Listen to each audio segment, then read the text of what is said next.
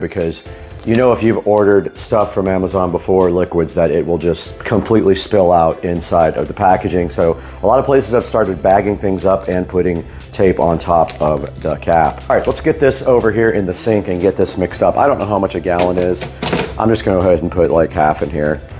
So I'm just gonna put 2 capfuls. This stuff, very, very high concentrated stuff. That's not much.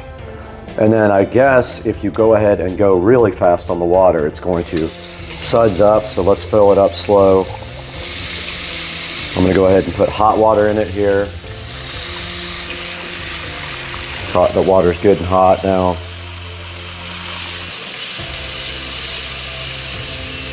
All right, it is not sudsing up hardly at all. Let's go ahead and fill that up to about halfway. I don't know how much a gallon is. This is a 10-liter receptacle here, so 10 liters is about 2.64 gallons. Okay, so this refrigerator told us that we can fill up this a little less than halfway, or we have to put more concentrate in it. So that is probably enough right there. Now let's get this outside with our brand new squeegee here. This is the squeegee. We're gonna put a link to all this in the description. Let's get out there and see if this thing does any good whatsoever. All right, we're out in front of the Supercar Street Racing garage door now. We're gonna go ahead and close it. It is raining, so we're gonna try to get this done before the rain ends, and you can see how dirty this door is from grass sticking to it. Let's go ahead and try out our new, I just spilled a bunch of it. These nuts.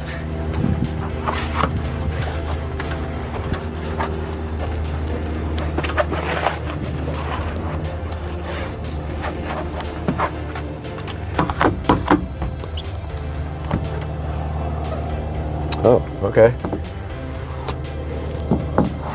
Doesn't work very well.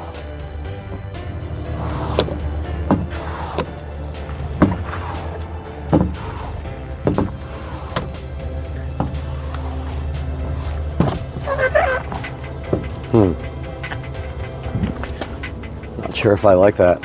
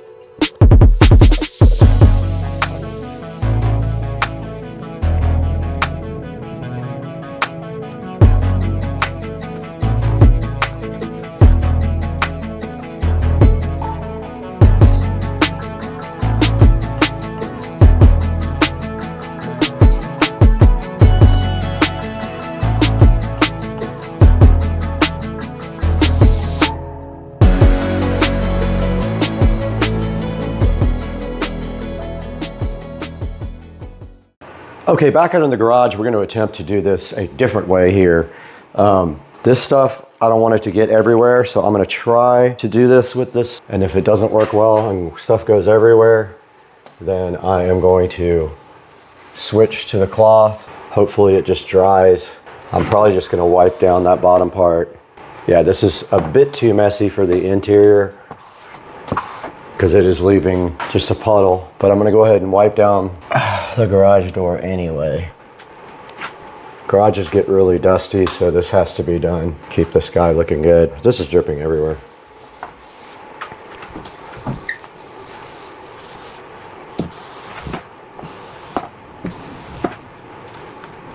This allows me a chance to wipe down everything though. So far, not bad. It's not great for inside because it's so messy. Try not to get it everywhere.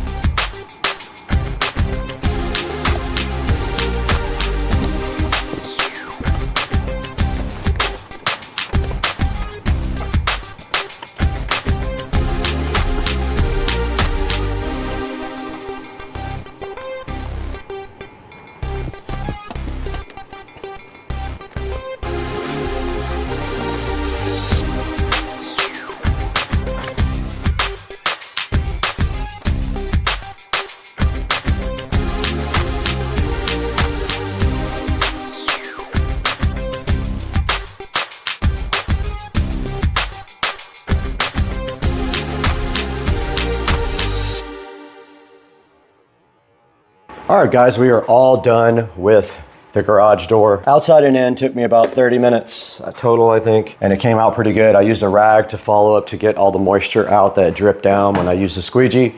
It did do a decent job. I see a few here and there, little water spots, but overall, I guess it's a lot easier than using rags. So let's bring it back inside where we can clean up and come to a conclusion about these 3 products.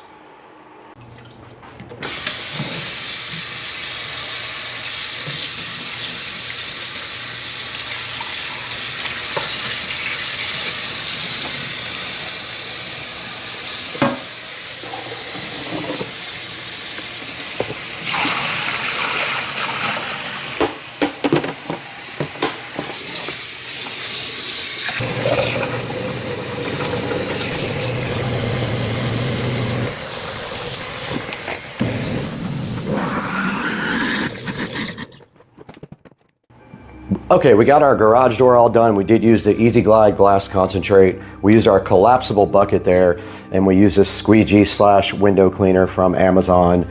Now let's go over to the Supercar Street Racing editing studio and take a look at all 3 of these guys online. We are back in the Supercar Street Racing 4K production studio. I'm Brad. Thank you so much for joining us today.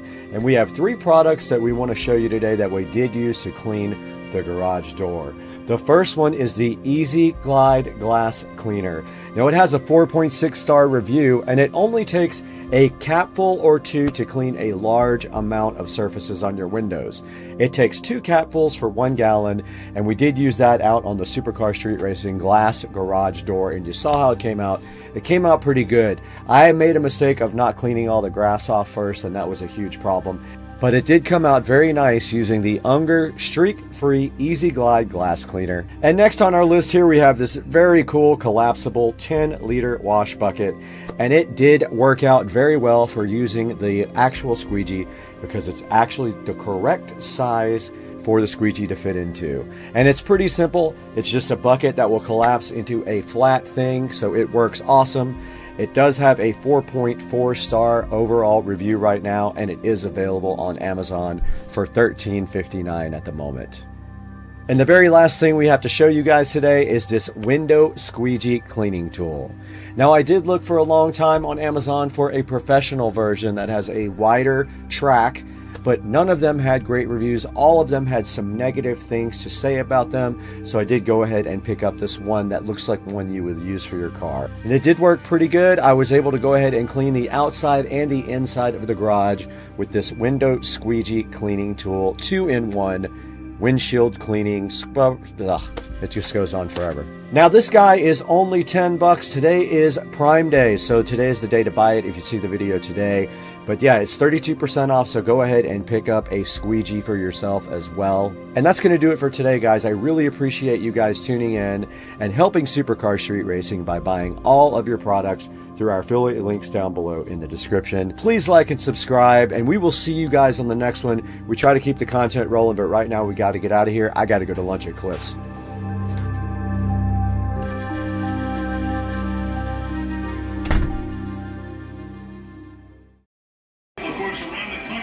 Bubba, why are you trying to always mess with Mr. Binks while he's just trying to relax and we're trying to watch football? Mr. Binks just wants to hang out and all you want to do is fight all the time.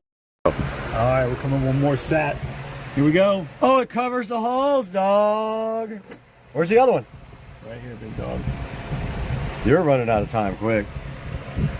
You gonna make it? Let's go! Oh my god, this thing is so freaking cool.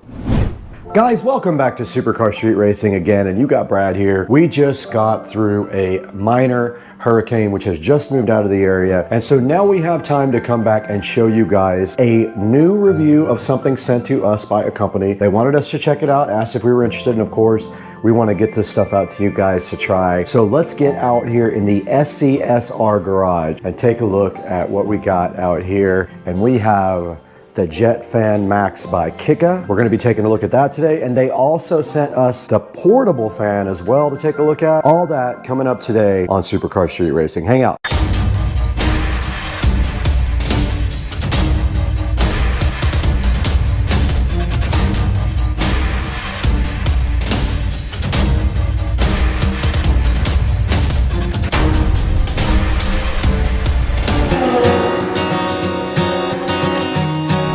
Out here in the SCSR garage, we've got a very special product for you today. I'm wearing green for absolutely no reason, but today we have the Jet Fan Max sitting here, and you guys have no idea how cool this thing is. We're going to be taking a look at this today for the very first time, and the challenging part is that the instructions are in Chinese or something, and so I had to try to translate them to figure it out. But we're going to open this stuff up really soon and see what's inside the box, what they included with the Jet Fan Max and the portable fan as well. We'll get that information to you guys today and tell you how we feel about this fan. So let's get going. We got a lot of stuff to do today with this, and we're out here in the beautiful garage hanging out with the Tesla and the golf cart. Let's get this thing unboxed. We're starting with the Jet Fan Max here from Kika, and right in front of me you can see the box is silver and does show a picture of the fan in front right there, and then it's got some little artwork around it like that, and on the back it looks identical to the front. No big deal, nothing really on it. And then on the side right here it does have the actual label right there, which we will take a look at in a little bit. And then just the company information. They are from China, so the information inside is in Chinese. Now the Jet Fan Max is supposed to be a super powerful portable rechargeable fan that could work in any circumstance where you don't have a lot of breeze going, let's say like a sporting event or camping or something like that. This would almost be perfect for that, but we have yet to see if this thing can rip or not.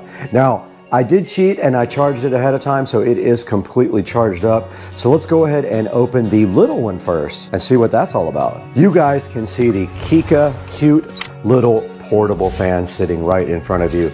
And if we take a look at the box, it just says portable fan on the front and has the company logo. And then on the side, it does say that it comes in multiple colors there: red, blue, green, black, and gray. It says that it has a long battery life, it's quiet, and ultra compact. And then on the back, it just has information about the model number, the label, and other things like that. And so that pretty much is all that's on the box of the Kika mini portable fan, the cute little fan. So I guess our next thing would be get this thing unboxed, get it charged up, and let's see what this thing is capable of doing.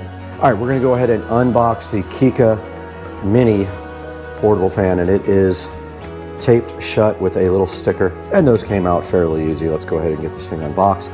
It does slide right out of the packaging just like that, and when it slides out, you'll be surprised later what you see in the big box, because this looks very similar. But let's take it out, and it looks like it has a USB Type-C charging port on the bottom, which is great. It means you can charge it with any of your USB-C adapters. And it did come with a power cord here in case you don't have a USB Type-C, which I'm sure you do. Pretty much everyone has one of those now. So let's go ahead and get this thing on the charger and see how much charging it actually needs.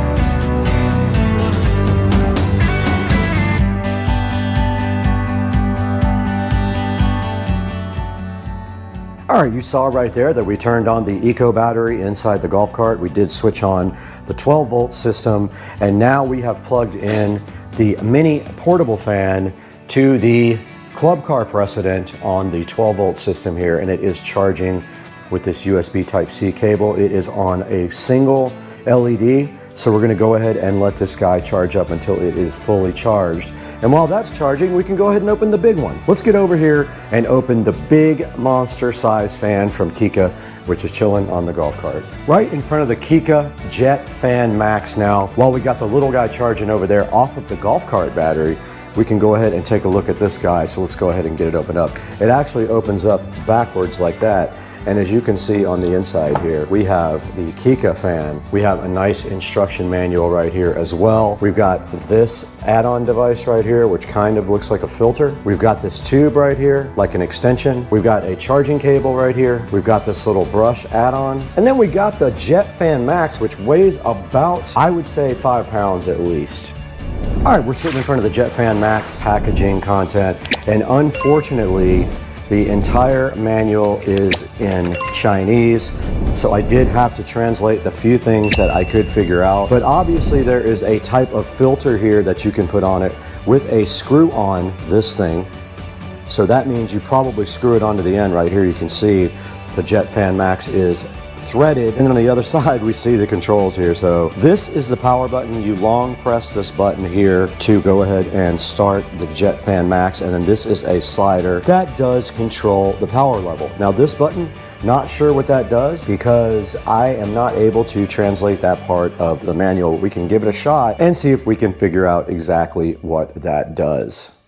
All right, the Jet Fan Max is in front of us, and we do have this add-on. You have that, and then you have this nice brush add-on here as well, and that goes right on. I don't know what you would possibly use that for unless you're going to clean something maybe. You have an extension also that you can add on right here, and there's a good look at the extension on the end, and then you can then put your brush. That just clips right on the end like that, and that is how you use the accessories. I guess you can blow stuff off with it like a cleaning tool. And then this thing just does come straight back off like that, and that part unscrews just like that. Back out here with the VESA Jet Fan Max, and let's talk a little bit about the operation of this. Now, as I said, this is kind of substantial. It is heavy. 5 or 6 pounds should tell you that it is a quality product, and a lot of that might be the battery on the bottom. I'm not sure, but the battery does slide out just like that. So if you have an extra battery, you can go ahead and have that charged up and ready. But that just slides right back into the VESA, and then it is ready to go. Now here is the power slider, and that's the level of the fan intensity. And I don't know what this does because I cannot read the manual. Now to power on the fan, you simply hold the power button down with a long press. And you can see right here, it does say 95% on the charge indicator, and it is at 0% power. Now we're turning it up, and it is going to blow the camera over. It will blow. That's only 36% on the thing, and it will blow this. Absolutely rips, and you can see how much power it had at only 50%. It will blow the camera over easily.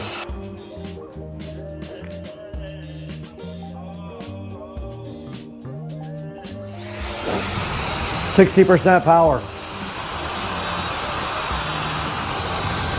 100.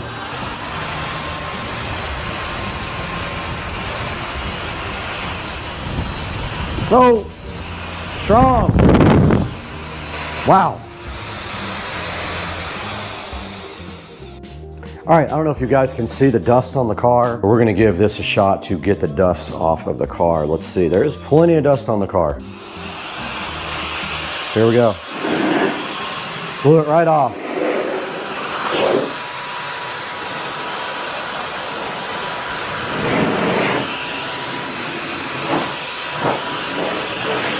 The dust that isn't stuck to it is coming right off.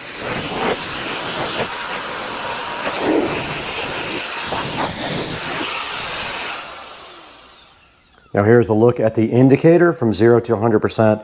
On power is what you see right there. It's on 0 right now. And I still don't know what this button up here does. Let's give that button a shot. Oh, it's a turbo button. 100, and this is turbo. Oh, it won't let me do any more turbo. Oh, there it goes. All right, it would not let me go on turbo the second time. I don't know why. Maybe the fan will overheat the motor. Let's see. That time it did. That's the turbo button right there, the top button. All right, we determined that the top button here is the turbo button, and it will not let you keep that on for long, and I suppose it is because the fan motor will probably overheat. Now we were on 95% power. Let's go ahead and plug this in again and see where we are after using it briefly.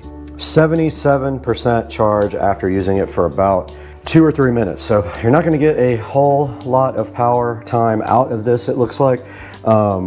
That went from 95 to 77 in not too long a period, but also we used the turbo button 5 or 6 times, so that probably sucks down extra battery. I would say you probably could get a good 10 minutes out of this if you really needed to, but we would have to test that completely. Once it gets fully charged up, we'll see how long we can get this thing going for. But we can get 10 minutes out of it. In the Supercar Street Racing kitchen, over an hour and a half has gone by, and you can see that the fan has now charged up to 100% on a standard USB outlet right here. It is a 20-watt USB outlet, and we use regular USB Type-C.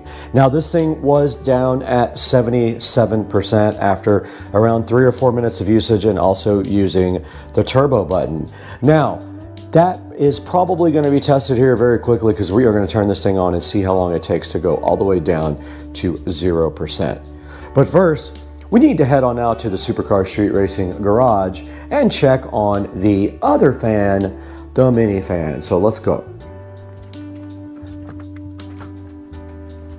The mini fan has also been charging for an hour and a half, and it is on the 4th dot of charging, so it is not quite done yet.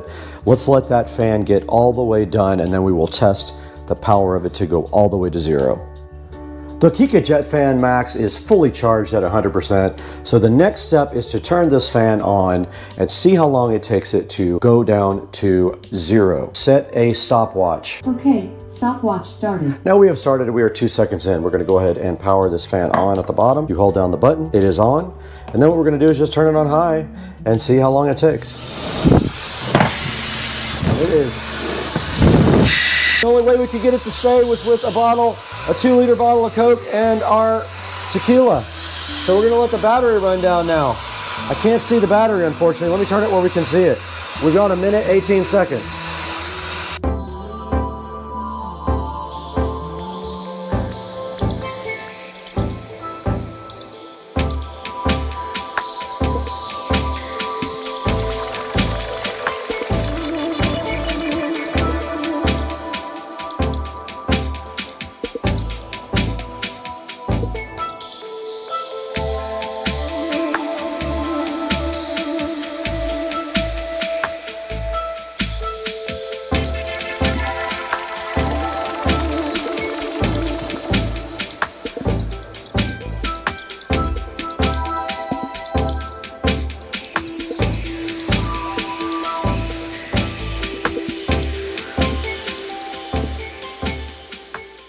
All right, guys, we got the mini fan here now, the portable fan by Kika, and you just saw how the Max, Jet Fan Max did in the endurance test, and now we're gonna test the mini portable fan here from Kika and see how long this goes. All right, guys, we have our stopwatch running right here on our device, and so we're gonna put our fan right here, start it up, and see we're already 10 seconds in. Let's go.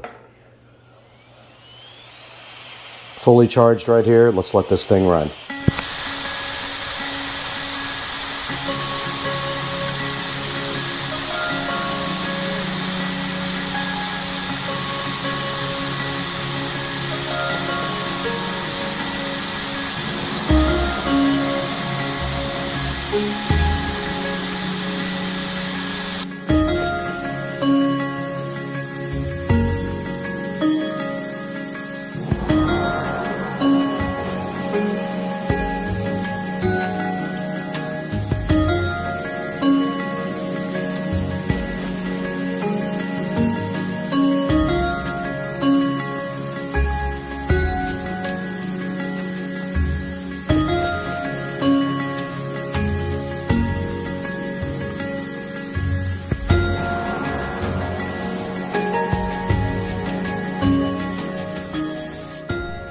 Okay guys, so you just saw we ran the mini portable fan down to nothing. You saw how much time that took, and we ran the big Jet Fan Max down to nothing, and it is at 96% after 3 hours, so it is almost recharged to 100%. Just using the typical USB Type-C cable here. This guy right here ran completely down as well, so we can actually put this on the charger now. It has a USB Type-C on the bottom also, so we just plug this thing right in like this. And you can see on the back of the unit, it does have 4 LEDs, and it did start blowing again as soon as I plugged it in, but it has 4 LEDs right here. Both of these guys are recharging. Okay, let's reset the stopwatch and see how long it takes this portable tiny mini fan to recharge. This is going on 3 hours right now, maybe a little bit more. And then we'll give you an update once we get all this stuff completely recharged. The Kika or Kaika, however you want to pronounce it, fans are rocking every way, y'all. Guys, welcome back once again, and today we have a special product here, the Kika, or Kaika, however they pronounce it, Jet Fan Max. I don't think this thing is available yet. I've been looking for it online, but they did send me this and their portable fan to go ahead and check out, and I can highly recommend both. These things, actually, I never even thought about it this way, but they're designed to be dusters, or, I mean, you could use it for a portable fan as well for yourself, like I thought, but these are for doing dusting and things on computers. And this thing really rips. If you just hold down the button here, it has 100% charge now, and you just turn it on and it will literally blow the camera off of the entire computer. So that's the Jet Fan Max, and this is the portable fan. The Jet Fan Max takes about 3 or 4 hours to charge up, and this little guy took a couple of hours to charge up. We got about 23 minutes out of the big guy, and we got hours out of the small guy. So please check out Kika. I'll put a link in the description to their store, and go ahead and buy a Jet Fan Max when it is available, or one of their tiny little fans as well. And this thing did blow all the dust right off of the Tesla Model S Plaid. Guys, we got to get going today. We have a lot of stuff to do in the house. We'll see you next time.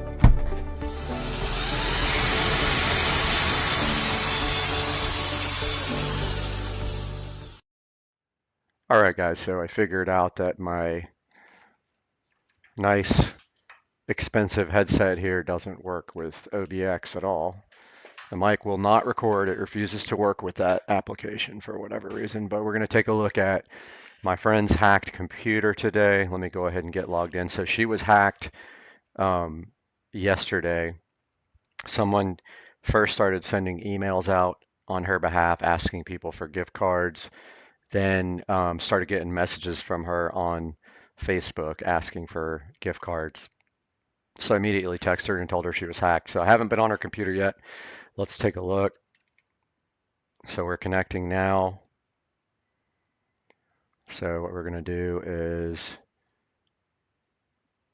take a look and see what exactly has happened to this computer. So the first thing I am going to do here is open AVG, which is the default antivirus that I go to, and I'm going to make sure that's updated. Let's see. Update. Virus definitions. Okay, so I'm going to go ahead and update her antivirus now. We also got Malwarebytes on here. It's probably really old now. I haven't been on this machine in a while.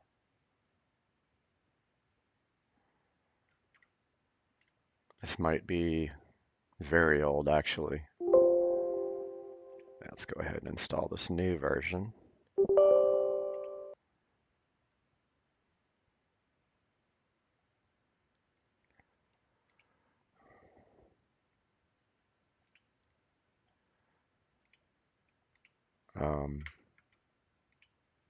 Go ahead and install Malwarebytes. This guy's installing updates. So her internet was also down, and she can't get into her email anymore. I have a sneaking suspicion that they have hijacked her email account too. Probably won't be able to resolve that today. Didn't ask her if she was locked out completely, but I don't want to put her name up on the screen, so I probably won't do that on this video. But yeah, so we got AVG updating here and Malwarebytes. So what we're going to do is we're going to run Malwarebytes here. As soon as it gets done, it might want us to restart.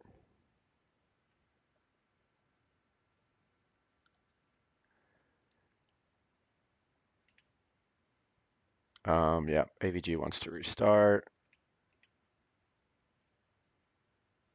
Let's go ahead. Malwarebytes did not ask us to restart. Let's go ahead and run the first scan.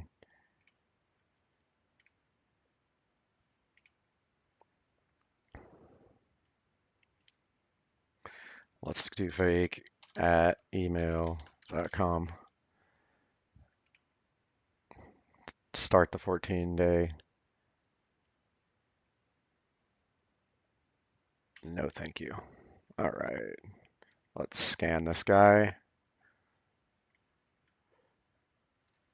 So I don't think she's going to have any issues on the actual machine. I believe what we're going to find out is that someone just got a hold of her email password and started changing her passwords on her other things in order to extort money from people. So far we got 0 detections. We're going to come back on and scan it with AVG though.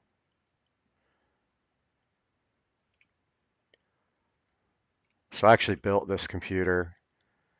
Actually didn't build it. We ordered one. We custom ordered one for her it's been about 3 years, I guess, since we did this computer. So no browser threats found. Got both these scanners going at the same time. Can't remember. I think this is an i5 with 16 gigs.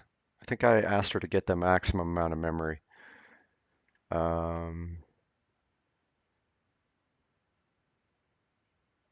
Oh, she's got 32 gigabytes. That's right. Yeah, I made her max out the memory, which is awesome. Fun computer. It's an i5 6400T, 4-core with tons of RAM, which absolutely rocks. I wish I had that in my machine. Mine maxes out at 16, unfortunately. Just my motherboard's an older one that doesn't have but 2 memory slots, 8 gigs each is the maximum it supports, from what I understand.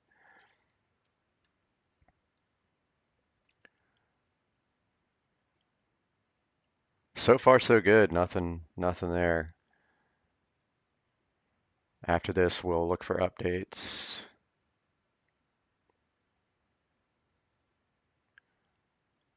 No malware found. Good.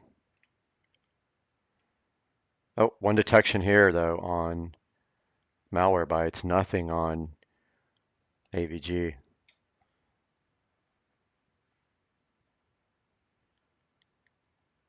Got one here. Ah, that's just a KMS. No big deal. It's not a risk. Got one notification. I think that's because it needs to restart. Yeah.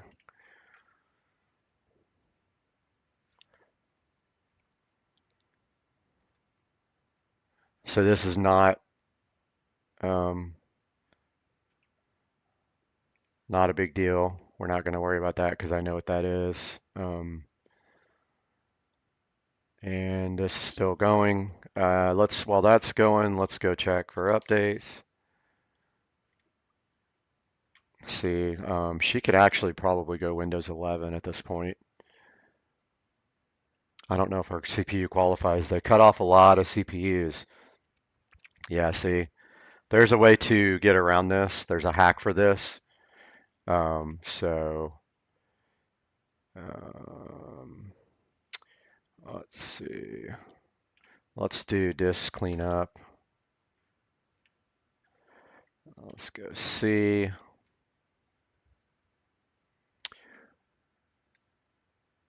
Oh yeah, she's got a gigabyte in the recycle bin, 2 gigabytes of thumbnails. And we don't care about 4 megabytes, and that doesn't have anything in it for now. Recycle bin's emptying.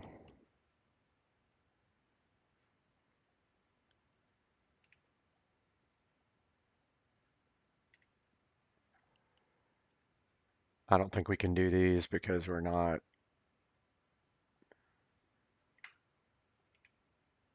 Let's see.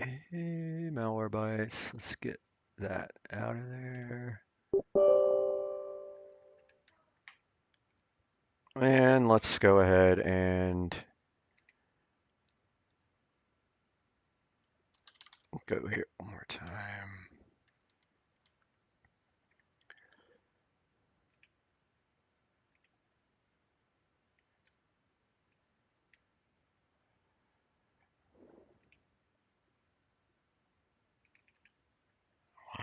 let us do anything here. This thing's being irritating.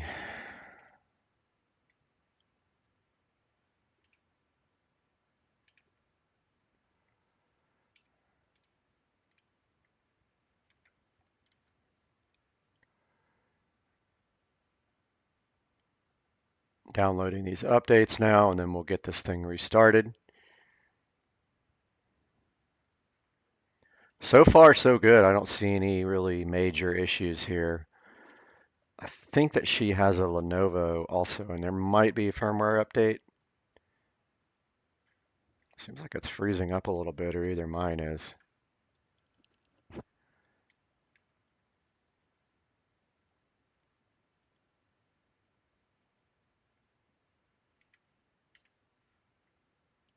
Let's go ahead and restart this guy, and we'll be right back. All right, guys, we are back. She is back up and running here. So I am probably going to try to put Windows 11 on this machine today. Going to show you guys that in a separate video, how to trick your Windows 10 PC into installing Windows 11. And so we are back up here with Carolyn's PC. Let's go back into check for updates now.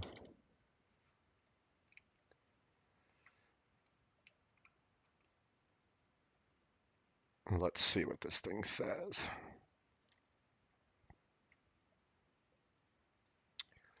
All right, so it does want to restart again. Let's go ahead and see what happens now when we restart. I'm watching the TeamViewer icon on the other side.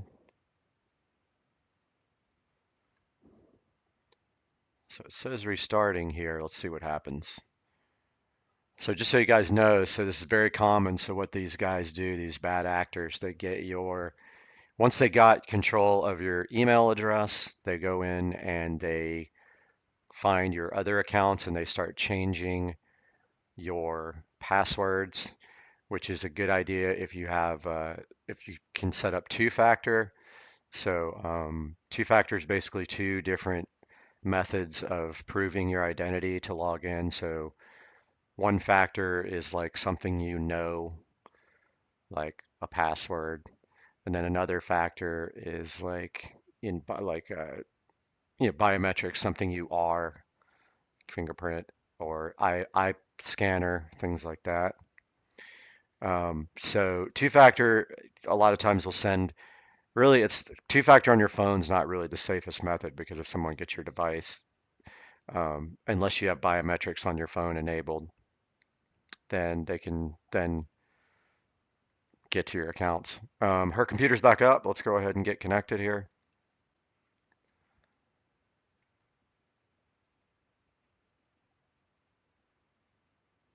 Not sure what that means, but okay, it is still working. Let's go check for updates again. Let's see what's available here. So we're probably going to do Windows 11 here. The reason it says this here is because her processor doesn't meet certain requirements by Windows 11, which is completely ridiculous. There is a way around that. I have it on my machine, so I'm going to do the bypass on hers more than likely. But while that's going, let's look at the Lenovo updates. There might be a BIOS update. And then we'll do driver updates. So if you guys don't use it, Driver Booster is amazing, absolutely amazing program that throw it on as long as you have internet access, this thing will automatically download all the latest drivers. So it's probably going to say that there's an update available for this guy. Actually, it looks kind of new. 8.3, I think, is like the latest. That's interesting. Okay, so we do have our AVG got updated. That's downloading a Windows 10 cumulative update preview. AVG is good to go. This guy's got pretty good amount of drivers that wants to update. I'm going to go ahead and let it do these on the free version.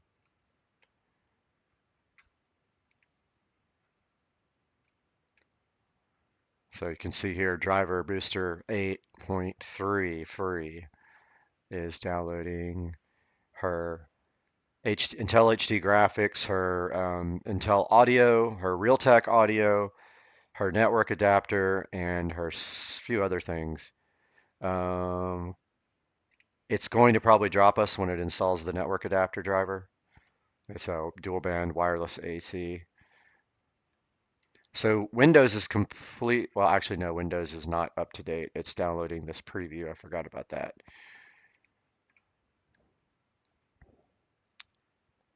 So this is going ahead and installing.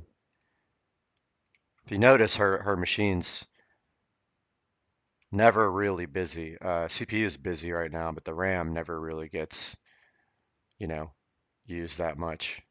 She does have a solid state drive and a backup spindle drive to put all of her data in. So here we go, updating the drivers.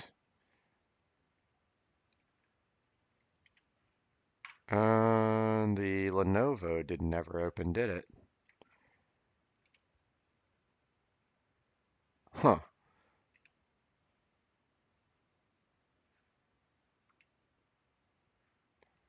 Thought that was it.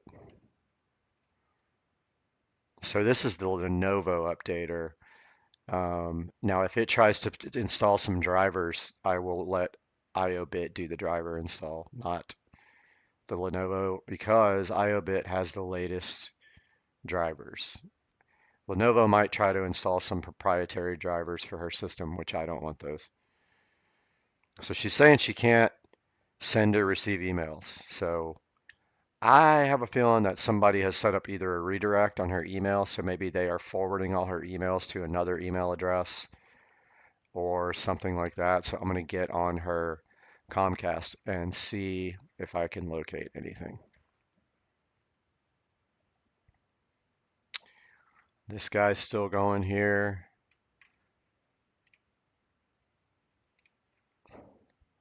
Okay, so it wants to do the LAN driver. Um, that's a Lenovo driver. I'm going to let Driver Booster take that. I'm not going to install it from here. She's probably texting me now.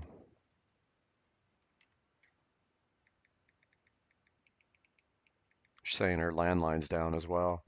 So she got the double one too. She got hacked and her Comcast went out yesterday for the whole entire day, and it wasn't related. Comcast was having an outage yesterday. This is a BIOS update, and I'm going to let that happen. So I'm going to go ahead and get this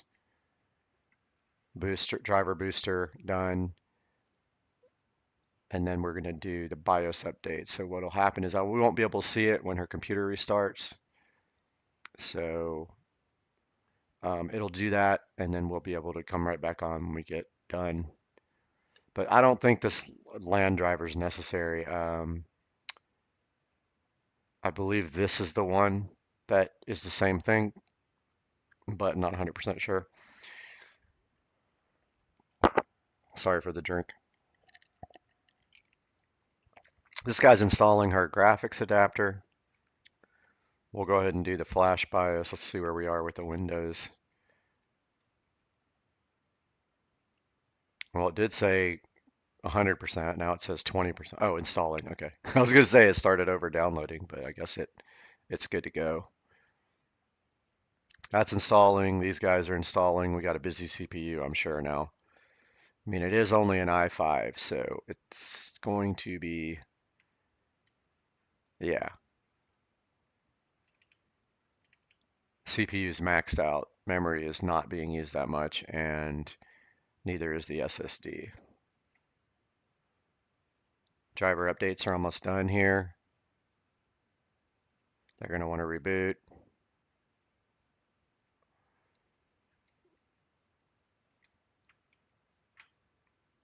Oh, it doesn't want to reboot for the drivers. Okay. So that guy's done. This guy's still going. We're going to do the BIOS update.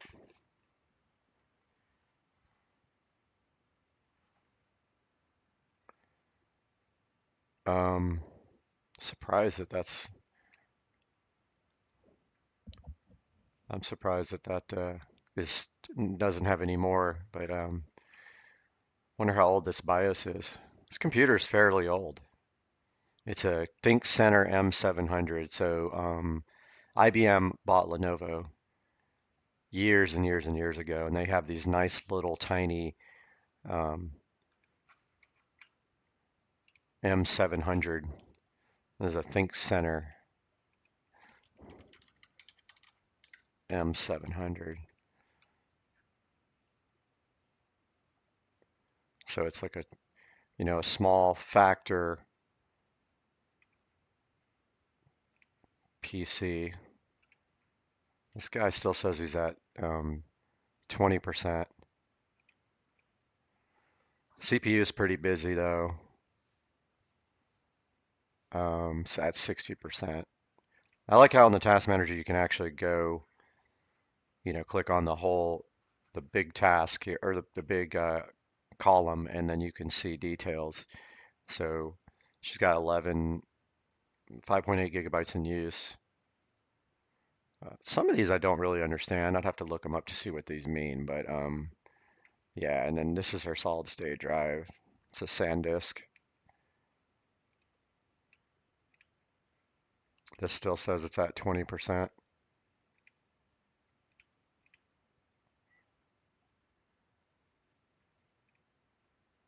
But yet it's chugging along.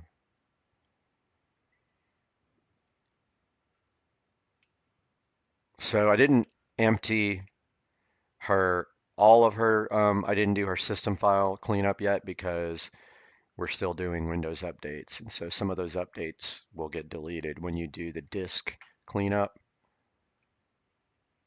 So see, this PC doesn't meet system requirements. If we go in here and we go bypass,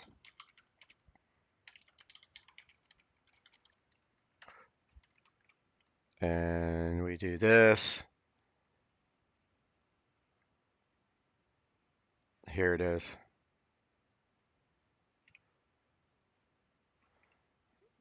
An article on how to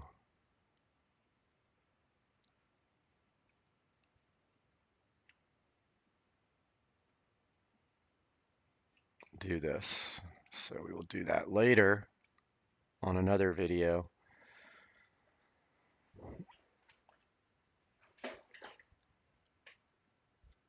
And so this thing's still chugging along at 20%, so I'm going to come back to you guys whenever it is ready to do the next step.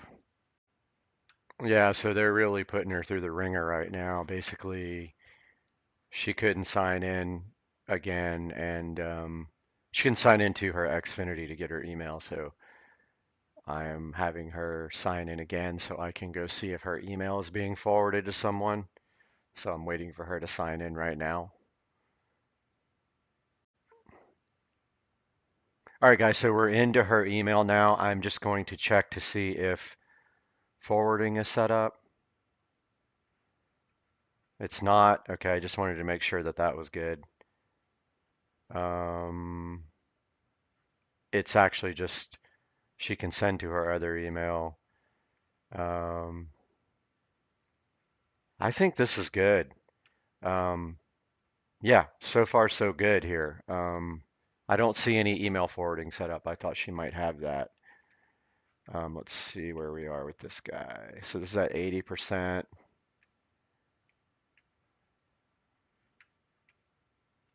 So I'm just going to tell her I made sure emails weren't getting forwarded to anyone else.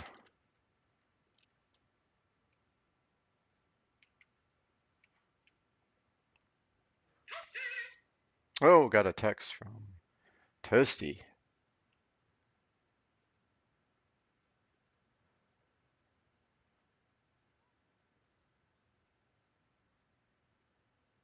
All right, so that's good now, and it wants to restart. Let's go ahead and do that, but let's do the BIOS update as well.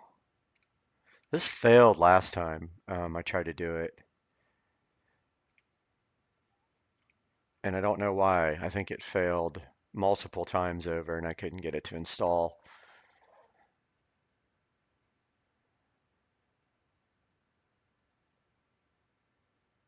So there goes the BIOS update.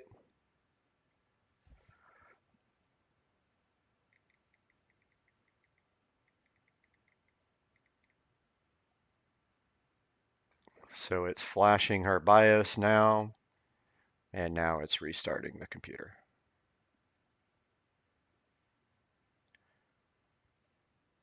So what that's going to do is going to restart and then flash her BIOS. We're going to lose our connection here momentarily, and that's okay because we have our this shot glass. Doesn't have crown in it. It's got vodka in it, but still says shutting down here. Waiting for that to reboot. Dude, I love my shadow under my webcam. I had to read a tutorial and go crazy to get that to work, but yeah. So she's still online, so it's doing something. It's shutting down. I'll update you guys when this comes back. All right, guys, so her computer is back up, so I'm assuming that she doesn't have any more updates. So let's go back to the Lenovo thing and see if the if the BIOS update was successful. This is pretty old now. I would say this computer's at least 3 years old, maybe more, maybe 4. Let's see. It's to reopen everything.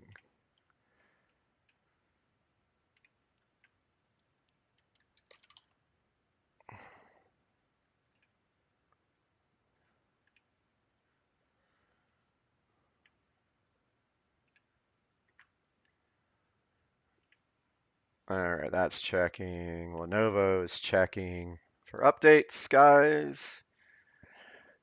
So, I don't know if you see what I'm talking about, but like, see this little shadow here? That just tickles me to death. It just makes my day brighter. Okay, so it looks like our BIOS update went in good. We're not going to install that LAN update. Let's go back in. All right, Windows is up to date. So let's go back into this guy, disk cleanup. C drive.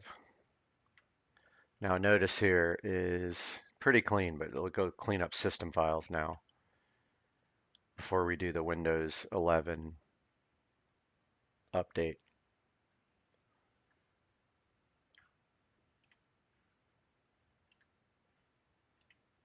So I did clean up system files.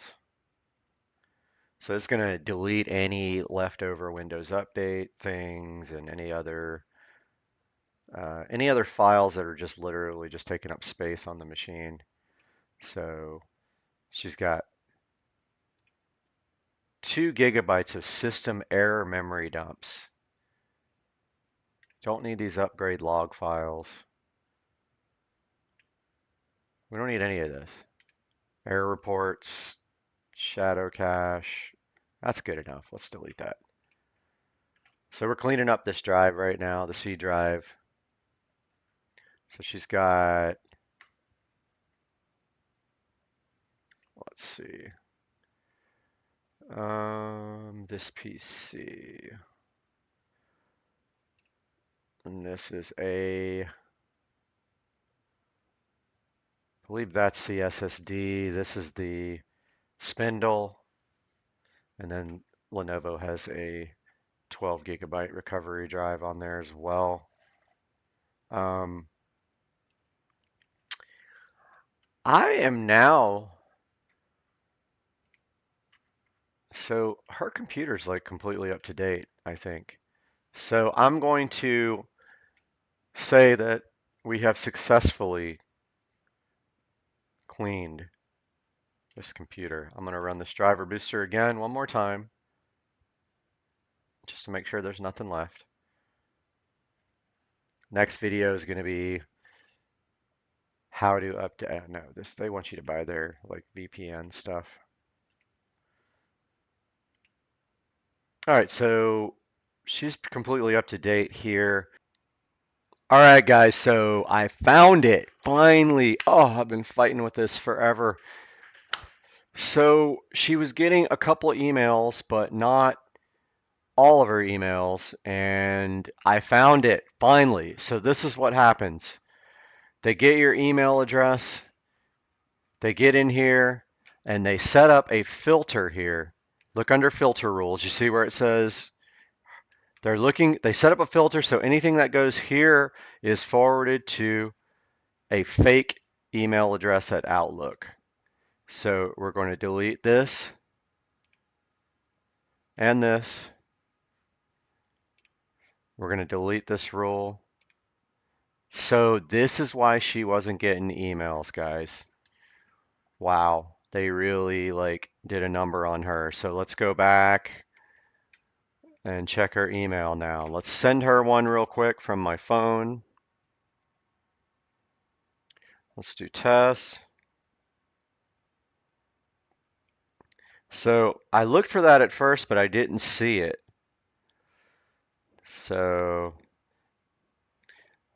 they got her email password, they got onto her email account, they went to settings, they went to email settings, they went to filters, they set a rule in here to forward all her email to a fake email account, and that's how they did it. And so right now she's going to get her email from me. Yep. Solved. This is definitely fixed now. So you can see here she's getting email. She was hacked. Absolutely 100% hacked. And this is now working. So guys, we did our job today. We helped our friend. She's good to go. And I appreciate you guys watching. IT security engineer fixes a hacked computer. It's actually just her email that was hacked, and that is now fixed. Talk to you guys later, man. Got my multi-tool. We're gonna have to do a little bit more cutting. Down to overheat, initiated.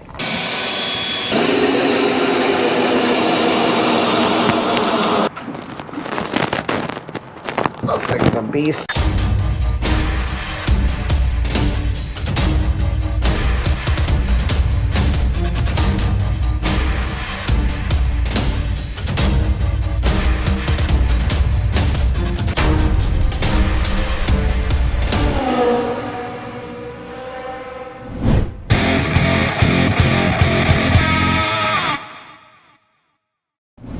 Hey guys, welcome back to the channel. This is Supercar Street Racing. We're out here in the garage. We have Joe's golf cart here, Dukes of Duval, and today is the second part of our battery installation video for the lithium-ion Mousasor 48 volt 105 amp hour battery. So in the last video, you did see that we got everything out of the golf cart. We weighed the battery, 63 pounds of savings per battery compared to the new battery of what, 105 pounds? Yep. All right, so the next thing we have to do here is prep this golf cart engine bay or motor bay, whatever, for the new battery. And part of the problem we have, there is a spine sticking up that runs right between the 50% line here. So what is our plan to get rid of this thing here? Yep, so we'll obviously have to get in here. We want to do a little bit of measuring, make sure everything kind of marries up to what we want. We don't want to make any cuts or do anything that we don't need to do, right? So I think that we're gonna have to do two things. One, we're gonna have to manage the battery to be able to be seated in here, to sit flush, to sit level. Right. And then we also gonna have to manage the wires to make sure that we have an opportunity to have the wires that you cannot avoid that run from the front of the compartment bay to the back to the controller area itself. So we'll have to manage that. We'll figure that out. But I think in the prior one that we did, pretty easy for the most part. You got to work with a little bit, but easy enough. So the plan, obviously, I think is going to try to center this battery up. Okay. Maybe we may shift it all to one side, which may be better for mounting all this other stuff that we want. We could do that. We could go to one side and make more room on one single side for other things. Correct. Yep. So we'll have to play with a little bit. So there is a little bit of engineering, we'll call it, to get it to fit in there. But again, you know, these are fairly universal. There are are some things depending on your golf cart that you may have to do that's different than the rest, but nothing that most people can't manage to with a couple simple tools. Well, we're gonna go ahead and get my Dremel out, I think, because I have some sanding discs, so they're the flat discs. So we're gonna go ahead and try to maybe take the flat disc and cut all the way down the bottom of that and go ahead and remove that part. And then we'll see how it looks either one side or the other. But one thing we have to take into account is we do have a power switch. We do have cabling that runs from the side, and we do have the positive and negative cable. So we can't put it all the way until we have our things hooked up and see what if we have any cables that are sticking out, because we do have some battery management stuff and some display stuff that has a little bit of a edge on it. So what do you say we go ahead and grab the Dremel, go ahead and get the vacuum cleaner too, because we talked about cleaning this bay out completely. Got the shop back here, so let's get to work and get this cleaned out. Sounds good, let's do it.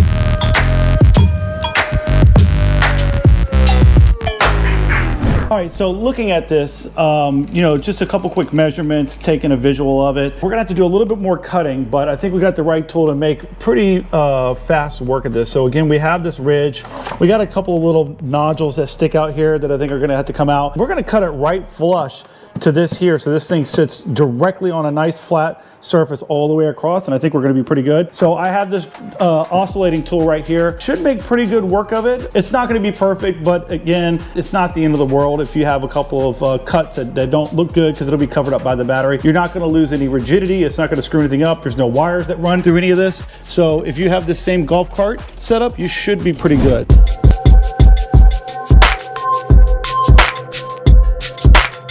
Okay, Joe's about to start cutting the plastic here. We got a couple of cameras rolling here so we can see the process. And what I'm gonna do here is hold all of this aside while he goes ahead and cuts. Let's go for it. Okay. Oh yeah.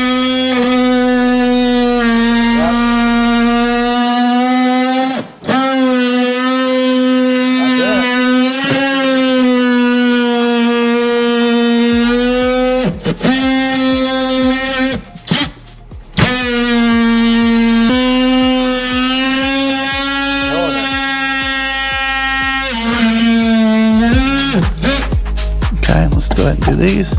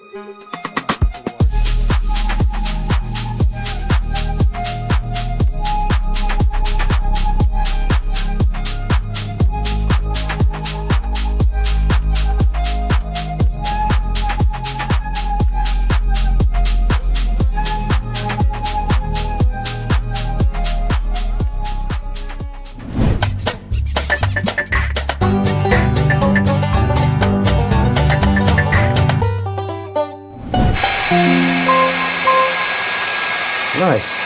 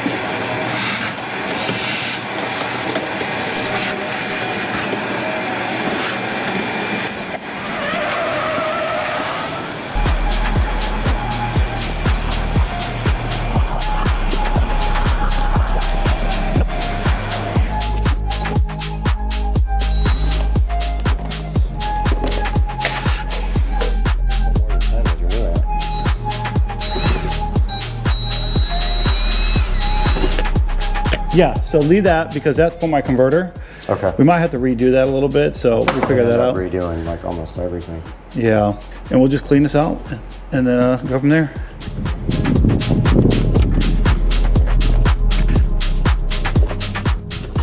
All right, we're out here at the street, and we're about to kind of brush down the engine compartment, motor bay, with Dawn and water and try to keep it off of the solenoid and controller while we do that. And Joe went ahead and ripped out the old stereo system, which is sitting up here on top. That's all coming out, so that'll be clean again. And then the new dash has a spot for a new DIN radio or whatever we decide to do. Maybe it's a tablet or maybe it's just a phone. And that wire is pretty much out now. That took like 5 seconds to delete. And now all we have to do is just grab the hose and we're gonna put some Dawn in there. We have a brush. Yeah, busted the hell out of my finger.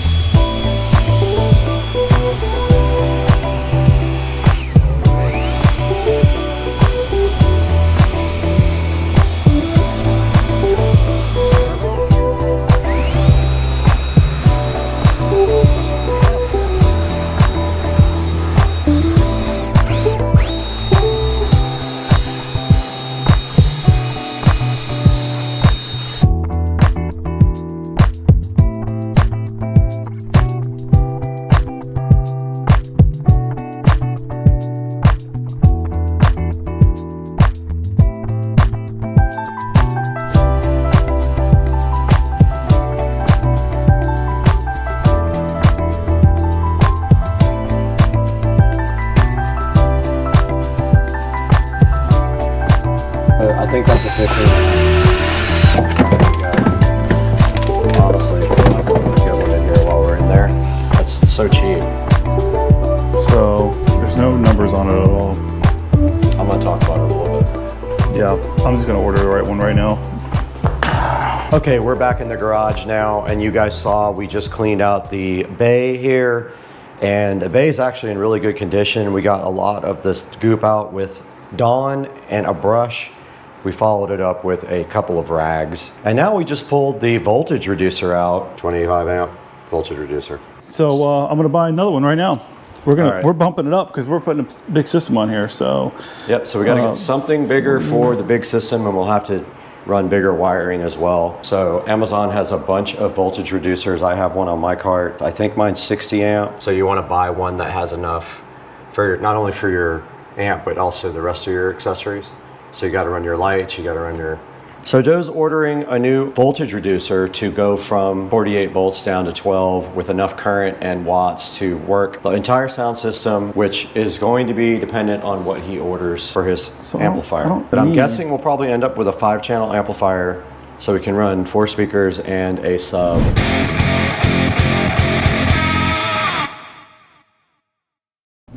Okay, we're back out here in front of the cart and we've made some progress. We actually got a lot of the plastic cut out here. We cleaned the bottom of the cart, and then now what is the current status of this? I see a bunch of cut stuff. Yep. But what happened? Well, so as we suspected, we knew we would have to clear out some of the plastic for it to sit level. We had a couple of other little spots that we needed to do some additional cutting here and here. Yeah. We haven't fit it back in yet, but we're pretty confident that it's going to slide back in there, right? Which is good. One of the other things that's really great that we figured out is that I was concerned that the battery link was going to put these wires in play. But the battery itself is going to fit in here perfectly, not leave us much room right here for us to bolt it down this side. We'll figure something out, some way to get it bolted down, even if we just put 1 or 2 bolts in there. Okay. But it looks like it's going to literally sit flush, and it's going to literally sit right here where these wires can all remain intact and just off to the side with our connectors that are going to be on this side. Like just perfectly just fits perfectly, which is great. And the great thing is also, if we wanted to do an amplifier rack right here, we could literally have this entire side to do an amp rack. We could do like your new voltage reducer, your new fuse panel, and your new amp all over here, and it would be not cooped up here like the other one was. Yeah, and that's one of the things that we decided to do was we're putting in a new radio, so we're going to upgrade some of the things. So the nice thing is that with everything over here, again, like Brad says, it's going to give us plenty of opportunity to mount stuff over here. So the charger will likely go here or go here. We'll put the reducer, the inverter will go on here, which would be good. And then we'll even have room for other stuff here if we want to keep stuff in here, maybe an extension cord or whatever it may be, but it's going to work out perfect. So one of the things we're going to work on now that comes with this is the new charging port. So the other thing we got to make a decision on is that this thing here is some sort of an indicator in regards to the voltage. From an eye perspective, I don't think it's necessary, to be honest with you, but I do see some people are adding them in and putting them down below. But I mean, with the Bluetooth technology and then having the thing mounted up front, I'm not sure that this may be something that we use. This may work for other people, you know. So I kind of agree. I don't think it's necessary. Like, you all have 3 ways to measure your voltage. You don't really need an analog dial to tell you that your voltage is low, because you'll have that, you'll have your Bluetooth, and to be honest, I don't think you'll ever run it to 0 anyway, so you probably won't ever have that problem. Nope. Okay, what's next on the list? We got to get this. Let's get this charging port connected. All right, let's get do that done.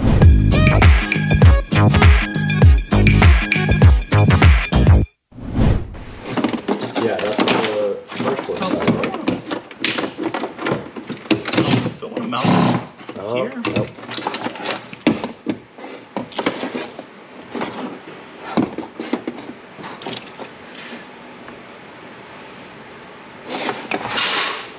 All right, I think we stick, Brad, with here, unless we think we want to put the amp here, but I think we put that right here. I could put the inverter back here, right? And I could put the inverter and the fuse back here. Yeah. The amp could literally probably, if I put this up high enough, it could probably sit on the ground. Straight down there. Yeah. We could do all the wiring down there on the ground, make it look nice. Here. Don't fit. Wrong one. Really? Yep. No. Ain't no way. That's gotta fit, Brad. Doesn't fit? Way bigger. These nuts. This one does though.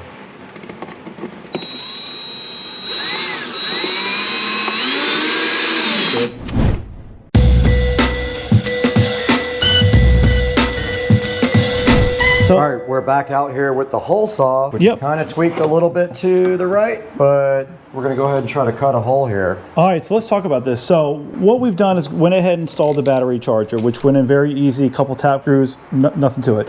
So one of the things about this particular product is that I've seen in other instances where they supply manufacturer specific replacements for the charging port itself. This one does not.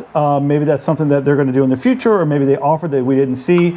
I'm not too heavily concerned with it, to be honest with you. This is very straightforward to install. So all we're going to do is find an area that makes sense, kind of keep it relative to where it was before. We're going to drill a hole with the hole saw, and this will literally just fall right in. We'll put a couple Tapcon screws, and it's ready to go, and it's plug and play. Very easy. Okay, where are we doing the hole? Yep, so center this, and I want you go right here.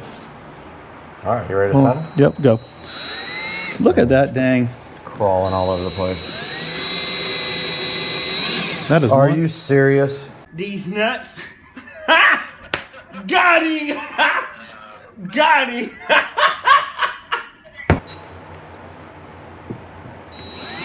Oh, it's way better, whatever you did. It's not wobbling now.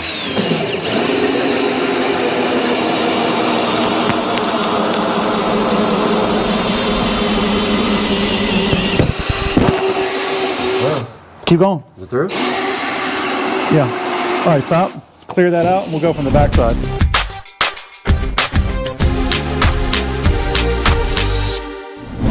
All right, we're back out here with Dukes of Duval, and so he's going to go ahead and plug in his printer cable so he can print stuff. So he's going to turn up the, I guess it's called like the, what is it called? Well, a couple things that we're gonna adjust. One, regen. I'm gonna just adjust the regen, and then I'm gonna adjust the. It's got like a governor on it right now, and I'm gonna open that up. Look at that blue thing, dude.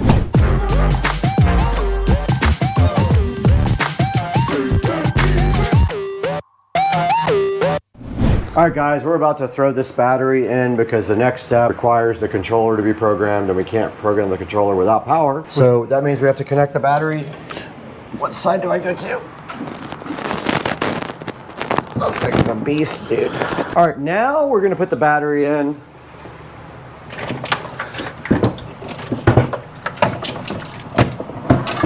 Flush. The battery, after we did a couple little cuts in the plastic, literally fits in there perfect. The control for the runoff switch is able to still be usable, which is good. Having a little bit of difficulty figuring out how we're going to bolt the side down. So we'll figure something out for that. But I went ahead and connected it just to do a dry run. Connected it right up. As soon as I turn it on, I can hear my solenoid engage, which means that that's a good sign. Yeah. Turn the key on, and we're already sitting at 52.6 volts. So in theory, right now, this golf cart will run as it sits. So did you connect the charger to the battery as well? I did not. We just quickly connected it right now, just to check. You still have to connect the charger. Still got to connect the chargers, amongst other things. So this is just kind of a dry run. Okay. So all I wanted to do was get power to see if my controller would come up on my laptop. Yeah. And I'm hoping that it will. So that was kind of the biggest thing. But simultaneously, like, everything's as it is. It's supposed to be. All right. So cool. Let me see if it... Check your laptop. All right, Joe's working on the software for the controller while I clean and vacuum the rest of the place.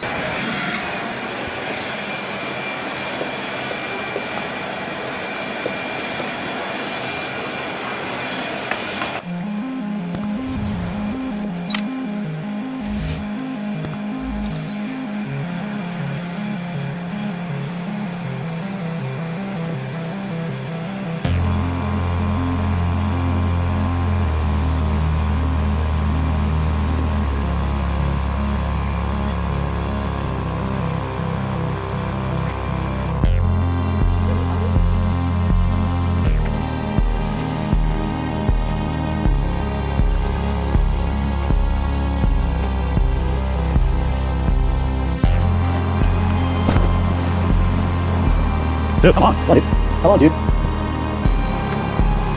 Yo, club car came with USB ports?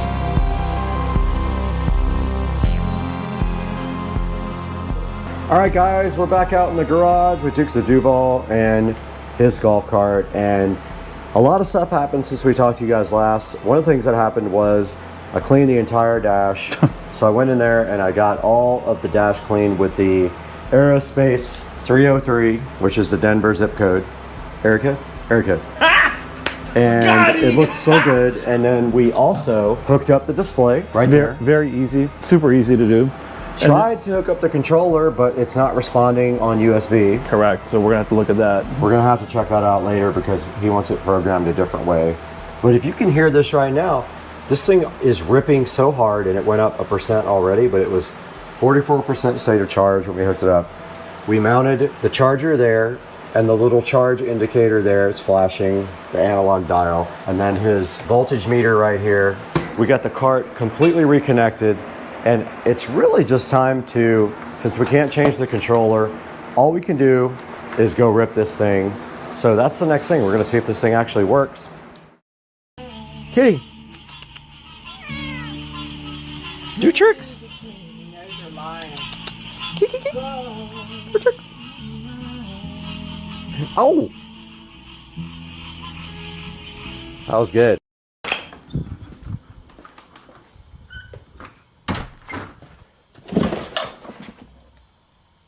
Seriously? Got him! Got him!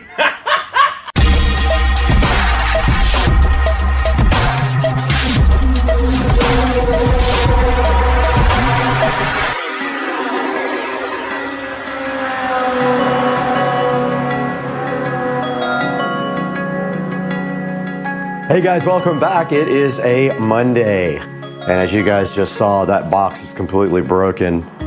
When I went to pick it up, everything fell out of the bottom. So it's a good way to start your Monday, right? But today we're gonna be replacing all my ancient yard lighting. I picked up these lights about a year ago and have not deployed them out into the yard.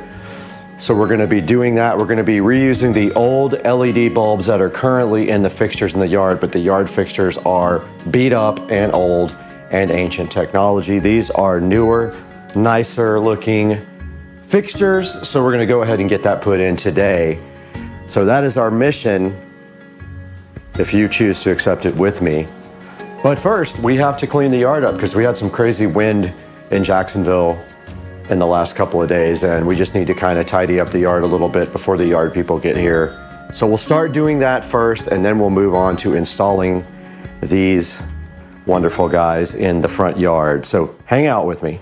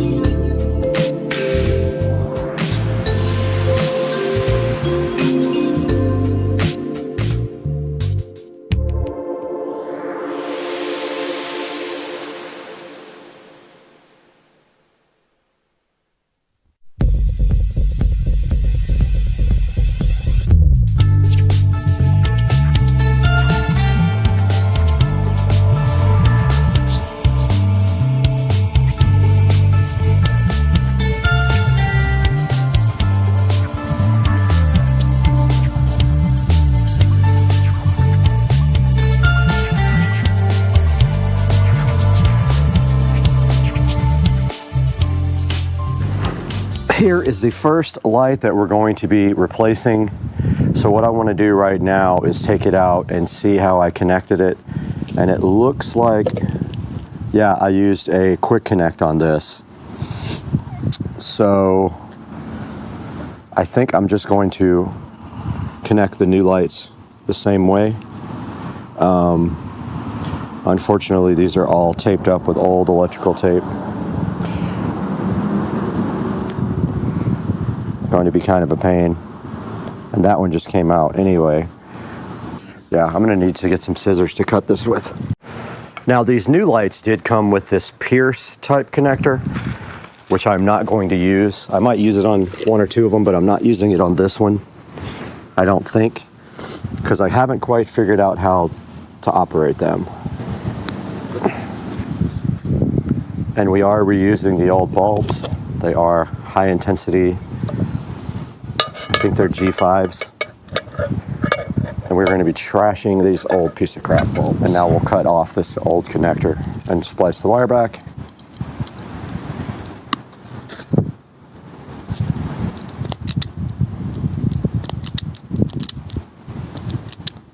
Oops. I have another light going to this. So I've reconnected the light, and I believe the other one feeds this spotlight and that spotlight. And the old housing will go into the trash can.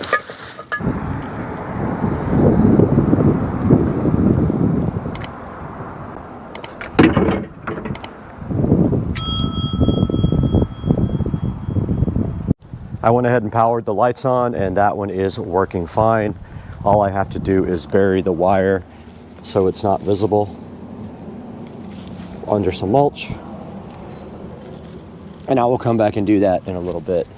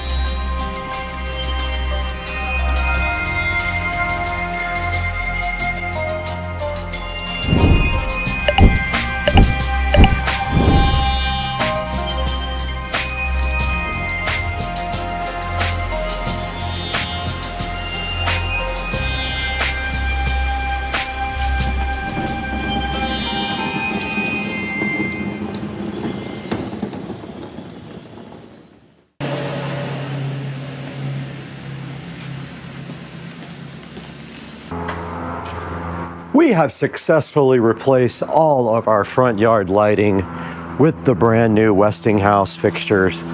That is how this one looks here on this side. We do have a plane coming overhead, sorry about that. And then in the garden here, this is the next one. And the next one there. And there, and if you guys do recall, when we replaced our mailbox, we also put one right in the center of the two plants here. And then moving to the middle of the yard, we already had one in the middle of these bushes, which is a different type. So we didn't have to replace that one. But coming to the front of the house, we have a fixture here,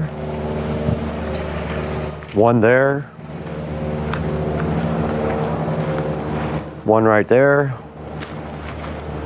one there, and then finally I did place one right over here to illuminate the pathway going to the gate and the backyard. So remember, we used our own, I think they're called G5 LED bulbs. They're like 7-watt bulbs, they're pretty bright. We did use the Westinghouse fixtures, and I can't remember where I picked those up. I really don't remember where I got them from, but I got a whole box of these, possibly off of eBay, but I don't remember. Really don't recall. We do have one single light left out of all of the lights, so we don't have enough to do the backyard. So I'll be looking for a set for the backyard pretty soon.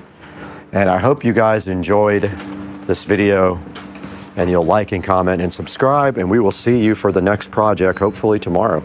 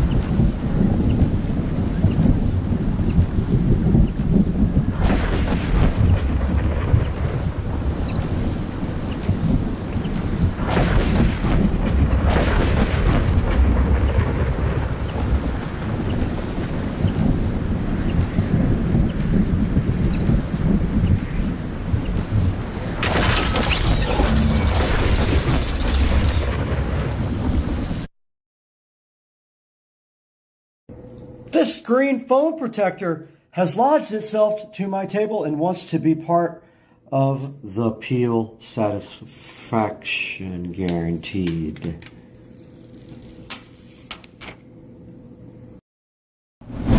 Guys, this is the new ceiling fan. Just kidding. This is the new ceiling fan that we were provided to review. And this is from Keener, who have been so gracious to our channel to provide us with multiple types of devices to review. So today, we're going to get this out of the box and install it somewhere, which is going to be difficult because I don't really have a lot of places with standard bulbs, but I do have a spot on the patio I think this will look great in. Let's get this thing unboxed and see what's inside on Supercar Street Racing.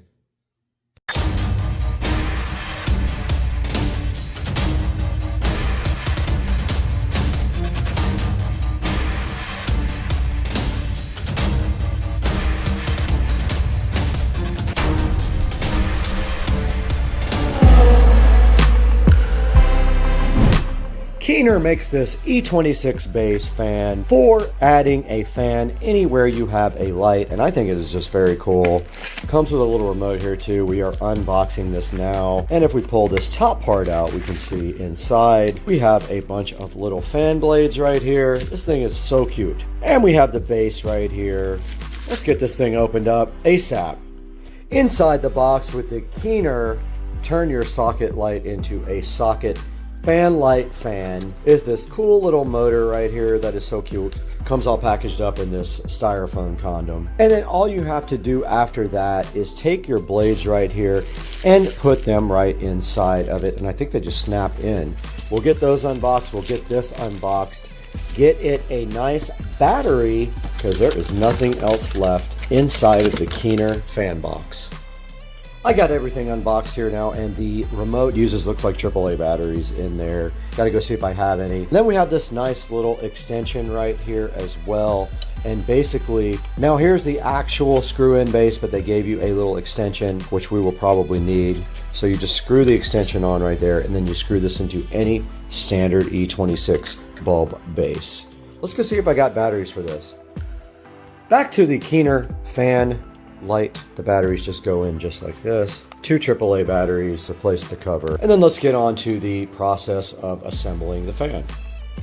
Back here on the Supercar Street Racing desk with this nice LED lamp light to illuminate our assembly of the Keener fan. Now they do provide you with all these blades, and I'm assuming they're super easy to clip in. It looks like they clip in this way because there's a little indentation right here which I see inside of this, so I think they go this way.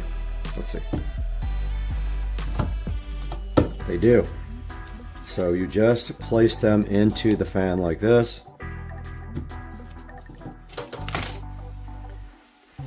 A little bit harder once you get a few in because you don't have a surface to put them on, and then this just continues to go in with the dot facing towards the bulb socket.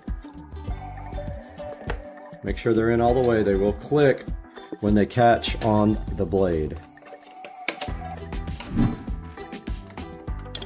And this one just does go right like this. And now they are secure, and I believe that's a light, but I don't know yet. We have to check. There's your fan fully assembled, and it does have a light on the remote right here, an on-off switch on the remote, a timer, and then these 1 through 5 buttons here, which might be the speed. We have to check the manual. We have the manual out now for the Keener fan, and you can see right here, it does do different color temperatures and brightness adjustments on the light. And it does have installation instructions right here in English, and it says, ensure the power supply is disconnected. So basically turn the power off. You install the 5 fan blades. So it doesn't want you to put this in anything that's not solid. I am going to do that anyway because I don't care. Mine's going into a lamp with a neck that can move. We'll see what that does. Might break. You insert until it clicks, and then here is your remote. The upper left on the remote basically is the LED on and off. The upper right is the fan on and off. The middle button here with the power is the LED and the fan on and off. And this is a timer to turn the thing off after a certain amount of time. And then at the bottom here we do you see the fan speeds. It doesn't say which is the fastest fan speed, so we'll have to test that out. So it says if you turn off the wall switch and turn on again within 0.5 seconds or after 5 seconds, the fan light remembers the mode that it was in before. There are also instructions in here for changing the color of the light, and that has to do with how much time is taken between turning the light switch on and the remote. Let's see. And then there's instructions here for making it warm white. And when they're saying the C button, they are talking about A, B, and C, which are also diagrammed here on the page before that. And there's a bunch of safety features right here to think about before you install the fan. Here's a good up-close look at the remote on the fan, and you can see on top here there is a light switch and on-off switch. The light switch for the light, on-off for the fan. This does both. There's a timer right here, and then the bottom here. All these right here are fan speeds. We have to test that out when we get outside. So I was just chilling here with the Elecan LED fan light, and I noticed this might be the infrared receiver for the remote. Let's go. Okay, this lamp is definitely on. I have no place to put this because I have no regular standard bulbs in my house. So let's see. Oh my goodness. Let's go. This thing rips, dog. All right, so it is on. Let's turn the light off. The fan is on, so let's see what 1 does. 1 is the lowest speed. 5 is the highest speed. And this thing is ripping. I wish I could use this on. Light on, works perfect. Light off. You push it, it changes the color temperature. Every time you press the light button, it changes the color temperature. Let's try to find another place to put this.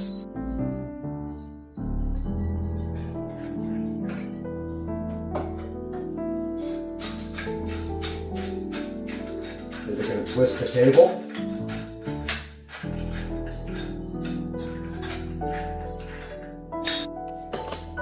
Okay, what happens when you install this fan on a cable? I believe the cable is going to twist up.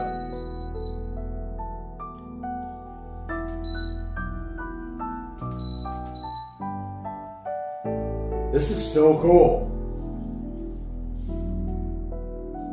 This is high speed. This is low. So that's how you install the Keener light fan.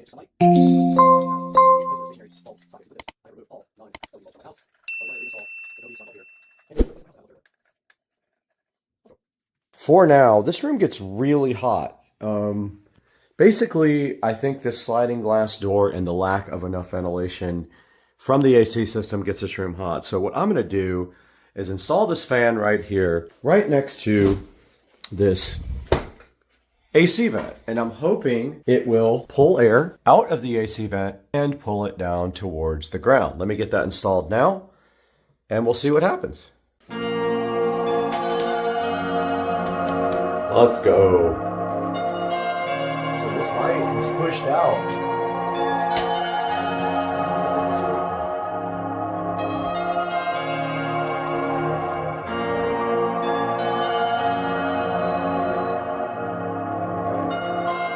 That's cool, man. How cool is that? Oh, let's go! Let's go! Let's go! And then we have this remote here so we can do the light. Check that out, guys. Now this fan will blow the air coming out of the vent around and circulate it a lot more. And then we turn the light on with this. And we can change the color temperature of the light with the light button right here. The fan speed's down here at the bottom. This is the highest speed. This thing rips, dude. I love this thing. Now let's turn the AC down and see if it actually circulates some air. Okay, we have the AC on now, and I can feel the vent, and it is definitely pulling air and dispersing it around the room. You can really feel the cold air over here now where you couldn't before. Behind the camera, you can feel the cold air being moved around the room from the tiny fan. And you have that extra light if you really need it. Legit, and I feel it way across the room over here. Alright guys, I hope you enjoyed the mini fan light as much as I did. This thing absolutely rips. It's putting out so much air. I'm so happy with this for my office because the AC is on right here and it is pulling all the air down into the rest of the office, which gets hotter than the rest of the house. All right, guys, we did review the Keener light fan. It screws into any standard E26 socket. You can see right here and right now that this thing is absolutely cool. It totally rips. It would be so good on like a patio where you don't have a fan and you just have a light switch. You can go ahead and plug this right in and it will work for you anywhere. I just don't personally have any place to use this because I have no E26 sockets that are mounted to a solid base. And make sure you go ahead and click through our links and like our video so that we get maximum exposure and grow the channel. I did dent this pretty bad when I dropped it, but it still does work. Look at that dent. Yo, I'm cutting holes for my speakers. My freaking air purifier goes insane. It's in turbo mode, dog. What is it doing? It doesn't like. It don't like this. It doesn't like. Guys, welcome back to our street racing one more time. This is Brad here, and I'm so happy to have you guys with us on the channel in the Supercar Street Racing living room here. Today we have to fix a problem, and it's all because of this Netgear Nighthawk modem right there. That thing has been giving me issues for almost 2 years, but today that changes because of what's on the table right here.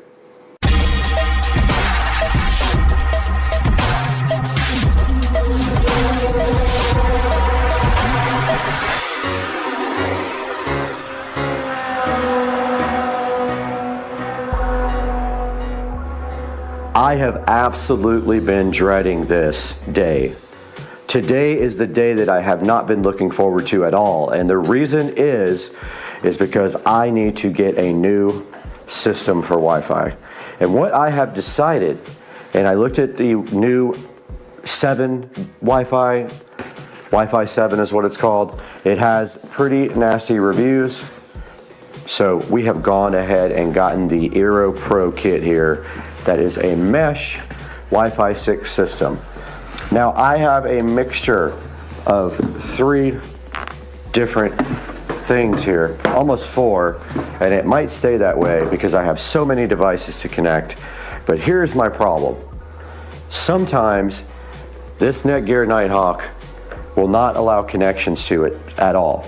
Now, I'm saying what happens is you connect to it with Wi-Fi, the Wi-Fi connections will drop off the planet, and in order to get them working again, you have to reboot this router. Now, we do have several other things in this house, and I'll show you one of those right now.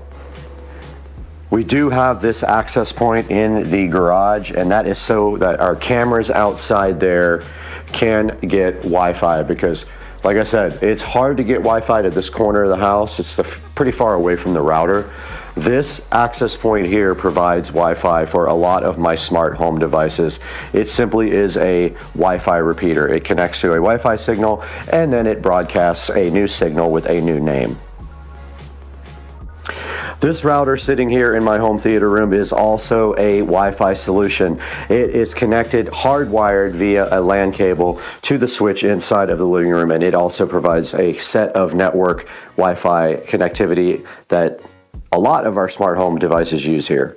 The Netgear Nighthawk modem here is connected to a switch which is located underneath this little cabinet right here, and that switch does provide LAN connections to my work area, to the studio, and that's what we're going to be replacing today. We're going to get rid of all this stuff and we're going to go with this, hopefully this ASUS surfboard modem and this Aero Pro 6E kit. Now the first step to this whole thing is getting this ASUS modem out and getting it set up. One thing we have to consider with this whole new setup is all our existing devices and what access points they connect to. Now, a lot of them connect to the main access point, and we know these Wi-Fi network names need to stay the same. That's the most important thing. When we set up our main router right here, we have a router here, we have a cable modem here, they're not integrated. This, we're going to use the same access point names, because if we don't, we have to go program probably 100 smart home devices and they will not be happy. They want the same Wi-Fi access point names, and they want the same, and when I say access point names, I actually mean SSID, which is the name of the Wi-Fi network. They want the same SSID, and they want the same passwords. Down here in the Supercar Street Racing TV stand, we have our switch and we have our network, like it's a NAS drive. Basically, it's a Western Digital MyBook. It's pretty old, over 10 years old. But this switch is going to provide LAN because the new Eero only has 2 ports. One will go to the cable modem and the other one will go to my switch right here. We have the ASUS surfboard modem and it's so tiny, but if you think about this, this is not a router or a Wi-Fi access point at all. It's not a Wi-Fi router. This does not route, so you have to have a external router. Now what the router does, it acts as a gateway between the internet and your devices. And once this guy provides a signal to the router, which is one of these, this guy will do all the routing to your home network and this will be your gateway. So the first thing to do is get the cable modem up and running and provisioned with Comcast, and I have heard that a lot of people have had issues with the MAC addresses here. So what we want to do is go ahead and get a picture of the MAC address on the bottom of this just so we have it, and we'll do that with our phone. And in case we have to go to Comcast with problems, we want to have that ready. So it's also a good idea just to take a good idea and to file that away in your Google Drive or something like that if you have one, just to keep it on record. And so we did take a picture of the MAC address of that, and so now we can go ahead and try to get this set up. Now one other consideration is your subnet. So your subnet, this gateway that I have now is the gateway address of the device. And this is your local LAN, not your WAN, not your internet, but your local LAN has its own subnet, and this router is on 192.168.0.1. My plan is to put this back on 192.168.0.1. Now what that means also is that this guy was actually passing out IP addresses to the LAN, the internal LAN, on that subnet. So everything in my house would be 192.168.0 and then a number between 0 and 254. We're going to reset that up now the way it is, just to stop headaches and lessen any chances of us having problems. Now if you notice on the back of the Nighthawk here, it actually has 2 LAN ports. Let me crank the lights up here. It actually has 2 LAN ports on the back that are occupied. One of them goes to the switch down there and the other one goes to something else. It actually goes to the studio. So the studio is taking one of the LAN ports on the cable modem. We will have to move the studio down to the switch down there. So yeah, first things first, we got to get this disconnected, get it out, and move one of these wires to the switch. We have a couple of wall boxes here that have Cat5 Ethernet run to them. One of them goes to the home theater room. The other one goes to the opposite side of the wall. And we actually have 3. One goes to the home theater room, one goes to the opposite side of the wall for the local office work, and the third one goes to the studio right here. They are not labeled. I'm going to go ahead and label those right now.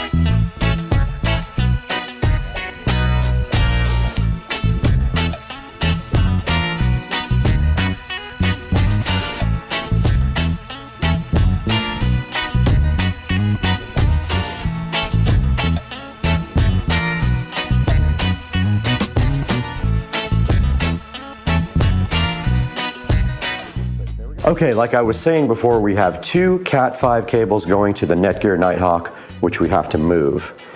But before we do anything to the Netgear Nighthawk, we want to make sure that our new modem will provision, because I've had people say that it will not.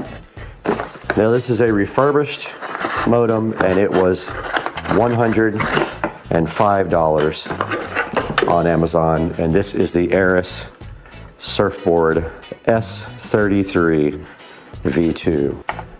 So we're going to need power for our modem. This is only temporary, and we do have a power strip. We do have power on our ASUS. So let's go ahead and get this thing provisioned with the phone. Right here on the phone, we are in the Xfinity app. We want to start activating our modem. We have found an active cable outlet. We have connected the coax cable. We have powered it up.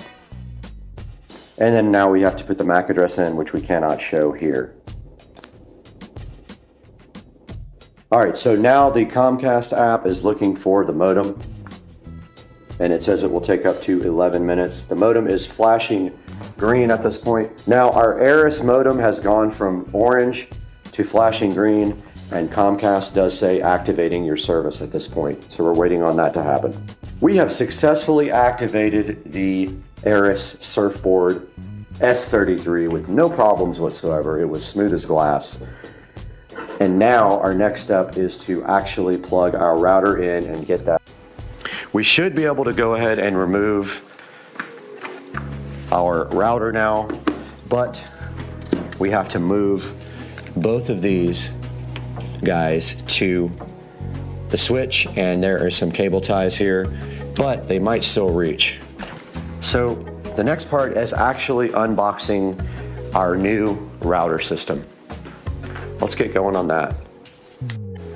This is the Eero Pro 6E mesh Wi-Fi system, and the reason I went with the 6 and not the 7 is because the 7 actually had bad reviews already. The 6 has been proven as a very capable device, and it does use Wi-Fi 6 technology.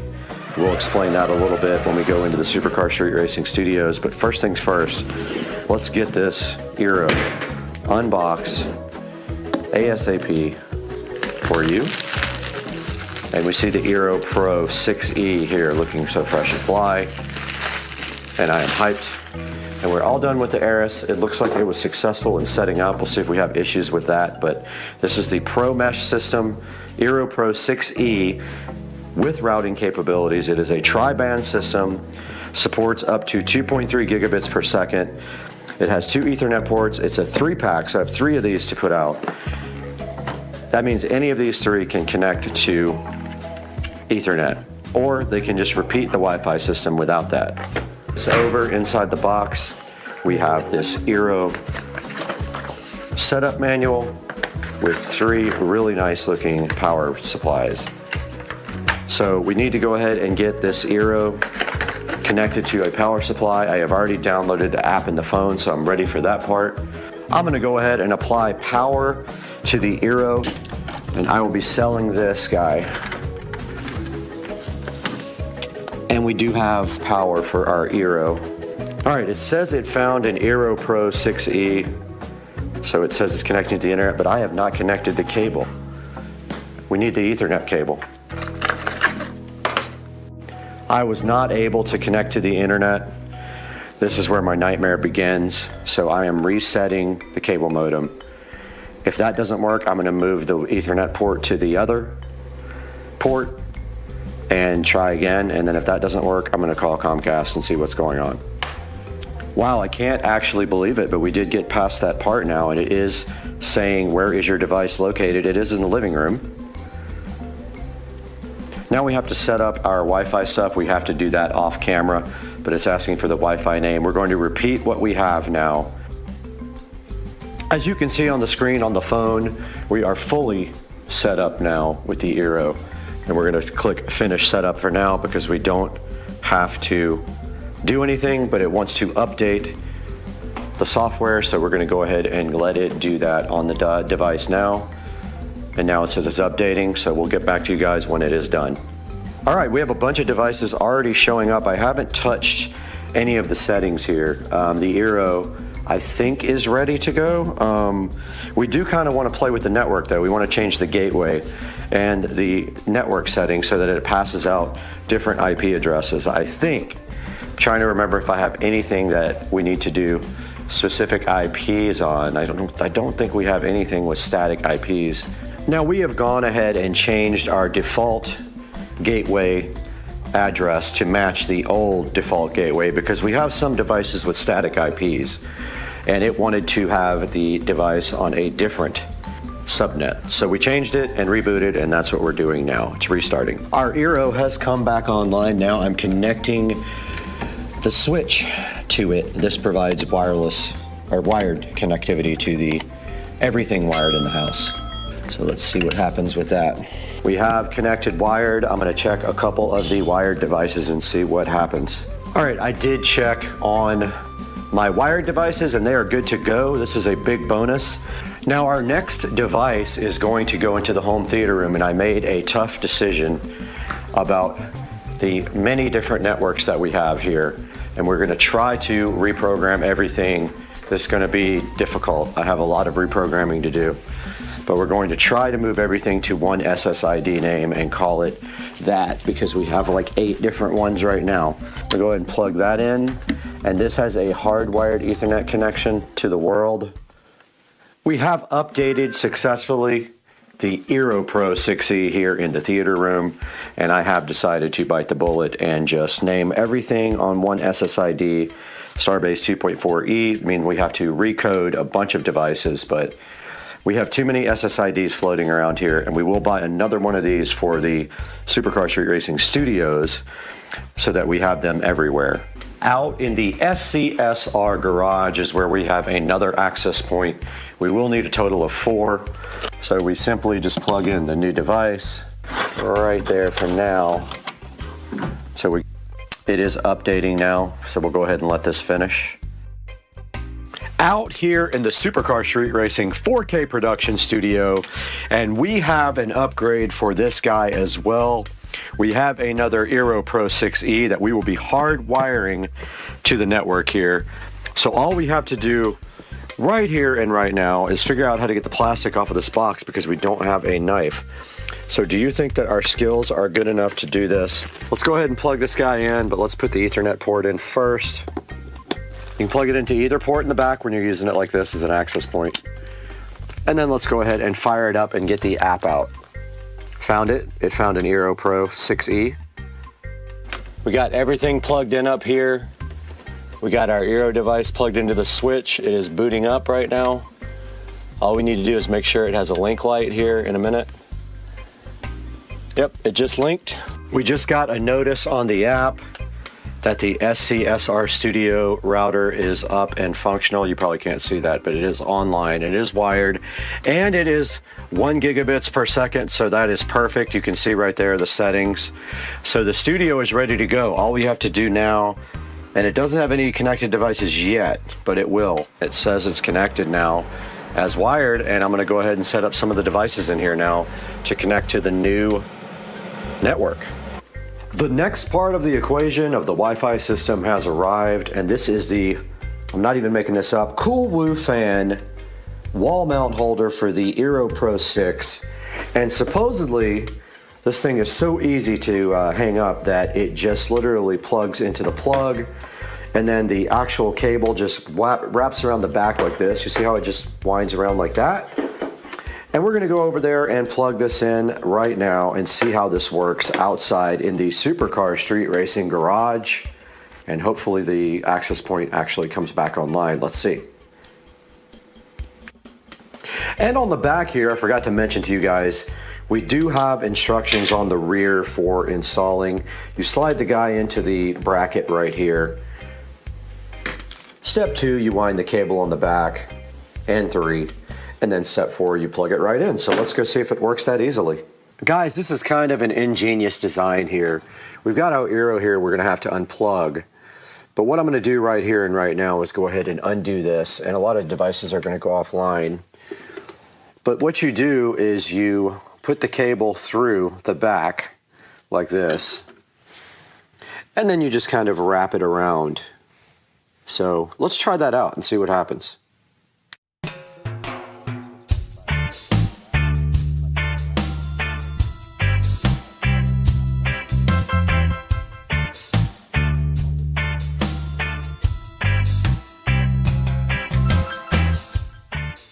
All right, we got the wire coiled around the back, and now we have our Eero mount there looking so fresh. And it looks great. It literally just sits there and holds the Eero up while that thing is rebooting. You can see the light right there. Now, I do have 3 of these, and I have a Eero in the theater room that can be hidden behind the couch or something like that. So I'm gonna go grab that right now and get that one done as well. All right, we got the Eero behind the couch here. Now, the only issue I see here is that it is preventing the couch from going up against the wall, so I may want to move that. It just puts a little bit of space back there, but on the other hand, it doesn't really matter. It doesn't make a big deal. All right, guys, right in front of me, we have the final piece of the Eero puzzle here with the Eero 6 Wi-Fi extender, and this guy is going to go live in the bedroom. We have a perfect little spot right here for the Eero, so all we have to do is plug the Eero in right here behind the lamp. Eero can sit right on the other side of the lamp right there, and the cord will hide nicely.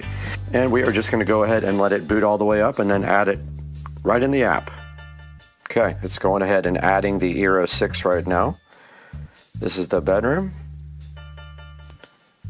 Now let's see if it wants to update the firmware here, which it likely will. Finish setup. Yep, it's going to go ahead and install a new firmware on the access point. Is trying to sell us this garbage which you don't need. And now everything is updating. We just have to wait for it to get done. All right, we are all done setting up our extender in the bedroom. You can see everything is back online. It is using wireless. The studio is using wired, and the living room is using wired. The rest are using Wi-Fi to extend the network. And if we click on the bedroom here, we have 13 devices connected.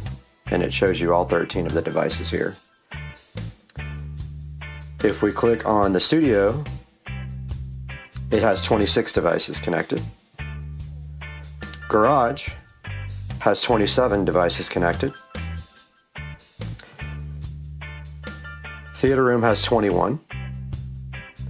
And living room has a total of 12. It just went up to 14. Now 13. So you can see how it redistributes the devices, the load on the network, depending on the speed where you actually are. But we are done with this project. Let's toss it back into the studios with Brad and take a look at this online on Amazon. Welcome back to Supercar Street Racing and the 4K production studio, and you got Brad here once again, bringing you some high quality products from Amazon. And today we have finally started replacing our entire network and Wi-Fi system in the Supercar Street Racing huge compound of 1,500 square feet. And we're taking a look at one of those devices right here. This is the Amazon Eero Pro 6E Mesh Wi-Fi system. Now this is the one that comes with 3 devices, and any of them can be the gateway that connects directly to either your existing router or your cable modem to your existing network. So there is the 3 device system right there that is on sale for $439 right now. I did buy that for the house. And then if we go to the next tab here, there is the standalone box that I bought also for the studio right up here, and this extends the Wi-Fi into the studio for all the devices in the studio that are not hardwired, like the lights in the ceiling are on Wi-Fi, and there's a couple of other little things. Most everything in the studio is hardwired, but there are some things that are on Wi-Fi. And then finally we have the extender. Now this isn't a tri-band, it's just a dual band, so it doesn't give you the 3rd band, but they don't make a 6E extender that I could locate. So those guys are all highly rated on Amazon. Check the links in the description when you're ready to purchase this.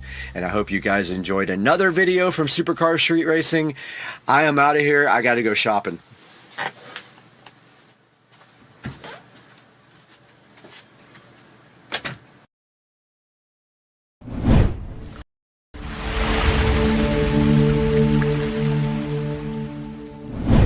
Welcome to cold Florida, and Supercar Street Racing is back once again. What you guys cannot see out here is that it is 34 degrees right now, in Florida. And so we are appropriately dressed at Supercar Street Racing for Florida coldness. And we're out here today in the Supercar Street Racing living room to start our SCSR compound home tour with you guys. This is new for 2025. A lot of things have changed in the SCSR compound over the last year, as you guys know, because we have videos for almost everything that we've done to the compound here. But today, looking around the living room is our first stop on the SCSR tour. We're gonna go ahead and go through every single room of the house, count up the smart devices, and then at the very end of the tour, we'll go ahead and tally up everything and let you guys know how many smart home devices we have here.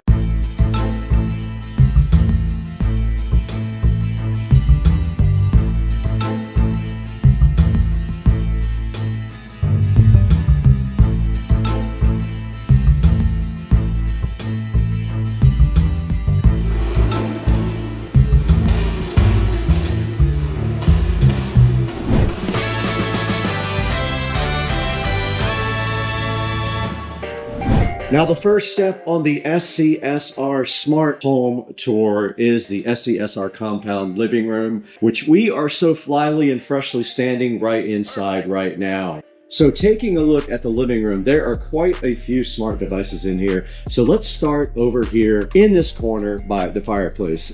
Now, I know what you're thinking. You're saying there is nothing over here that can be smart related, but actually there is. This SCSR mini bike, which was rebuilt for Shamar bridges of the CFL, that is controlled via Wi-Fi and via smart home.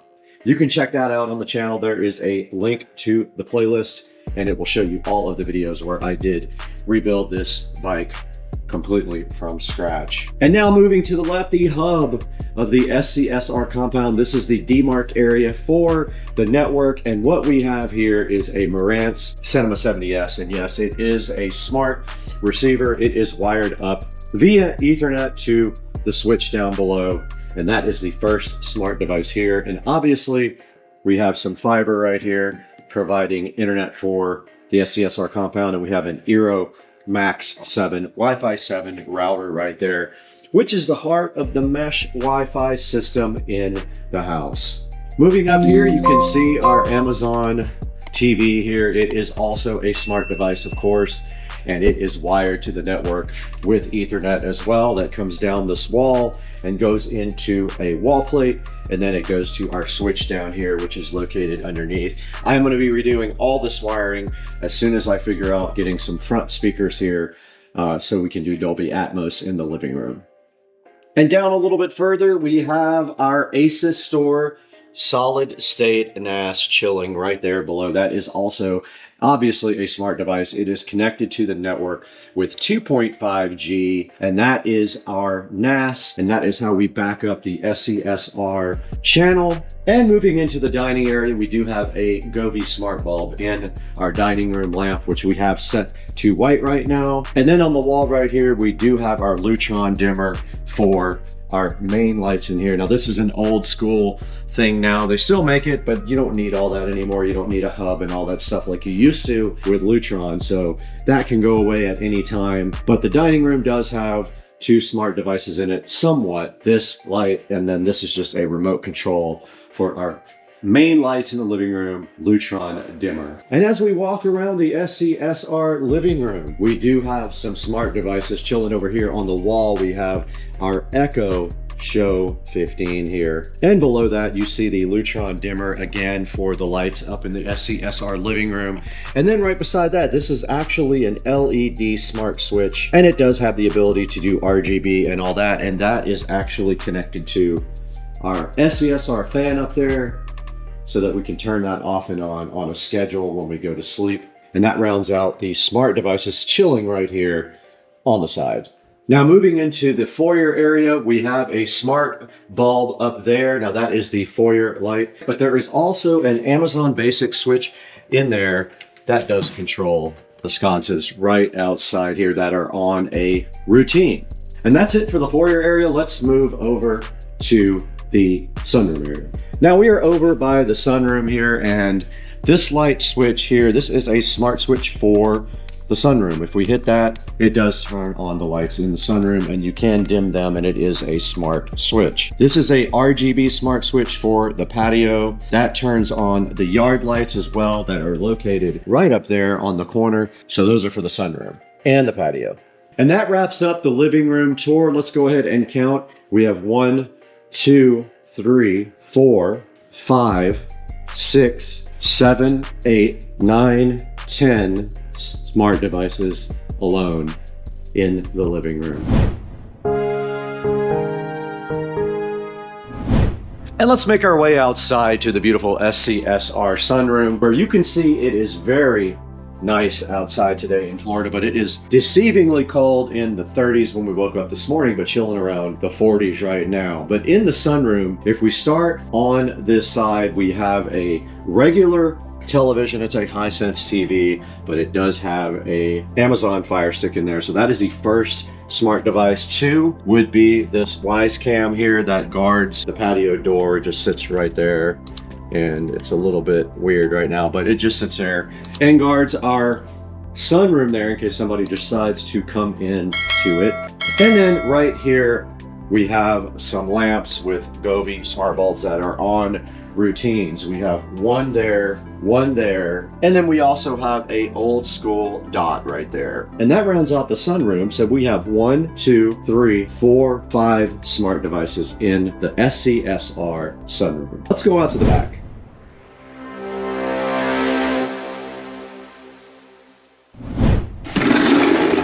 All right, we're in the beautiful SCSR backyard now, and taking a look, there is quite a few smart devices outside actually. So let's start over here in the corner where we have a smart timer for our yard lights. It is right here. Then we also have smart fence lights going all the way down there. RGB fence lights like the ones you put on a house. And we do have a Wise Cam right there as well. So just right here, we have 1, 2, 3. We have some bulkhead lights here. So that is 1, 2, 3, 4 devices right there. We have a smart power strip right there, 5 devices. And then over here in the corner, we have another camera and another low voltage transformer for the yard and RGB. So there are 3 more devices here. So that's 8 in the backyard so far.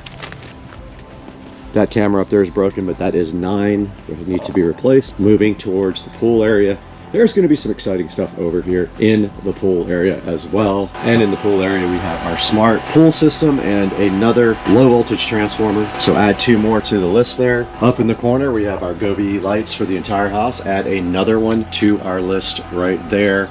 We have a Wise Cam, add another device. We have our smart TV here with a Fire Stick. So that's actually 2 smart devices. So add 2 more. And then behind there, we have our extender for Wi-Fi, so there is another device connected to the internet. And lastly, we have our pool light is a smart device. That adds yet 1 more. 16 total smart devices in our yard area. Let's go back inside and check out the rest of the pad.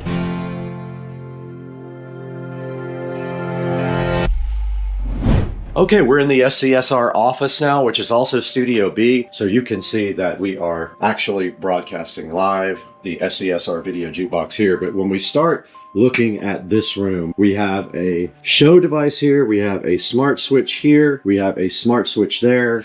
A TV with a Fire Stick on it. 4 devices there. This lamp and that lamp, that's 6 smart devices. These guys are on a smart switch, 7 LED lights under the bed, 8 smart devices right here. And that kind of wraps up what we have in the SCSR Studio B / office area. Let's go on into the bathroom area now.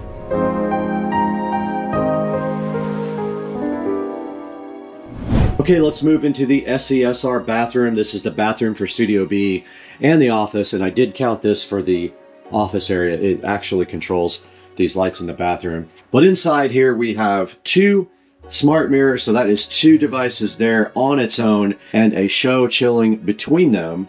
And then also these mirrors did not come with the Govee smart strips. I added those, so we have 1, 2, 3, 4, 5 devices right here inside of the SCSR Studio B / office bathroom. Let's move to the bath area of the bathroom here. And we do have 3 RGB smart switches in here. One for each light, so one for the outer light here, one for the light over the shower, and then the center one is for the fan up there. So there are 3 switches in here, bringing our total for the bathroom to 8 smart devices so far. And then we have the closet, which I guess we can include with the bathroom. It does have a RGB smart switch for the lighting in here. We do have a smart plug down there that will turn off both of these smart mirrors. We have 10 total devices for the bathroom and the master closet in the SCSR compound. Let's move to the kitchen.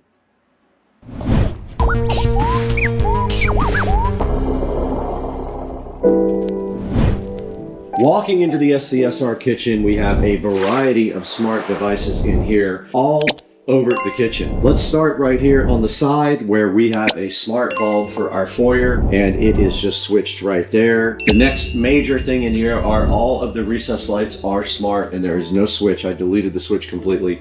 I don't use them that much, but when I do, they are voice controlled only. So that is 2 there. We also have an RGB Govee strip around this wine fridge. So it goes all the way around there, and then it goes into the cabinet area right here. Then we have a show right up here, so that is another device. We have under cabinet lighting, that is one. Our microwave, our stove are both smart. Those are 2 more. Then moving to the left, we do have a Fire Stick with our Samsung TV here, so we can watch anything we want in the kitchen. And left of that, we got another set of under cabinet lights from Govee. We have a smart dishwasher right here. We have a smart LED strip behind the fridge right there. It is the LED strip that looks like a neon rope light. That is also a Govee. Obviously the fridge is smart here. It does do the internet. And so that wraps up the kitchen. Let's give a final tally. The kitchen has a total of 11 smart devices.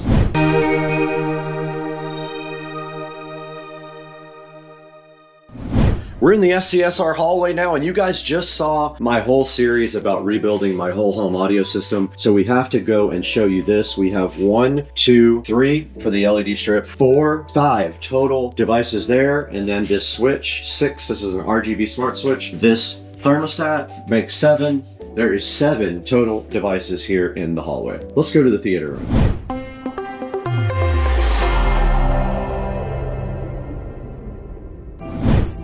Okay, we're in the SCSR theater room now. I know you guys are familiar with this because of all the projects we do in here. Let's start on my right here where we have a smart ceiling fan that is controlled via smart home. It is up inside of the fan up there. We do have a show here on my right, so that is 2. We have our Cinema 50, which is 3. Behind this couch, we have a Wi-Fi router, so that is 4 there. We have a RGB smart LED strip down there from Govee, so that would be 5.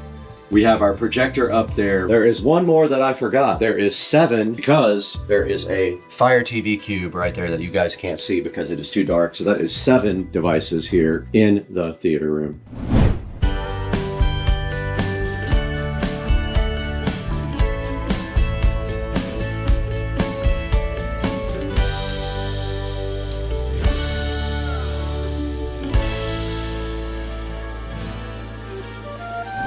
The SCSR bathroom was a huge remodel project for me where we did this nice smart mirror, and you can see right here it does backlight, and if you hit it twice it does show you the temperature and the time and the weather and all that stuff. But we do have some smart devices in here. Let's start on the right with this Amazon Basics smart dimmer switch for this cool sconce up there. Then we have a show device right here, so that is 2. The mirror is 3, and that will basically round out what we have in the SCSR guest bathroom. We have a total of 3 smart home devices in here.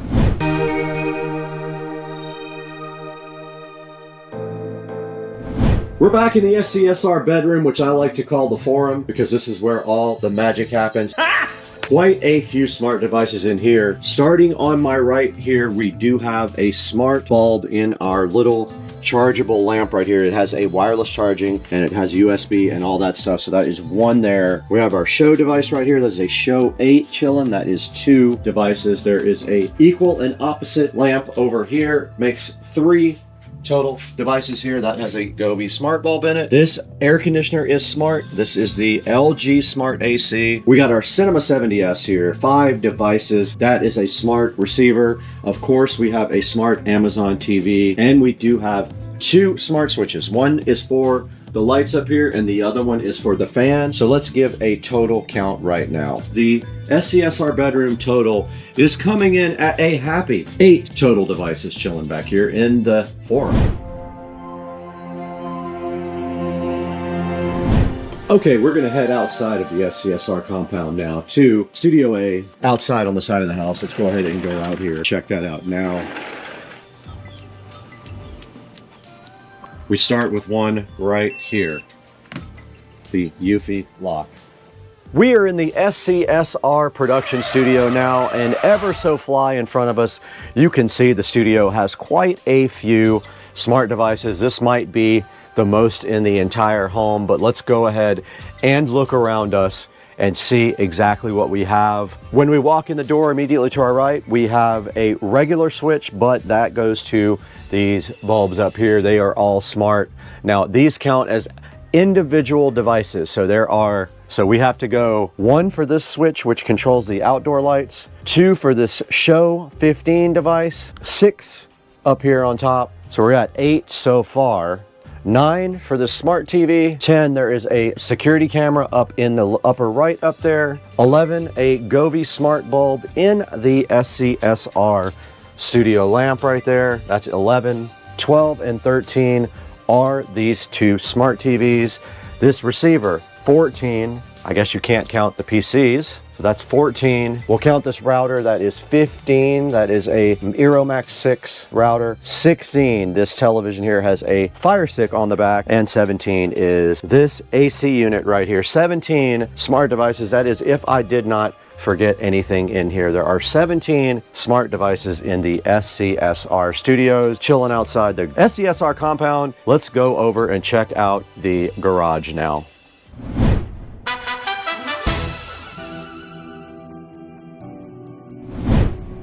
We are out in the SCSR garage now, as you can see, and we have quite a few smart devices in here. We'll start over in this corner here with the Chamberlain garage door opener, which is up there. We also have a camera that was in the ceiling, and it looks like it fell out this morning, so I have to figure that out. We have a smart plug for our house numbers there, so that is 3 there. We have 2 smart plugs for our hex lighting. We have 3, 6, 9 smart mesh lights, so that is 9, 10, 14 total so far with the lighting, the garage door opener. Oh, a smart garage door opener. So add 1 more to that total. 14 total so far smart. And let's move this way. We do have a low voltage landscape timer, 15. The sprinkler controller, 16. Fire Stick on the back of the TV, 17. The show 5, 18. The washer and dryer, 19 and 20. Smart switch for the lighting, 21. Don't even need it, but it's there. 22. The Eufy lock. So there are 22.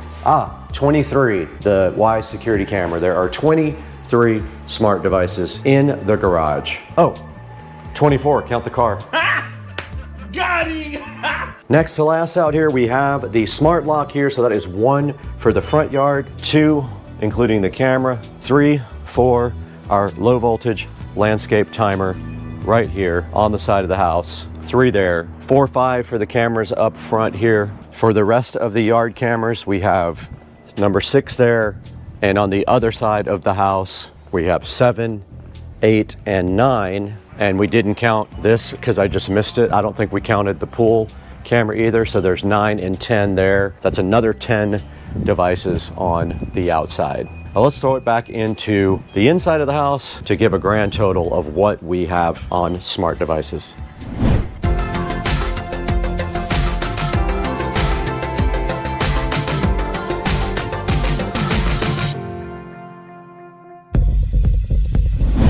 All right, there you have it. You guys just got a total tour of the house. I am going to quickly step away and tally this and throw it up on the screen. What I feel like the total amount of smart devices in this house is. Let's put it up on the screen right now.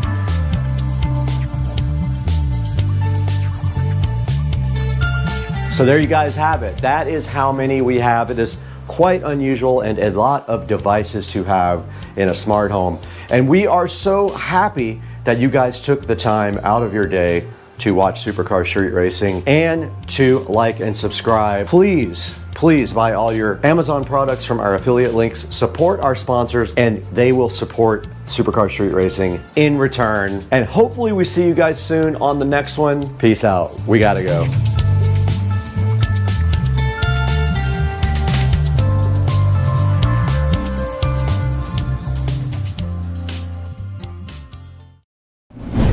In the Supercar Street Racing awesome dining room now, you're back with Brad. We're welcoming you back to the channel once again because we have a new project we have to finish. There has been a television sitting in this garage for too long. Right there. Joe gave me that television. It's been sitting here for about 3 months. I need to get this thing installed. I don't know how I'm gonna do it by myself. Doubt I can. It's pretty heavy enough to fall down and go boom. But we're gonna get this TV on a mount and get this thing installed outside on the patio and get this garage all cleaned up. Need to get rid of this. Need to get rid of all this junk here. And then we're gonna do that today. So hang with us when we get back from this short open. We're going to take a look at what's inside this box. Let's go.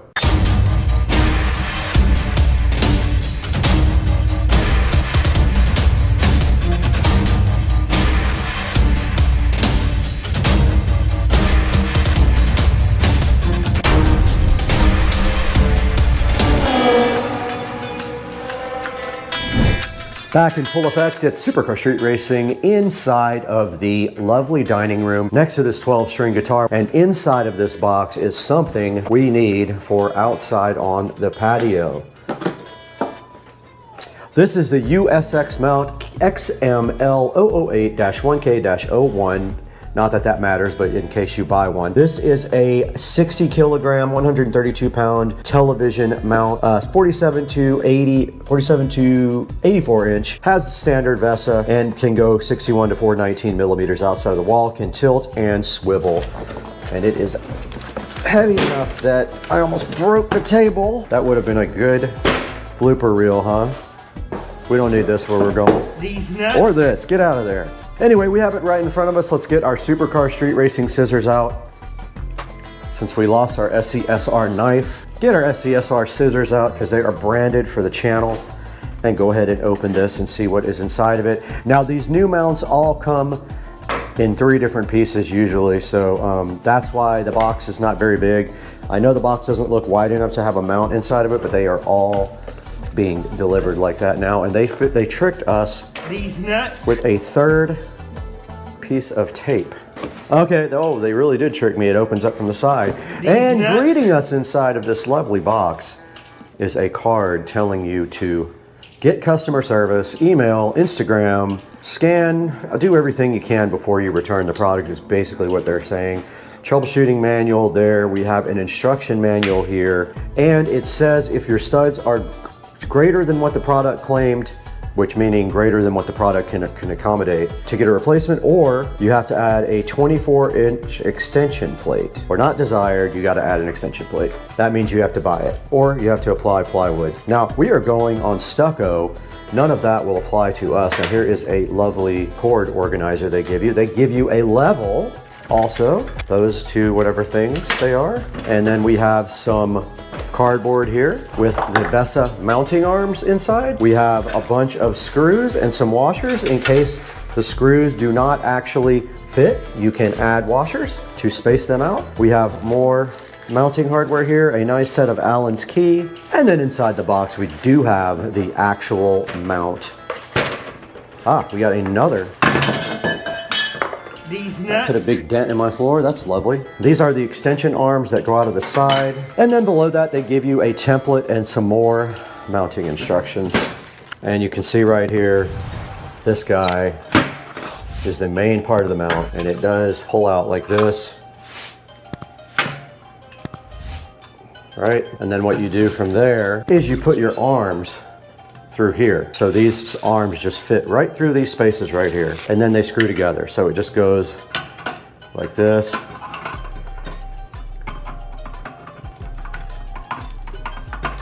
Am I doing it upside down? Yes. And you just bolt this to the wall. Now the next step is actually going to be removing everything from the outside, but I do want to get that TV in here and up on the table so we can actually work on it. We're gonna put this fuzzy blankie. Let's see, this is big TV now. Now you can see it does have a mount. Why am I not using that? Because it does not offer enough flexibility. Let's go ahead and remove the old mount. Boy, this mount is way different than what we're putting on.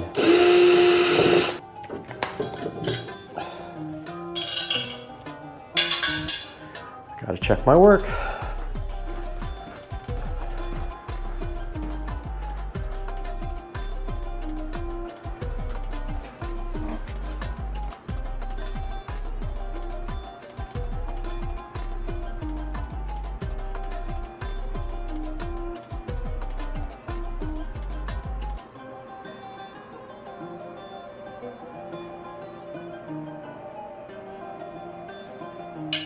This has low mounting holes here, so the holes go towards the top of the TV, and we use the bottom mounting point.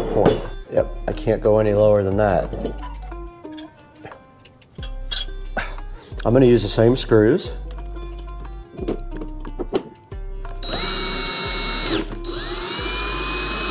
Let's hope this doesn't hit the ceiling. There's one way to find out. Mount the mount and see.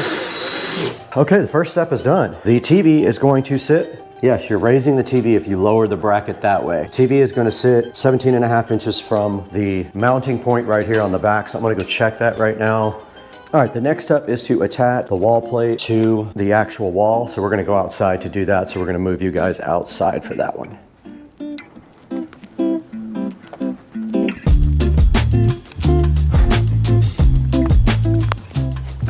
All right, we are out in front of the TV now, and we have to disassemble this whole entire thing and take off all these old zip ties and everything. I'm gonna get my gloves on. This is nastiness.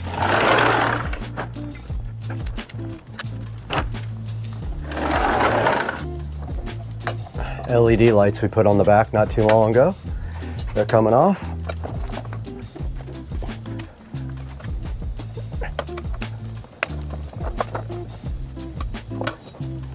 These are just wrapped around, no biggie. And this plug is not removable.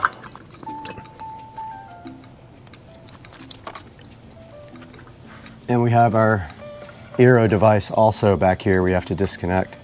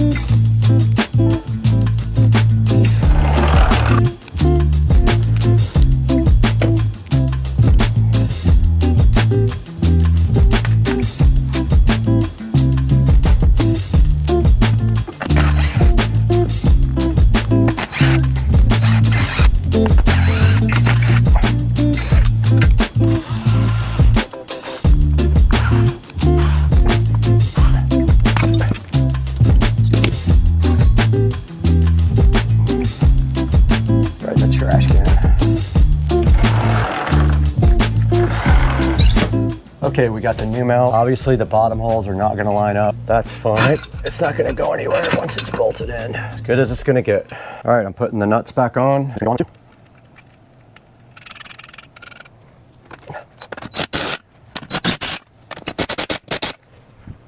Guys, I did get the new mount installed. I only used 2 of the 4 bolts because the other 2 don't line up. But you can see right there, that's gonna be good enough to hold anything. That's in the concrete. And when it pushes down, it pushes on the concrete here. So this is no problem whatsoever. All we have to do now is get this assembled with the TV mount arms and get the TV hung up on here. So let's do that now. All right, here are the 4 arms. And I believe the rest of the hardware is in this. Okay, the next thing you do is take 4 and 5, which are the arms right there. 5, 4, and then it says 4 and 4. Okay, I think it goes like this.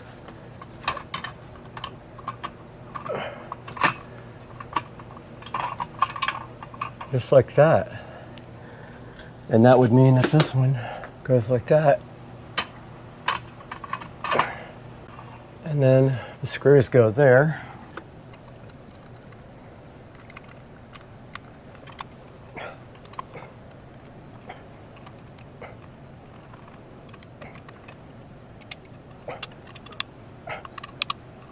So I'm gonna pull this all the way out like that, aim it this way a little bit, push this guy back, try to get this TV hung. Let's see what happens. Hopefully it breaks. Wait.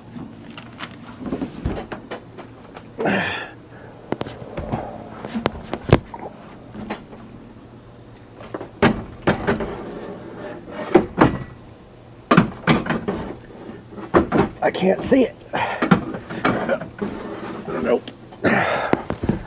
Not happening. Not Got him! Got him! God, that thing is heavy. Oh! Whoa! I need help.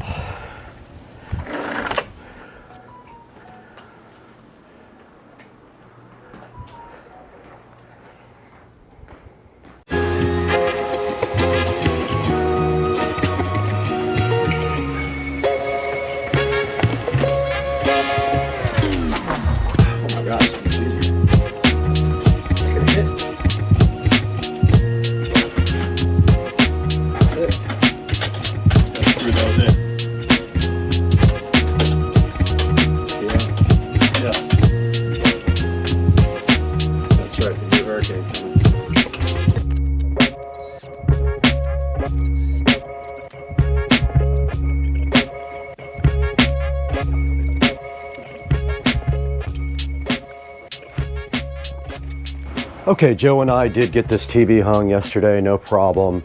We have some work to do now though to go ahead and get the back of the TV all good. So what I am going to be doing today is getting the wiring done, getting the neon lights rehung, getting the access point mounted back there for my Eero, and just generally buttoning everything up. And I gotta fix this pin that I bent. So that's what we're doing right now. We're gonna be out here working on this while we do our daily workout, and we'll keep you guys along for the ride. All right, we're back out behind the TV now, and we're going to start tying up some wiring and also going to be demildewing some of the existing equipment that's been out here for a while. But our first step is literally just to start tying up wiring. We did forget a part of the end caps on the TV mount. They just literally go like that, screws over them.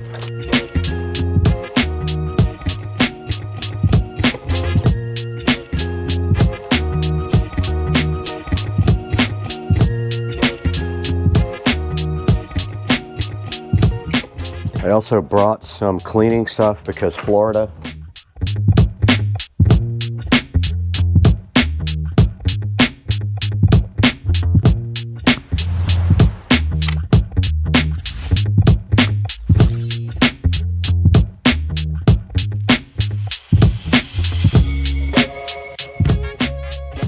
Now this LED light is going to be on a power strip that is on a smart plug. So that whole power strip is smart plugged.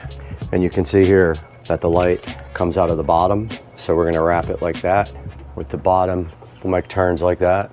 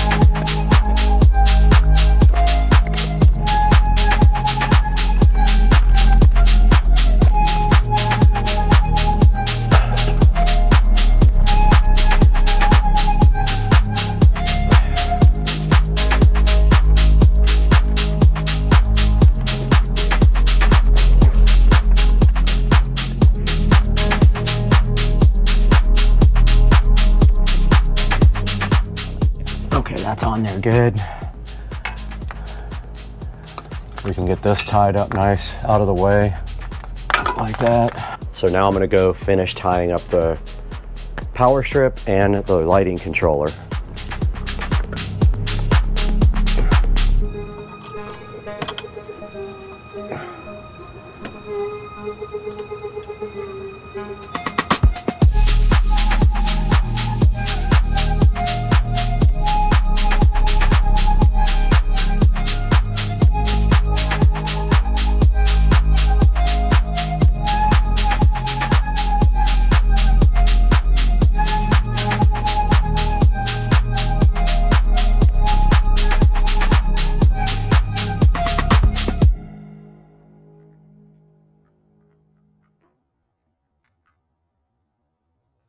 All right, guys, a little bit of an update before the SD card runs out. I am finished with the television project. I just have to clean up now.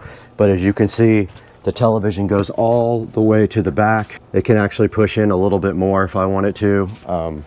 Don't think I will need to, but if I wanted to, I could push it that far back. And at that point, it is hitting really nothing.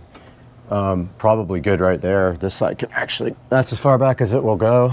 So this project is done. And now I will show you guys what I did behind here. This is what I ended up doing. You can see I tied the TV up nice here, the LED light strip and everything. And then this power strip up here is switched by this smart switch. I ended up putting another power strip in to power that one. So that is as far as it's going to close right there because the plug is in the way. Kind of a puzzle that's hard to solve, but that's gonna do it for this project, guys. Just gonna clean up everything now, clean the TV up, get all this mess up and be done with this.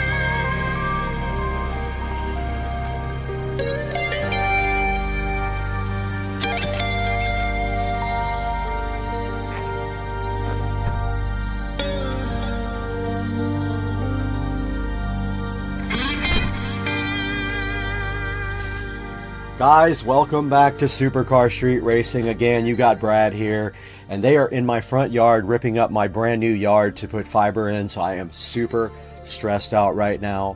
But I'm really happy you guys could join us today. We had a very special project for out back by the pool. Joe was kind enough to donate a 65-inch Vizio 4K television to the SCSR compound, and we did go ahead and install that in the back, and I will show you exactly what we used to do that. The first thing on the list here is the USX mount full motion wall TV mount. You can see it right here. There'll be a link in the description for you guys to go ahead and buy that. But it will fit a 47 to 84 inch flat screen LED TV or whatever. LEDs basically are very light, so they don't need a whole lot of support. But you can see this one does everything. It does swivel, it does tilt, and it does articulate every single way, and it is perfect for out back by the pool.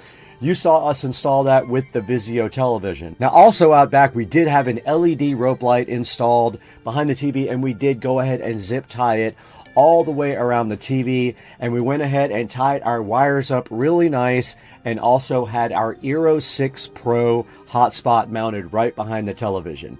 We also used smart lighting back there. We used a smart plug. I'll put a link in the description to one of those.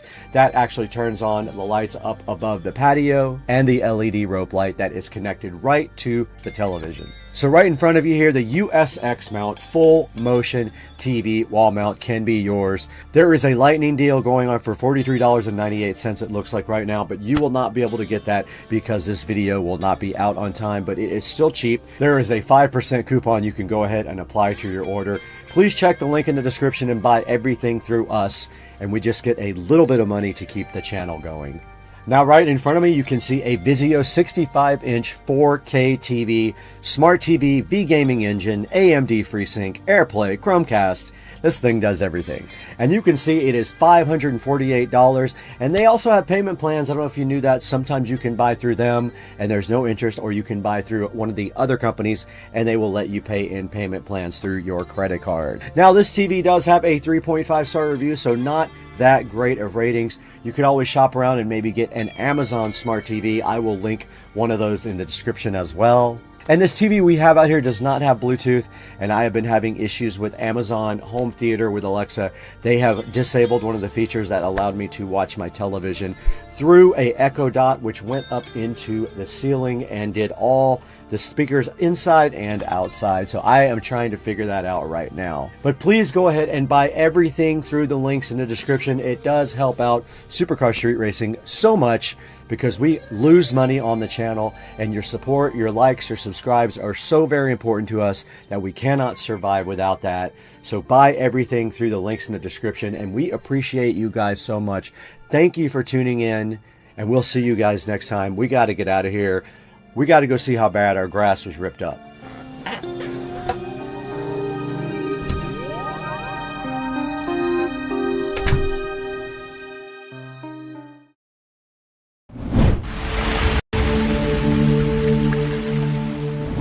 Guys, we're in the Supercar Street Racing Studio A today for something special. I've got a product right next to me here that's going to enhance the studio. I just have to figure out how I'm going to install it. It's sitting right here next to me, ready to be unboxed. We're going to get to that all today and a lot more, because we're about to have 200,000 subscribers on the channel, and today we're celebrating that as well. Let's get this product looked at and unboxed today on Supercar Street Racing.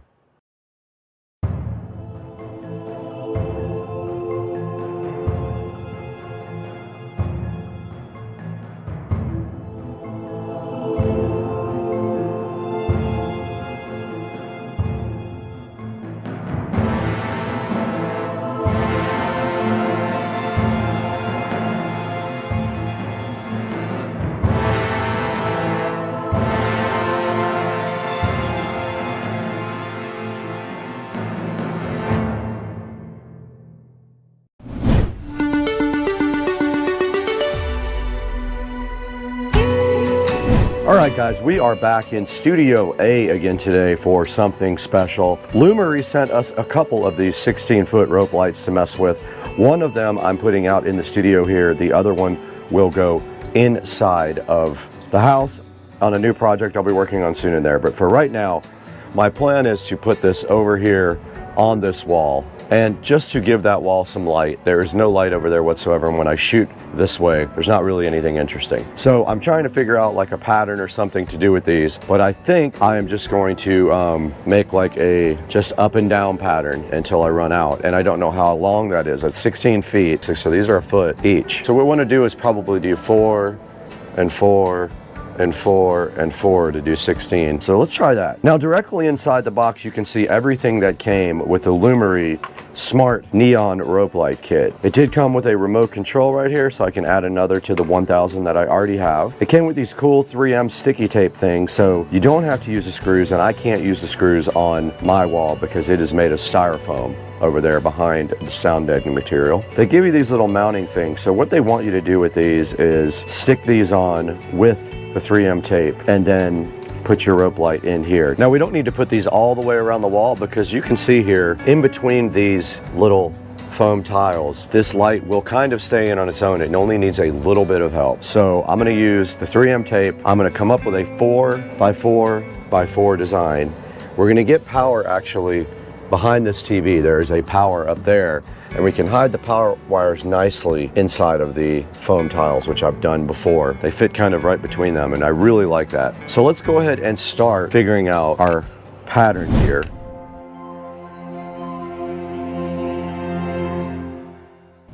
So I have the 3M sticky tape things, and I have our little holders here. Here's our actual neon rope light, and we do have a power adapter and a controller. If we did these four and started right here, I think that might be the ticket. So you just peel off these little sticky backs, and then you put them directly on the back of these little U-shaped holders. And I'm gonna put one right on the end of this. I'm just putting a little pressure on it to keep it in there. And now here's the end of the strip where I'm gonna put it in here. It went right in the clamp. I'm gonna do that again in the center, which I should have had these ready ahead of time. Yeah, I should have done this ahead of time. Not very smart planning. And it's gotta make a turn. 1, 2, 3. 1, 2, 3, 4. They fit right in those little clips, easy. All right, I'm gonna get a bunch of these ready ahead of time, so I don't have to do this on the fly while I'm holding their light.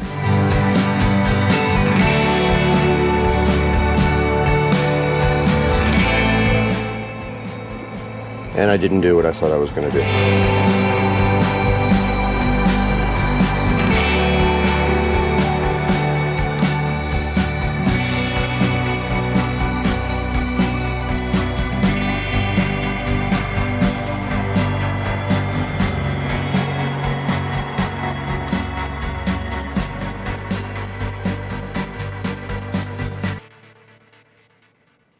It's a little trick I found that works better. You can get the paper off of the sticky thing easier if you do it on the pack, not taking it off the package first.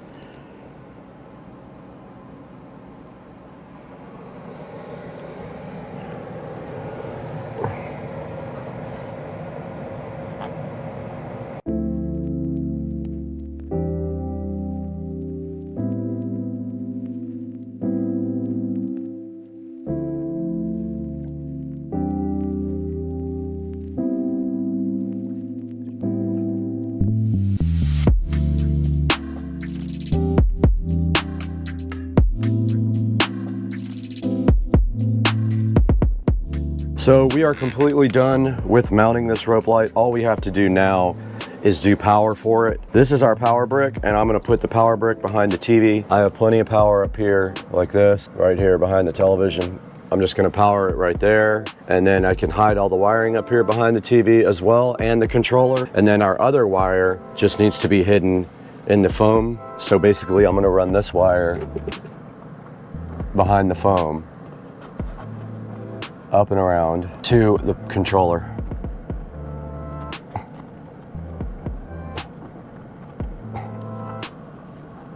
Just like that.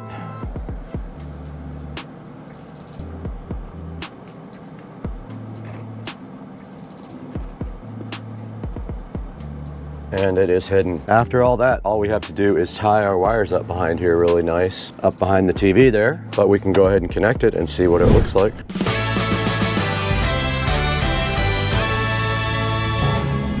There's a 3-prong connector right here. You can't get it wrong. It's keyed, so you can't break it. There's no way to possibly break it. And then let's power this up. And that's cool looking. Okay, wow, that really adds a lot to the side of the room. That's pretty cool. So let me grab all the stuff to do the wire tying, and we'll start from there.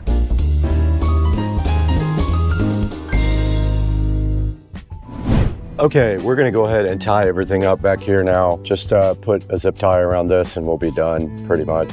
There's not a whole lot really to do to tie this up. Our controller is also gonna be back here, and you can stick it to anything pretty much.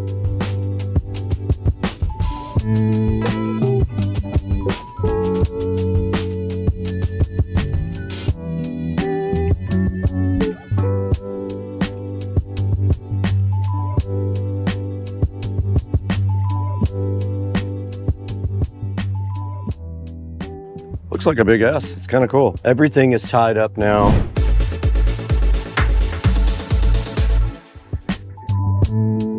Okay, we're recording on both the phone and the GoPro now. We opened up the Lumery app here. I have to sign in. You guys can't see this part. And here are all smart devices. We're gonna add a new device. It says it's being added. It says it's done. I'm gonna edit the name, Studio A S Lite. And there we are, we're done with it. Now, here's where you can tell it to either be color or white. You can just do a color. We did just switch it to red. I'll let you guys get a view of the light. Now you can do segments, or you can turn off segments. Let's look at a scene that's just kind of breathing. That's called Island Blue. This is Glacier Express. I use this behind my fridge all the time. Hut in the Snow, Firefly Night, Northland, Grasslands. That's very cool, man. Dream Meteor.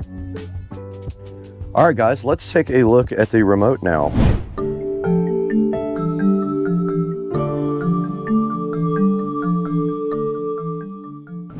All right, here's the included remote with the Lumery. Let's see if it did come with a battery or not. It did not. It needs 2 AAA batteries. It did not come with them. I will have to go grab 2 batteries now to test this remote. 3 hours later. All right, guys, we were able to go ahead and get some batteries put in this remote. It uses AAA batteries. I wanted to show you guys the remote and the functions. The first function on the upper left is the power button here, right there. Next to that, we've got the scenes, play, pause button. Then after that, you've got this round dial right here, and the left button is brightness and K-scene speed. The right button is brightness and K-scene speed. The top is previous scene. The bottom is next scene.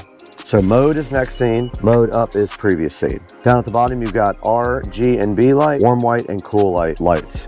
And then you've got this auto button. Auto button means auto scene cycle. So that's what it is set to now. And it's doing this really cool, just fading off and on with a multicolored on the entire LED. So that's the remote, guys. It's handy, I guess, to turn it off and on if you don't want to use the smart features of the device. But if we hit this next scene button right here, see how it went to the next available scene every time I hit the bottom button? Pretty cool. This is gonna look good in the background when we shoot videos. So I'm just cycling through the scenes now so you guys get a good idea.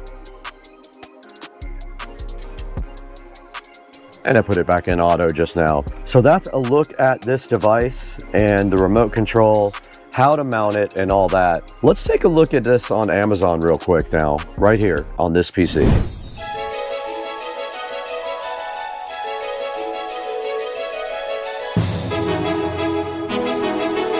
Welcome back to Studio A. I don't get out here very much anymore because I like to be inside so I can get to my regular job while I'm recording. But we're out in Studio A today checking out the Lumery neon rope light. Lumery was so kind to send me 2 of their neon rope lights. They are both 16 feet long. And as you guys just saw, we installed one right here in the studio. It's sitting right next to me right over here, looking so amazing. And I cannot help but love this light. I like all the scenes. It does AI stuff, has a ton of different scenes. You can turn individual segments on and off, and you can brighten and lower the brightness of individual segments as well. We installed one directly right over here in the Supercar Street Racing Studio A that we are sitting in right now. And it looks amazing, and I'm going to shoot a lot of video with that as the backdrop. So I'm trying to get more lights for that way, so when the camera's looking back that way, there's something in the background that looks really cool. Now this thing's awesome. It does come with a remote control. I've got it sitting right here, and I showed you guys this and how to use it on the video. It also does come with mounting hardware. You guys saw what I used. I mostly did not have to use a lot of these because of the way the mounting is, but it does come with these cool little U-shaped clamps that you take, and you can either screw them in something or you can use their included 3M tape. It comes with a whole thing of 3M tape right here that you guys can use to stick these U-shaped clamps on anything you need them to. Now, Lumery also recommends that you build like cool designs and stuff out of it.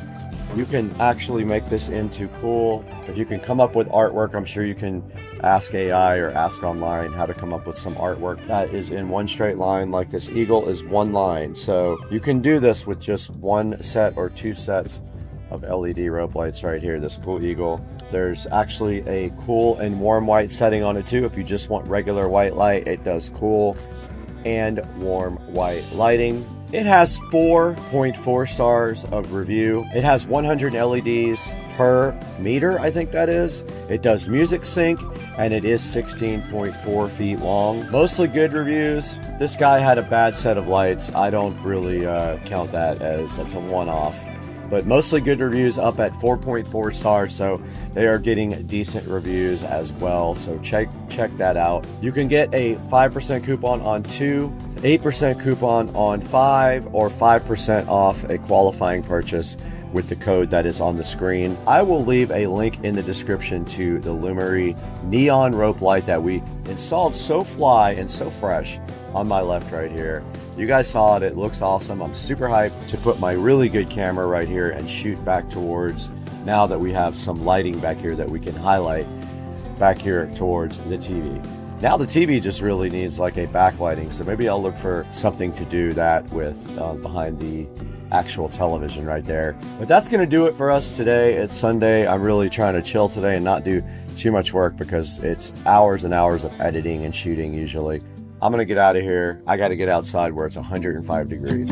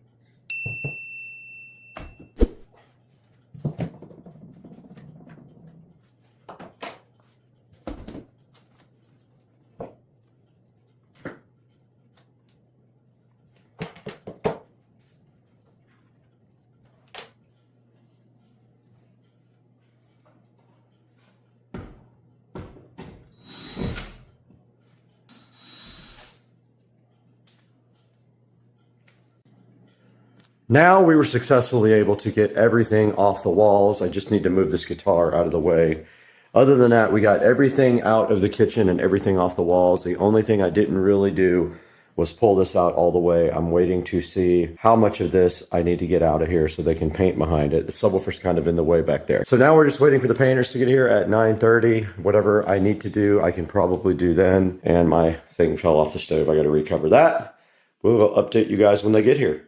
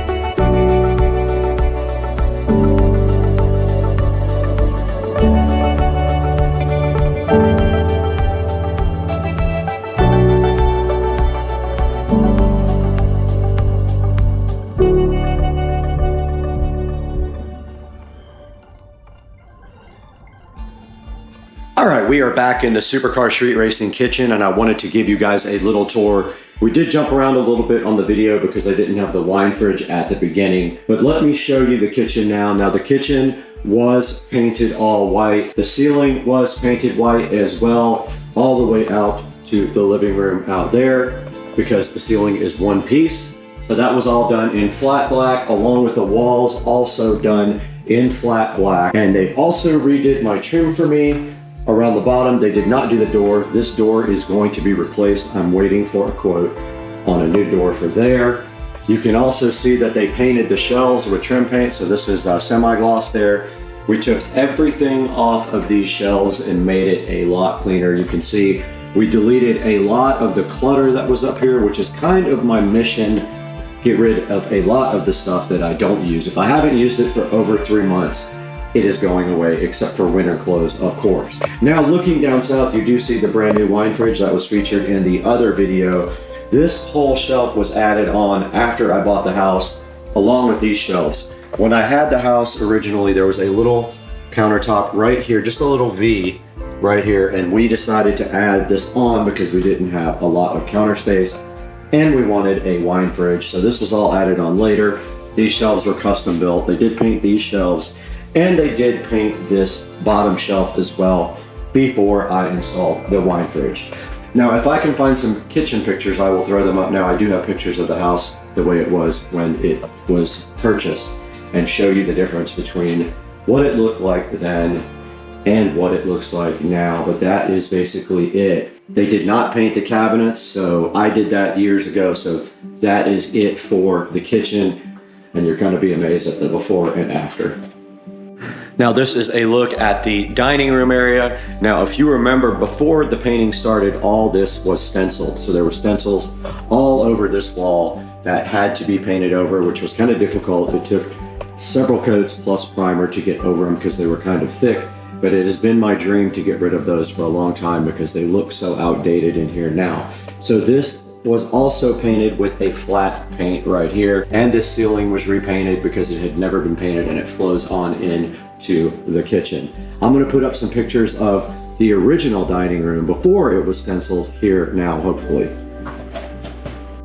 All right, moving on to the Supercar Street Racing living room here. We can't show you what's behind me, that's for another video, but the first thing you will see is there was a huge crack in the drywall there and up here above this door, and that was repaired. So I've been wanting to repair that for a long time. So all this was painted. The ceiling was not painted. I did that a year ago and it took me all day to do, but these walls were all painted flat white instead of a color that they were before. And also some of that project was removing the clutter as well. So I got rid of a lot of the stuff that was on the walls. I like a cleaner look. The only thing I wanted to leave in here now was my musical instruments. One guitar there, and one guitar over the mantle, which eventually I will hang up. We left the motorcycle here, we left the mirror there, but the rest is going to be a clean look. And this is how the living room came out, and I actually think it looks amazing. The only thing that I did to this living room when I bought the house was we scraped all the popcorn off of the entire house ceiling, and I redid this fireplace by painting the tiles. You can see that the tiles are painted with this rock, kind of, it makes it look like a textured rock, and I've done that twice now. I painted it a darker color this time, but that's all that was done to this living room. The ceiling was scraped, the floor was replaced with hardwood floor, and this tile was replaced from the white slick tile to this in that area, in the kitchen and in the guest bathroom. So we can't show you this whole room because there's a project that's not online yet, but this is what the living room looks like after they got done applying all the paint. And I have to say, I think this came out amazing. I mean, I think it did. You guys give me your opinion down in the comments section. But that's gonna do it for this video. I hope you guys enjoyed it. Coming up next, a big project. I'm gonna be editing that in the day or so stay tuned to Supercar Street Racing. Thank you for subscribing and liking. We love your support, and we'll see you next time. We got the smart mirror, we got the Tito's ugly sweater, we got the smart mirror again, and we still have the Tito's ugly sweater, and then we got the peel. That peel satisfaction is real. That peel sat is so good in your life. That peel sat, and then we got the ugly sweater on top of the peel sat, and the peel sat's trying to be difficult, but we're still gonna peel, and it's gonna be good, and it's in your life, and you love it. That peel sat, and that peel sat is so good that it won't even make it into 60-second videos. But I'm really trying hard for that peel sat because I love you guys, and that peel satisfaction is not going to make it. I got to speed up and peel faster, and I'm just ripping it harder with the peel sat, and I'm not going to make it. And that peel sat was so good. We'll have to have a 2.0 peel sat. I'm ready to go for a ride, but I can't because my car's still charging. Wait. What? What? Brad from Supercar Street Racing. How's it going? Wednesday night. And we got a little surprise for you guys right now. So we're going to check out an unboxing of something we just got for the car. Check it out. All right, sitting on my table right here is a fake package because I already opened it. So I haven't really opened it. I just opened the top of the package. I wasn't sure what it was. But move some of this stuff here out of the way. Now let's see what we got in this package. Interesting. Let's see. That's weird. It was open already. Yeah, that's because I did it. So there's some instructions in here. Got some install instructions. And what do we have inside here? Wow, look at these. Amazing things. Okay, so these are R230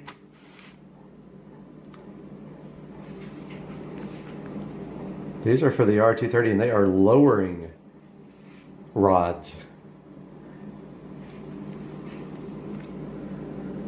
So the R230 has electronic suspension and it's, I believe, hydraulic.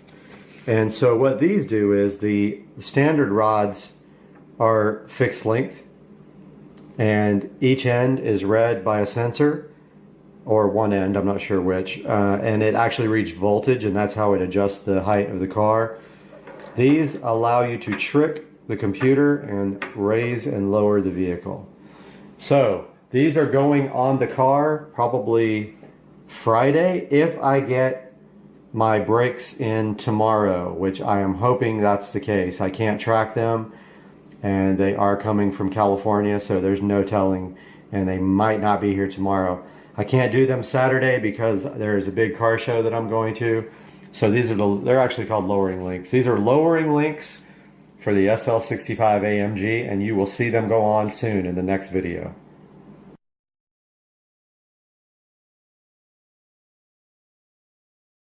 All right, here we go. Oh, it's so brutal.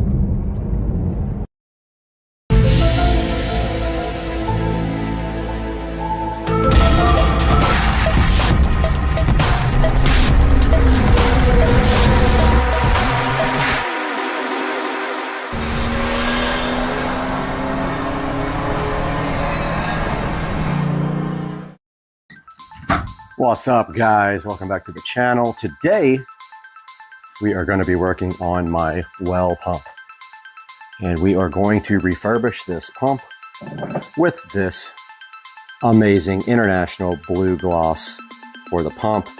We've got brake cleaner to spray the pump down with first to get it all nice and ready to paint, and then I will also paint the pipes and the tank with gloss white here. If I have enough, I have some here as well. And the first step is to prep the whole thing. So we need to put some stuff down on the ground to keep the rocks from getting painted, and we need to tape off some things so we can do this in steps. Let's get that done now. All right, guys, out here at the well pump, and the first thing we are going to do is prep this guy for paint. So we've got the towel down here, and we are going to spray this guy down with brake cleaner first, all of it, then come back and do white on the tank and on the pipes. Then we will mask off or cover the tank and the pipes and do the rest in international blue. So let's get the brake cleaner. All right, we got our brake cleaner out here and our paint. Stuff should dry pretty quick, but this is just to make sure that the paint sticks, gets all the dirt off. You really want to do it properly. Not saying that this won't work, but you can lightly sand all the metal. This will dry quickly.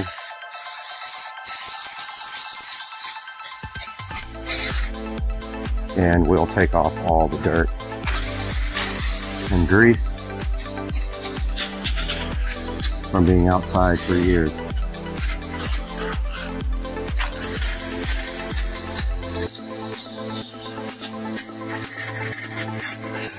I'm not removing any stickers or anything. I'm literally just going to paint directly over everything. That would be a lot of trouble. But yeah, this stuff, you can see it's already starting to dry. So it's really good for taking the dirt and the grease off. And then we will paint everything white that is going to get white. I need to cover the rocks up more back there. I don't want them getting painted. Let me find something to do that with. Okay, I decided to take a little bit more time and prep the concrete because we don't want that sprayed blue. Actually, we could come back and do stone on that one if we really wanted to make it look cool. The tape is not going to stick, but we can still get some tape in there. Otherwise, we're going to have blue paint all over our concrete. Yeah, that's not working great at all.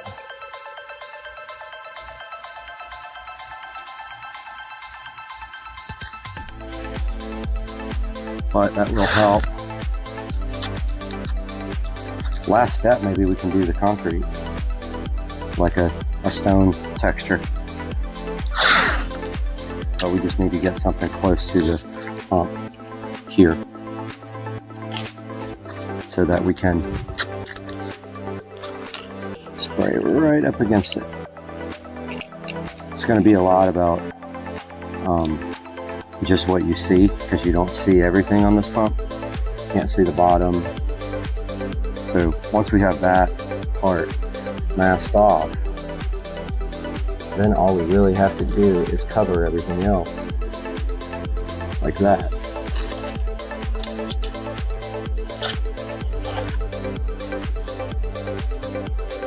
And we can get kind of close without getting the concrete in all these places and the rocks.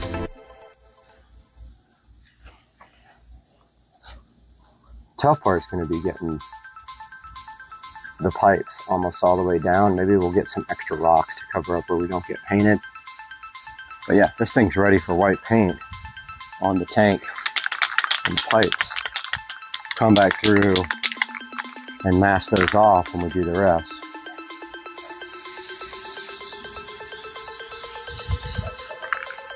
Oh, it's not coming out very well.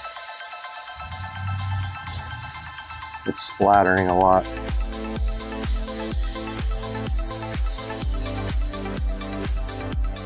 Yeah, this can's got issues.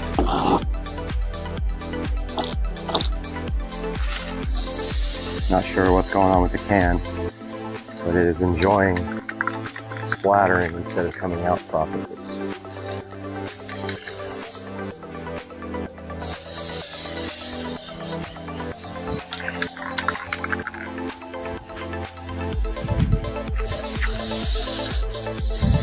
I've got another can of gloss white that I might have to go get because this one's just not doing great.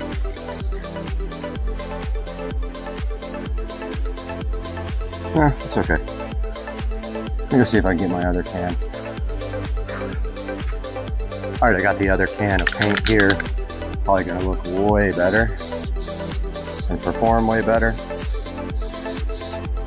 Yep, this sprays a lot better.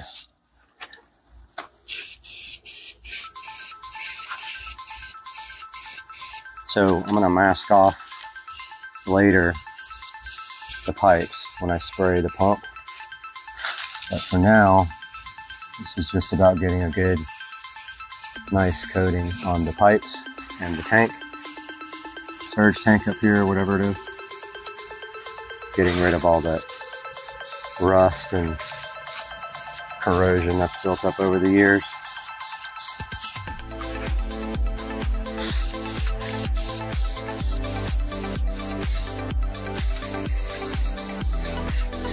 come back and do this cap on top. Blue.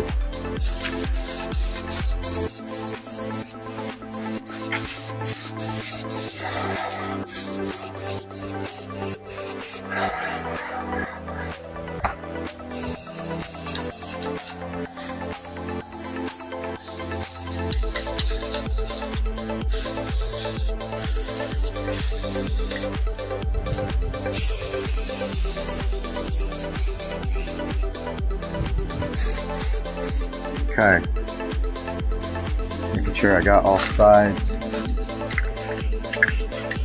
can see anyway.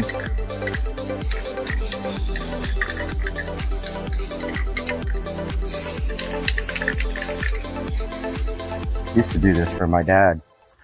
We refurbished oil field equipment. Pretty good at it.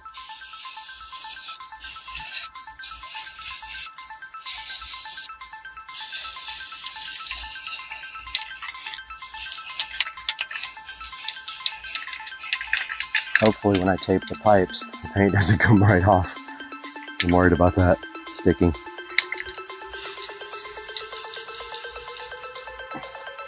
And also getting all this down by the rocks. Pretty good.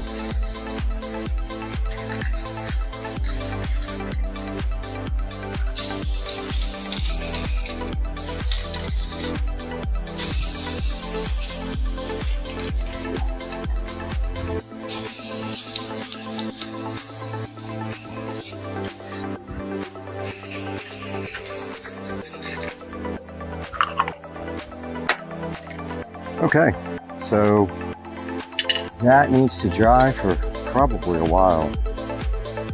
Let's see, one more spot I missed. I'm gonna have to let that dry for a bit. A few hours at least.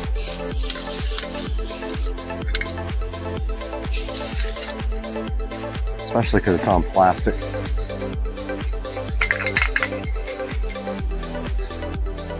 Maybe let that dry for 3 or 4 hours before we come and try to do the second part. But yeah, so that's the first step. Looking good already.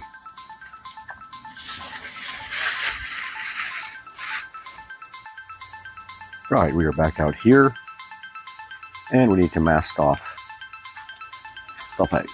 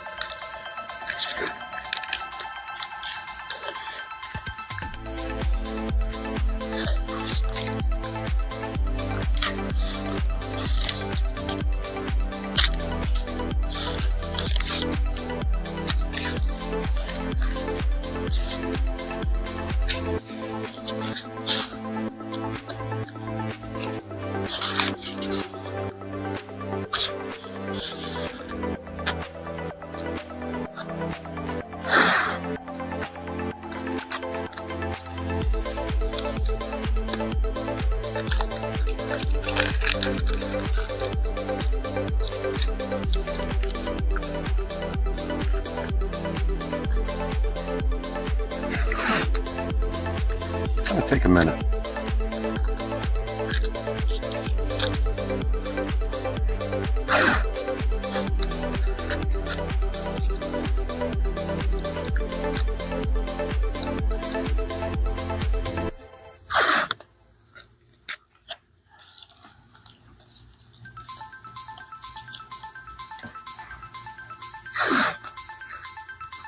Got some exciting plans for some of the little pieces on this.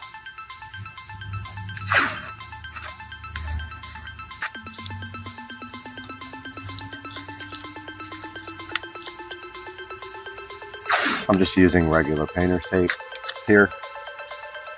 Sorry, I know I'm right in the way.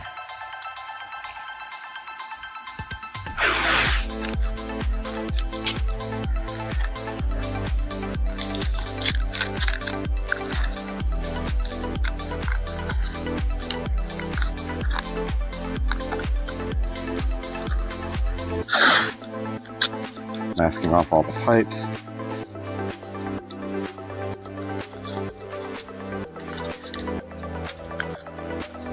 Hopefully it doesn't rip the paint off.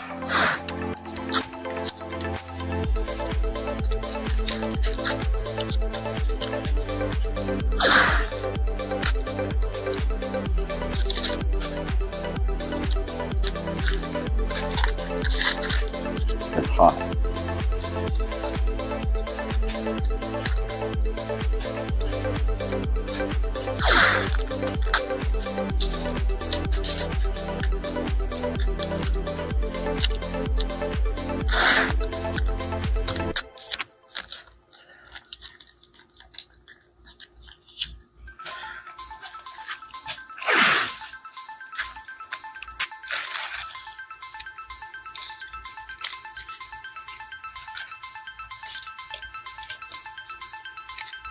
Trying to get just the part that's going to get spray painted here.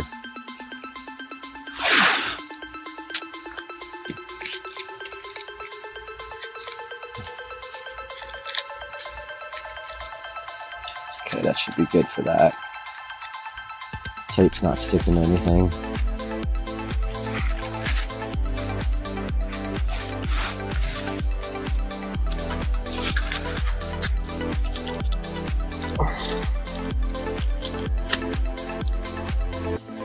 I'm gonna get this part. I think this will get painted by accident.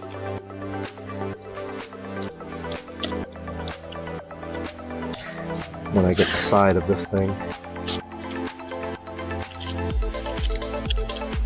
I see a couple other places I need to get.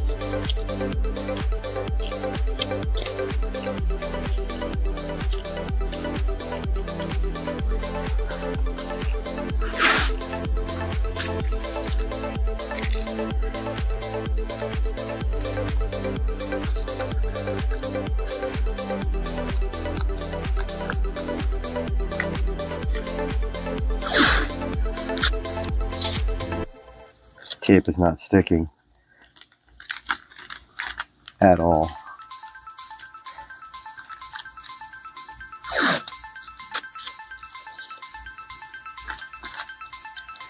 Now do some copper accents. Don't think we'll get underneath of this.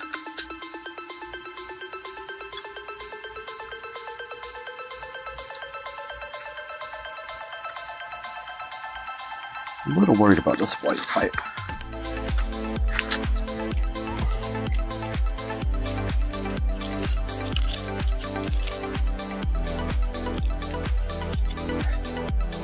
This.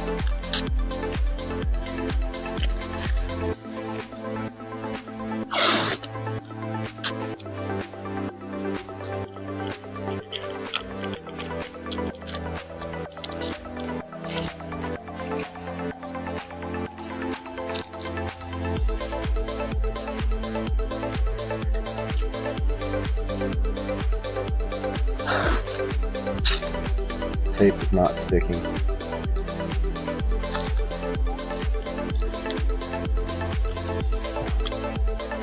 To itself, even. Which is a joke. Gotta be something with the heat.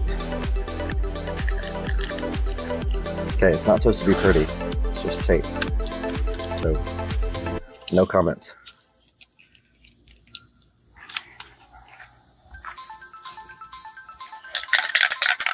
And we have this international blue gloss.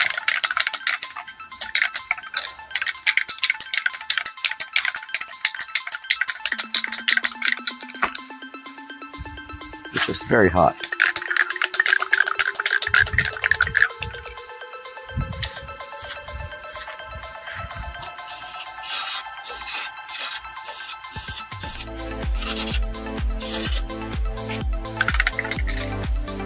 Coming out very well. It can.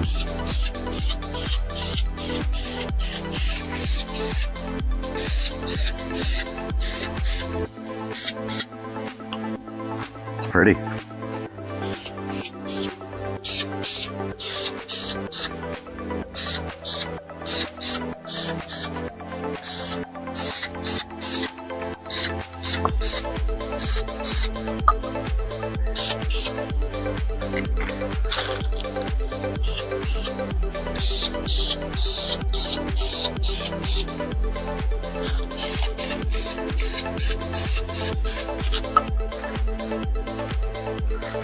Lost some paint.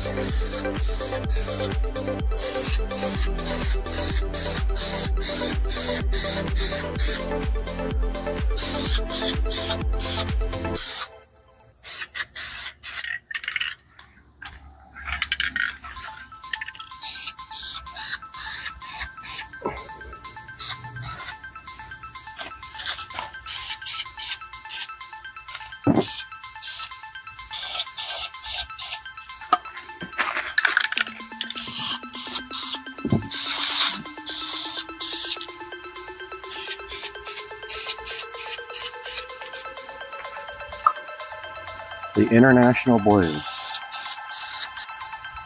Okay, we are back out here, and unfortunately the camera shut off because it's 93 degrees outside, but we are on the next step here. And I think what we want to do now is probably the black parts of the, yeah, this is completely dry. I mean, it's so hot out here, it can't help but be dry. I'm gonna mask off what we don't want to be black, just with plastic bags, like that, I think. And then we're gonna do this valve as well. It normally has a black handle.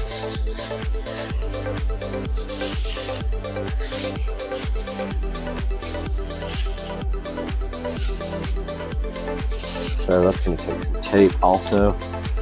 I don't know what happened to my other tape.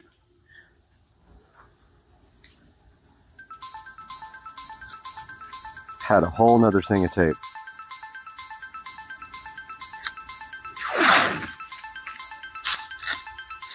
Ouch.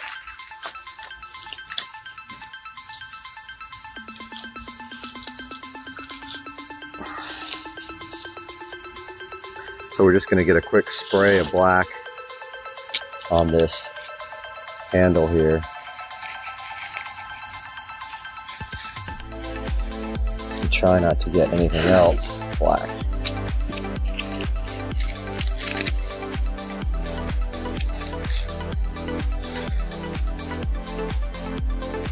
Just the handle.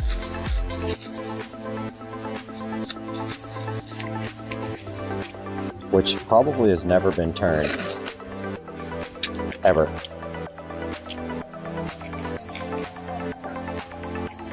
And we're going to do the controller box as well. So we got to get all this mass off right here, so we don't be painting anything white, black that's white already.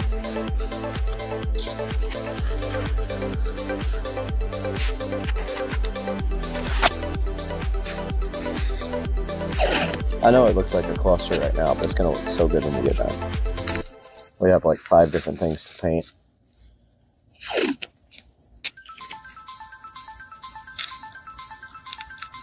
This handle has never been moved. It's literally been sitting in this position for probably 10 years. It may not even work anymore. All right, so we don't have a lot of black paint, so we're going to be very careful with it.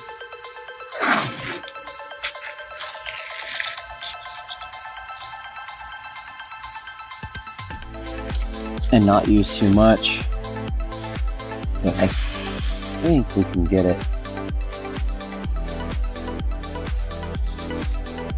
A lot of it like that. Don't have much paint at all.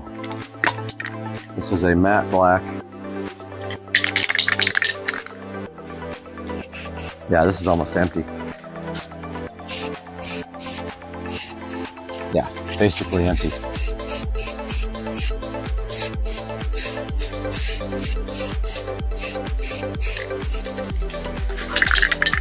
I might not even have enough to do this.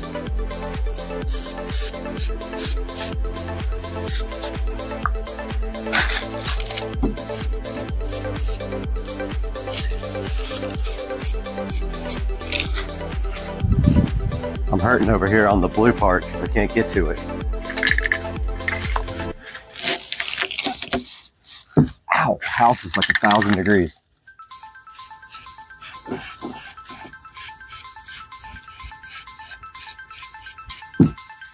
Okay.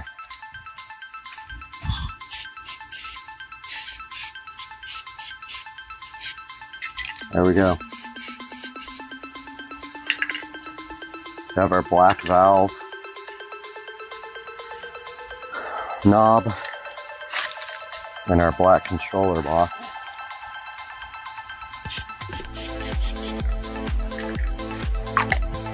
And I want to do both the little plugs in copper.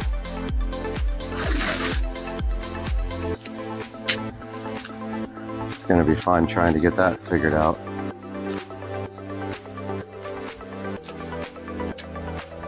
Oh, okay. You can go underneath the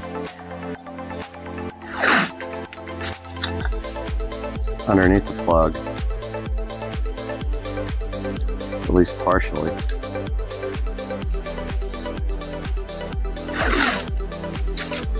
This is going to look cool.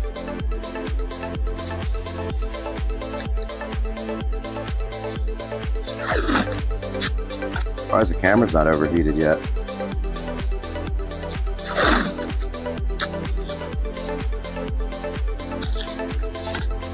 This is going to be a quick and easy little addition to the refurbishment because it's such a tiny piece and I'll probably only have to spray it once. Man, I've dropped like 45 things today. I'm really not doing that great on dropping stuff. I mean, I'm doing good on dropping stuff. I'm doing not good on not dropping stuff. That makes sense?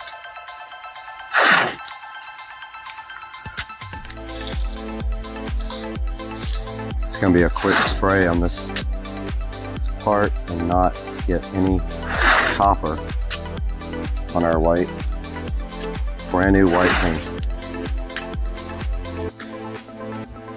Yeah, we're using metallic copper paint on this.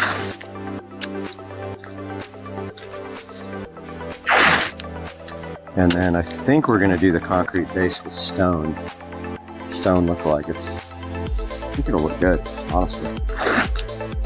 That's going to be copper for now. And this guy here is going to be copper.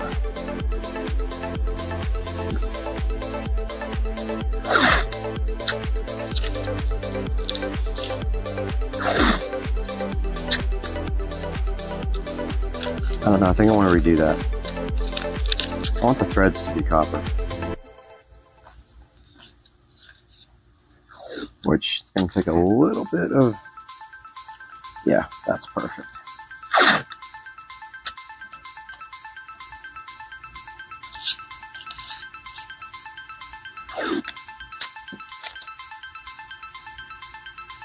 I think it'll look better with copper threads too, because it'll make the bolt or the cap or whatever this is seem, you know, fully copper, which is probably just some cheap metal, of course.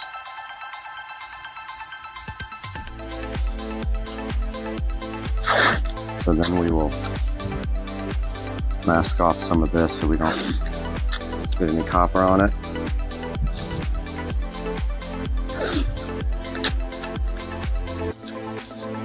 Try to do it quick and easy. I mean, that stuff goes everywhere when you spray it.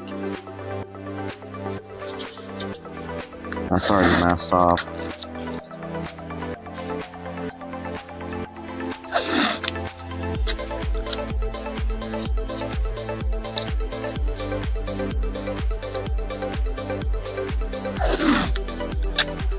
I haven't quite figured out what to do with these valves yet. We got our copper.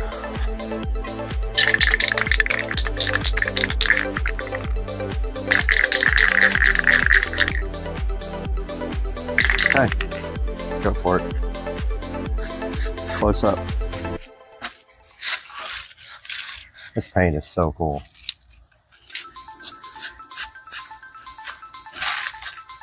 Ah, I love this stuff. And that's not sticking right there for some reason. Oh, it looks so good. I'm stoked. Get close.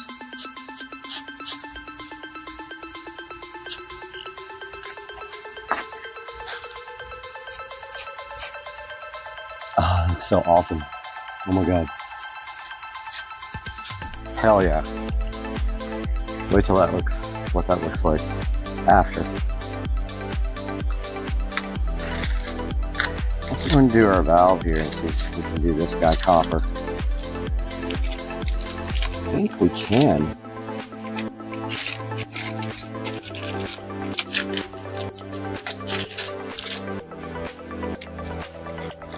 Yeah, I think that's the jam. I think we're going to try that. This is the hose bib if you want to connect a hose to the well pump.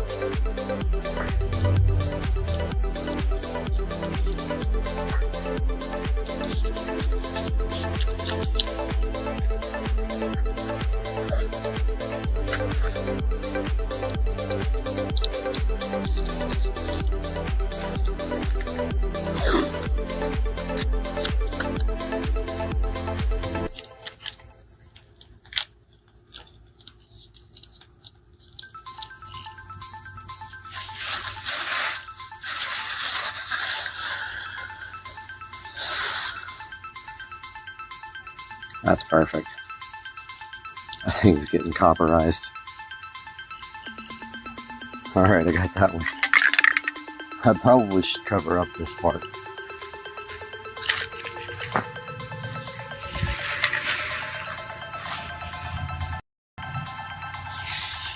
That thing's ready for copper.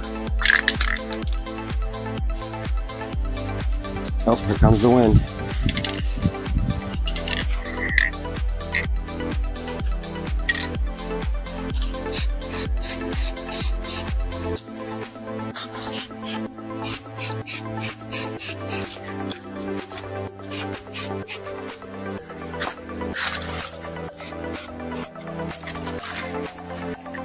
Oh, that looks so cool. Oh my god. That's awesome. This thing's gonna look ridiculous when I get done. That's cool. Back here in the back, we just have some weird valve. Crappy looking valve that I don't use anymore. I mean, I guess I'll just leave it. Not sure what to do with it.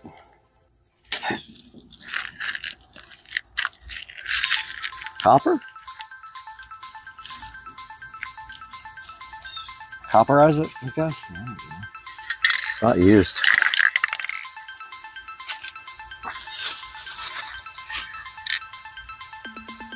Kind of in the back.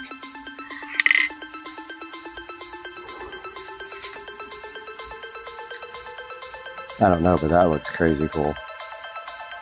The copper on this looks ridiculous. Ridiculous.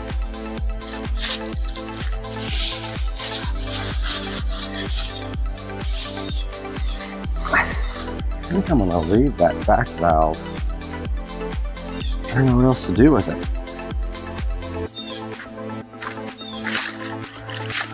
Probably should just take it off.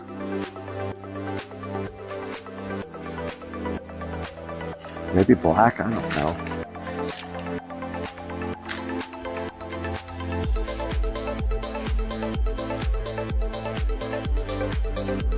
I don't know what to do with that one. It's kind of half white now.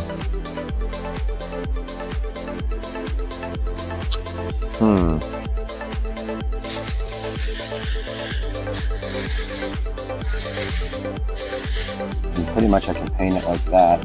Yeah, why don't I do that? Gotta find a color though. So I'll do black.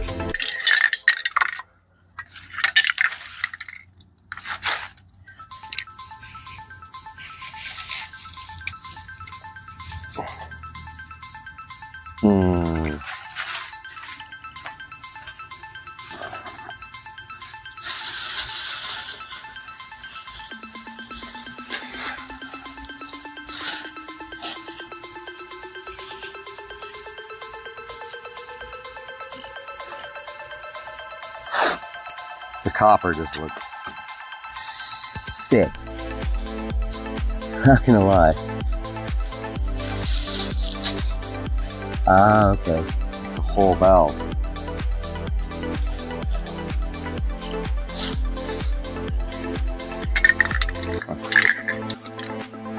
Oh. Almost just painted the whole pocket.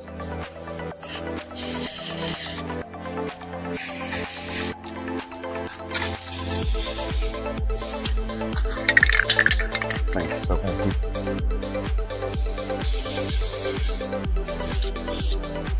Okay. That's that. Needs to dry for a while before we can do the concrete base. But, dude, sick. Sick, sick, sick. All right, guys, so we are back at the pump, ready to remove some of the condimage. Let's see what we got here for the reveal. Not sure. Oh, we got a little blue paint right there. That's okay. Not going to be perfect, but it was really bad to paint.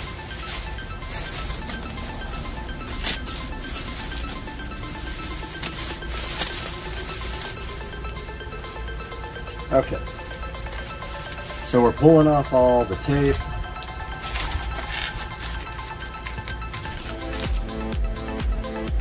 And all of the plastic bags. And check out the reveal. Oh, already got some junk on it. And there's a little bit of blue on the controller box. I can touch that up later. No big deal. The main point is to get the whole thing done. Oh, I see some blue on the concrete. So I think maybe we will paint the concrete later with the stone. So we'll mask off the pump and paint the concrete.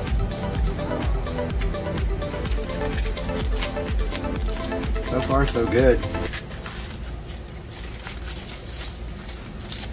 Looks like the white paint actually stayed onto the pipes. Didn't come off with the tape. A lot of tape.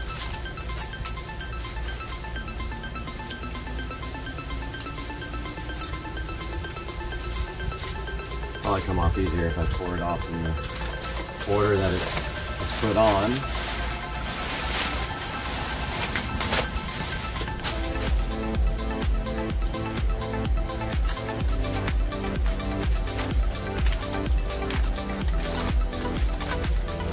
A little bit of blue got through the tape.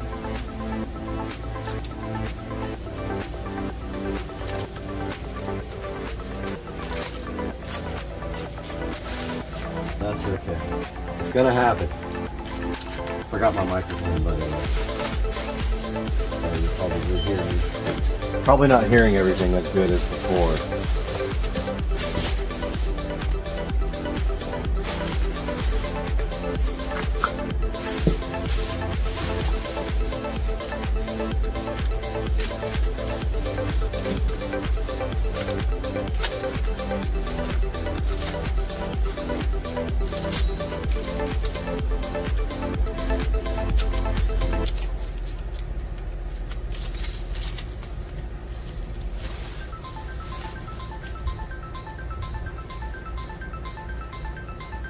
Just getting the last bits off.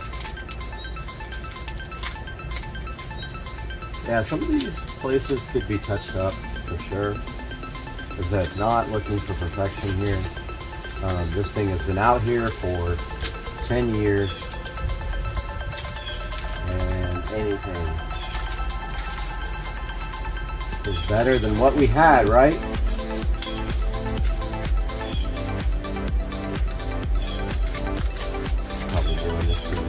efficient way. At this point, our job is to unmask it. And that is all, right, people? A little tiny bit of blue that got through the tape, nothing big.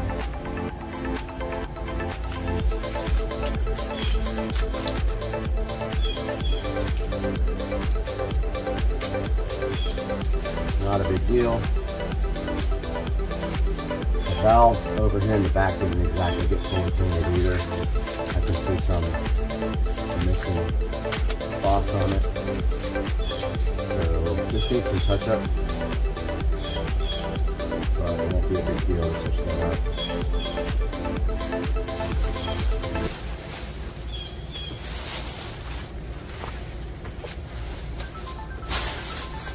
Yeah, the concrete got a little bit of paint on it, not sure why. Probably didn't have it masked off that great.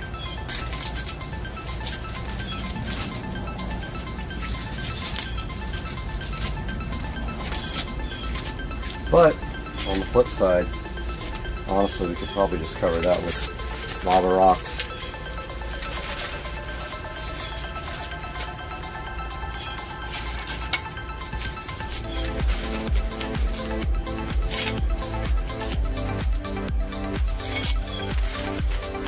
There is a surge tank, or whatever it's called, the storage tank, all in white, looking good, fresh.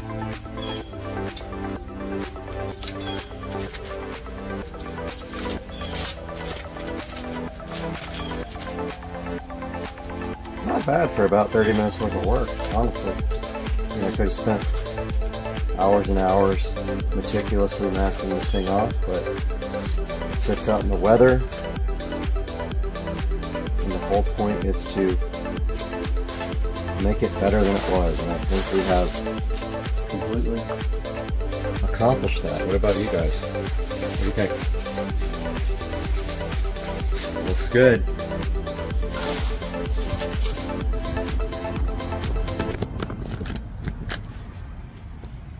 So yeah, that is it. Now we'll do some glamour shots. Hope you guys enjoyed this video. Maybe you have something you can work on in your yard like this that's been sitting forever and make it look better.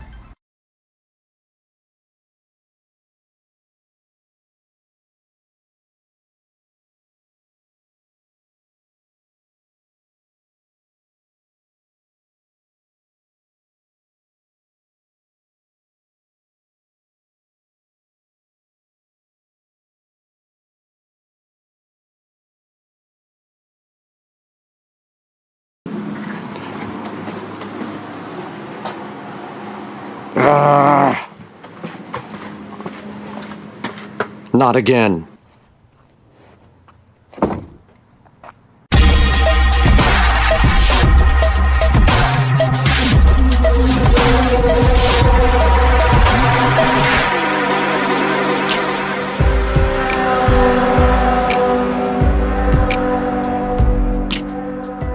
Guys, welcome back to Supercar Street Racing once again. And we are here with this high yard doormat that we're going to be opening and taking a look at today. Now, as you could see outside earlier, that doormat that we had before on the outside not only got really dirty from all the construction with the door, but also it was so lightweight and thin that every time my yard people came around, they blew the thing into oblivion. So today, we've got a better alternative with this high yard doormat. Sitting in the SCSR compound with this beautiful high yard floor mat, and we do have the SCSR scissors that I still have PTSD from, because as you know, in the last video they sliced my finger wide open and it was not fun. So what we're going to do right now is open this carefully and hopefully not destroy our fingers in the process like we did last time. So no touching the actual blade. And we open up this high yard floor mat so we can take a look at the inside of this packaging. And right here it just says doormat MAT. Keep your home away from mess and be clean and tidy. Keep your home away from mess. Trap dust, easy to clean, absorb water, widely use. So another hilarious, badly translated thing there inside the package. And getting this thing completely opened up. It is pretty heavy. This weighs about, I would say about 10 pounds. And then the rest of this is going to involve taking this outside and getting it all laid out in front of the SCSR studio. So let's take it out there right now. All right, guys, we are out here in front of the Supercar Street Racing Studios, and we have the brand new floor mat right here. Let's go ahead and get that installed and see if that prevents our yard people from blowing my floor mat away every single time they come. Now, this will take a few days to kind of settle and flatten, but it's much heavier than the old one. You can see here it just kind of unrolls. I have the same one inside the studio door.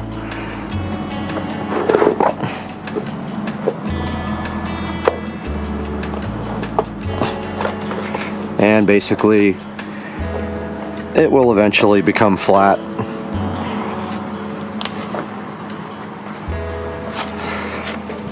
And let's get this thing straight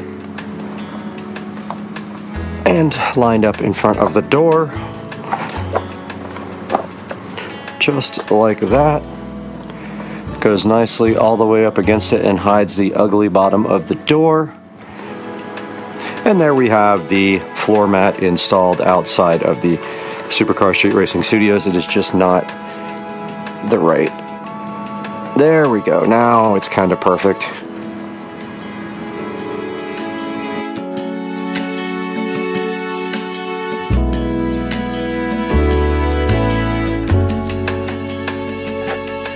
Guys, welcome back to the Supercar Street Racing 4K production studio. We are out here having a great time and making videos for you guys.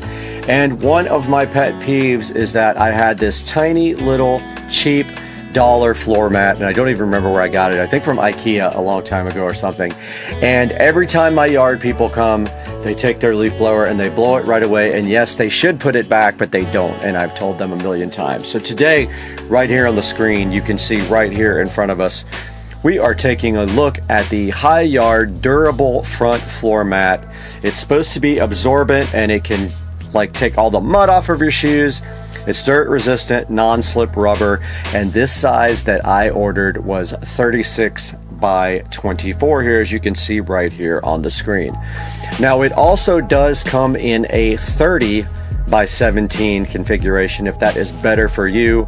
It comes in beige, which you can see right here. Now we'll take a look at the bigger view there. It's black there, but in beige, the bigger view looks like that. And it does also come in gray, which looks like that. And so if you order the 36 by 24 in black like I did, you will have the one that we just saw sitting right there out on the ground. And then here's some other little pictures for you guys to check out. Now it says it's the perfect size, 24 by 36, 0.3 inches thick. Captures dirt and moisture.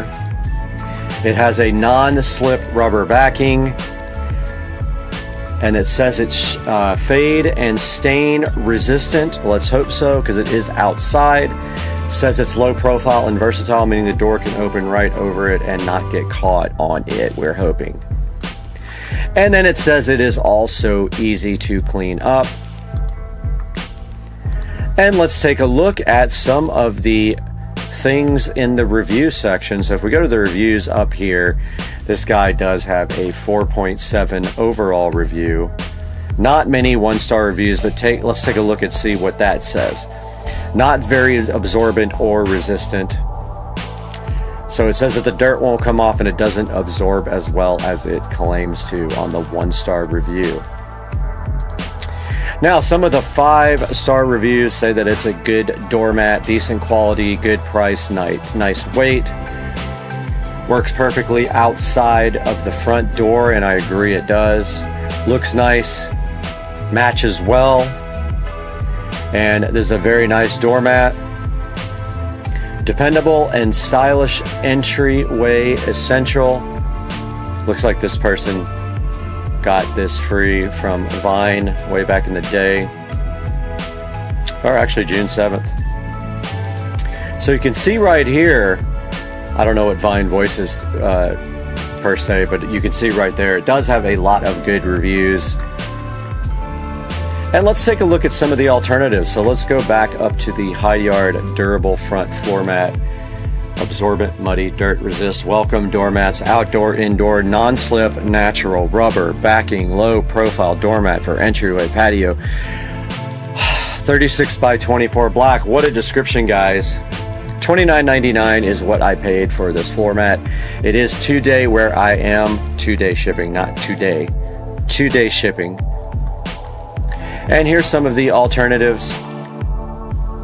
There is one for $37. There is another Gorilla Grip Ultra Absorbent here for $24.99. There is a Gorilla Grip Waterproof for $17.94. There is a Yamorba Durable Front, almost looks the same, but it's a 29 by 17, so you have to take that into account on the price right here. And it is $9 right now. And we do have this Home Ideas 24 by 36 for $21.99, that if you want to give that a little comparison. And then we have some 4 stars and above down here in the reviews. This Mobeo, which actually looks like a completely different type of material with a rubber backing there. We have this Pure Rugs Dust Trapper Doormat, non-slip entry for $31.99 as well. Another couple of High Yards, a Dexy and a doormat there. And no one did any video reviews at the bottom, so I don't have any video to show you guys. And then there is some down here that also have a word printed on it, like hello, that if you like those, you can take a pic out of those. There's some down here with actual designs on it that say things like freedom, if you're into that kind of thing. Here's a multi-stripe one, the Kit Enjoy Indoor Floor Mat Only. That's an indoor, so it may not work for what you need. We need it also outdoor. And here are some of the reviews with images. You can see it right outside. That looks like that's inside of somebody's front door there. This one right here, also inside the front door. They're using that for indoor. And there's a good close-up picture of it right there. Another good close-up of the gray. And one sitting, looks like outdoor on a deck. People were using it outside. And yeah, guys, so the High Yard outdoor floor mat, I do have 2. There is one sitting on the inside of the Supercar Street Racing Studios right here in front of the door, and then I added the second one outside the door there for when you come in from the outside, because it's sometimes wet out there, because this is a directly outdoor studio room with no connection inside of the house. Guys, let's take a minute to talk about the Supercar Street Racing channel. We bring you high quality reviews in 4K, and we do actually lose money from the channel. So we would love it if you would click for the description down below, click in the description down below, and order things through our official affiliate link. Now, that doesn't mean you have to order this exact product. Any of our videos that you see affiliate links in, you can click that affiliate link and order anything you want on Amazon. It gives me a small credit to help pay for the Supercar Street Racing station, because we do lose money on the station. Now, coming up tomorrow, we do have a review of a portable blender. It is a rechargeable blender, and I'm pretty hyped about this. It's a pretty cool little product, so hopefully you guys come back tomorrow, and we thank you for your support. Please like and subscribe down below as well, and we will see you next time, because you know what's up now. Peace.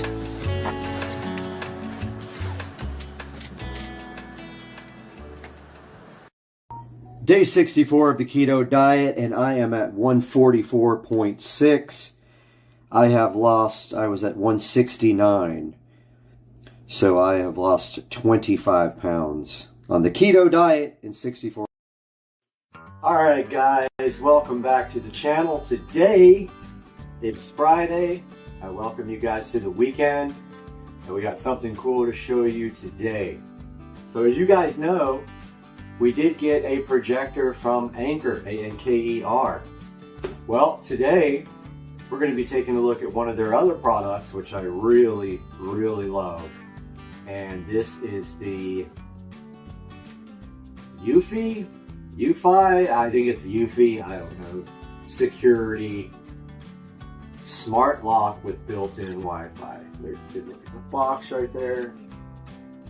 And so there's the front, there's the side of the box right there, and the back of the box.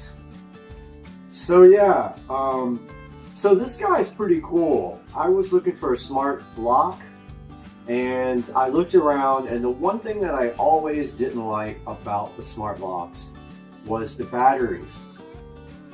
Usually with a smart lock, you have to change the batteries.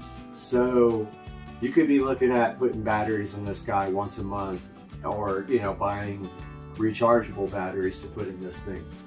So the cool thing about this guy is, now remember, this is a different model than they do make one with regular batteries. This guy right here has a built-in rechargeable battery. Now I will show you guys that in a little bit when we take a look at the actual lock. Now the other cool thing about this lock is, of course, that it is smart and it is Wi-Fi.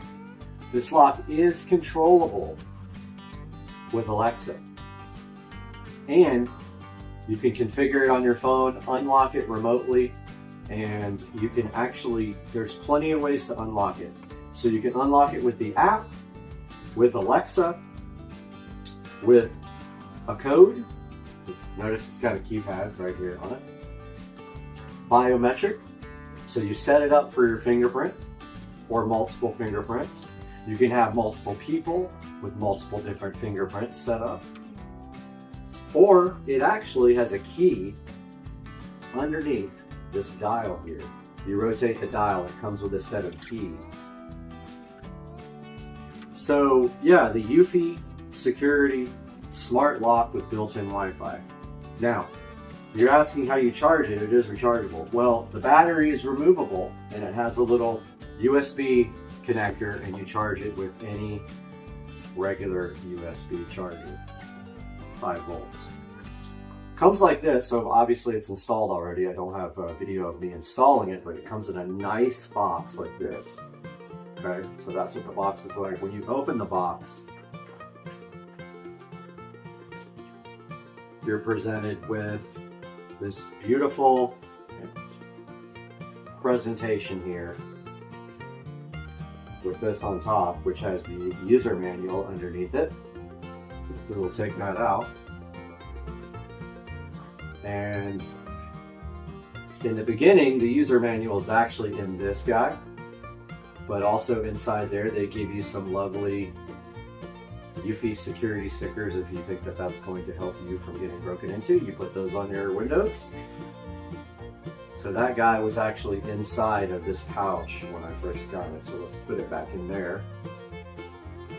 And let's move on. So if we open up this styrofoam here underneath, you are presented with this cool box on top. And if you notice, it has the steps. It has the steps that you actually do the installation printed on the styrofoam. And then if you go under that further, you would have found the lock here. And these little cardboard boxes which have the rest of the steps on them and the parts. So for instance, step 1 is the thing that goes inside the door. I forgot what it's called, but it's the thing that actually protrudes out and goes into your deadbolt part.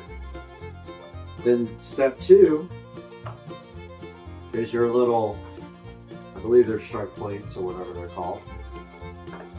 And then this next box has keys, and it's marked like that. And then this is the screws for step 4, which is holding on your door lock. So if you take out the manual here,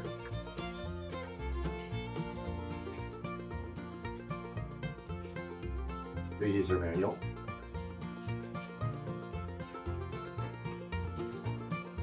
it will actually show you install instructions. So the first thing you do is go to step 1, and you install the deadbolt is what they're calling this. So it's clearly laid out in the manual right here for step 1.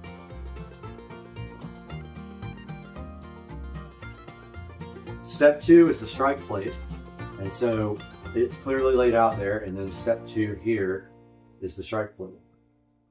Now there is actually a strike plate in here.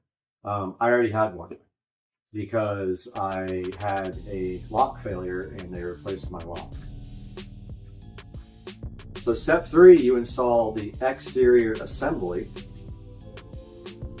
So if you go to your box here, there's step 3.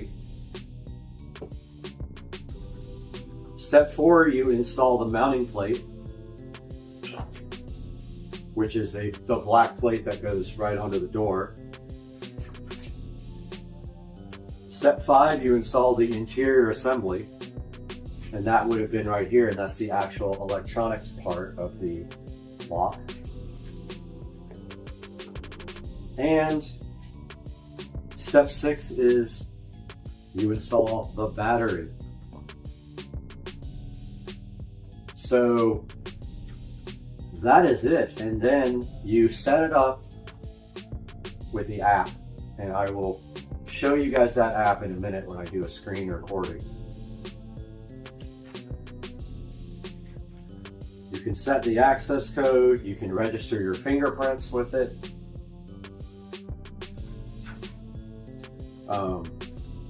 One cool thing about this lock is you can set it up to automatically lock at certain times of day or when you unlock it. So for instance, mine will lock 2 minutes after I lock it. So I'm putting this all back together and showing you guys how nicely this thing all goes back into the box. So that goes there, just like that. That goes on top like that. And lastly, the UFI, let's call it UFI, I think let's do this. Manual pouch goes right there. And this guy goes back together like this. And then this all goes back in to the lovely box like this. Somehow.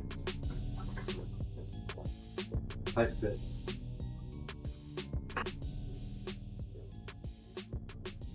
So the next thing I want to show you guys is the actual lock.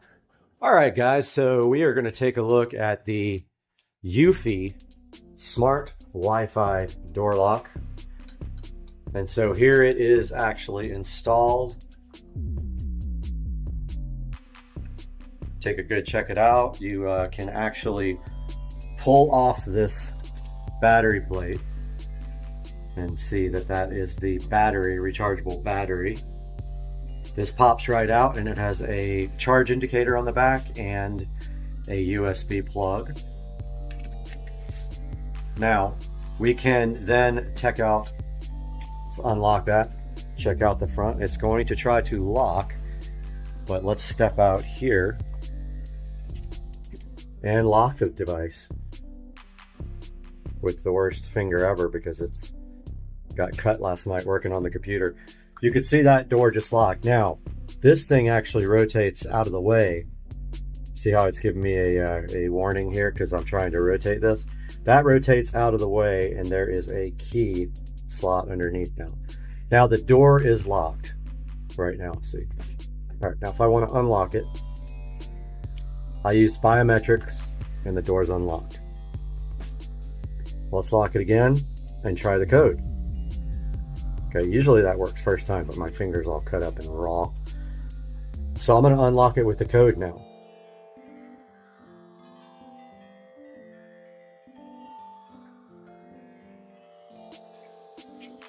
Door was just unlocked with the code. Works just perfectly. So if I leave that unlocked for 2 minutes, it will lock itself. Now let's take a look at the battery pack. So if we remove this, set it aside.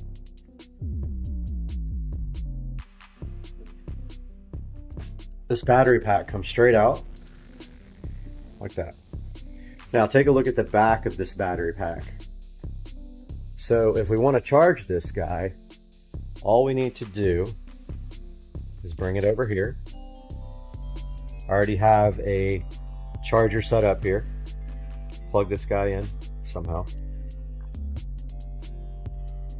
Now you see how that light is red. That will charge for a while and then it will turn green.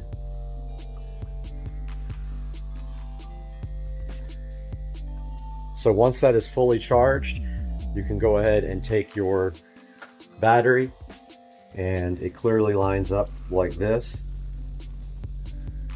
and throw that into your device.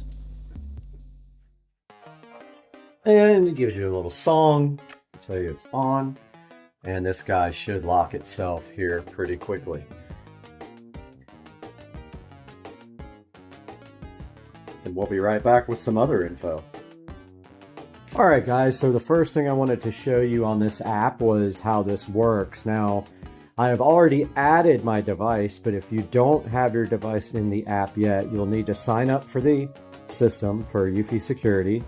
You'll have to hit Add Device, at which time it will discover your device, okay? And once your device is discovered, you will see it here on this page. And then to configure your device, and you notice it says it's locked here, you can unlock it by dragging to the left or to the right here. You can also manage the access here. So you can add access for other people with this right here, as soon as it figures out how to respond. So that's my access there. You can look at the events, when it was locked and unlocked, and what day. And then if we go back here to this page, your settings is this little gear icon right here. So notice it says what kind of lock it is. It's a smart lock touch Wi-Fi, touch and Wi-Fi. Don't get that confused with the other lock, which needs a Wi-Fi bridge to actually work properly. This has built-in Wi-Fi and a rechargeable battery, and I will link it in the description to Amazon. Now this is where you name your lock right here. That's how you do your name. Now auto lock, this is cool. So this is what I was telling you guys about. This will lock the door after 2 minutes if I leave it unlocked. So there's no way you can leave your door unlocked. And then the schedule is, I want my door locked during this time no matter what. So please lock it the whole entire time from this time to this time. Now, one touch locking. That enables you to lock the door by long pressing the lock or cancel button on the lock. So you don't have to put a code in or anything to actually do it. Now this next setting is wrong try protection. So if someone tries to unlock my door with a fingerprint or the code more than 5 times, then it will disable the lock for 3 minutes. So you can set the attempt numbers here, and you can select the minutes here, or you can just switch it off completely. Scramble passcode, what that means is it will require you to put in a random set of numbers before your passcode. So if someone is looking over your shoulder surfing, it'll always be different in the beginning, and they won't understand why every time you walk up to the door you're putting in a different password. At least it'll deter them. It's not a sure thing, but it's a deterrent. So this lets you enable a sound when it's locked. It makes a little tone sound, and you can set the volume on that to low, medium, or high. So actually this turns on and off notifications on your phone. So when the door's locked, it'll send you a notification when it's unlocked. This lets you calibrate the lock. You have to do that when you add a new lock, so it checks the tension on the deadbolt. This tells you where the lock is connected to Wi-Fi. So it's connected to my 2.4 gigahertz Wi-Fi. It wants you to connect to 2.4. This is where you set the time. I'm on Eastern time, so New York works great. If you have the doorbell as well with the camera, you can integrate that here. I do not have that yet. There's a little mounting guide here that you can watch. Pretty cool. Shows you exactly how to do it step by step.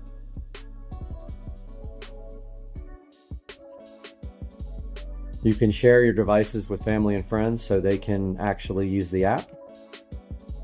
And then here in About Device, it shows you the serial number, MAC address, firmware version. You can check for a firmware update, and this is fully updated. So now I want to show you how to add this to Alexa. So we go to our Alexa app. We find at the bottom right, we go to Skills and Games. We search for Eufy, and it is the Eufy Security, not the Eufy Home. Now you click Enable. Now you put in the email address that was associated with your account. So we'll be right back so that email address doesn't get shown. It took me forever how to make this thing work because it was saying my microphone was in use, but I figured out it was from Alexa. So I actually disabled that permission, and now I can. So she's talking to me because she heard her name. So here it shows that my account is linked. You click Close. And then you click Discover Devices.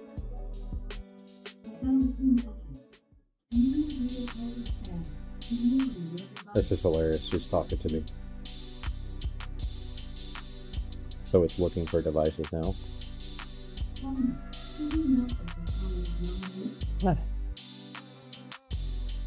So it takes a second to find devices to connect to. It should find my lock.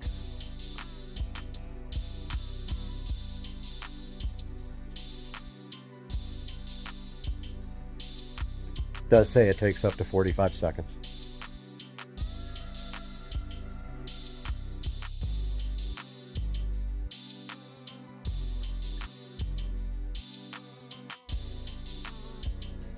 Aha, no new devices found. Well, let's see if it's actually in there.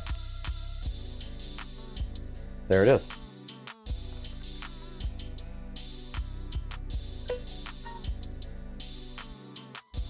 So here you can create routines and set up the door lock. So if we hit the little thing, you can tell it, you'll allow it to unlock with the Alexa app. Oh, we're gonna wake her up again. Okay, so when you do the unlock by app, you have to put in your Amazon account password. When you do unlock by voice, you have to put in a 4-digit code. So that way, when you tell her to unlock, you have to use the 4-digit code. So I am actually going to change that code, but for now it is temporary. So Alexa, unlock Brad's front door lock. What's your voice code for Brad's front door lock? 6666. Unlocking. Hang on. Okay, so that did unlock the door. Alexa, lock Brad's front door lock. Locking. Hang on. So you don't need the code to relock it. So that is how you enable this to work with the Amazon ecosystem. And I hope you guys really enjoyed this look at the Eufy Security Smart Wi-Fi front door lock. We'll see you again real soon. Later.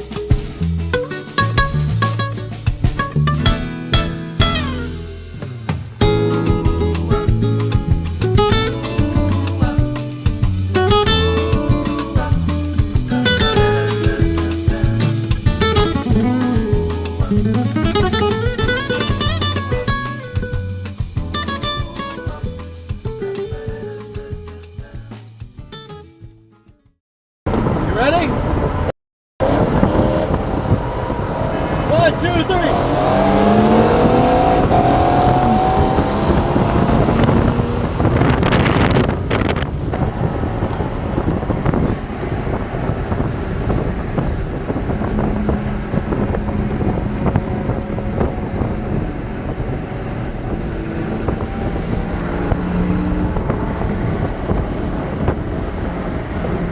And stay to the left. The right to Blanding Boulevard. 1, 2, 3.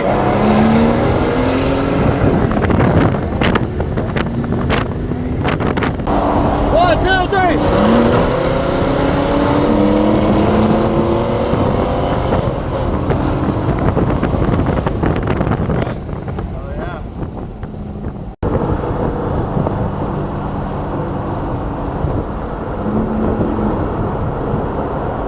One, two, three.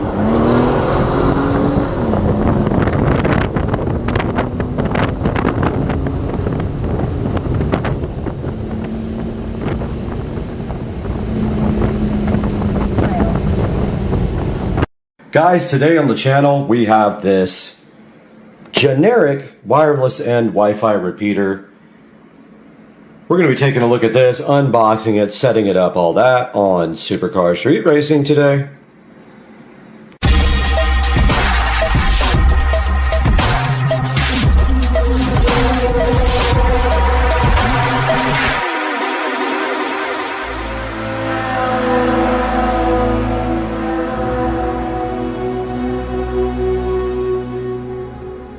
This is the wireless in Wi-Fi repeater, something about $18 worth on Amazon. This guy right here can take a Wi-Fi signal and repeat it from the wireless side or also from the wired side with that little port right there. And we're going to be unboxing this right here and right now on the channel. We're going to try it with one hand. We got skills. Maybe we got skills. We do have skills to open this and pay the bills. And inside of the wireless N, and of course being the band of Wi-Fi that it is able to repeat, we have this lovely little generic cheap Wi-Fi repeater, range extender, and this delicious manual that it came with that tells you how to set it up. Now, I already have one of these in the Supercar Street Racing Studios, and I will be opening this for you right here and right now because I can't do it with one hand, I don't think. Let's see. Oh, maybe. Maybe. Nope. Need two hands. We got the one-handed peel satisfaction on a video short on Supercar Street Racing, and we take a look at this Wi-Fi repeater. It has a number of confusing indicators on the front. Just one plug, so it's super easy to work. And if you have a Ethernet connection you want to then create a Wi-Fi from, you plug it right here in on this little port right there. And inside we have these quick installation guide. I will put that up on the screen. And what you do is you plug it in and you connect to the Wi-Fi network on it to actually start the connection to be configured. And all the instructions are right here, right now. So we are going to go over to Joe's house where we have to install this, and then we will continue the video from there with the wireless end Wi-Fi repeater. Just wanted to point out quickly the thoughtfulness of providing you with a tiny little Ethernet cable right here that came with wireless and Wi-Fi repeater. So only thing you get in the box with the repeater is the actual device, and you get this little tiny little little tiny Ethernet cable, which is actually useful in some cases. You don't need a super long cable in most cases. All right, installing the wireless repeater is as simple as just plugging it in like this. Or actually, I don't know if this will take up a plug, but like maybe like this. And once that Wi-Fi repeater is completely powered up, you then just go into your phone and connect to the SSID of the repeater. And we will show you that on the actual phone. We will do a screen recording, but you notice here that that thing is booting up right now. So we're just waiting for that thing to completely boot up. And then we open our phone up and connect to the Wi-Fi repeater network. And then we will configure the wireless and repeater for Joe. All right, here we are back on the phone, and we will go into our Wi-Fi networks and see if we can see this repeater. We're already on Joe's Wi-Fi, and there is the repeater, so you just connect to that. And it should open up the page. If it does not, you manually browse to the correct IP address. Notice it will say no internet connection. That is fine. And it did not. Ah, there it is. So you can say always connect or connect this time. We're going to actually configure it now. I'll just say always connect. And then there is a web page you have to go to in order to configure this. They give you a quick start guide in here. And there is an actual IP address you have to go to.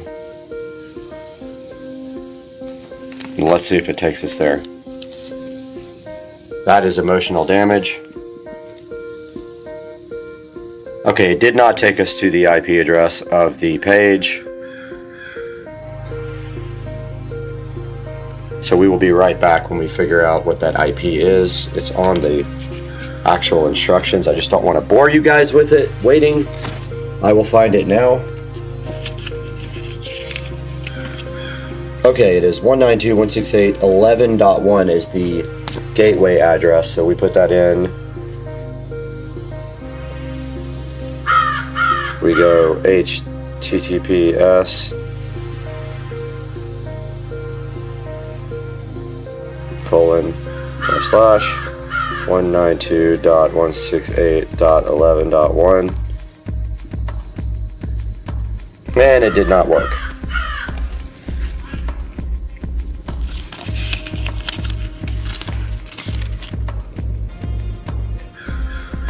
Try that again. 192.168.11.1. 186. Okay, try that again. 68.11.1. Wi-Fi repeater. There we go. All right, so then you just click login. So you see on the picture, the top one is for Wi-Fi, the bottom one is for wired. We are doing Wi-Fi. It'll scan for your available Wi-Fi.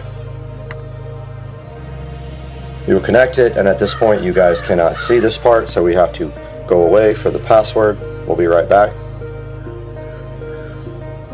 Alright, so we are back, and I modified the name of the Wi-Fi extender to Trap2. Let's see if it will connect. I don't remember the router, and I might have it wrong. Let's see if it will connect here. We will check here momentarily and let you guys know. Okay, we have successfully connected to the Wi-Fi extender. You can see there, Joe's Crab Shack Trap2. And if we go to our browser, we can go anywhere like this. We can go to nasa.com.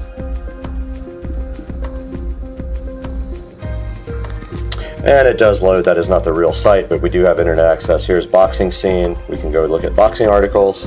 So we are connected to the Wi-Fi extender now, guys. So hyped. All right, guys, we just took a look at this generic Wi-Fi extender. So we have the page up here on Amazon so you guys can take a look and see exactly what this is that I bought.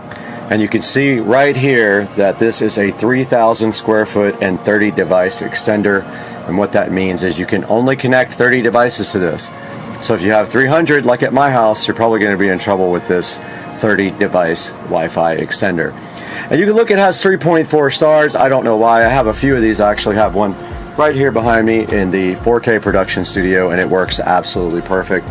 So I'm not sure why the reviews are so low. We could probably take a look at that as well and see what some of the reviews say. So a lot of people having trouble connecting, a lot of people having trouble with the range, saying it's junk, couldn't set it up and things like that. I had the opposite experience with this. Had a little trouble at the first in the first try, but after that I was able to get it set up with no problem.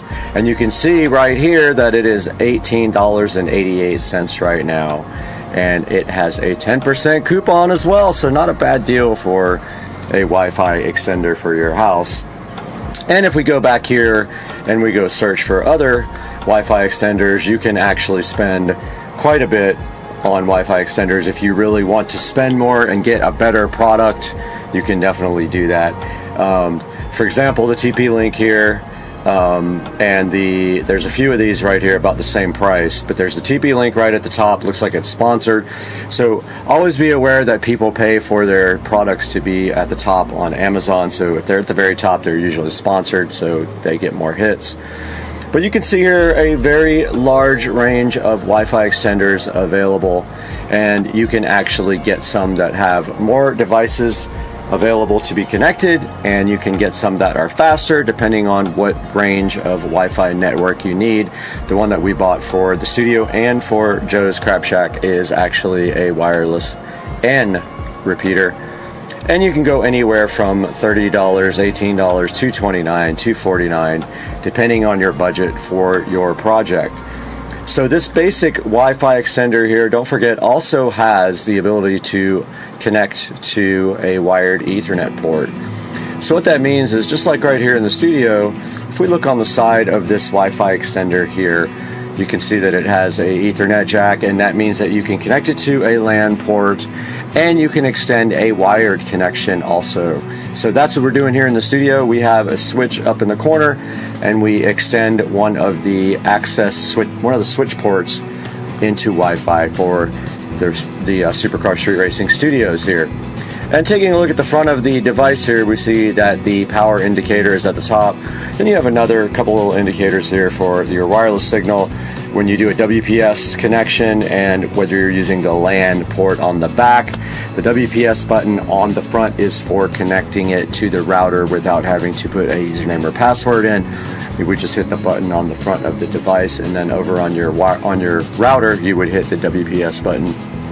And also, if it ever gets confused and stops working, there is a reset button right here on the side of it. And right here you can see how it is installed. If you're going to use the WPS, that is how you do that. And it shows you the optimal connection, like in your house, what you should do if you really want a good signal there. You should follow this chart.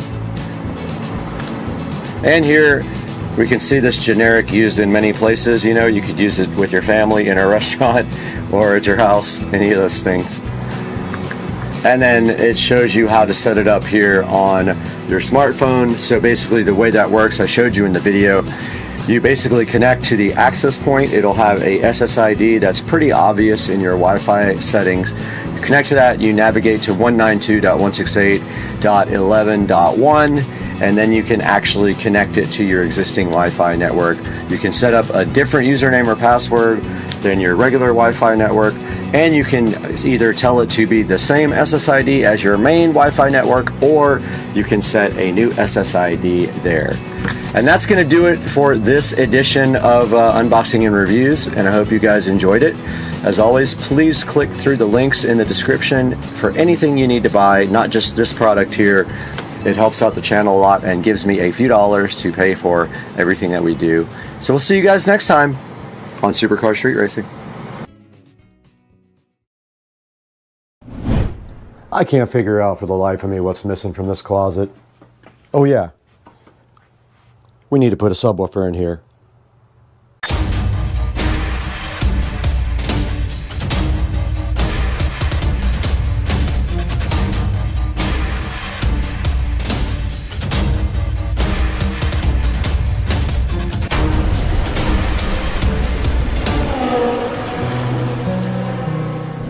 Guys, welcome back to Supercar Street Racing. Brad is here on a beautiful Monday in Northeast Florida, and we need to get this Sony subwoofer installed today, and we're going to put that thing right down there by where we have power. So our goal today is pretty simple. This guy has a section on the back for speaker level inputs. We're going to go ahead and get up in the attic, drill a hole in that cap, stick a hole in the side of the wall here, and go ahead and hook up this Sony subwoofer. So let's go ahead and get that sub down now and take a look at it.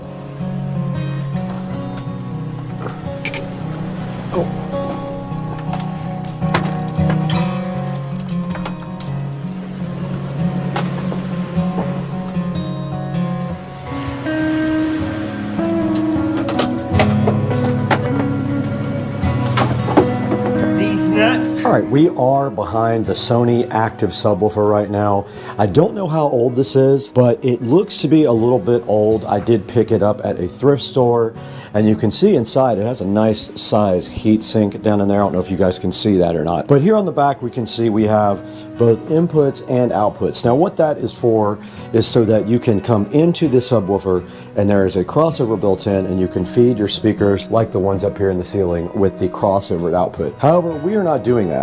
We are going to be giving these guys up here the same feed as they had before, and this guy will just come off of those to go ahead and provide input to the Sony subwoofer. Now on the back here, they also do have a level control. They have a subwoofer cutoff frequency. Now what that is that is the crossover level. Okay, we just did look this up on Crutchfield, and this is a 10-inch powered sub with 60 watts at 1% THD, 100 watts at 10% THD, and it has a frequency response of 78 to 200 hertz. So this is a 10-inch powered subwoofer. I just wanted to discuss with you guys, when you are putting speaker wires in and you have to run wires down a wall, if you are on an interior wall, there should not be any kind of problems drilling a hole in the cap with a paddle bit and just dropping straight down with your wiring. Now, if it is an external wall, like the one in the bathroom going out to the garage, it could have insulation in it, which would make your job more difficult.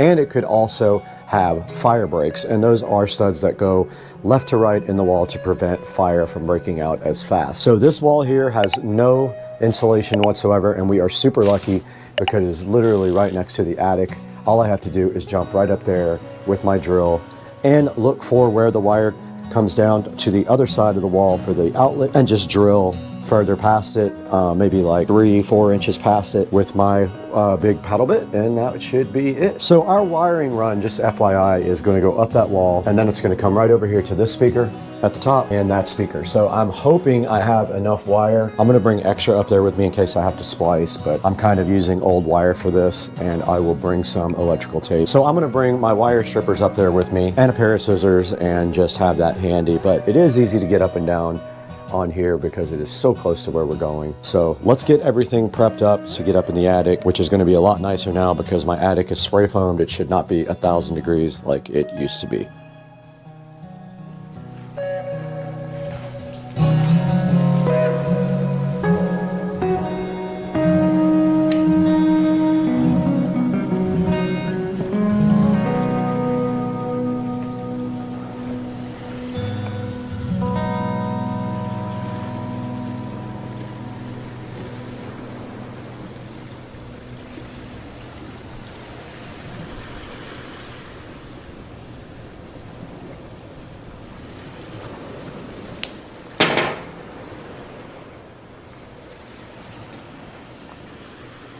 Okay, we did prep our wire for going up in the attic. This simply gets it so it can just go straight down the hole, and then all we have to do is drop the wire all the way down and pull it out of the hole.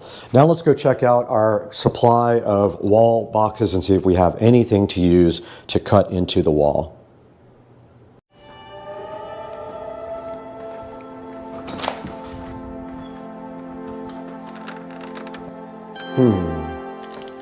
I actually found that I had bought an extra one last time, so I have the box and the little cover plate that the wires can just pull right through that has the little brush on it. So we are good to go to have everything to do for this project. This is the brushed part where the wires come through, cover plate, and actual box that we have to trace and cut out with a drywall knife.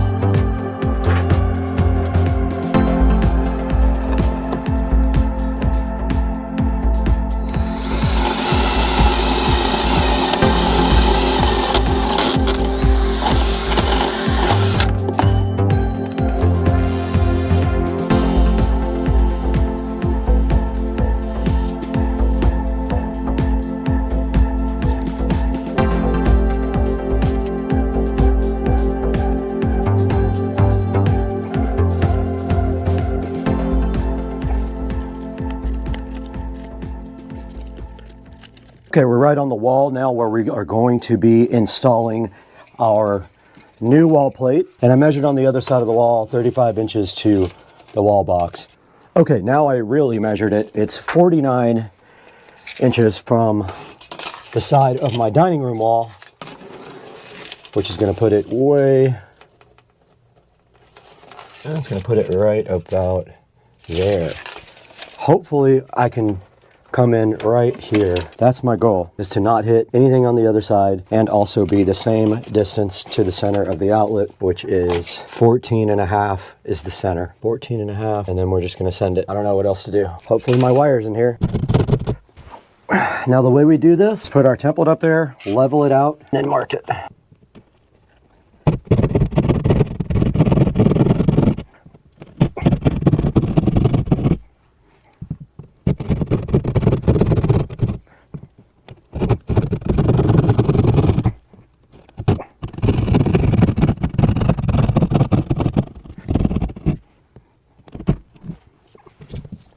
We went ahead and got our wire pulled through, and now all we have to do is take our brush plate and poke the wires through the center of it because it goes on last. But we need to get our, got my impact now, so we can go ahead and put the swap plate in. So this is the kind with the flaps that open.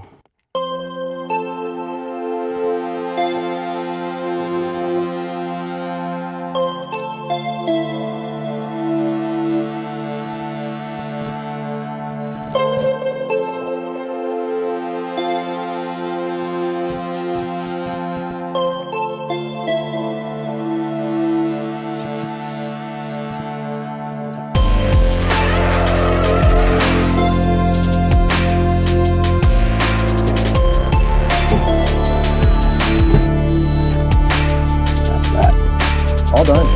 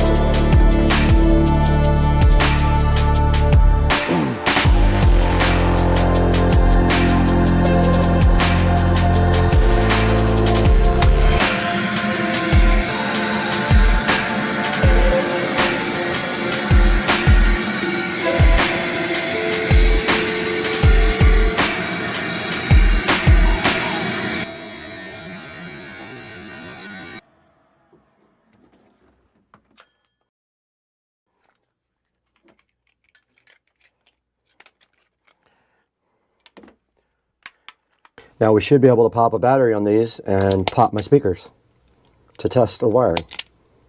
Let's see.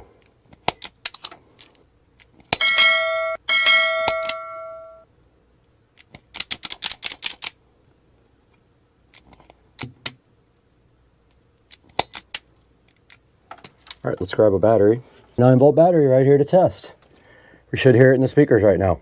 There's one and the other. Both of these work. Doesn't matter which is left or right. This is a mono system when you're using a sub, so you can connect it to anything you want. In is the back ones. Positive is always stripe, remember that. And if you don't hook it up right, it'll be out of phase. All right, it is connected. Power is on. Go ahead and plug it in.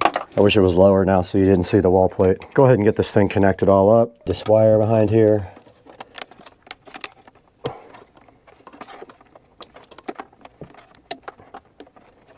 If we wanted to, we could slide over my shoe rack to hide it more. And we see the power light on. All right, there should be no copyright music playing right here. And it does hit pretty darn good for a 10-inch Sony sub. And this is designed to add some bass fill back around the bathroom area where I have speakers in the ceiling. And it'll also help out the entire house. But that is going to do it for this project. And I hope you guys enjoyed yet another subwoofer build inside of the house. 8 total subs with 6 being connected to the main house audio system. And we'll see you guys next time on Supercar Street Racing. Please don't forget to like and subscribe to the videos. And I'll put a couple of good subs in the description for you from Amazon. Go ahead and grab those. Click through my links. It helps us out so much. We can do more projects like this, more fun things with you guys. We'll see you next time. All right, this is how you punch it in a 1,000 horsepower Tesla in Mexico. Punch it. Oh my God. What the hell? All right, guys, we are on our way to All Set Auto right now. And then we're gonna reveal once we get there what is happening with the 2023 Model S Plaid on Supercar Street Racing.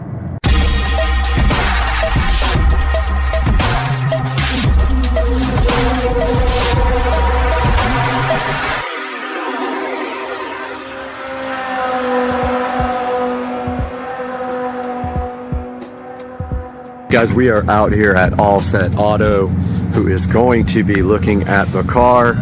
I see somebody inside now. So, how's it going? I'm Brad. Nate, nice to meet you. How's it going? So, doing a little bit of for the channel here. You want to show? Yeah. So this is, guys, this is All Set Auto, and you are Nate. Nate. All right, yeah. I'm Brad. Nate. Yeah, for sure. What we do here. Okay, awesome. Whoa, Teslas. dude, love the lighting. All Set spelled backwards is actually Tesla. Yep, that's true. And so this is our work area.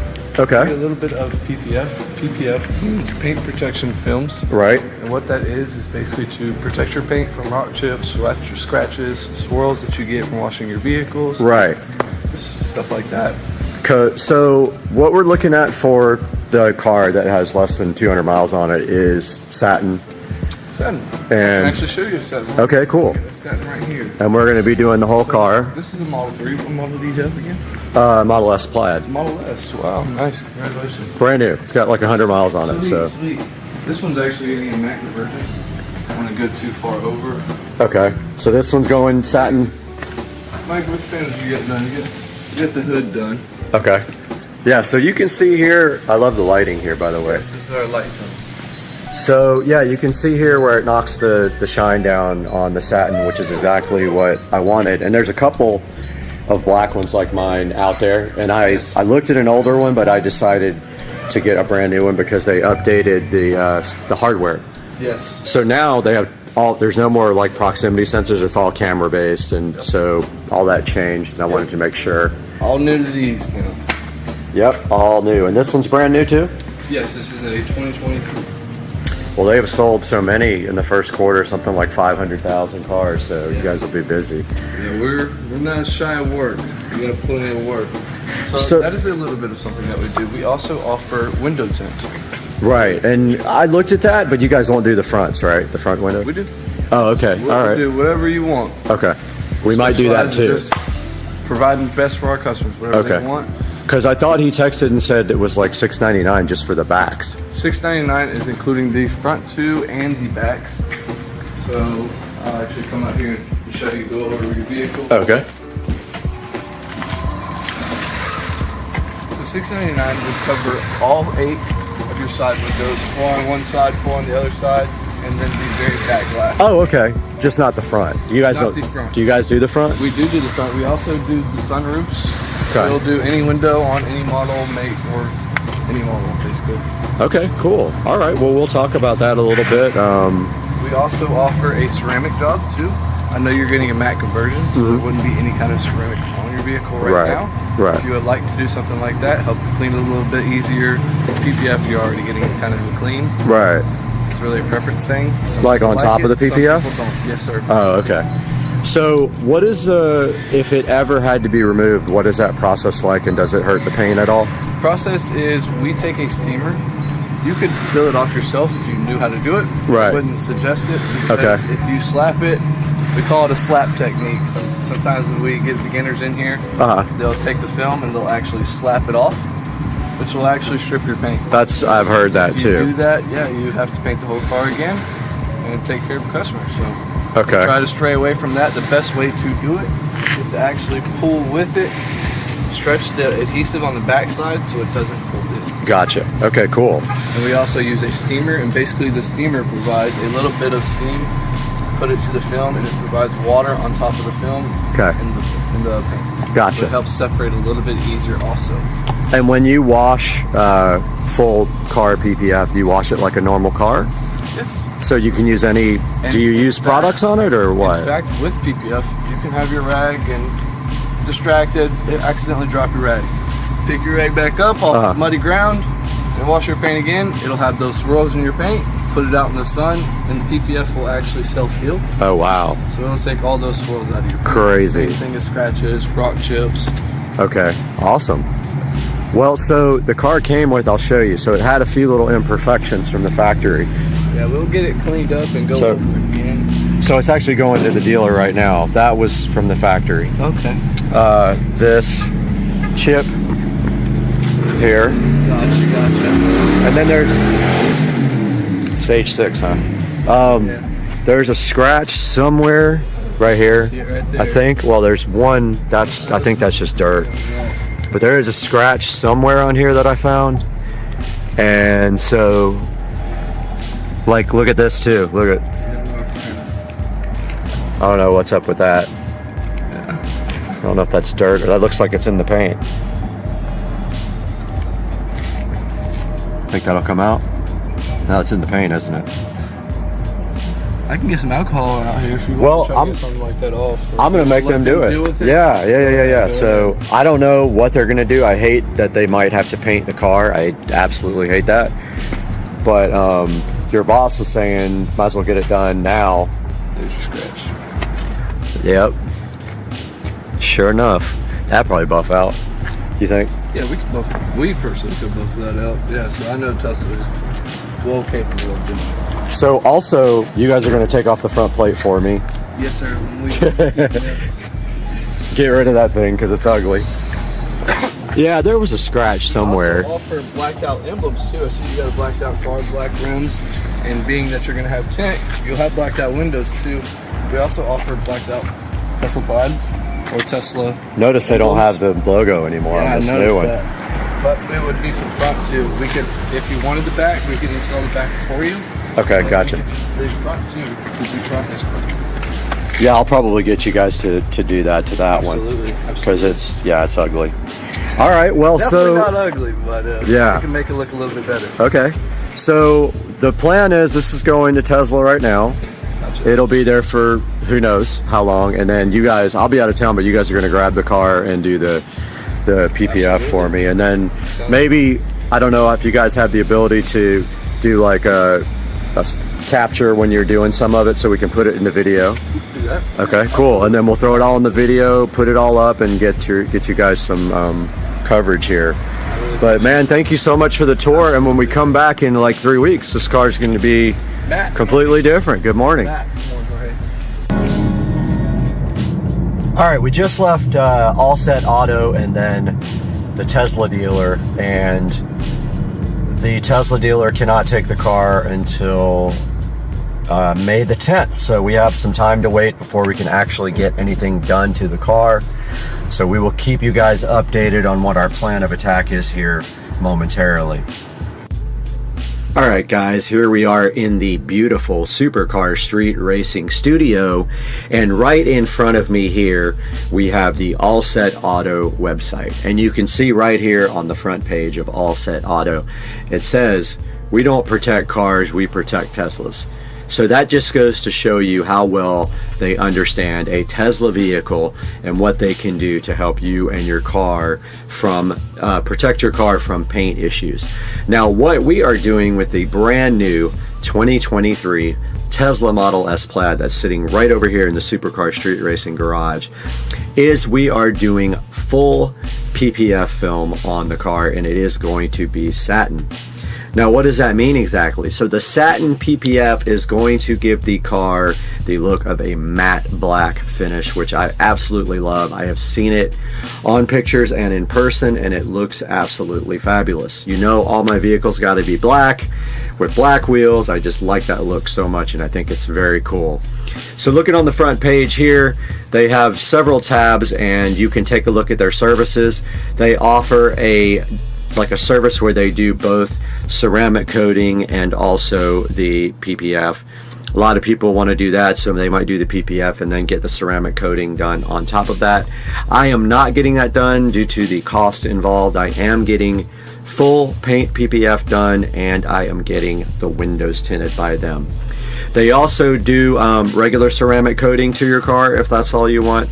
They do window tint, like I said, they're doing to mine. And then they can also change the color of your car. The owner actually has a Tesla that is changed in color with colored PPF. So if you're interested in a different color on your vehicle, they can definitely hook you up with that as well. Talks a little bit here about the All Set Advantage and what that means. With their innovative products, then their lifetime in-house warranty, so they definitely guarantee their products after you purchase.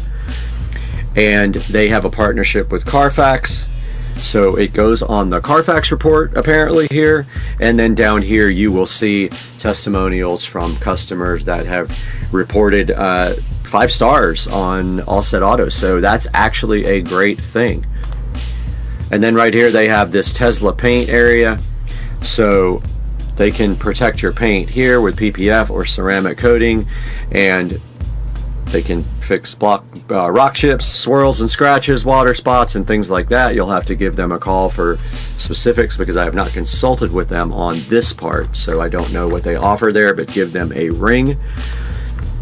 And right here, right now, on the contact area, you can see that there is a contact right here, and that one is actually the wrong area, so that is for Dallas. Let's go back to, we for some reason are in the Dallas one when we should be in the Jacksonville, and there is the contact for the Jacksonville office there, 888-352-5738, and they are at 5105 Phillips Highway, and they are about 3 miles away from the actual Tesla dealership.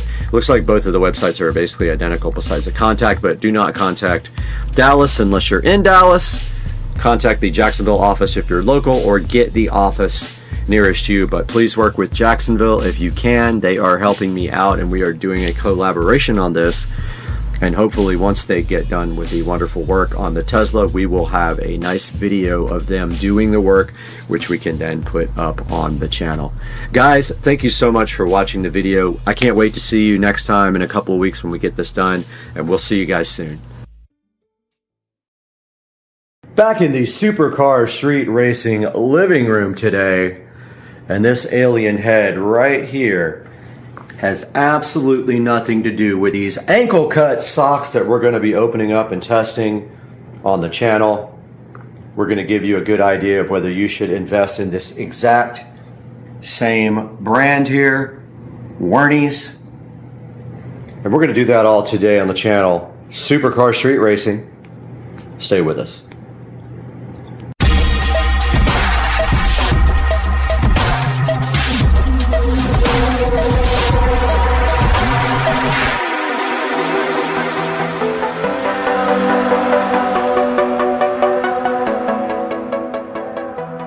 Welcome back to the channel, and welcome back to the Supercar Street Racing living room, where we have in front of me today this order of Wernies socks. And you can see right here in this pack, you get 4, 8, and 12 pairs of low-cut ankle socks. Now these are kind of like the socks that I'm wearing today. I wanted to go ahead and get another set of them so I would never be running short. And today we are going to open them up and see how they feel and how they compare to these more expensive socks that I have on right now that I did obtain from the store where I bought my On shoes from. Looking so fresh and hot today. So let's get some of these Wernies socks out of the packaging and onto my feet after we take a look at what comes in the package. And let's do that right now. Right in front of me right here and right this very moment right now, we've got these Wernies socks. And as you can see here, we got 12 pairs for about $19. Checking them out a little bit closer, and you see we have a 4-pack of solid black, and they do say medium. On the actual ad for the socks on Amazon, it is a size number, not a small, medium, or large. So make sure you order the appropriate size for your feet. So we do have right here, right now, 4 set of black, 4 pairs, 4 pairs of white, and 4 pairs of light gray. Making it pretty easy to match with almost any of the shoes you have. And as you can see right here, I have on these nice On Roger shoes to test with these socks from Amazon. Let's get one of these little pairs opened up now and see how well they feel and if I think they're going to be a good deal or not for $19. Back with the Wernies low-cut ankle socks on Supercar Street Racing. And you can see right here, right now, that I did order the size that was size 6 to 10. So all these should fit anyone with shoe size 6 to 10. Now we have these Wernies socks all laid out nice here on the table. So what we're doing right now is just checking out the thickness. And they do feel similar to the other pairs of socks that I have that were bought directly from a designer store. I will go get a pair of those right here, right now, so we can compare the two on camera. Right in front of me, I do have a pair of designer socks, and I don't know the actual brand, but I did get, I think, about 6 pairs of these for $10 at the store where I bought the On Roger shoes. And feeling the thickness here and comparing the thickness to the Wernies socks. The Wernies socks do feel a little bit thinner. The question is, how are they going to feel on my feet when I get up and walk around with them? But just immediately, just slightly bit thicker on the designer socks that came from the designer store. And of course, all the different colors of the Wernies are going to be the same thickness. Let's go ahead and open up a couple of more. And what we'll do right here and right now is just verify that that color and this color, these are all the same thickness. So let's do it. We have unsheathed all of the colors of the Wernies socks. And right here we have a direct comparison of the white Wernies to the designer socks from the designer store where I got the shoes.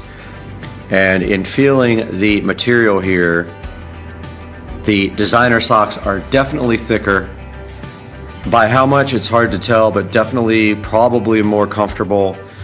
But I have on the black ones right now. I'm going to throw a pair of the black Wernies socks on, take a little bit of a stroll around here and let you guys know what I think, if they're worth the price. Now, these were not provided to me by the company, so this is not sponsored, but if you would like to buy a pair, make sure that you click through my link in the description if you want to buy a pack for yourself. It would benefit me greatly and the channel as we can continue to bring you good things like this. Now let's try these guys on and see how they feel. Got the Wernies socks on, the black ankle height Wernies socks on with the On Roger shoes. First impressions, they feel about the same as the designer socks over there do. They were a little bit more see-through, indicating that they are actually thinner, but as I walk around here in the Supercar Street Racing house, I am not seeing any noticeable difference in comfort. Now, these shoes are extremely comfortable, so let's preface that by saying these are amazing shoes. and we will be reviewing those as well. We just haven't got to that yet. But yeah, the first thing I can tell you is that the new Wernies ankle high socks are just about as comfortable, if not as comfortable, as the designer socks that we got from the store where we bought the On shoes. Now what we will do is go into the Supercar Street Racing Studio and take a look at what's available online as an alternative to the Wernies, take a look at some of the reviews for the Wernies, see what people are saying about these, and give you guys a second option or third option to order. But once again, the link will be in the description for these Wernies socks and a few other brands. So if you could do me a huge favor and go ahead and order that or anything else you need from Amazon through my affiliate links. You don't have to order what's exactly in the link. You can order anything through any of my links, and it will give me a slight credit. And you know, the channel is very difficult to finance, so if you guys could please like and subscribe and go ahead and order products like these Wernies ankle cut socks through my affiliate links, it would be amazing, and we would appreciate you guys so much. Now let's take it into the Supercar Street Racing Studios. Guys, welcome back to the Supercar Street Racing 4K production studio, where we join you in every video to kind of take a look at Amazon down here, which when you're looking, it's right down on this side here. And we will take a look at these Wernies no-show men's socks today. So these were bought from Amazon, and there will be a link in the description for you to buy your own pair. And as you can see right here, this is a really high selling product. Looking at the Amazon page here, we see these guys have a 33,249 rating with an average rating of 4.4 stars, which is not bad. It's really hard to get anything above mid-4s in Amazon unless you only have a few 5-star reviews and some other lower ones. But if you can see right here and right now, there is 63 answered questions rather here about the product, and 900 plus people have bought this in just the last month. So that's not bad for sales. Now, they have a bunch of different color mixtures here. Now, this is the one I got. So I got the this color here, but you can get them like this, like that, like that. Like that's pretty cool. I might order a set of those. They're only $16. And then they have those are also pretty cool. So I think I'm gonna go ahead and place an order for another set of these, because I was pretty satisfied with the Wernies ankle cut socks. And if we go into some of the description here for the product, we see that they are cotton or spandex. It really doesn't specify which they're talking about on which. It says hand wash only, which that's interesting. I don't know why it says that, because I've washed mine in the washing machine already, and we have no issues so far with the Wernies. It says they've got a 3 silicone grip heel grip. Now if you notice, it says that on all of these, but some of them actually say machine wash.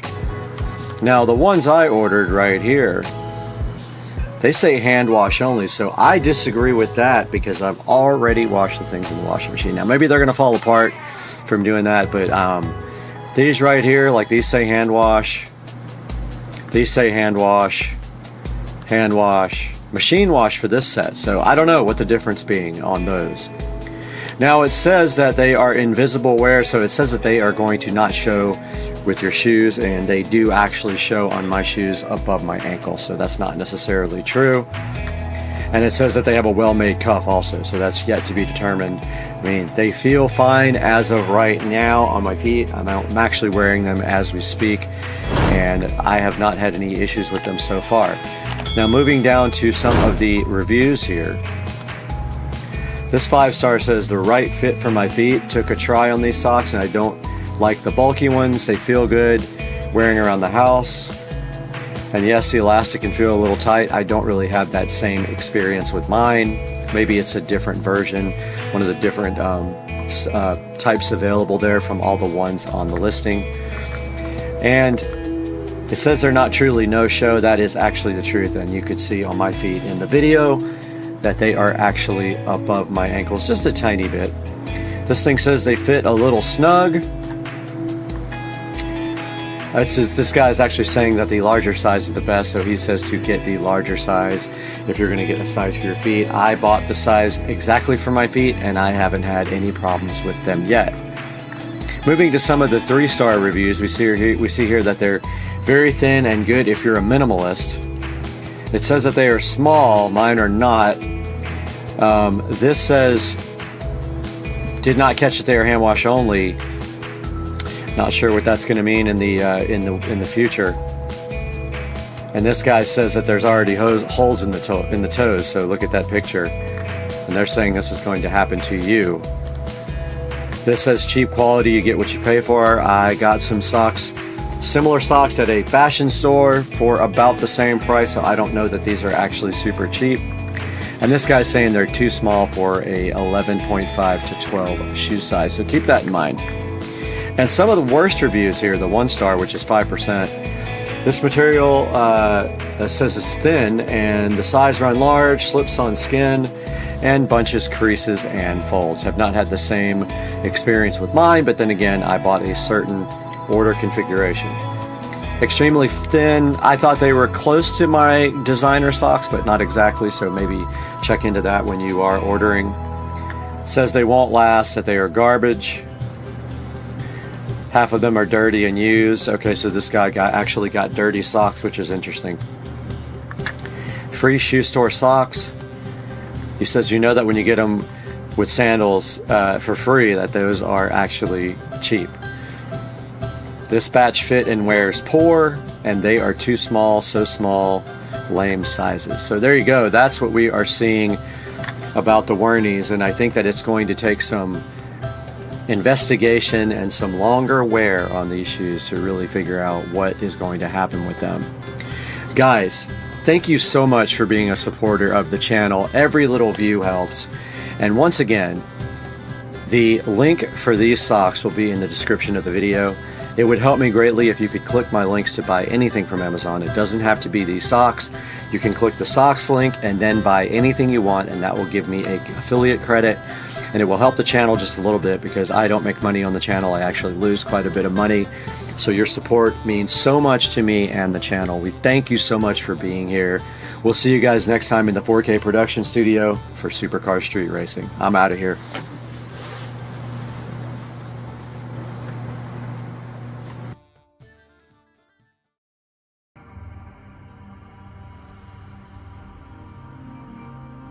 There he is. He's tiny though. I think he's a baby. Little guy.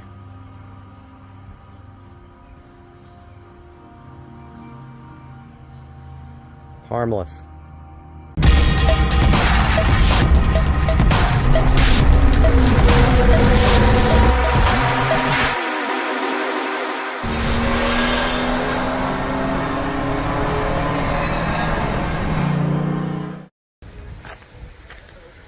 Trish went fishing and caught a monster. Oh my god, that is crazy. Yeah. That is insane. That's a snapping turtle too, by the way. Come here, dude. How the hell are we gonna do this? I'm just gonna freaking bring him over here and grab it. You want to grab him? I'll grab him by the back. Here, baby, got this. Yeah, it's caught in his jaw. It is. Yeah. Yeah, we might have to cut it. I don't want to lose your hook though. I don't care about. I don't want. I hate to see him. Yeah, I'm trying to help him out. Yeah. Come on, buddy. Shoot him! Shoot him! Wait, where's our knives? Hey, you got stuff in here, baby? I do. He pretty much like is giving up. Yep. I'd like to get that hook out of him, but... You want scissors? You want... I mean, if he gets a hold of us, he's gonna do some damage. I'm not getting my hand near him. He'll carry you up. Here, let me cut it. Right. Well, can you cut it under the hook? I'll do it. You want to get it close to his mouth? Yeah, hell yeah. As long as you video it. All right. And then you video. Okay, it's already on. Okay. Is that another snapper? It's turtle season. No, that's a soft shell. We can grab him and take it off. All right. He's a snout nose. Come here, dude. Come here, buddy. I know we can't. You want to film this? I'm trying to get it up there where you can get it. This is crazy. He's barely. Whoa! Look, he's got paddle arms. Oh, wow. I know, that's a soft shell. That's pretty cool looking. See if we can get it off of him. Hang on. Let me go around this way. Hold on. I'll grab him. Come here, buddy. He's Slippery. to grab him. He's not about that life. He's not about being grabbaged. Dude, stop it. I'm trying to help you, bro. This guy I'm not scared of. I say that and he bites my hand off. I'm trying to get him in here and a little more leverage for you. Yeah. All right, come here, brother. We're trying to help you. Come here, buddy. Come here, dude. We're gonna help you, buddy. You want the pliers? Oh, he's fish hooked for sure. Come on, man. Don't go in. You want the pliers? I feel bad. He's trying to. I think we're gonna have to cut it. He just keeps. Oh. He won't let me. Panic attack. Yep. Come here, dude. Keep the pliers out of here. It's alright. I don't want to cut it though. I'd rather be able to get it off of him. Yeah. I think I can. Come on, buddy. Let him get it off of you. Come here, Slippery. Come here, buddy. I want to hurt him. All right, man. Wow, he's such a cool dude. You got him up here in a little ways, that way he won't jump back in there. Yeah. All right, buddy. He's so cool, though. Look at him. He's not happy. Flowers. Yeah, it's a two-person. Oh, he needs Hang on, buddy. leaf removal. Try those. Here, you do it. I'll hold him. Yeah, that's what. I mean, he ain't gonna bite you because he got no teeth. Come here, buddy. Let's get this out of you, bro. He ain't got no teeth. Let's get it out of you, bro. There you go, man. You got him. Give me my glasses. I can't see a bit. It's definitely underneath, so if you can go under, Hang on, buddy. it's under and to, yep. Oh, it's way back there. Yeah, it's like, see how it's like, check it out. Damn, dude. Yeah, you got him. It's coming out right here. Okay. Okay. There you go. Now you got it. Yep, that's it. Come on, man, we got you. Dude, I know it hurts. There you go. Oh, All right, you ready to go home? Come on, buddy. Go free. He's like, thank you. 7 billion views. That's it. All right, guys, Supercar Street Racing here. We're going to show you guys how to install Windows 11 when you get this message here. So if we check for updates here. It wants to do that one. I'm going to bypass that. Usually it'll say Windows 11, your computer doesn't meet the requirements and wants you to wants you to buy a new computer. So here's an article here on Tom's Hardware. I'll put a link in the description how to bypass this. Okay, so we might not have TPM 1.2. We might not have TPM at all, so we can try this registry hack.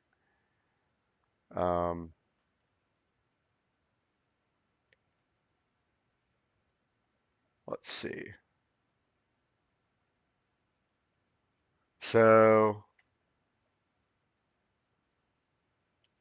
upgrade here by launching setup. Windows 10, full upgrade, clean OS. Okay, let me do a little bit of looking here and then I'll be right back.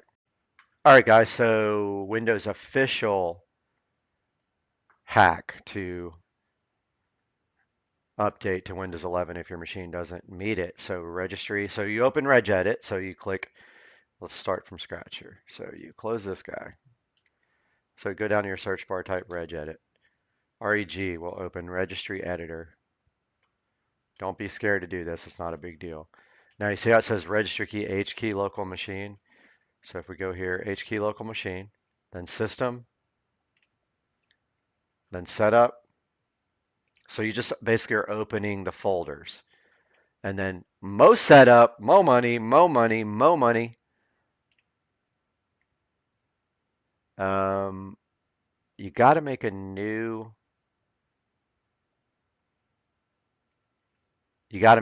reg entry, new, and it's a reg D word. I think it's 32-bit. They don't even tell you. Reg D word.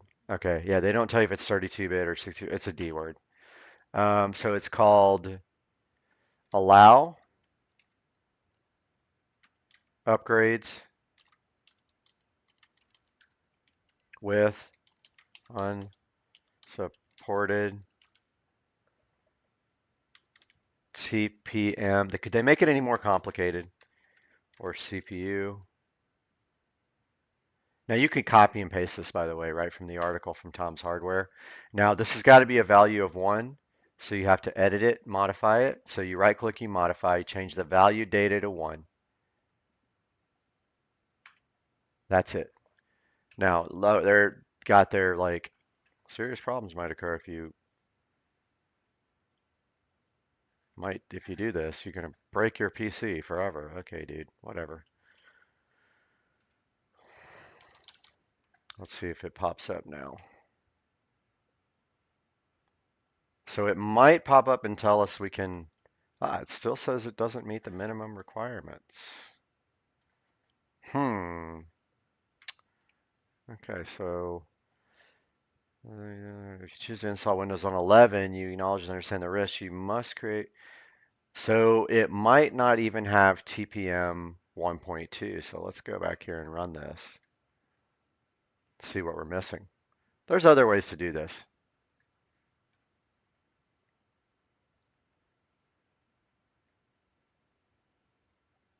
Let's download the PC Health Check app and see what this computer is lacking here. So we got the PC Health Check. Let's install that guy. And I've done this already on my machine, so I know how to get around this regardless. If it doesn't work, we'll use Rufus to do it. So we're running the PC Health Check now. Oh, it says I have TPM 1.2, so I'm going to go ahead and restart and then try that and see if that, because I already did the registry hack, so let's restart this guy and we'll be right back. All right, guys, we are back, and I was actually in the wrong place on that article. So I am going to go back here and show you guys the bottom of this article where it says how to bypass Windows from Windows Update. All right, so it says navigate to the skip TPM check on dynamic update CMD source code on, let's open that link in a new tab. It says to copy the raw contents button in the upper right hand corner of the code box. Where is copy raw contents?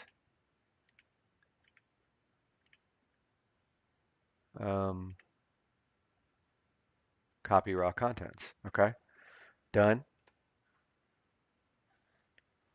Now we go create a new file on their desktop and name it check skip underscore TPM underscore check. Make sure that you're able to view extensions, and the extension is really .cmt, not text, or it won't run. Okay, let's try that. New text document. I don't know. Do that. Okay, we pasted that in, we save it. Now we're going to go to properties here. I don't know how we do the properties of the desktop. we need to make sure that we can, this is a CMD change. No, okay. All right, guys, I got to figure this out. I'll be right back.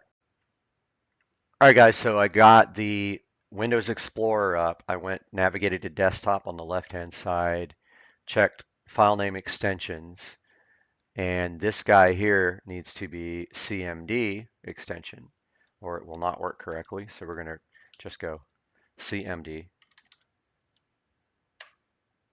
And Tom's wants us to call it skip. It's probably not necessary, but let's just go ahead and rename it to what they say. Let's rename it that. So I pasted that. All right, now let's go back to the instructions here on Tom's. All right, so I already pasted this in from GitHub. So I made a new text document. I pasted in this stuff. I saved it already, and let's see what happens. So we're gonna run this.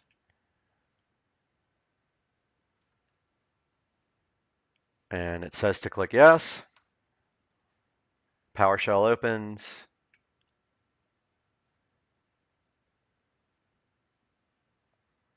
All right, let's see what Tom's wants us to do now.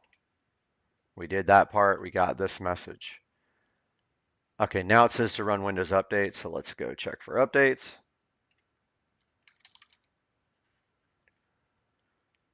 And check for updates. Let's see if it allows us to run Windows 11. If it doesn't, then this article does not work properly. I followed it exactly, and it does not show Windows 11. Wow, okay. So, I'll see skip TPM on dynamic updates has been installed. If you run the program again, it will disable the utility. It says perhaps update you. So this is what I did. All right, so we did this. Let's go through this part now. So let's go to Regedit.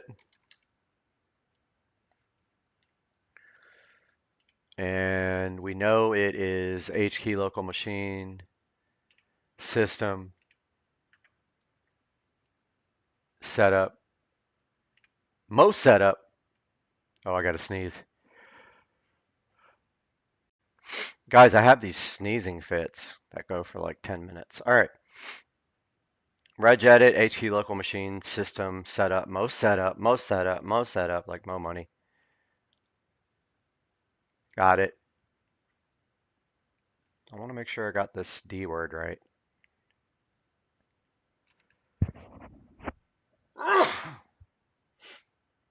Told you guys, it goes forever.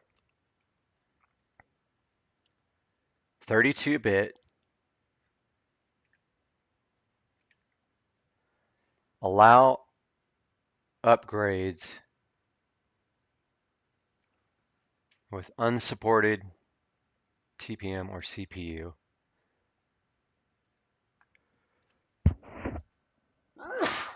Excuse me, guys. Can't even.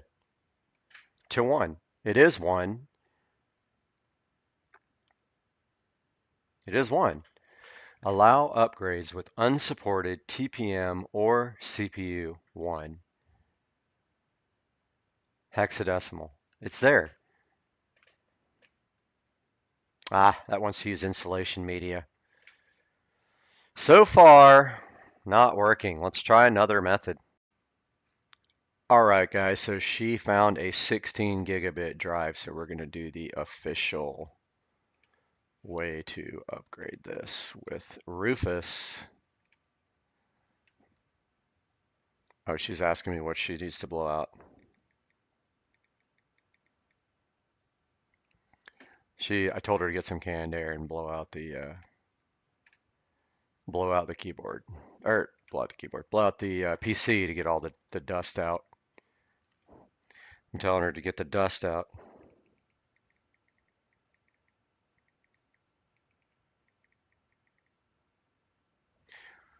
So, all right, so this stuff is copying, her stuff is backing up from her 16 gigabyte USB drive. We have downloaded and installed the latest version of Rufus, and it is open here.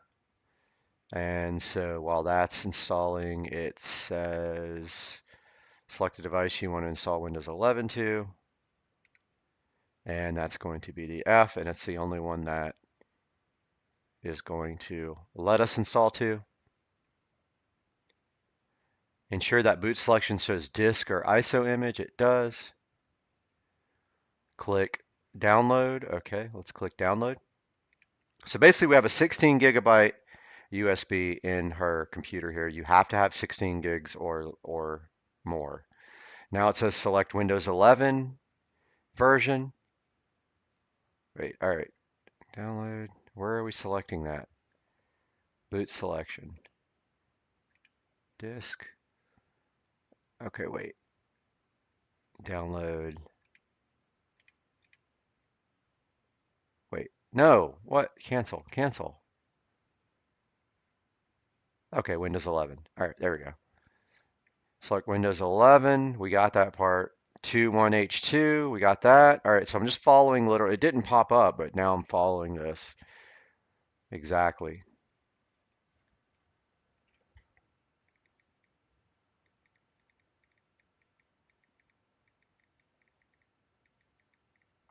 She's telling me the box is closed pretty tight. I'm like, probably has some vent holes.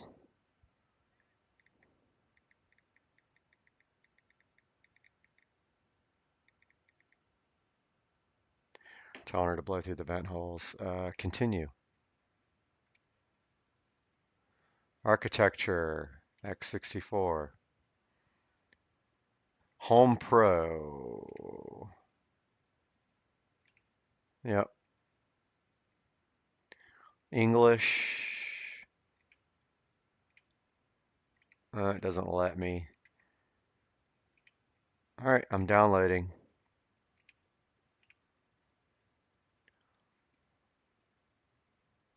Why is it?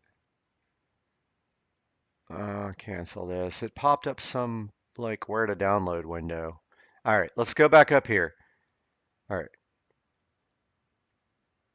Ensure that disk selection says ISO and click, okay, select. Okay, select lets you select a file we want to download. We click the download button. All right, Windows 11, we're there. Continue. All right. So it's one version more. It says the latest release, so let's do that. Okay, there's no like selection for Home Pro Edu, just Home Pro. Continue. Language, English. Not international. Okay, we got it this time. Architecture, x64, we're good. Download. Ah! Now it's saying where to put it. I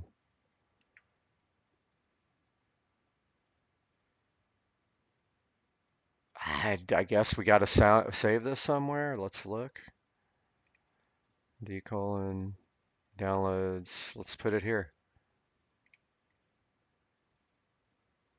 5.2. I'm not sure because it.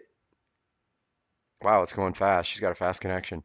So that part was not here. So it was asking me where to put the download, and I threw it on her data drive because I wasn't sure where it should go, but I'm going to stop this recording until it's done and then we'll be back. All right, guys, so the Rufus program is downloading the Windows 11 ISO. I told it to save to, I put it on the spindle drive. We have a analog, like not analog, but an actual revolving platter drive, revolving, can't even talk. platter drive for her data drive. So it's going there because it's kind of big, 5 gigabytes. So it's almost done downloading. So we're following the directions now. It never even said what to do about that part. They literally skipped that you have to save it. So hopefully we're good on that part. It's 100% done. We got to go to image option, no TPM, no secure boot. It doesn't say 8 gigabyte of RAM. So this is definitely old. Partition, okay, we selected no TPM, no secure boot. That'll bypass that requirement. Double check that the correct drive has been selected and click on start. So we are going to the F drive and start. So it's going to destroy all our data. It's deleting partitions and it's partitioning, creating file system.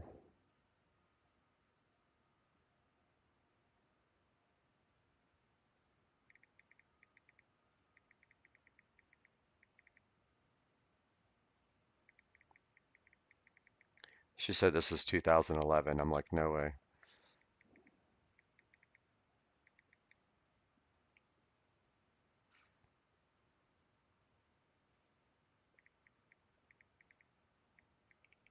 This is not 10 years old.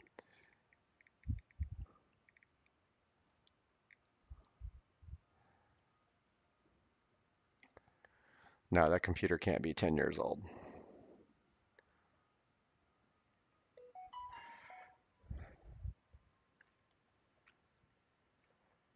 All right, so yeah, I was gonna say she said it's 10 years old. I'm like, no, the CPU wasn't even out in 2011. So this is creating the ISO file on creating the bootable on the external USB drive, and that's using Rufus. It's going to take a minute, so I'm going to stop the recording while we do that. All right, guys, so we're going to talk to you a little bit about installing Windows 11 on a PC now that doesn't support Windows 11. We made our USB drive with Rufus, and now we are going to go install. If you see here, it says run setup on the USB drive. All right, so let's go to the USB drive here on her computer, not mine. She's texting me now.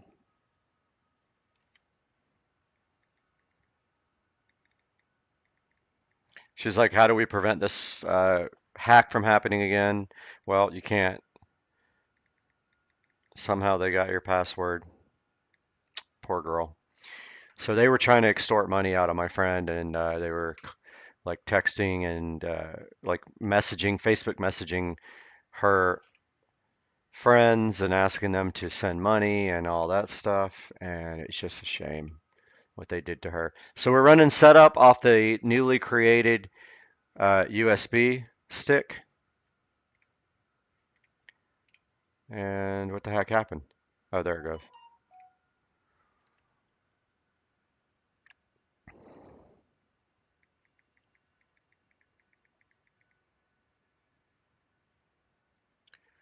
So she's asking me if she needs to change her password again, and I'm like, no, you don't. So I don't know how they got her password unless they have some of her personal data. So I'm telling her unless they have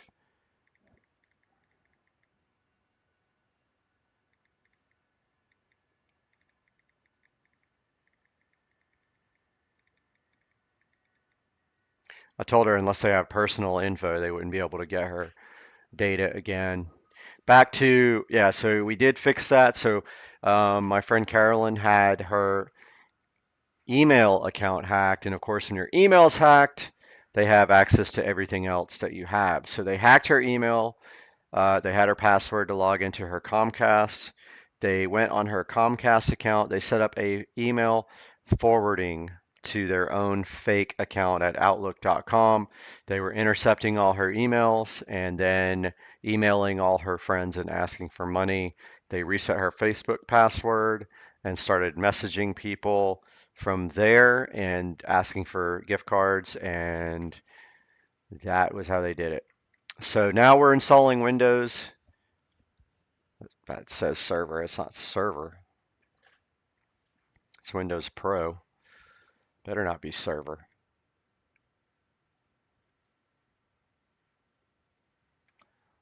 Like, really? Installing Windows Server? No.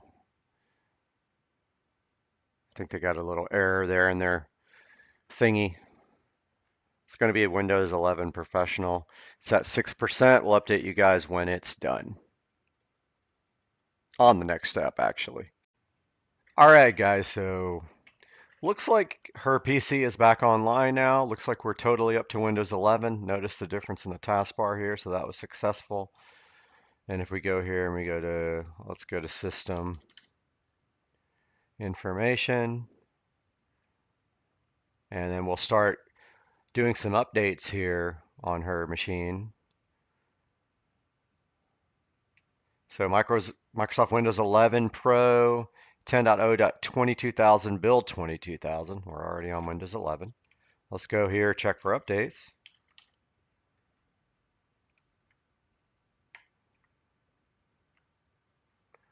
Let's download all these. Download and install. So once you get up to Windows 11 using that method when your computer is not compatible, so buy a 16 gigabyte USB stick, use the method that we went over in this video, and then when you get up and running, go ahead and go to search and do a check for updates. And notice all these updates are downloading here. Won't let me do this guy yet. So we'll be right back when these updates are good to go. All right, guys, so we have Windows Update going in the background here. So it does say restart, but it's still downloading this. We are installing Smart Defrag. So I wanted to show you guys that from IOBit. Same company that makes the driver booster. This is Smart Defrag. And so her system is kind of busy right now. Let's go to Task Manager. Love the new Task Manager. CPU is kind of busy. This says downloading 5%, so that's probably still doing something. Let's go ahead and restart it. Why not? Let's see what happens. Looks like it's restarting. Got it on wait for partner. I'll let you guys know when it comes back. All right, guys, we are back with the crazy hair under the hat. Dude, my hair is insane right now. So, she just texted and said that the computer's back up, so let's take a look. And it is connecting. Oh, my hair's insane. All right, so let's check for updates again. So just run the search and do check for updates. Aha, wants to restart. We are going to restart this thing.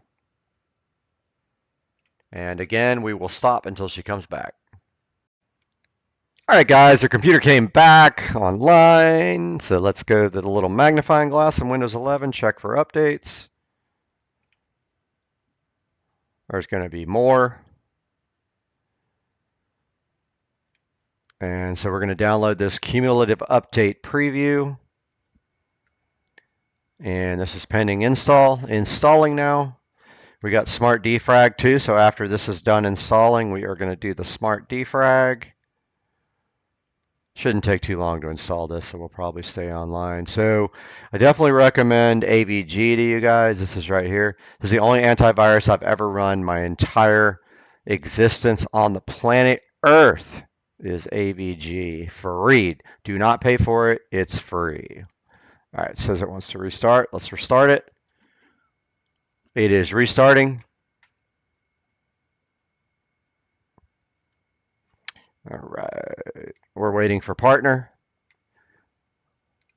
So yeah, so I recommend AVG free for antivirus and Malwarebytes free for anti-malware. I have run AVG free for probably more than 10 years, and I have never, not once, has this computer that we are streaming on right now ever been infected with a virus. And so I'm an IT security engineer. I recommend it. I hope you guys take my advice here. Still waiting for her to come back online. As soon as her computer pops back online on TeamViewer, we will see it pop up in the corner here. It'll say that she's online. And so today, the whole goal of this was to show you guys how to upgrade to Windows 11 if your PC does not meet the minimum requirements. And it looks like a lot of PCs are not going to meet that minimum requirement. It has a lot to do with your TPM, which is the security module. It's a chip inside the computer on the motherboard. Trusted Platform Module is what it stands for. And then also your CPU has to be one of the newer versions, and she is back online. Hopefully it doesn't show her name. Let's give it about another 30 seconds here. Oh, it's probably gonna, oh, I think it did again. Maybe I moved it in time. Just trying not to put her last name on there if I can. Hopefully that didn't show. All right, so computer's back up. Let's do check for updates.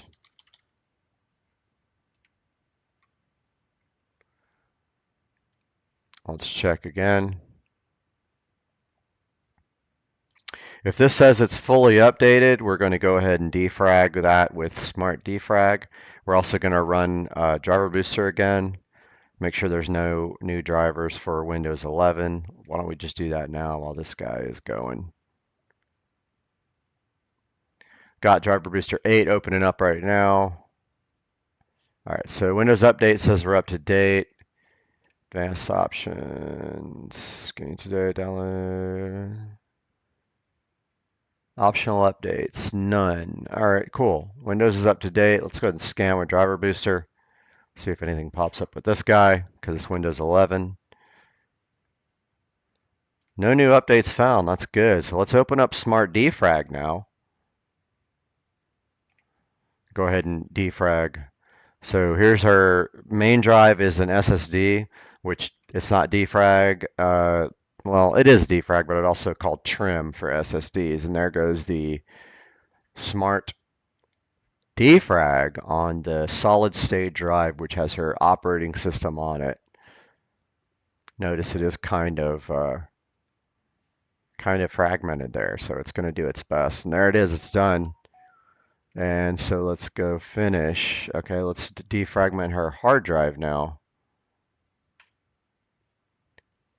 Oh, wait, we already did that one.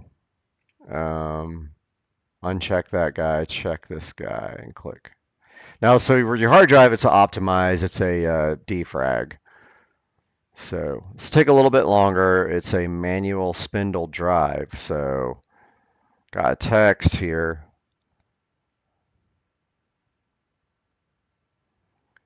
Yep, so she's still getting hacker emails.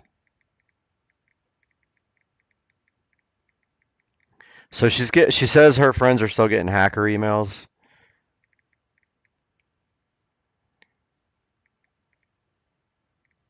So yeah, that's true. It's coming from the email address that they created, which was they created one at Outlook.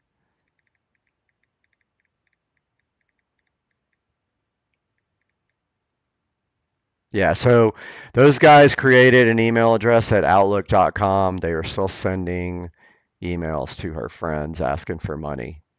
There's nothing you can do about that. All you can do is report abuse. I'm telling her that.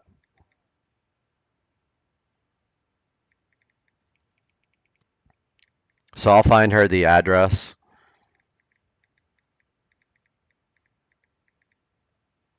It's like they're sending it from like they put her name and like a 3 after it and did at outlook.com. And so they're sending emails from outlook.com to her friends, and that's what's happening. So I'm telling her we can't stop that.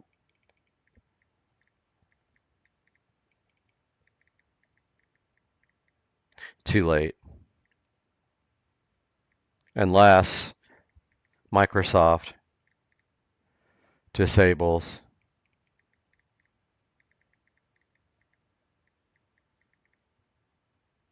So the best way to deal with this is to find the report outlook.com abuse.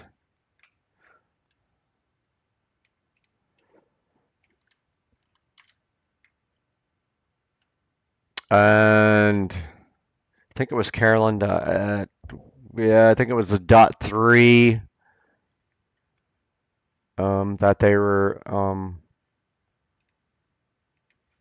that they were sending from. So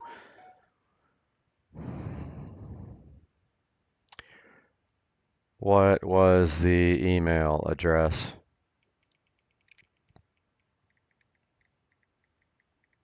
Carolyn dot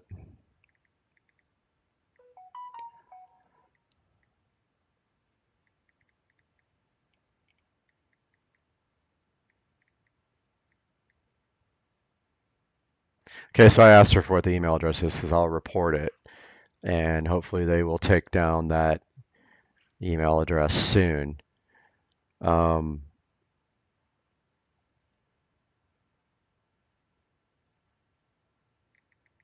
I mean, so once they have your email, all they do is well, first of all, they get all your contacts and they create a new email address, and then they send emails to all your contacts asking for money. They take over your other accounts, Facebook, and anything else you have. If they can get into your bank account, they'll do that too.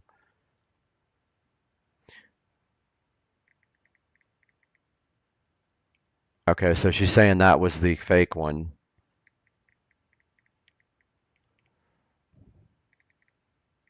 So I'm telling her have everyone report it. Have everyone report it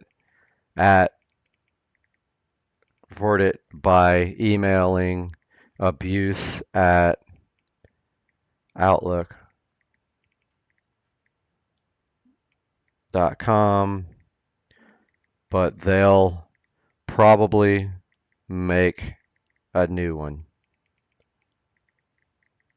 So that's the thing. Once they have it, your name, and they have your contacts,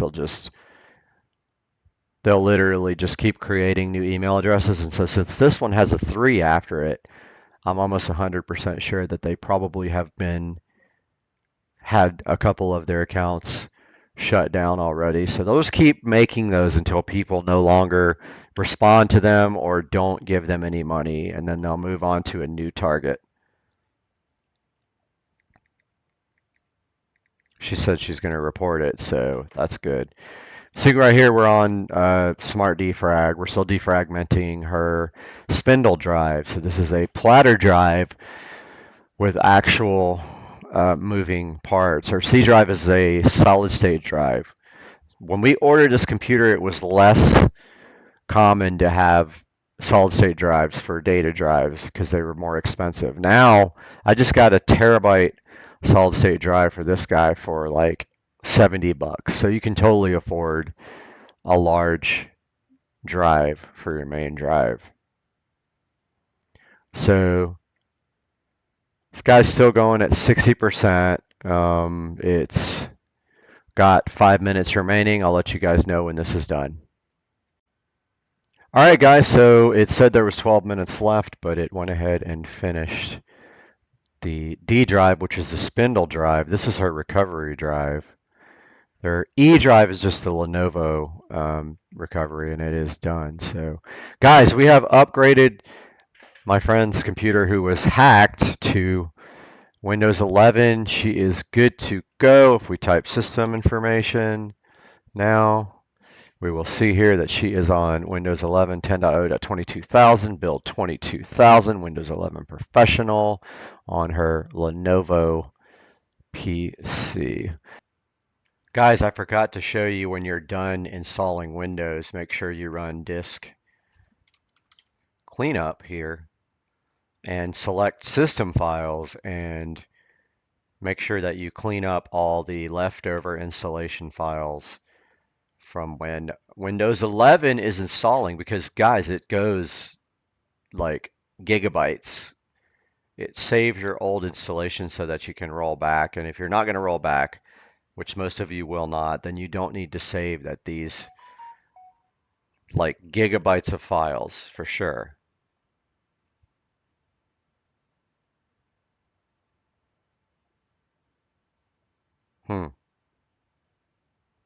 So she said she still can't send mail from her phone.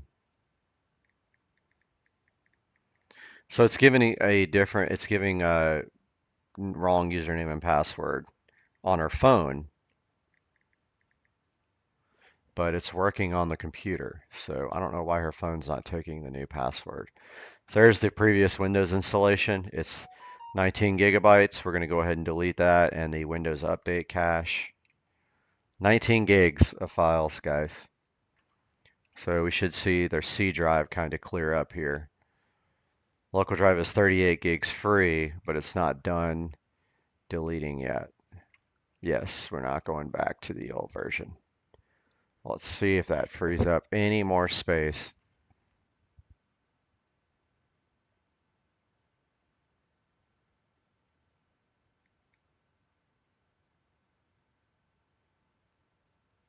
So she's asked me if I got a copy. I'm telling her when this is done, she can use the email on the PC.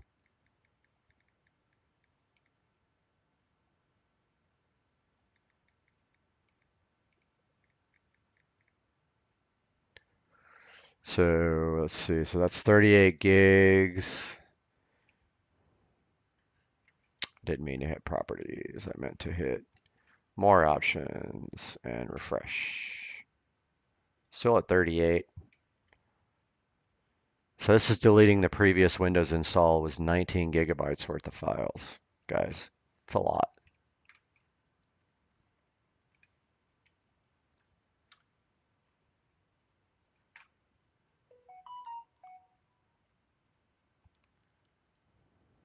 She's texting me again.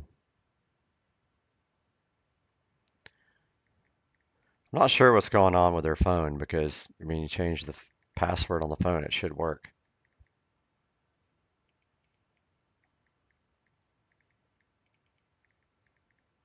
So yeah, I've been working on her computers for years and years and years. And I like to keep her up on the latest operating systems and stuff. And so we got to figure it out, man.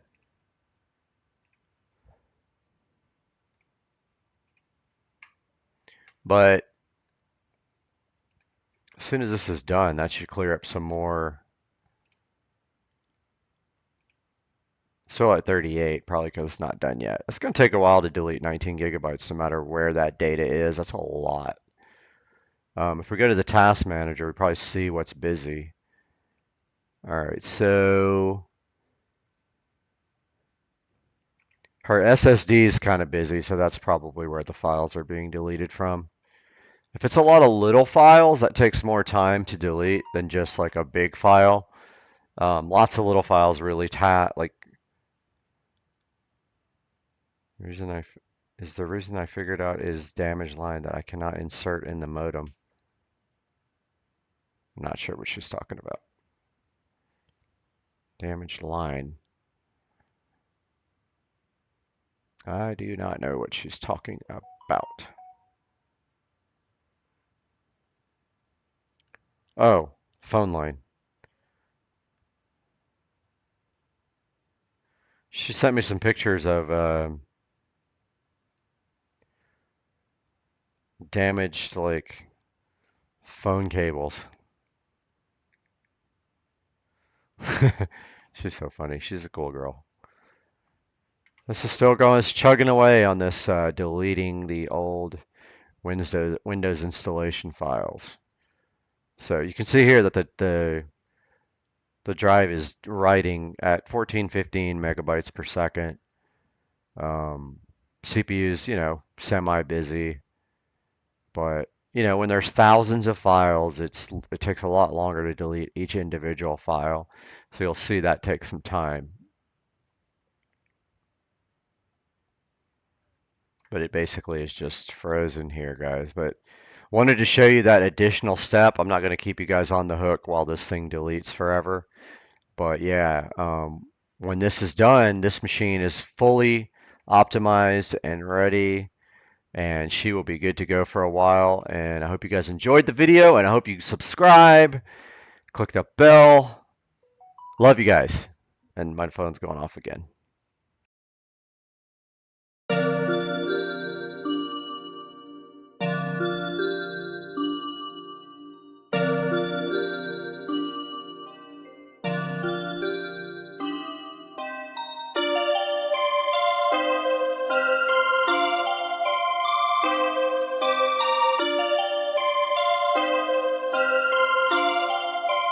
Perfect, perfect.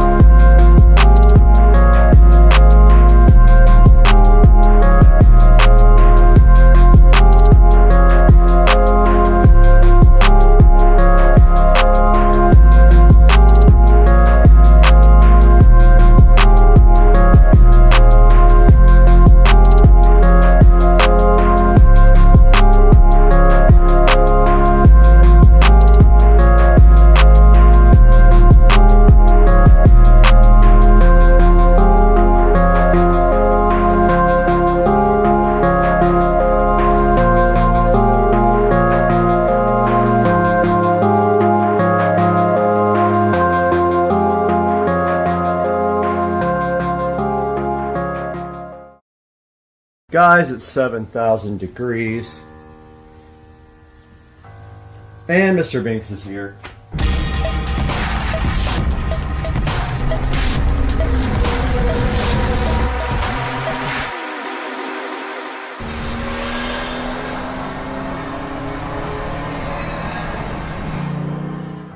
Mulch Masters is here to spread the mulch in the backyard. They're not doing the river rock today, but they should be unloading mulch for all of this back here. And then we will give you guys an update as they get this mulched up here in a little bit. But it's going to be all the way around the outside of the property there. And then this will be river rock right here. Guys, it's 7,000 degrees. And Mr. Binks is here to supervise the cleanup effort. But I got the sprinkler controller mounted facing the ceiling, so of course everybody in space can see it. And now we have to clean up this absolute disaster. Honestly didn't think it would be that hard, but seeing that I couldn't get any of the wires to fish through the wall, it took way longer than I thought. But I did get the wires fished through eventually, even though I had to make some extra holes in our pegboards. Which, by the way, I don't like the pegboard, but it kind of is what it is now. I'm not changing it at this point. So, the key to all good projects is to clean up. If you don't clean up, you won't have your tools for next time. I am a mess. I have been out here in the sweaty heat for hours. And it is time to clean this mess up now. So you guys are watching that. As I clean up the old Mr. Binks, I know you want to go inside, but you cannot. Trying to keep everything together. But yes, we do have the new sprinkler system set up. It's not ideal because it's angled up towards the ceiling, which I don't like. It is working. It is a clean install. And that's what's the most important thing at this point. Cleaning up tools now.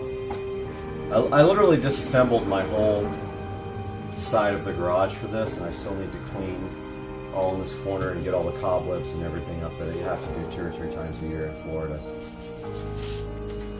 But meanwhile, I'm just kind of putting everything back where it can go.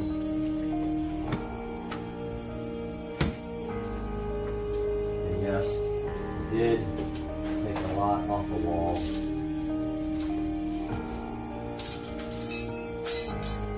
I even took a few pegs off the wall.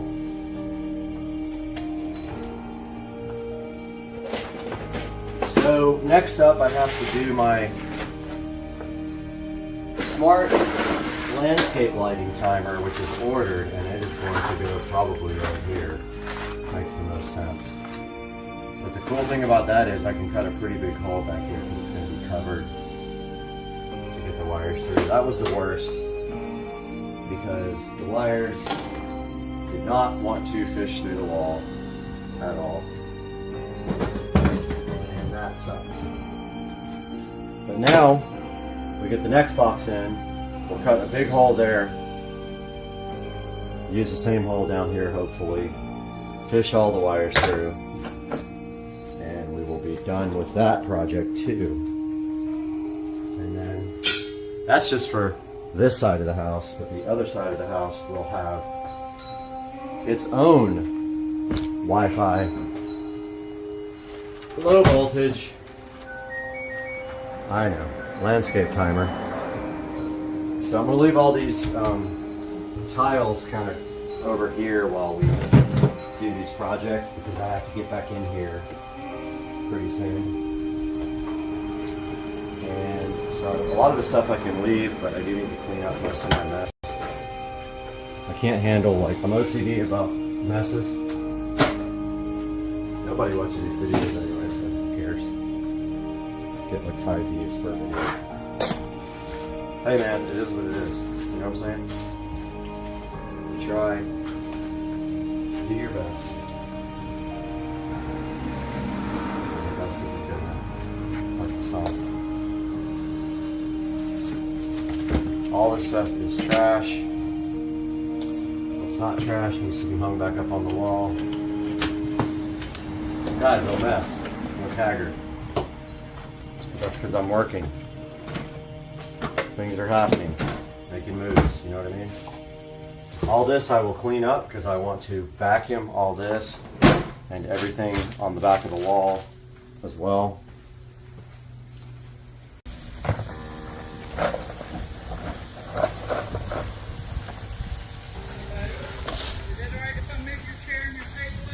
Yeah, yes sir. Absolutely. Get it out of your way. And it's gonna be beautiful when you get done. Yeah, it's a big project, man. It's been going for like a year almost. Wow. All right, guys, they have spread some of the mulch here. Looks like they're just working their way down. Give you an update once they get a better idea what's going on.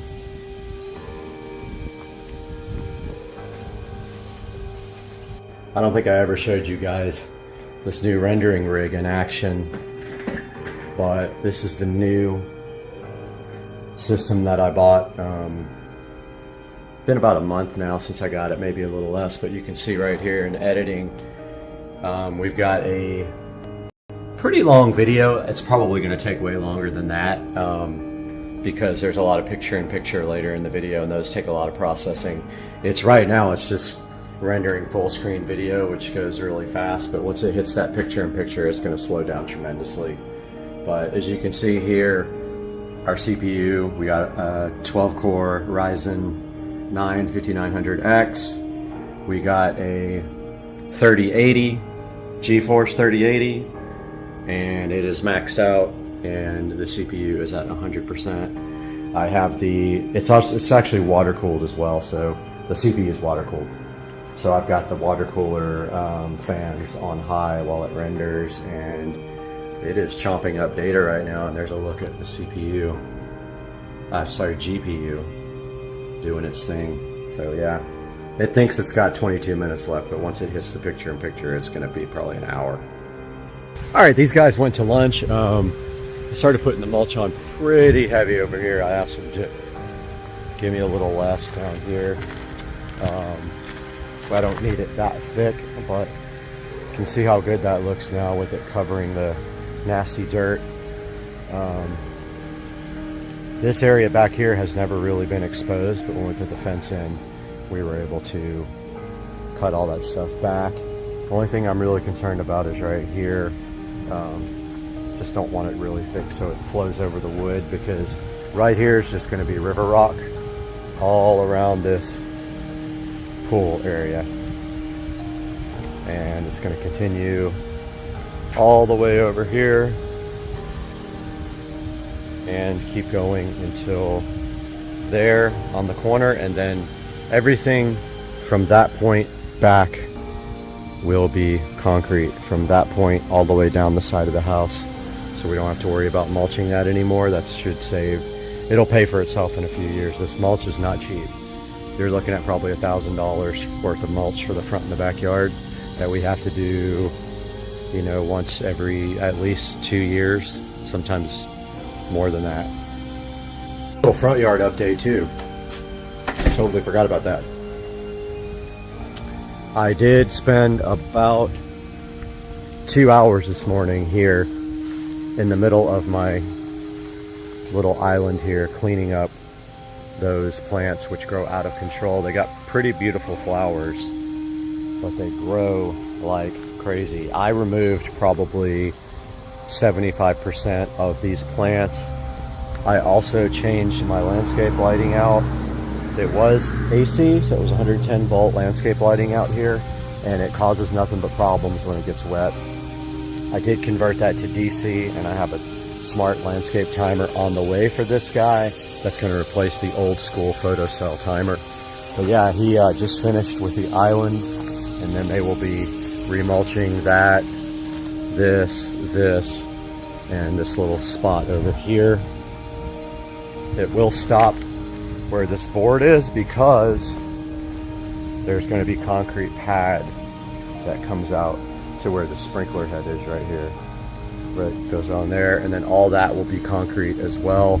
I did finish all the bush removal. The plumber came and capped all sprinkler heads on both sides that were never even used. I put them in way back in the day thinking I would need them, but I never actually used them. But all this will be concrete, and then there will be a shed right up against this AC that I will have to get big enough that I can get a golf cart in and out, because I don't want to park the golf cart in the garage, I don't think. But yeah, I worked on the landscape lighting here as well. We are moving that one into the garage next to the Y sprinkler timer. And so I converted the actual power wire that was out here to the low voltage wire to run the landscape lights for this side of the house. I bought 2 smart Wi-Fi landscape timers. One goes in the garage here, and it's going up against a wall that I'll show you here momentarily. And the other one goes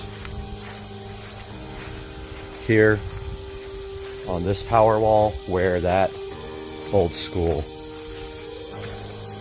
This powers the whole side of the house, this side, entire side. The one in the garage will power the other side, and then we have a separate one in the backyard.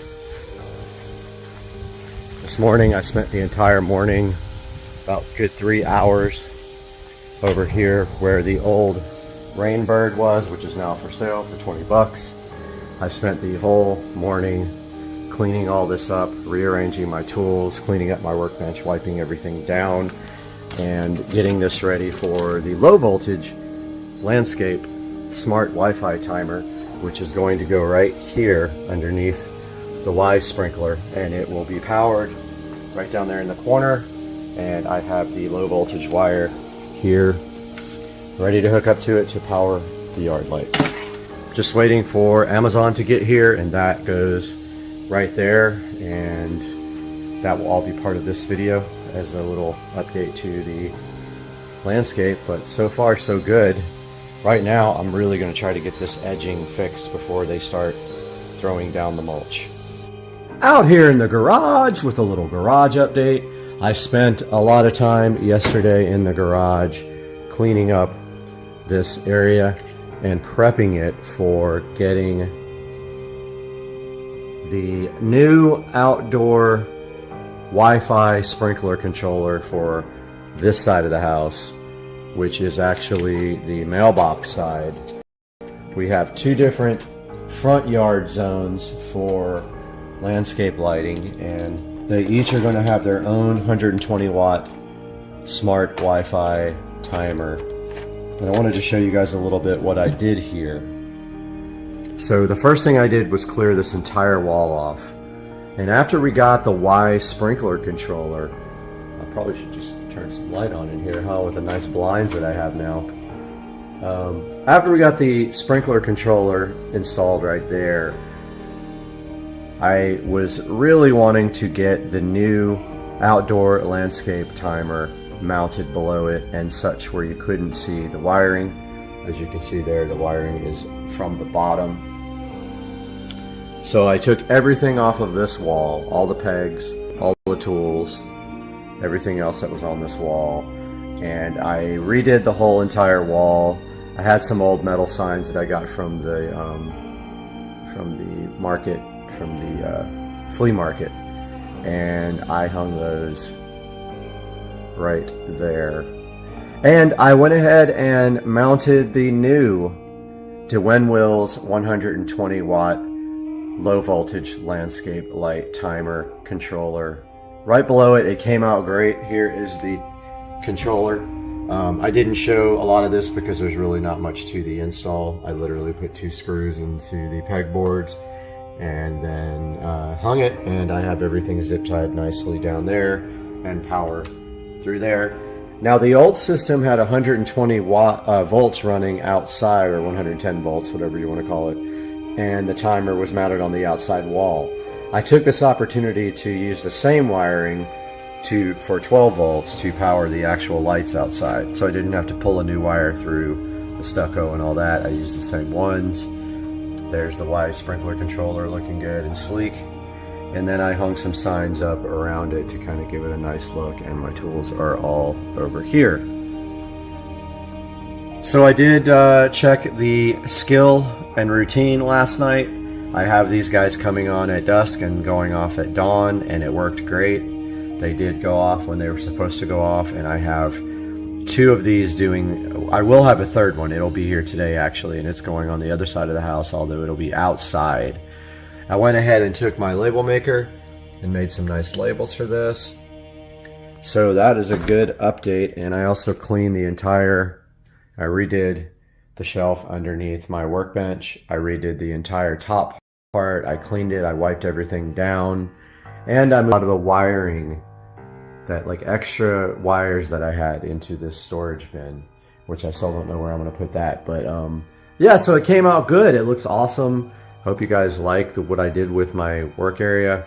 I'm a stickler about, you know, wiring and things like that in the presentation, and I think it came out great. Let me know what you guys think.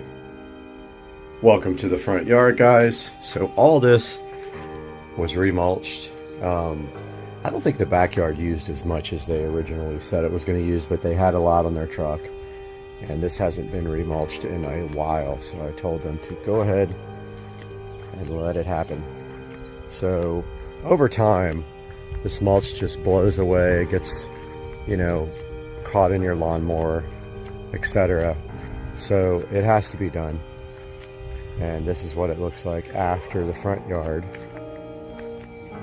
got totally remulched.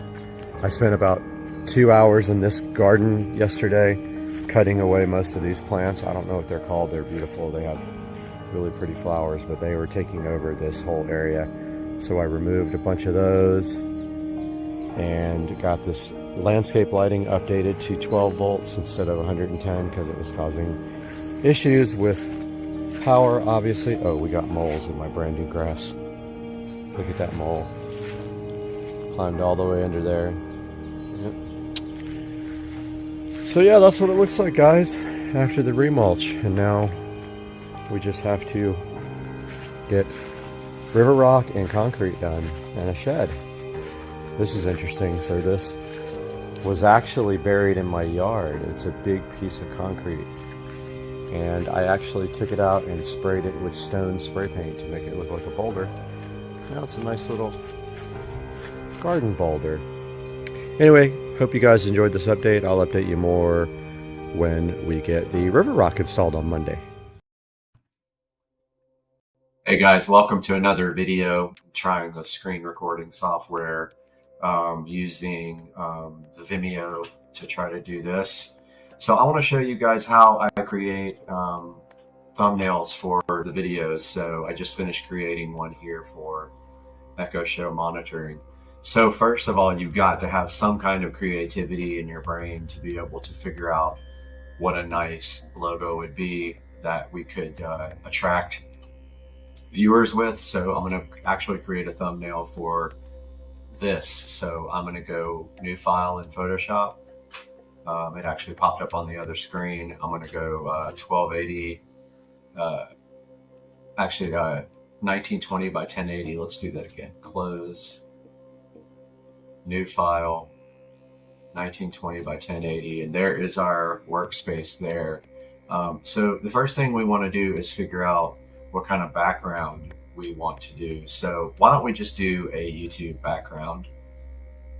So let's call up YouTube here.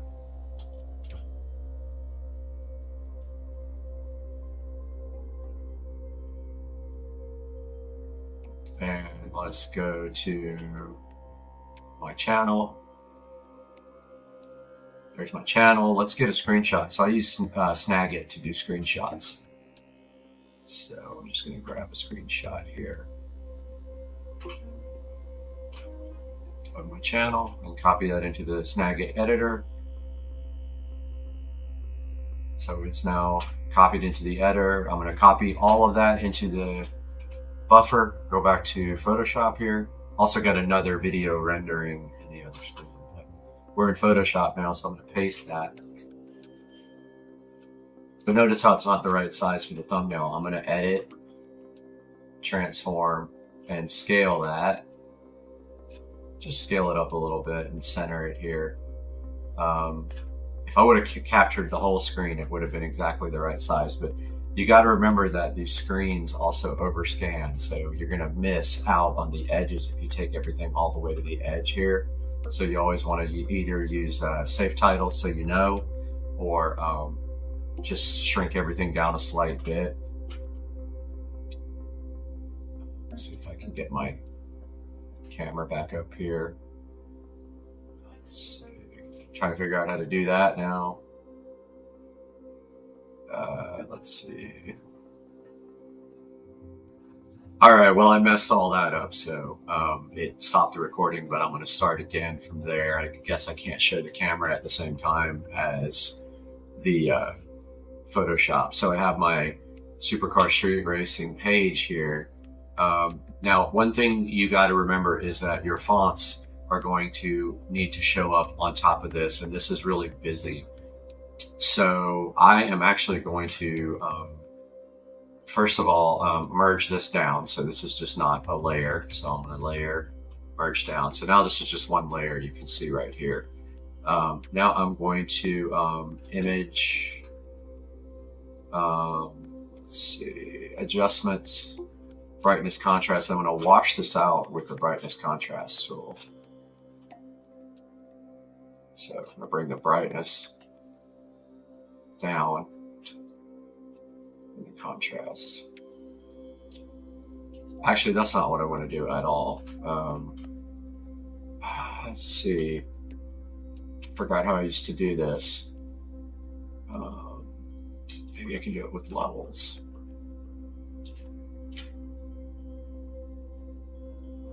Pretty sure I used to use brightness contrast and try it again.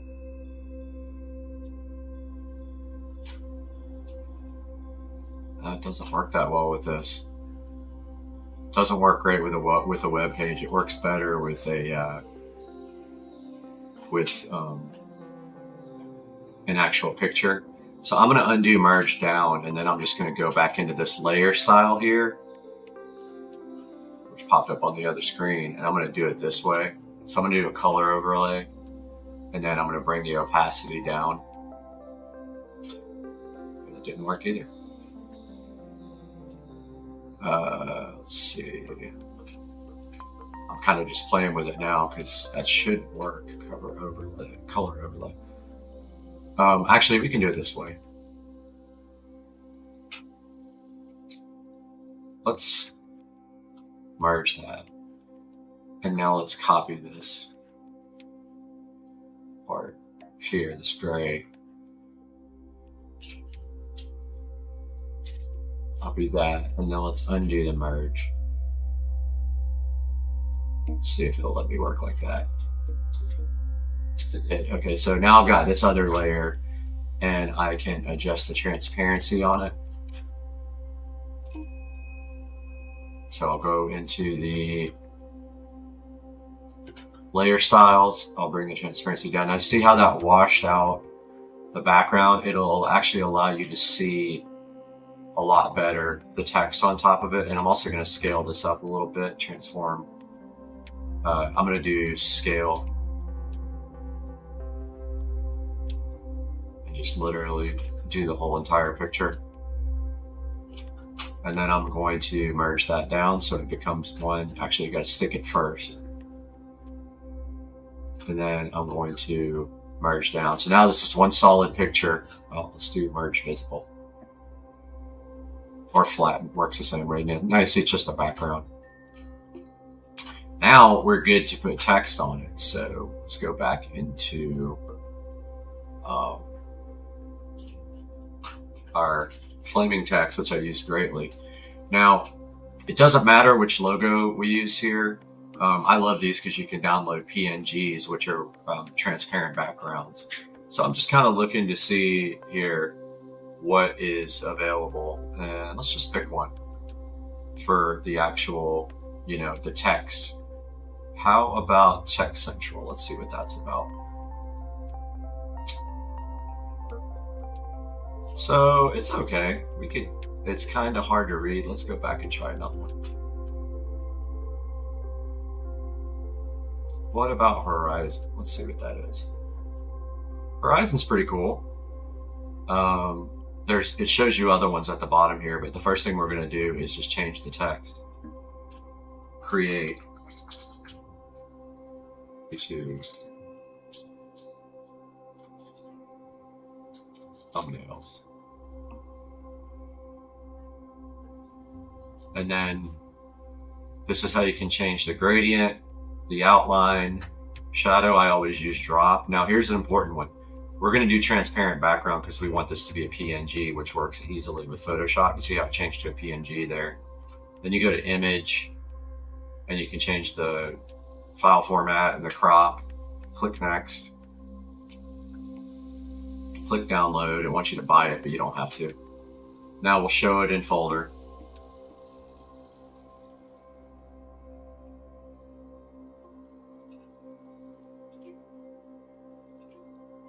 Okay, so it is right there in the folder. I'm going to slide this over for a minute and bring Photoshop back up. All right, so I'm going to slide this back over to Photoshop here, this downloaded logo. You notice how it comes up with a kind of a cape, like a wireframe. If you hit enter, notice how we have our logo now. Now if we go to edit, free transform, we can just pull this around and do whatever we want to with it.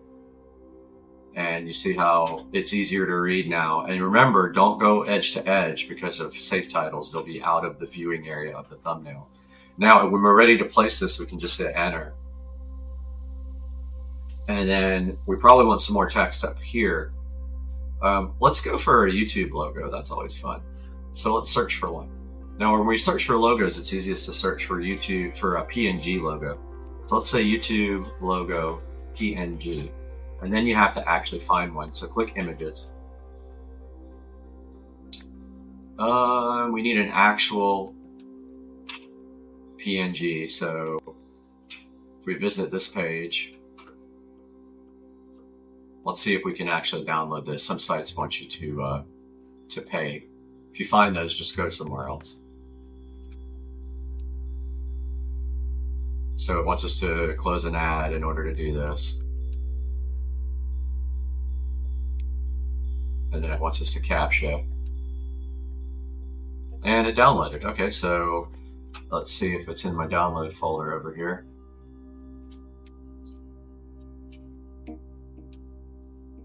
It is. So I'm going to pull Photoshop back up here. I'm going to drag over our newly downloaded YouTube logo. Now, if it's a PNG, you can resize it and you don't lose quality. See how we can now drag it around? And notice how it doesn't have drop shadow or anything. If we double click the layer over here,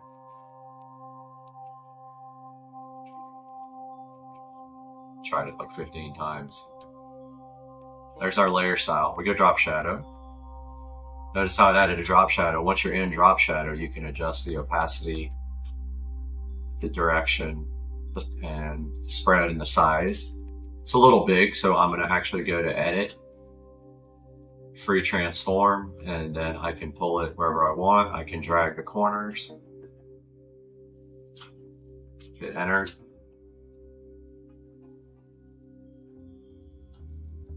I'm going to put it about right there, and I'm going to do one more font. Let's go back to our flaming text here.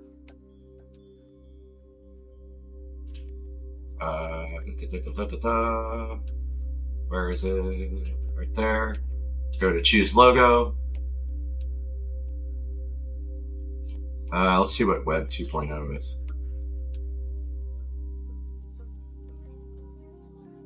Nothing I see there I like. Let's go back to the flaming text site at the beginning. Go to the bottom.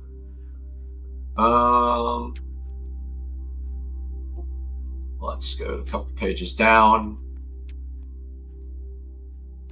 I've used some of these before. Let's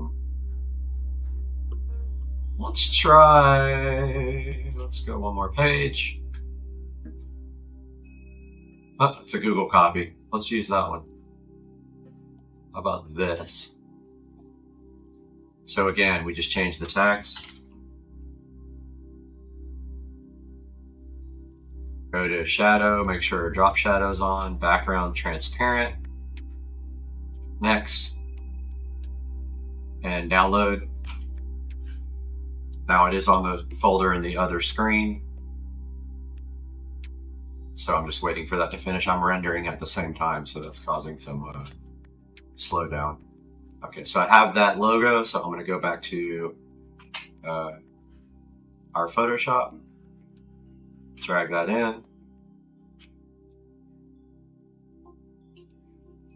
put it about right there. I'm gonna rotate it,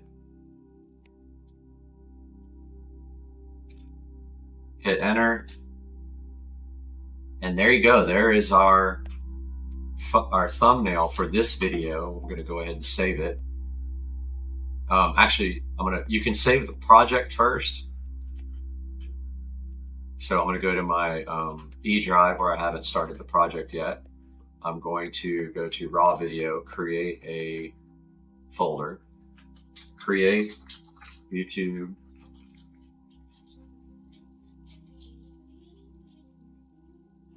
thumbnail. It's easy. We can actually save the PSD file so we can come back and edit that. Once we merge it into a JPEG, we can't do that anymore. YouTube thumbs. So to save the project, now I'm going to save it as a JPEG so that we can upload it to YouTube.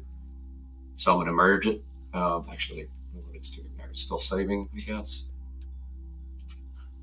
I'm going to flatten the image so now there's no more layers.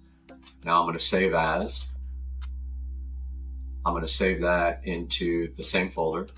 But this time I'm going to drop this down and go to JPEG, hit save. It pulls up a box that says what quality. We're going to do maximum quality, and there. So that's it, my friends. That is how you do thumbnails for YouTube. I hope you enjoyed. I'll have some more tutorials about Premiere and things like that coming out. But it's been Supercar Street Racing. Hope you like this video. It looks crazy out here, dude. The camera does not do it justice at all. But this is post-hurricane Florida life.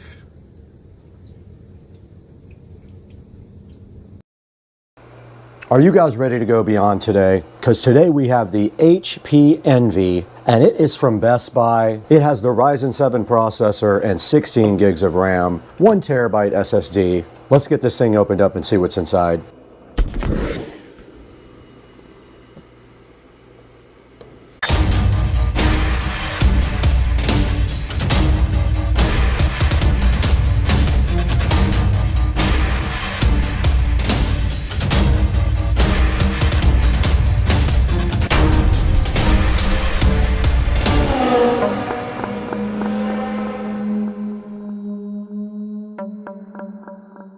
Now we're right in front of the HP Envy and also in front of the iMac that we did purchase from a thrift store. You can go ahead and check out that video later. But right now I've got this backwards actually because it does open up from this side. But if we go around the side here, we can look at the model number, and it is a HP Envy X360 2-in-1 laptop.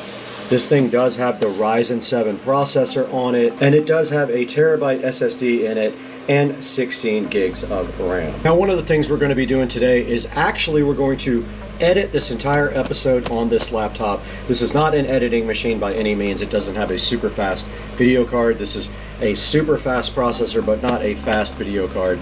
But we're going to set this up for Rich and Trish live. While we do that, we're going to be recording that, and then we're also going to get this thing going for them, as far as we're going to take all the bloatware off and install all the necessary antivirus and other software that they need to work every day. Now, this thing did come from Best Buy, and I believe it was $749, so not a bad deal. And looking at the back of the box, it doesn't really have much on it, just a little barcode and some battery information. Everything important is on the side, and like I said, I'll put a link in the description to this guy for later. Back in front of the HP Envy and ready to unbox it. And it does open up backwards, which is better for you guys because you are backwards, but the camera would hit it. So let's roll this thing around and see what's inside. And here we have a nice HP Envy logo on the back of the box, which you guys can't see. And then the Envy is inside of this black felt right here. And right underneath that, inside the Envy, we have a package here, which I'm assuming has some software related items in it. It has some setup instructions here. And then underneath that, we have a power adapter, and it is a USB Type-C power. Let's see if I have enough cable to actually plug this in from where it has to reach. All right, of note, the very first thing that we can say about the HP is that it does have a decent amount of cable from the power adapter. I would say at least around 10 feet. So here is the HP Envy, and this is what it looks like on the top. And flipping it over, not much to see. Apparently, if you want to get this thing opened up and do some RAM upgrades or something like that, it's going to be a little bit more difficult. They don't have an actual place to open it up, and I don't know if the battery is even replaceable. We would have to read our manual for that. But there is no battery place for you to actually just eject a battery on the back of this, as you can see. Now let's get this thing opened up and check out and now let's take a look at the ports on the HP. So on the side here, you can see it does have one USB type A, it has an HDMI, and it has two USB type Cs, and on this side another type A USB port and a headphone jack. Now they have done away with the card readers on these now. There is no card reader inside of the HP, and we do have the laptop open now, and you can see it has Radeon graphics. It has a nice sticker here to show you that it has a Ryzen and Radeon graphics. It is called the Poly Studio. This is a touchscreen laptop, by the way. So I'm gonna go ahead and plug in the laptop and power it on now. And on the side of the laptop, we do have a white power indicator indicating that this is charging. And next, we'll go ahead and power this laptop on. And to make our life easier, we are gonna go ahead and plug in a USB type A mouse to the side. It'll be much easier for us to do our setup on the laptop if we do have a regular mouse rather than the touchpad mouse. So let's go ahead and power this guy on. First, we have to find the power button. It is right here. It did light up here, indicating that we do have power to the laptop. We finally have an HP. That took about 25 to 30 seconds to actually power on, which is interesting. Now you can see Windows booting up here. Now this laptop does come with Windows 11, supposedly. We're gonna take a look at that as well and see what updates it needs for Windows 11, if any. I'm sure there's going to be a round or two of updates. And here we are at the initial Windows 11 setup screen, asking us what country we are in, and we are in the United States. We'll hit next there. We are in Windows. No, we want to skip a secondary keyboard layout. We're going to go ahead and connect to my network, but we are going to stop you guys down while we do that. Here we are connected to my Wi-Fi now, the Starbase. It's looking for updates now. So they did find some updates. It is going to go ahead and install those. We won't bore you guys with that. We'll stop down while it does the initial update procedure. We're back and we have our EULA in front of us we're just going to accept. And it just did rename the computer, and so now it is proceeding to restart. Okay, we can go ahead and do location-based services, find my device, and give advertising data and all that. We're going to turn off advertising data. And I did skip a couple of the things, but we don't want to do any of this stuff. Okay, so it is updating the software now. We'll get back to you guys when it is done.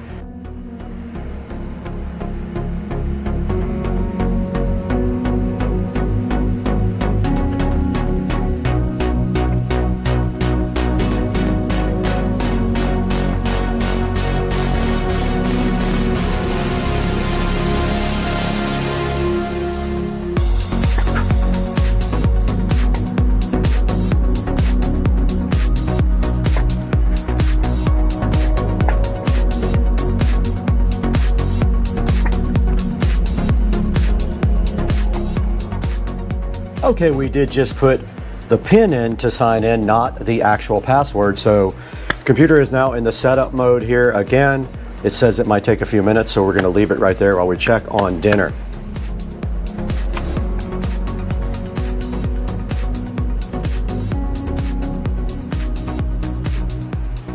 All right, we are all signed into the desktop of the machine now, and we are going to, first things first, remove a lot of the bloatware, including the dumb McAfee that comes with this, because it is worthless. We got dinner. Prime rib from Cody's Roadhouse. So the first thing we're going to get rid of is this ridiculous McAfee. We're going to put AVG on there because McAfee is terrible. And we have to restart, and it wants to do more updates.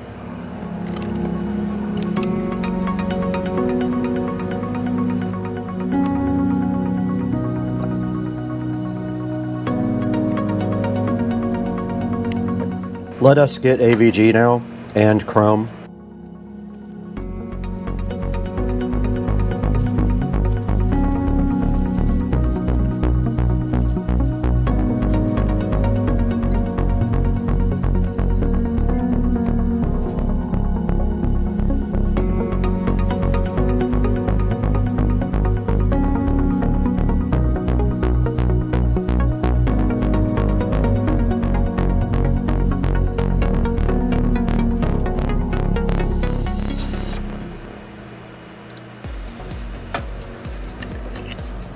And AVG is installing. While that goes, we can go ahead and get Google Chrome. Microsoft will try to convince you not to get Chrome. I'm going to go ahead and set up Google Chrome. And AVG is done setting up. And it's going to run a smart scan. I'm impressed with this laptop so far. I just made Chrome the default browser. Now we're going to download, WinRAR. And this prime rib is absolutely fire. We don't want to launch it at this point. Now let's go back into add remove programs and see if there's anything else we can clean up. Just anything I see that she will not use, I can disable. The clamp video editor, uninstall. Dropbox promotion, uninstall. Don't need it, uninstall. OneDrive, uninstall. Teams personal, whiteboard, uninstall. Movies and TV, uninstall. Office, Omen Gaming Hub, uninstall. Outlook, uninstall. People, uninstall. Power Automate, uninstall. Solitaire I'll leave in there for her. Voice recorder I'll leave in. Weather I'll leave in. Xbox Live, uninstall. And there, my friends, is how you clean this up immediately. Okay, we did install Driver Booster Pro, and now we are going to go ahead and scan the PC for driver updates while Microsoft Office is installing in the background. So we have 28 outdated device drivers. Don't see any reason why we shouldn't just install all those. I'm not going to use the official drivers. It is downloading the drivers now.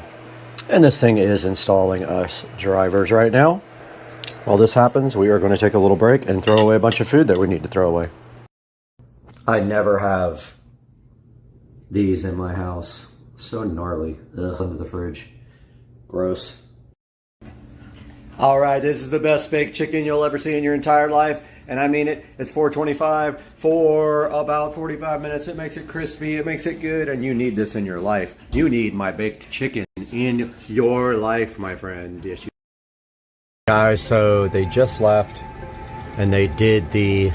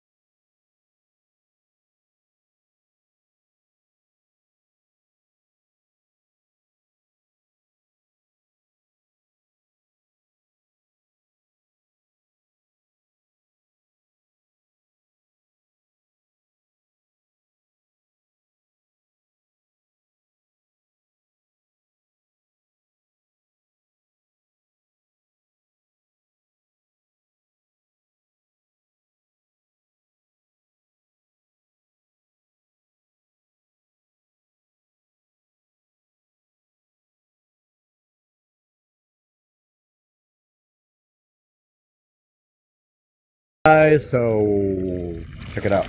Dude, look at this. So 24 hours. Yeah, 6 o'clock yesterday to today, but I put the second hose in like midday today. So it's like probably 10 minutes away. All right, guys, I hope you enjoyed the video of the acid wash of the pool. Just giving you guys a little outro here because I forgot to record it earlier. But here is the pool all filled up now. And that took about 24 hours to fill. But about, I would say, halfway through the day, I put a second hose in. So yeah, so there was the finished product. And I also cleaned the pool deck and put away the hoses and replaced some of the pavers that got stained. And that's gonna do it for today. Hope you guys enjoyed it. See you again soon. What are we about to do?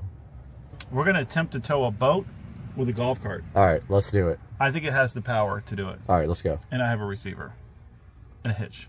Let's give it What, a try. 5.1 or stereo? Huh? What type of receiver? Yamaha or Onkyo? Yeah, Onkyo, for sure. All right, let's do it. I think this is how you make your neighbors really mad.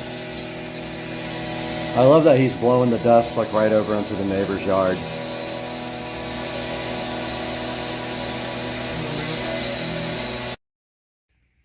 All right, what's going on, everybody? Supercross Street Racing here. This is my Aerosmith poster right below my guitar. Epic. So, taking a look at an unboxing today, we have the 335i. So that's the E90X. Fits 2007 to 2012, I believe, or 13, not sure. E90X, that's convertible coupe sedan. Now, what we have here is a caliper kit, rotor kit, and pad kit. Pardon me. And so we got everything in this kit from eBay. Now, this is not a big brake kit. It is not it's a performance brake kit, but it is not a bigger brake kit. And I am not a race car driver, so I don't need a bigger kit. But it was almost time to replace the brakes, and I figured that I would do something cool. Now, I wanted black calipers, but these are powder coated in red. But these are freaking awesome looking, aren't they? If I had these out of the bag, I could show you. But yeah, these are the red powder coated calipers. I believe they're remanufactured. I'm not 100% sure. Don't care. But those are the brand new front and rear brake calipers.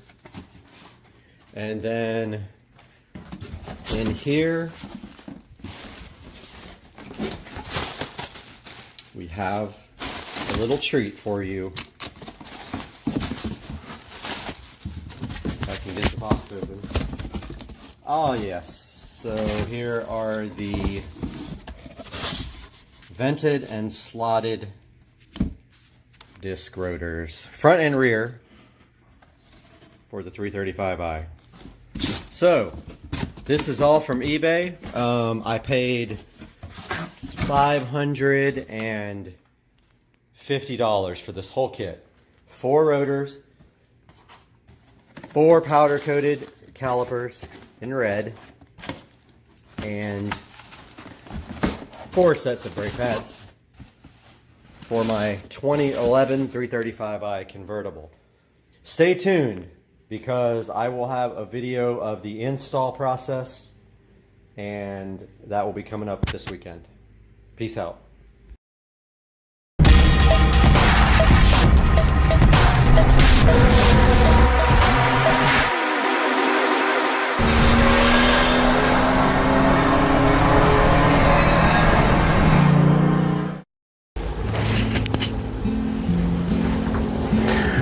Still cleaning up in here.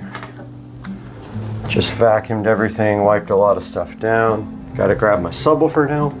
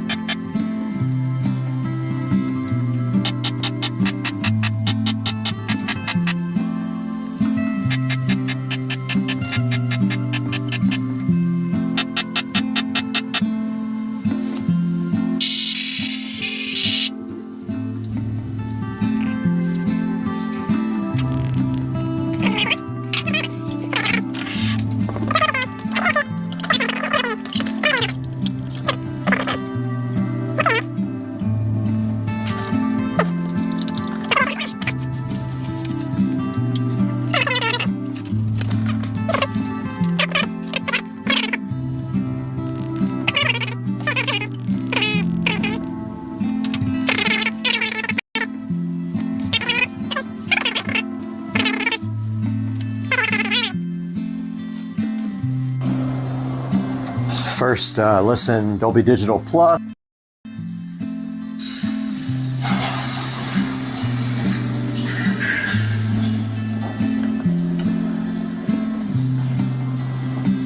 Probably get a copyright strike, you know, because you can't do anything on YouTube. But yeah, I'm giving it a test right now. So far, so good. Here comes the TV. Woo, woo, woo, woo, woo. The hype is real.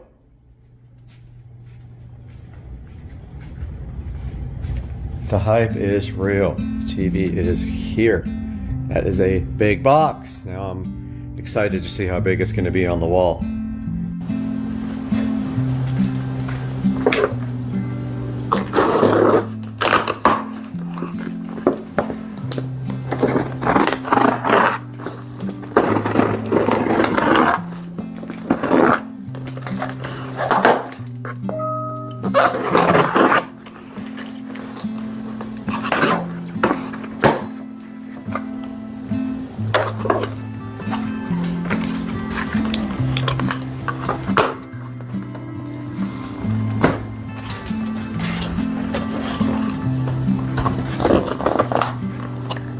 Got the little unpacking instructions in here. Open the little flappies. Take out this thingy.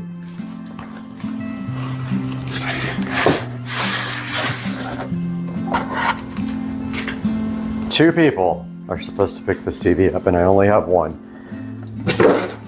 That is a bummer.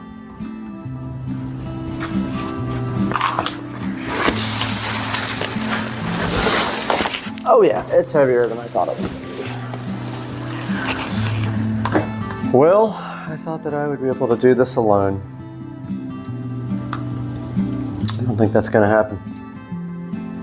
The little feet are down in this box. I thought I could get this bad boy at least onto the... Thought I could get it onto the bed at least so I could work on it. But here are the little feetsies that I can't get on.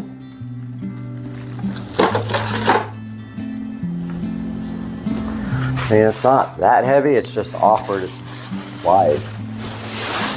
I mean, I can pick it up easy by myself.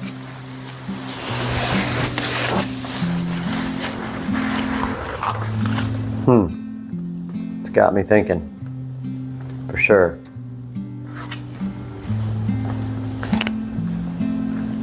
Ah, it says the bottom comes up. Oh, that's weird. Bottom comes right off.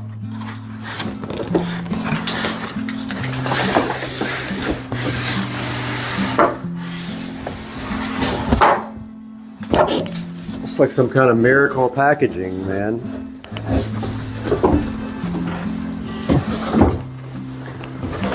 Let's not make this the video that goes viral.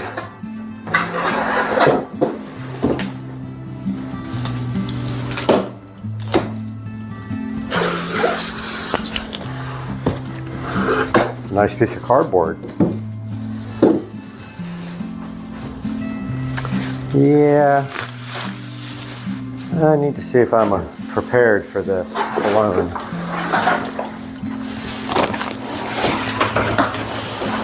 Let's slide it into the hallway.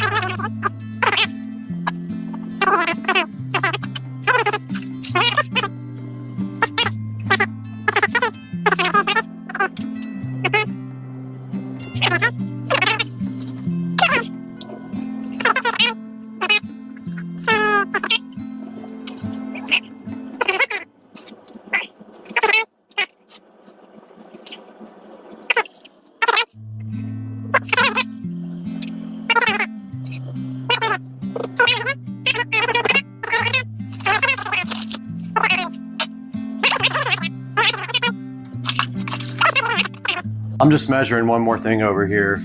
Center of the mount to the edge of the TV. About, I don't know, 29 inches.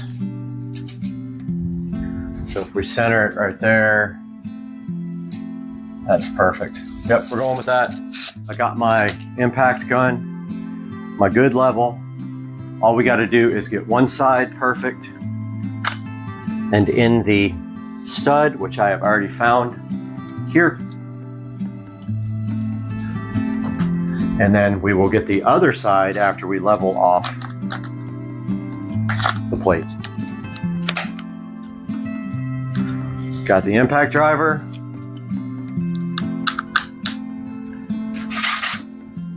We got my converter for doing sockets. And we have our lag screws right here. Perfect size. I'm gonna go check my work real quick and I will be back to do that. Moment of truth, let's put some holes in the wall. First one is going to go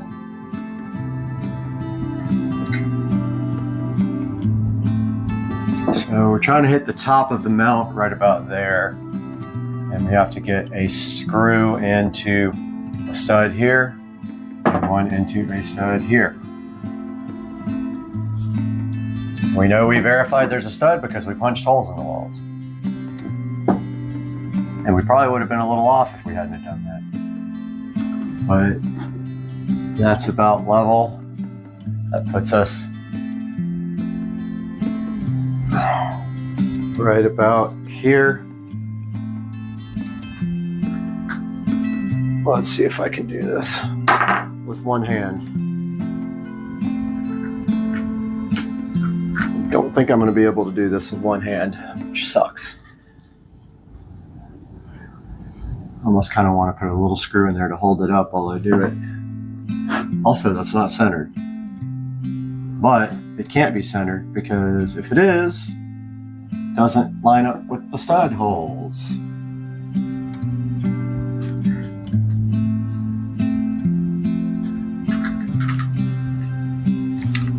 This is going to be crazy if I can get this to work. Nope.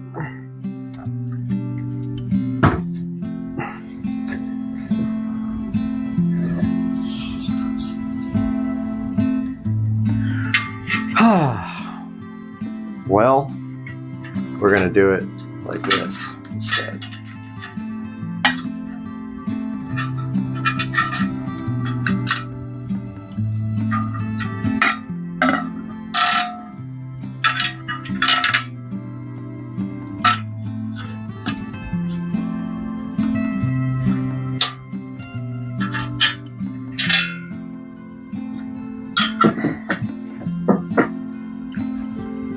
This sucks doing this by yourself.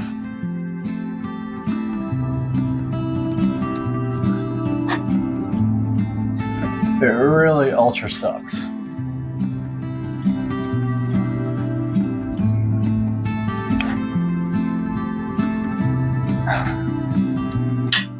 Well, put the dot right there.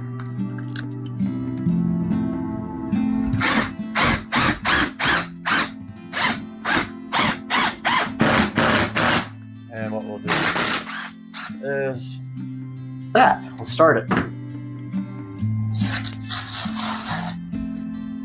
Once that's there, we'll put the other one on.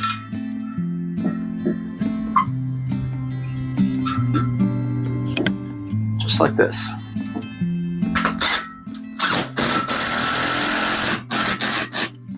That's in a stud. There ain't no doubt about it, brother.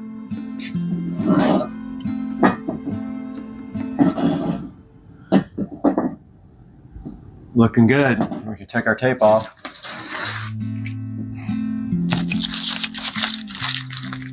All we have to do now is get this guy level. And drill our next screw in. That's money.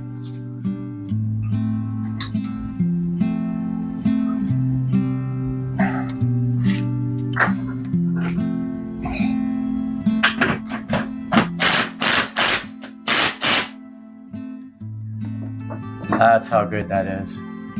Now,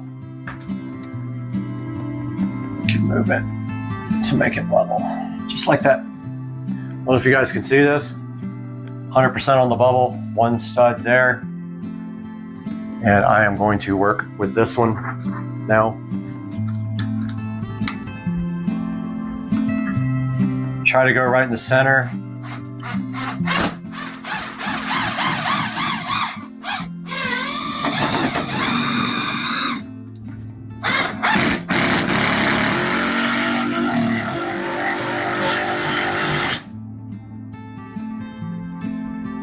It's pretty good. Now it's level down, but it's perfect now. I was able to loosen it and move it up just a slight bit. And it's money. Meaning I can now put my double workbox in where power is going to be. So we're going to do it over here since power is over here. Oh, you can't run anything back there though. Bummer. Well, hopefully we can snake the little HDMI cable over the top or just right here. All right, let's get our old workbox or new workbox, whatever it's called, and get going. I'm hoping there's enough room for the plug back here. If not, we will have to get a flat extension cord, but I'm thinking right there is money. We have to level this box too. Came with this cute little level, the little TV mount. Man, I had it pretty good.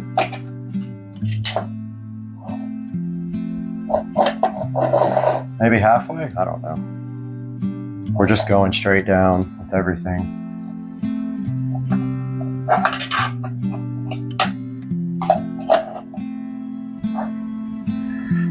So that would put that right there. This level's hard to see with the blue.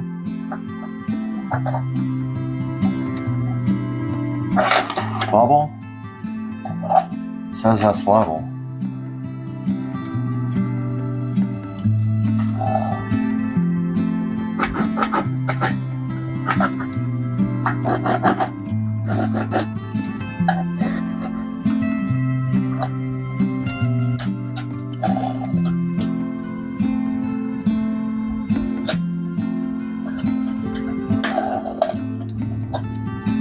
There's our box.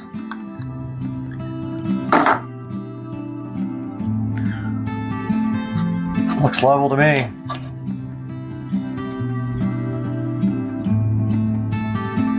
It's close. It's good enough.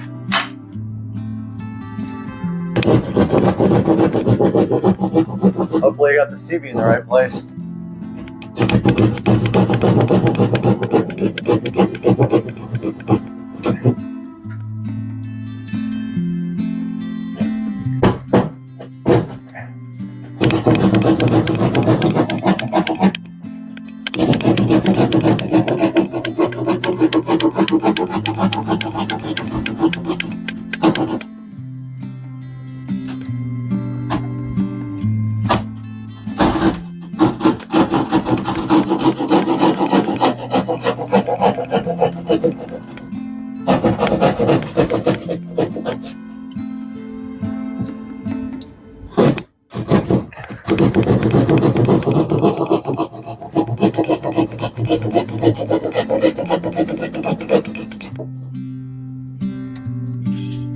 Okay, our box is cut.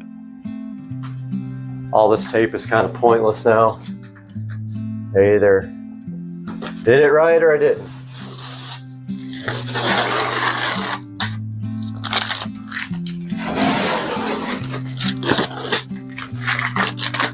Not sure if I should even paint behind the TV. You're not going to see it. Oh, I forgot to take the tape off. Well, you won't see any of this. Kind of wanted to fill these holes in paint, but no, I gotta get my shop back now though.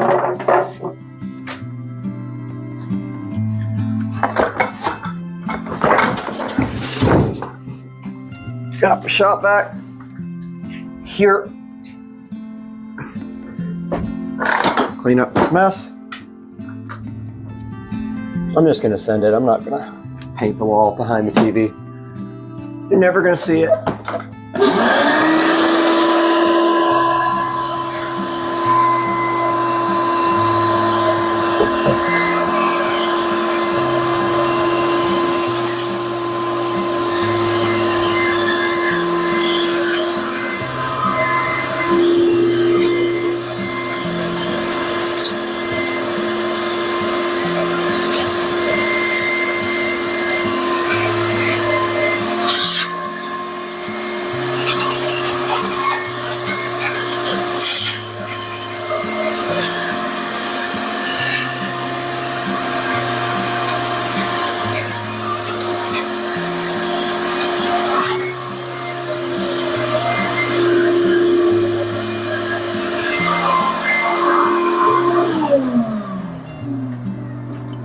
Okay.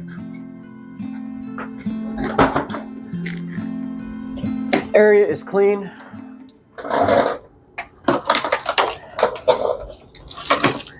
Need to get my electrical tools now.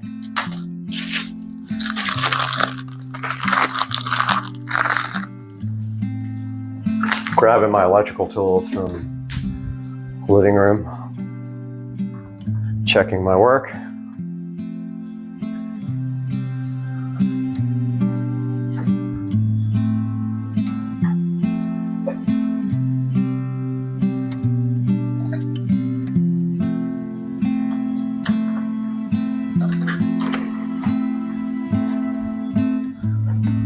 Need my strippers, my this.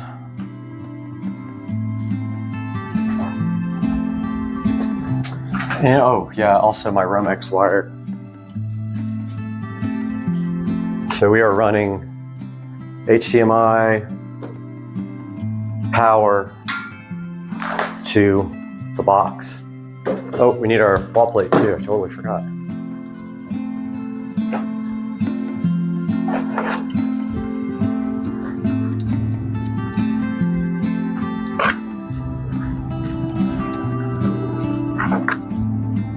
This makes a handy work desk here. Man, I sure hope this TV hangs correctly. I don't want to have to move this mount now. That would be pretty disastrous. Okay, well, we've got to run some power. So let's make sure you guys can actually see what I'm doing here. Get you in a little bit closer. Okay, so I got my Romex here. We'll also need my receptacle for down here. I totally spaced, it's on the table in there. But I'm gonna go ahead and cut my Romex here to strip back a little bit, but actually let's run it first.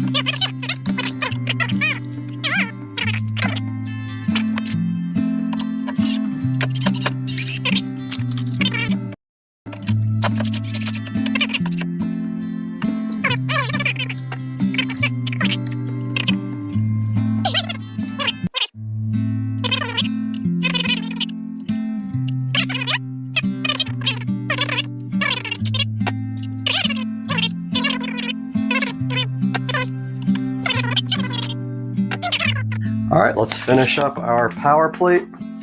Now that we have confirmed that it will indeed work. Remember, the power is not connected here yet. So no shockage for us. But I'm going to probably be brave and do the bottom one without turning the power off because I'm an idiot.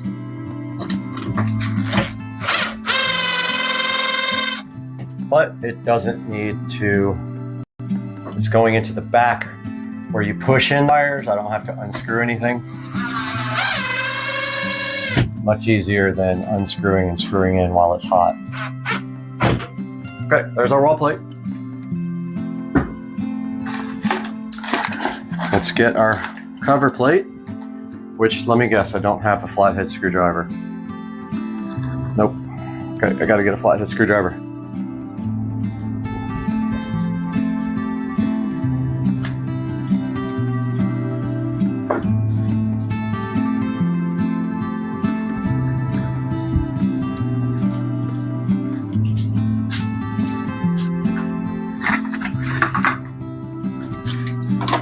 Wall plate. Couldn't find the power screwdriver head. That's how sad it is. Ah, man, who knows where that went?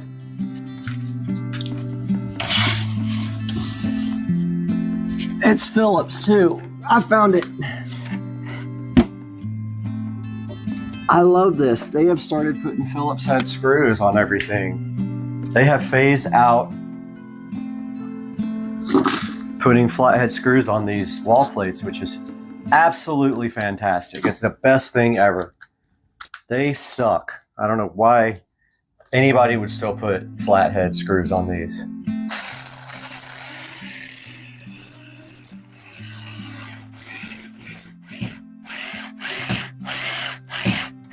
That was weird. Kind of hard to get that one in. Did go in eventually though.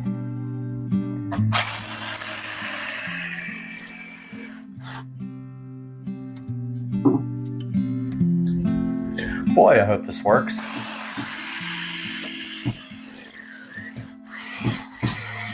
I would say there's a good possibility that I'll need a flat extension cord to get this thing plugged in. But I don't know, because it really just depends, because the top of the TV tilts, so we may be able to get it right there. There we have it. Now we just got to do power at the bottom. This is hot power coming in. Here we go. So for this, I will be getting some gloves. I'm working with hot power. All right, let's start on this side though, where we don't have hot power, but we need to get our tools. We need this, we need this, this, and this to get our receptacle hooked up. Yeah, so once again, the strippers do not work with this type of wire for whatever reason. They do not like it. Maybe I don't have something adjusted correctly. I'm not sure. I'm not going to stress about it though. It would be nice, but instead I just strip it manually. So this is going into the back of the receptacle. But first,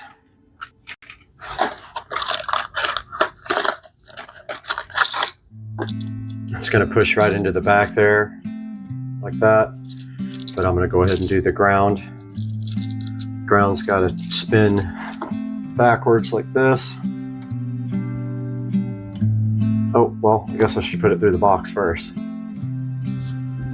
Both of these, actually. This is tight over here though, man. Super tight. And I gotta tie these together and then ground them. So I need another ground. And I need my box.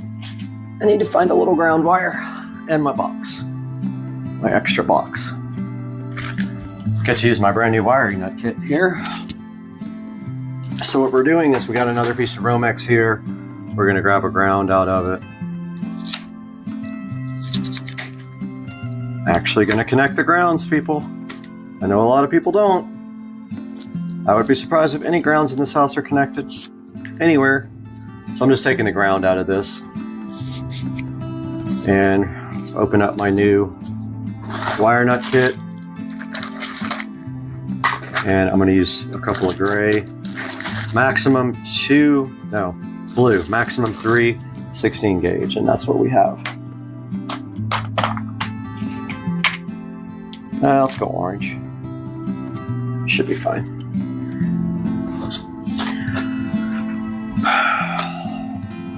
So we're going to put these 3 grounds together. Take our workman's pliers and twist them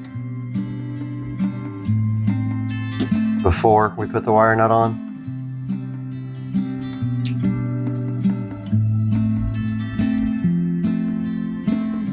Like that. I'm gonna go ahead and use orange. That looks pretty, or yellow, that looks pretty big. When you screw these on, screw them all the way on until they're tight. Like they should be tight, like so tight you can't screw them on anymore. That's on good. But I screwed up. I hope you saw what I just did. I hope you guys saw what I did. I put that together without a box. Fantastic. Lovely.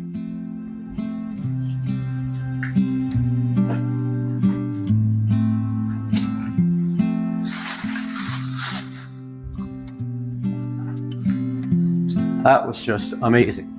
I swear I am brain dead right now. Got no sleep last night.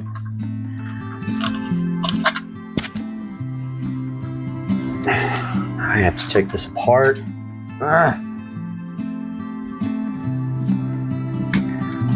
And my pool is ready, I think. gonna have to go shut the water off here in about 2 minutes.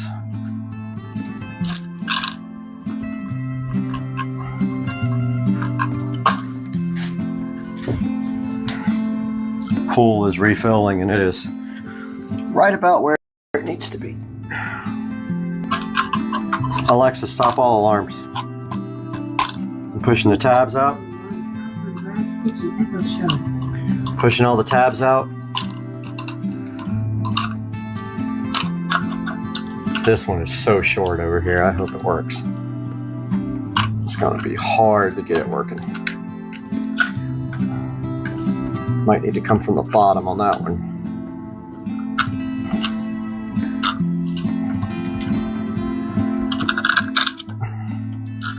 Oh, that's gonna be fun. That is gonna be lovely.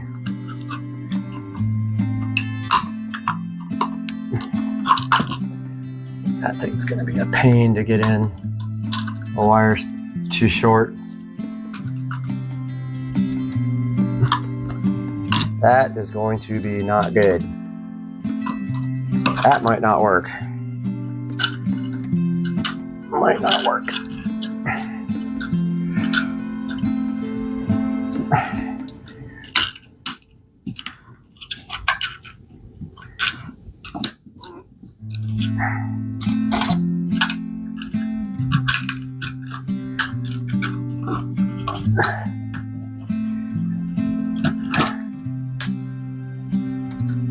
That's about all I got. Wow, that's going to be tight. That's going to be really tight.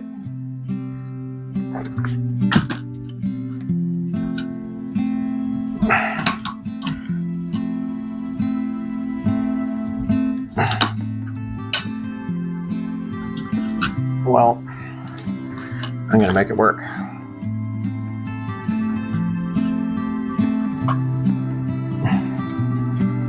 It's got no choice. And then I'm going to run out and turn my pool water off.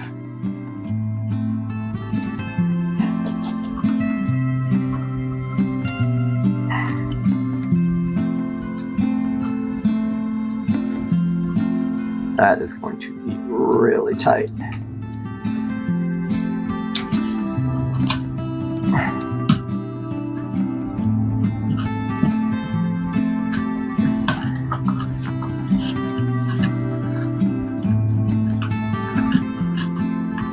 But I think I can make it happen. What? It's gonna have to be after I go mess up my pool. Wasn't quite full yet. Needs about 15 more minutes. I need to put this box in. Where is my gun?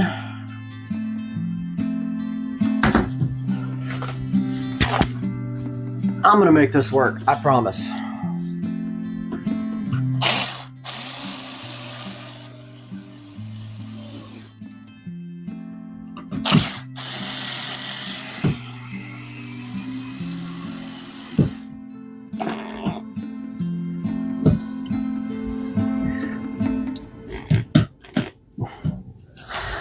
I don't know what's level on that thing. I can't tell. But all we got to do now is connect this ground.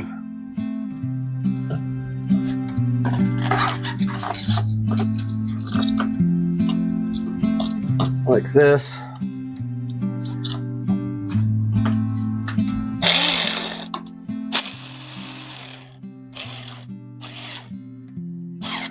Ooh, pinch my finger, good.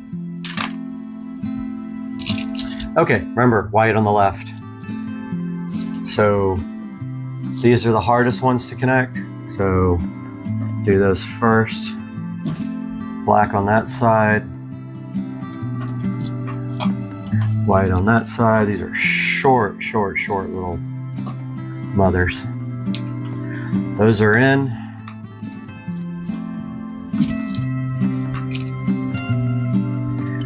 And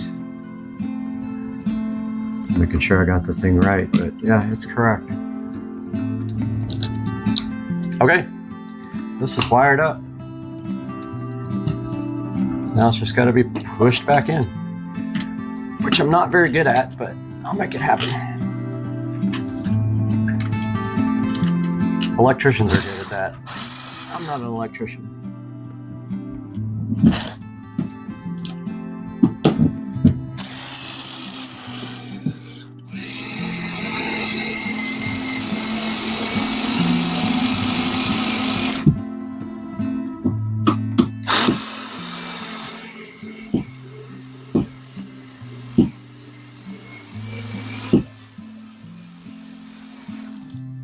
Okay.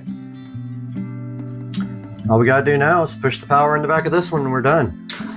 And put our wall plate on. Looks like it might be a little bit crooked, but we can adjust that. Oh, that looks good. Good, good, good. I like the jumbo wall plate.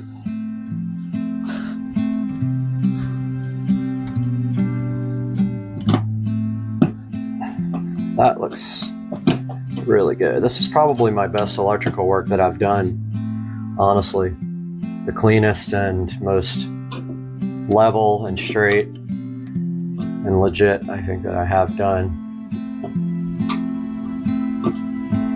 Okay, what do you guys think? That looks great. All we gotta do now is, first of all, unplug all this and put our gloves on. So we're really just pushing wires into the back of this receptacle. Then we have to get this receptacle back in, which that's going to be fun. Hopefully we don't blow anything up when we do that. Remember, this is hot. It's got electrical tape wrapped around it. But it is still hot. Technically could go turn the power off and make my life easier. Then I have to recalibrate millions of fucking clocks and all kinds of other shit. So this is a good chance to get shocked right here. And you want to make sure you don't have any ground wires touching either. So be careful when you put in. Do not touch this guy and touch a ground, or you will know it. Don't touch any metal either.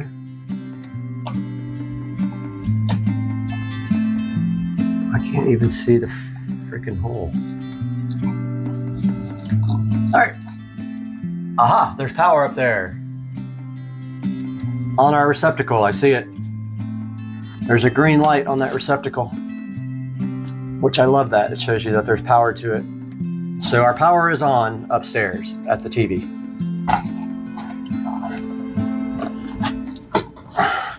There is a lot of wires in this box. A lot. And I just put 2 more in it.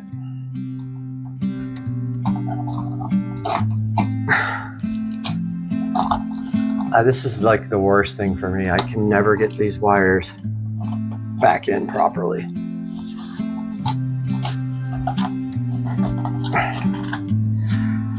I'm really glad that there's electrical tape on the side of this, because I can see it touching something.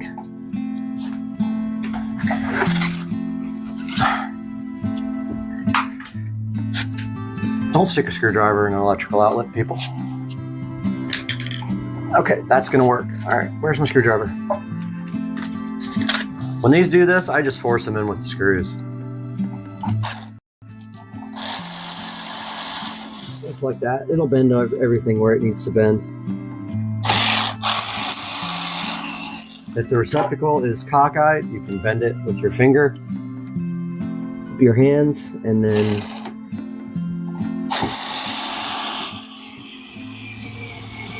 let the screwdriver do the work.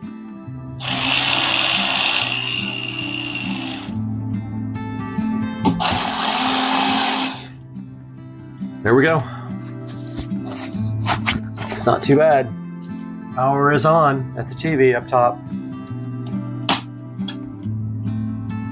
Put our wall plate back on, and then we'll put our wall plate on our home theater jacks.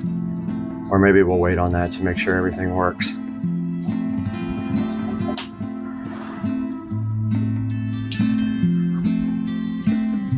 This looks good once it's all buttoned up. So we can't hang the TV until we get the Govee strips on them, on it. Unfortunately. Don't think I can put that on while it's on the wall. So that's a whole nother ordeal. But here is our finished power is done. You can see here we have power right there, USB, Ethernet. We've got our new receptacle here as well, and our old one there, and then our home theater plate is here, all wired up and ready to get going. Our mount is good to go. And now we have to put the Govee strip on the TV. And that is before we even see if the TV is going to actually mount properly. Over here on the treadmill, and there's a freaking little crab. It's the second one I've seen in 2 days in the sun. Little crab. Hey, crab. Dude, that is so fucking weak. How am I supposed to get a chick in that? No, don't worry, dude. You couldn't get a chick if you had a $100 bill hanging out of your zipper. Yep.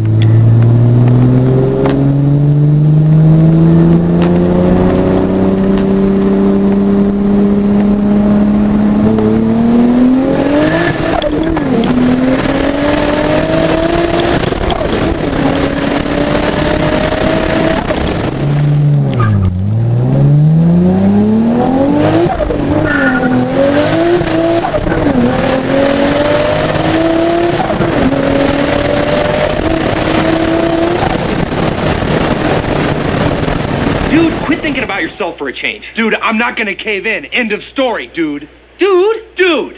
Dude. Dude. Dude. Dude. Dude. Dude. Dude. Dude. Dude. Dude. Dude. Dude. All right, we're out here watching Tennessee football on one channel. We got Florida football on the other channel. And we got the charcuterie board here. We got apples, we got bread, we got crackers, we got jam, we got grapes, we got ham, we got everything. 8 different kinds of cheeses, 10 different kinds of breads, 5 different kinds of apples, and so many grapes. And pleasures. It's not about pleasures at all. It's not about this only Sanchez. Please stop. And the bow tie. Bush. And the cocktail. And the 16 balls. Bush, please stop.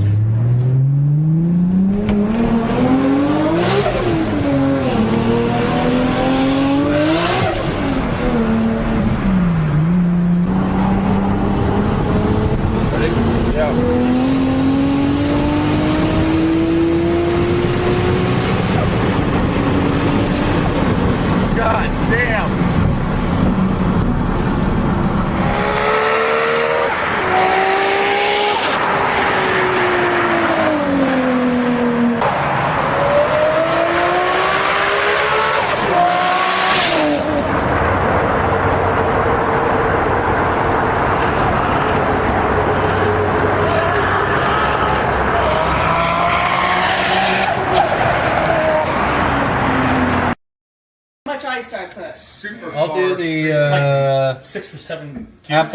apple cinnamon. It reminds me of my DEA days, making methamphetamine.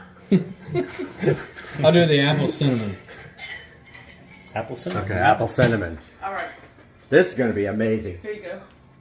So what is it? What's in there? 1 billion views.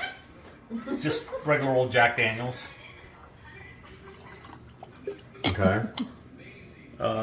So just 1 JD right there. A little bit of simple syrup. Yeah, you can get this stuff at Publix too. I buy it all the time. Nothing but sugar water. Yup. A little bit of bitters. Doctor. The doctor of all goodness. It's true. It is doctor. It's a surgery.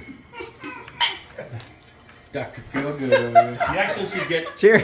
What are the other cherries, honey? I got the wrong cherries here, but No one can have their own cherries. The dark cherries. Yeah, I don't have the dark cherries. What? Dark cherries. Nah, I can't remember the names of them. I don't know. I got nothing. I don't know. That was a question I couldn't answer. I don't know. Put that. This is the best part. Okay, Oh, Mike. yeah. When you get fire involved and in we anything, selected Apple cinnamon. apple cinnamon. it's good. Yup. He's a freak for apple cinnamon. I haven't really watched him do this either. Well, It's pretty fascinating. Like, it had me... Wait till this gets 1 million views. And we can finally retire. Young. This is like we're doing something illegal over here. Well, I know. it's much different than a cold cook or a heat source cook. Yes. We're not making meth here, folks. You who are making meth will figure that out. This is the old-fashioned doctor. This is the best. Chris is the only young person here. We're all just like his grandparents. Blowtorch. Anything with fire is good. I know, that's what I'm Absolutely. saying. Absolutely. I think that's why I always liked creme brulee. That's why we like that movie Fresh. Oh my god. Oh my god. That movie's crazy. Oh, jeez.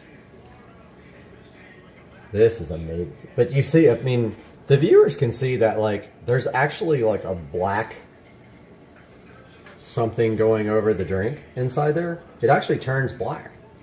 Smoke. Oh. Yeah, it turns it, like, charred. Because of this thing. Doctor of all drinkage. Good smoke. Did it get in there? I'm not seeing any smoke. You know what? I don't see any either. Do we have another torch? Is your torch all, is maybe. it petered out? It may be. Okay. Oh, it's where it's rolling. Oh, yeah, it's working. Phone's melting, but that's cool. That's all right. I'll buy a new phone.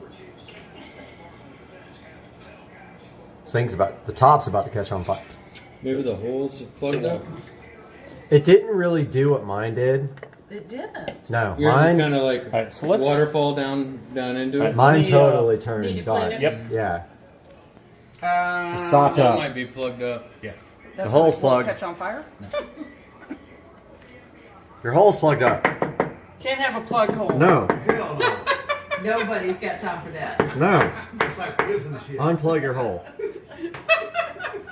Oh, yeah, finger it. Oh, gee. Okay, we can't put this on YouTube if you guys get dirty. Don't get dirty. We're going back with Apple cinnamon. Apple cinnamon. where is it? Where is it? Oh, Okay. Bartender's a little buzzed. That's okay. there's no doubt about that. This is going to be the best video ever. This is better than axe... No. We had axe throwing. It'll probably get more views. Yeah, it might. Alcohol Because, fire. okay, so what do we title Oh, this? there it goes. Yeah, the What's our hole's plugged clickbait? up. Yes, there it is. There you How to go. make the perfect old-fashioned Old-fashioned. with fire. Yeah, now Game of it's- Thrones. Game of Thrones. Dude, that's so sick. Where do you buy them little things? Oh, look at it. It's going. The wood, Amazon. Amazon? Are we getting smoke in there? Capturing? It's hard to There tell. was I think for a there was minute, some. Mine was way better though. I don't know. Oh, there it is. Look it. Look it. Look it. Look it. Look it. Look it. Do you see it? Look Oh, it. yeah. We have Look at that. Yes, smoke it. Smokage. Okay, that was cool. It looks so cool on the camera though. For real. Yeah, it did. Give it to my friend. Oh, yes. Chris? Thank you, sir. All right, so you got to taste it and tell Cheers. 1 million people what it tastes like. I can smell the smoke. Is it good? Yeah, I like it. Excellent. Bartender is amazing, right? Thank you. Thank you. Okay, Thank 1 you, gentlemen. billion views later. 1 We're billion gonna have to views cut later. him some, cash from our YouTube revenue. $22 a month. Doctor. Guys. I need a new 22-liter beaker. Yeah, you do. Okay, so there's a lot of different flavors though, by the way. Is that what you're saying? Walter White. Jesse, let's cook. No, you just watched this. You just watched this yesterday. I've never seen it. Jesse, let's cook. I don't know what. And then we have this. 6 episodes of that yesterday. And then we have the Now, torch, the cherries. I love that. I had to. I like squirt, but this is all right. Oh, I have the fever. It's with an F. Fever, something like that. I've got that. Good stuff. Yeah, that's one of the better ones from what I understand. Oh, look at Ginger, Mortgage. Fever ginger. Mark, there's fever ginger out there. That's the next one, man. Dude, that's good, dude. We'll get you one. All right. Man, that was a good video. That's definitely the one. Yo, it goes down. Robert, it goes down. No, it don't. It do go down. It do go down.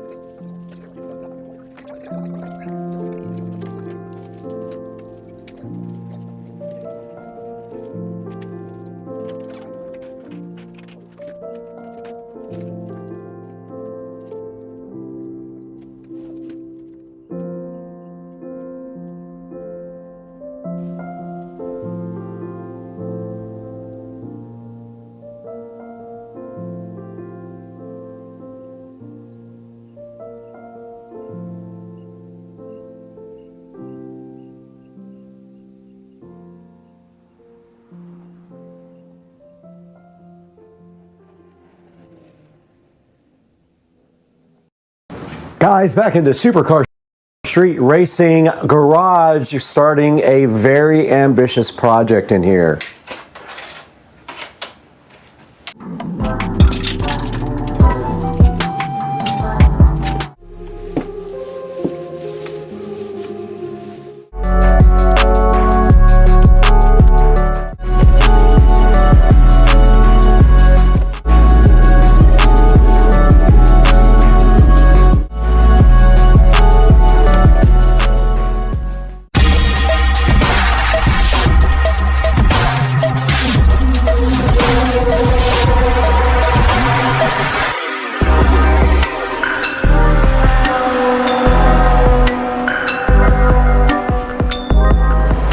Guys, part one of the garage remodel project is done and it came out amazing. Yes, there are some little dots on the ceiling. You can see through the paint, but I painted on this for hours and hours. So it will have to be touched up at some other point. But I have put the paint away for the day. I've been painting since about 4 a.m. and it is now 3 in the afternoon. We painted everything black. The walls are black, the ceiling is black. And then what we will do next is we're going to paint a red stripe right across the top there, which ends right at the black right there. It's gonna go as wide as that bulkhead right there. Now what we need to do is get this place cleaned up and get the car back in. And I have already decided to keep this garage as clean of a look as possible, so I'm gonna move as much as I can out to the shed and clean up this place massively. Now let's get to work and get this place clean.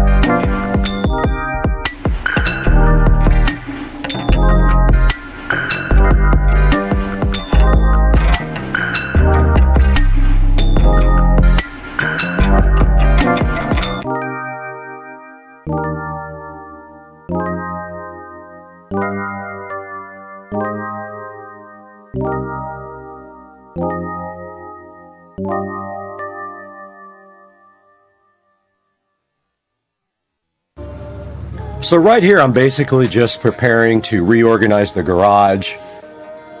I had a plan to just get my toolbox all in shape and get my cabinets all in shape and try to move as much stuff from the toolbox and the walls up into the cabinets and just get some reorganization going.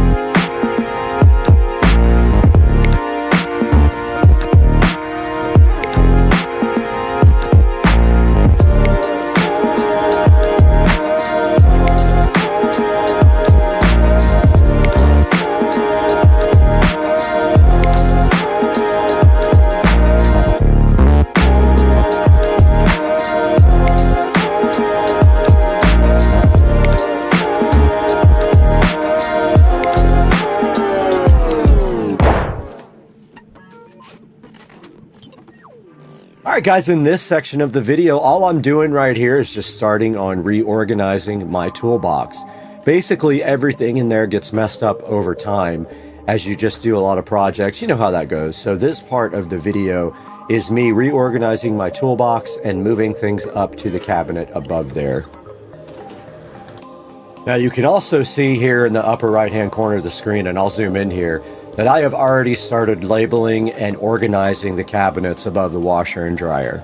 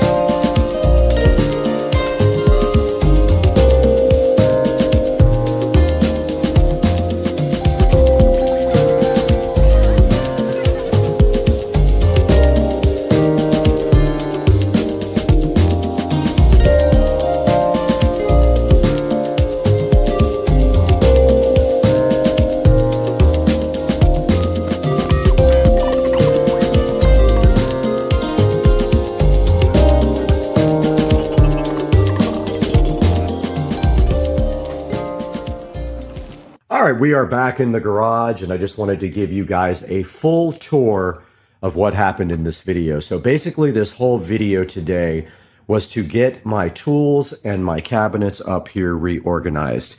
So what we did from the very start was we took every bit of the tools out of this toolbox, put them all out, laid them out all nicely, figured out how we were going to reorganize the toolbox. And then what we did is we went ahead and moved things into the appropriate drawers.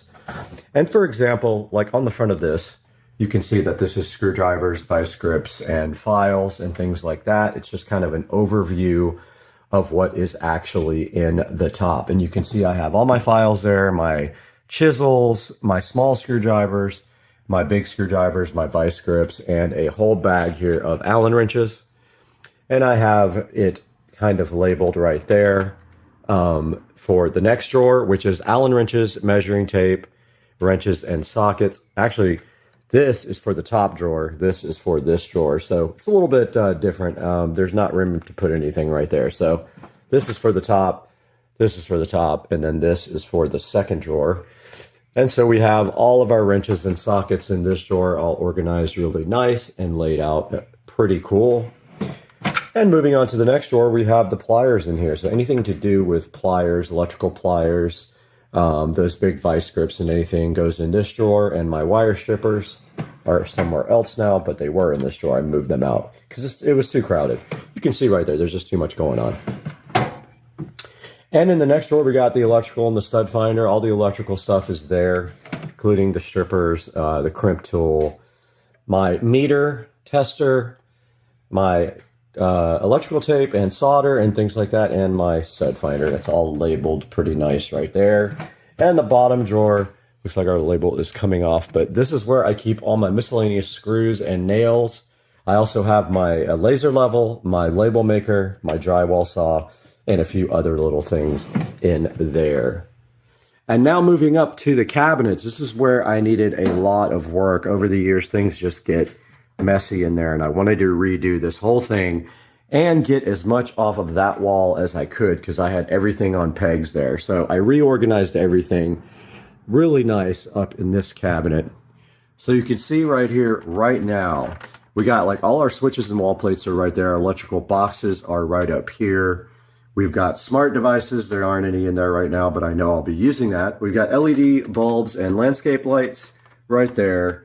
Anything to do with fasteners and screws, electrical connectors, and drywall anchors, all labeled out really nicely and sitting so fly in this cabinet. On top of this cabinet, I have storage. So I just put some old boxes from various things that I wanted to save above. And then also up there, well, oops, I turned on the washing machine. Also up there is the, for the garage, the amplifier and the subwoofer for the garage.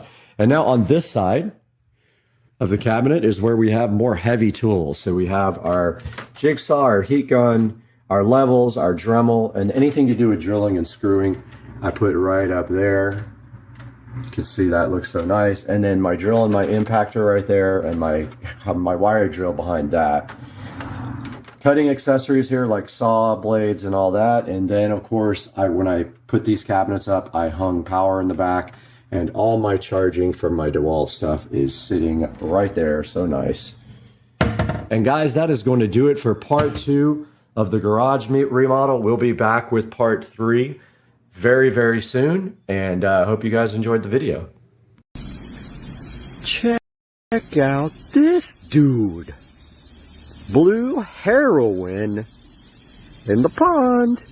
Blue heroin. Why don't you stay on camera? All I want to do is barbecue you. We are out here in the supercar street racing sunroom after a short break. And today with this tiny Tesla, we do have this Keener or Quinner, not sure how they pronounce it, LED curtain light that was so graciously given to us from the manufacturer. We're going to get this thing unboxed today on the channel and see what it's all about. Hang out with us for the Keener or Queener, whatever it is. I will get an answer from them. LED curtain light on supercar street racing.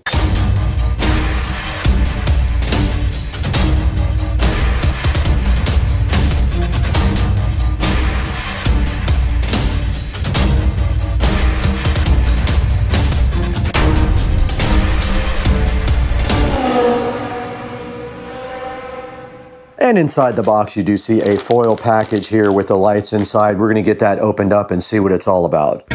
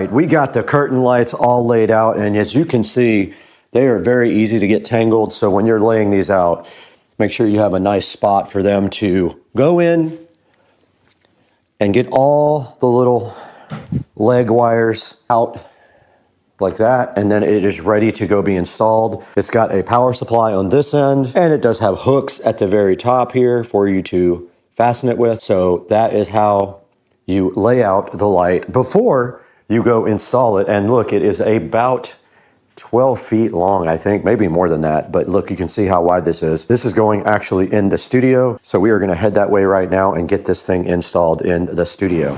Out here in the studio, and we are going to go ahead and fire up this system here and see what it is like. We do have a plug right here, and there you can see the lights are fired up, and they do have different modes. So let us get these things installed, and my plan is to go. It's too bad that you have to see this ugly power plug up here. Pretty bad. I'm gonna see if I can figure out a different place to put that, but yeah. For right now, I just don't have a good spot for it. Did bring the remote out as well. I definitely don't like those looking like Christmas lights. Okay, let's get them laid out at least.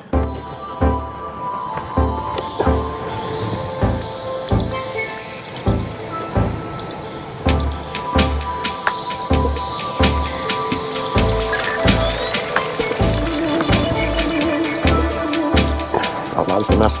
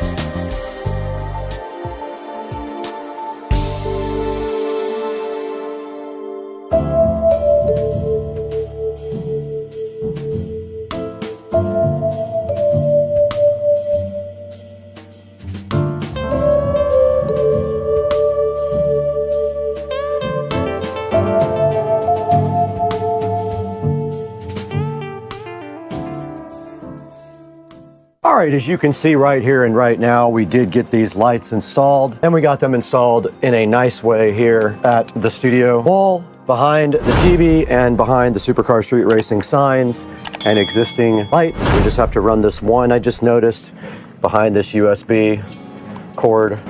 And just like that, we are all finished with this project. Now all we have to do is figure out how to operate these, and it did come with a remote control and a manual, and this is the remote control right here.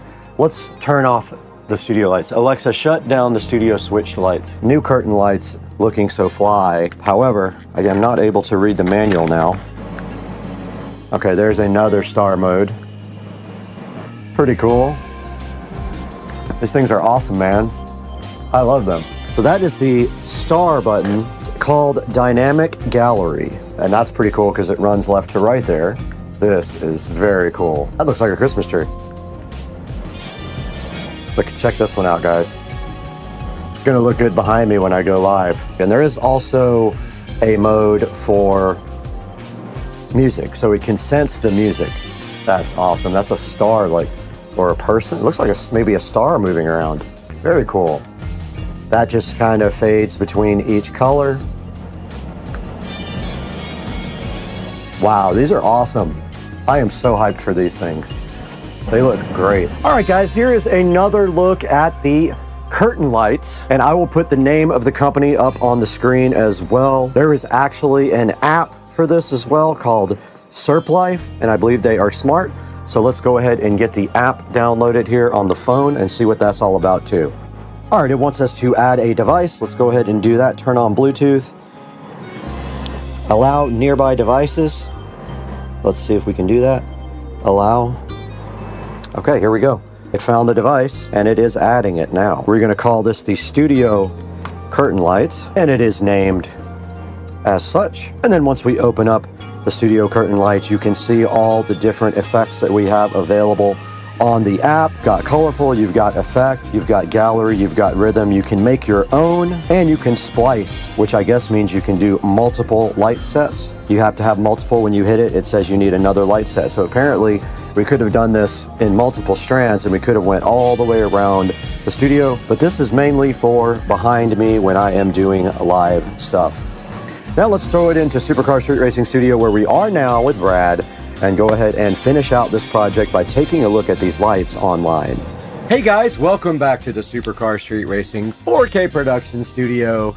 And you got Brad right here. And today I'm so excited to show you guys the Keener or Queener. Not sure, it sounds a lot like Wiener, but it's Queener or Keener curtain lights. They are smart string lights for indoor or outdoor use.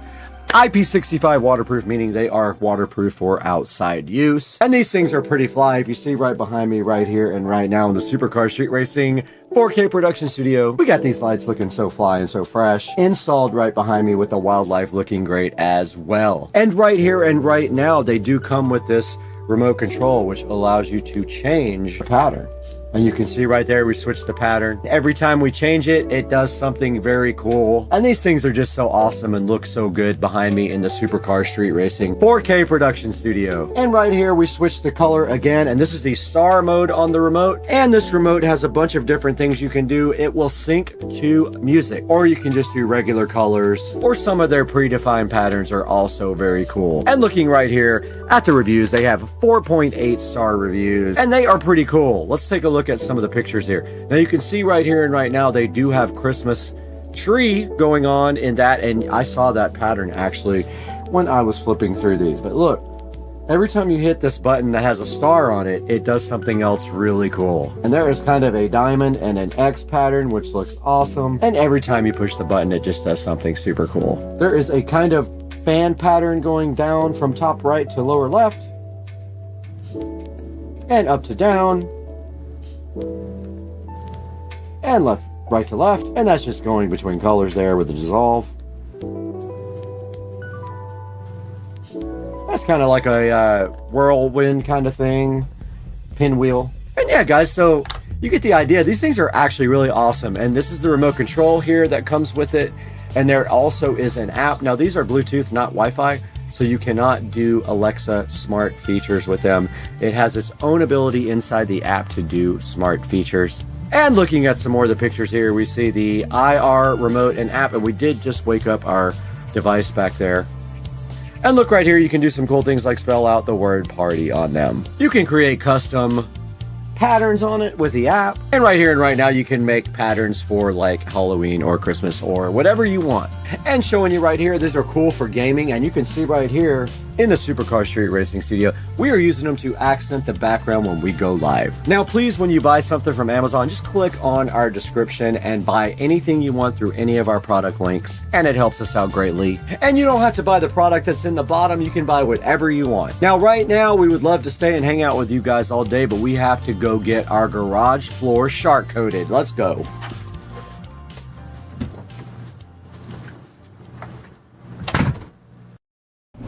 Today we are in the Supercar Street Racing kitchen, and we have been blessed with a couple of cool products from Mighty Cleaner. They did send us the extra large chamois towel and another extra large chamois towel, 2 colors.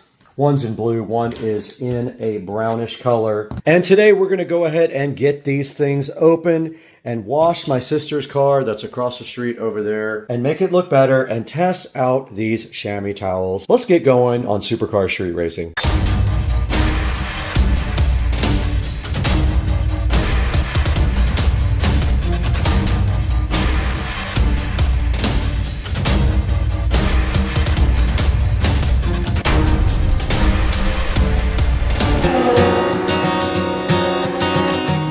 Back on Supercar Street Racing, we have another sponsor today. We have the Mighty Cleaner extra large chamois towels here, highly absorbent. You can see their website right there on the side. There's some nice directions back on the back. So what we are going to do is go see that we have all the proper stuff to wash my sister's car, which is parked across the street at Rich and Trisha's house. And then we are going to proceed to wash her car, and we're going to use these chamois towels to dry it, and we're going to follow the instructions on the back when we do that. Now, the first thing you're supposed to do on these is warm water them for 5 minutes. You're supposed to soak them both in warm water for 5 minutes and wring it out. You're supposed to wring it out a lot to avoid sticking to your car's paint, and when you're finished, you wring it out again.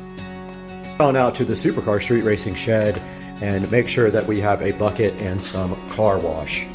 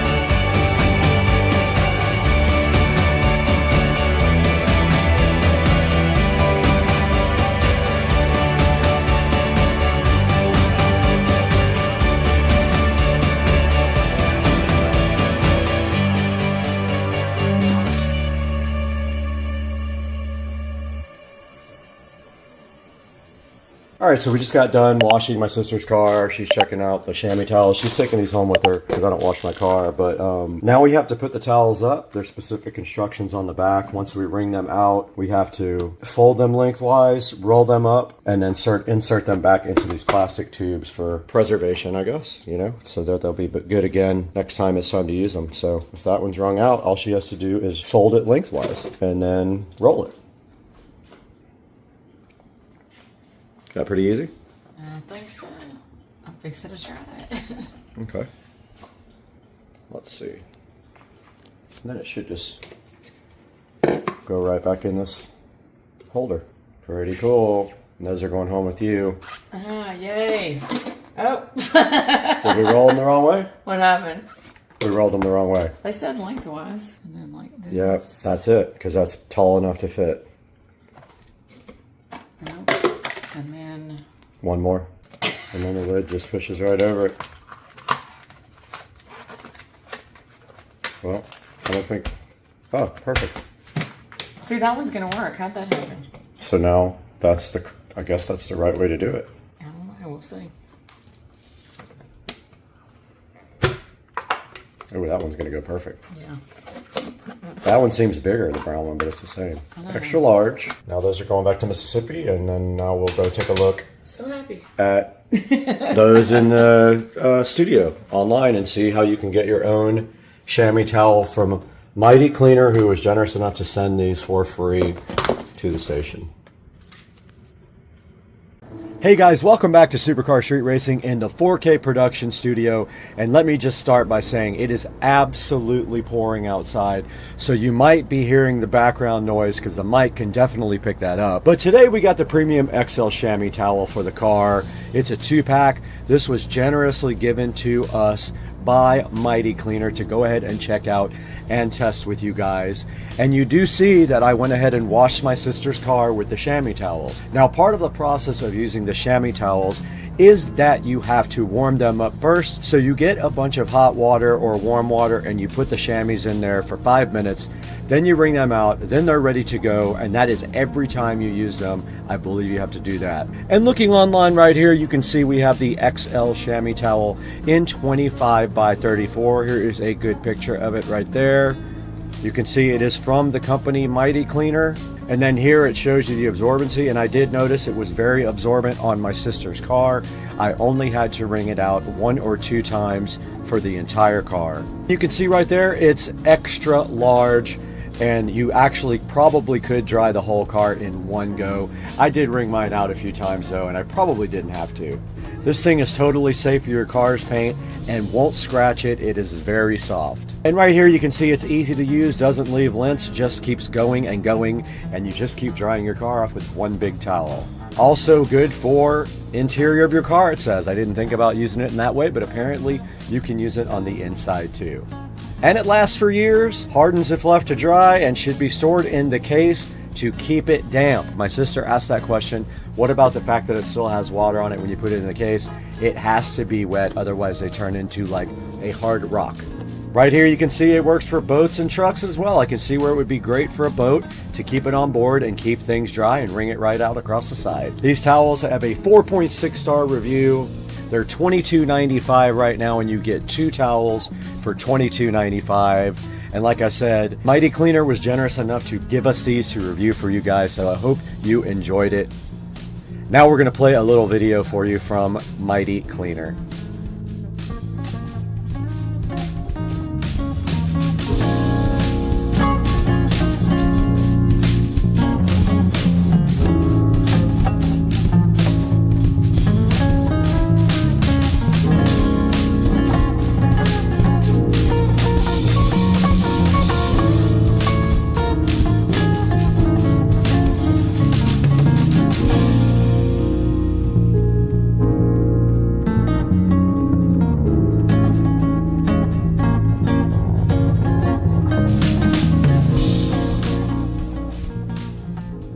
All right, you guys can hear the thunder in the background. It is really pouring outside still in Supercar Street Racing headquarters, and that was the Mighty Chamois Towel, Premium XL Towel for your car. Please go down to the link in the description to order yours, and thank you so much for the support for Supercar Street Racing.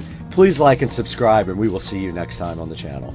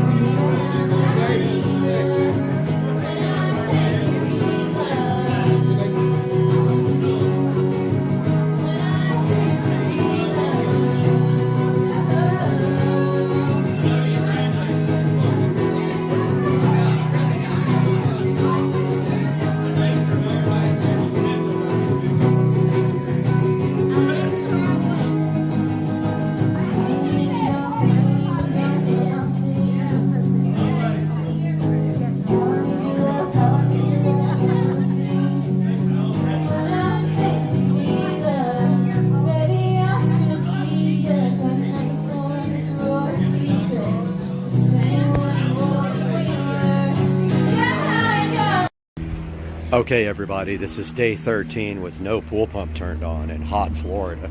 Check out the pretty green water. Don't you just want to jump in it over your head and get a bunch of E. coli and bacteria in your face? It feels good, and then you're like, oh my god. Alright guys, we are out here in front of the 4K production studio, and today we're taking a look at my 99% finished 4K production studio on Supercar Street Racing.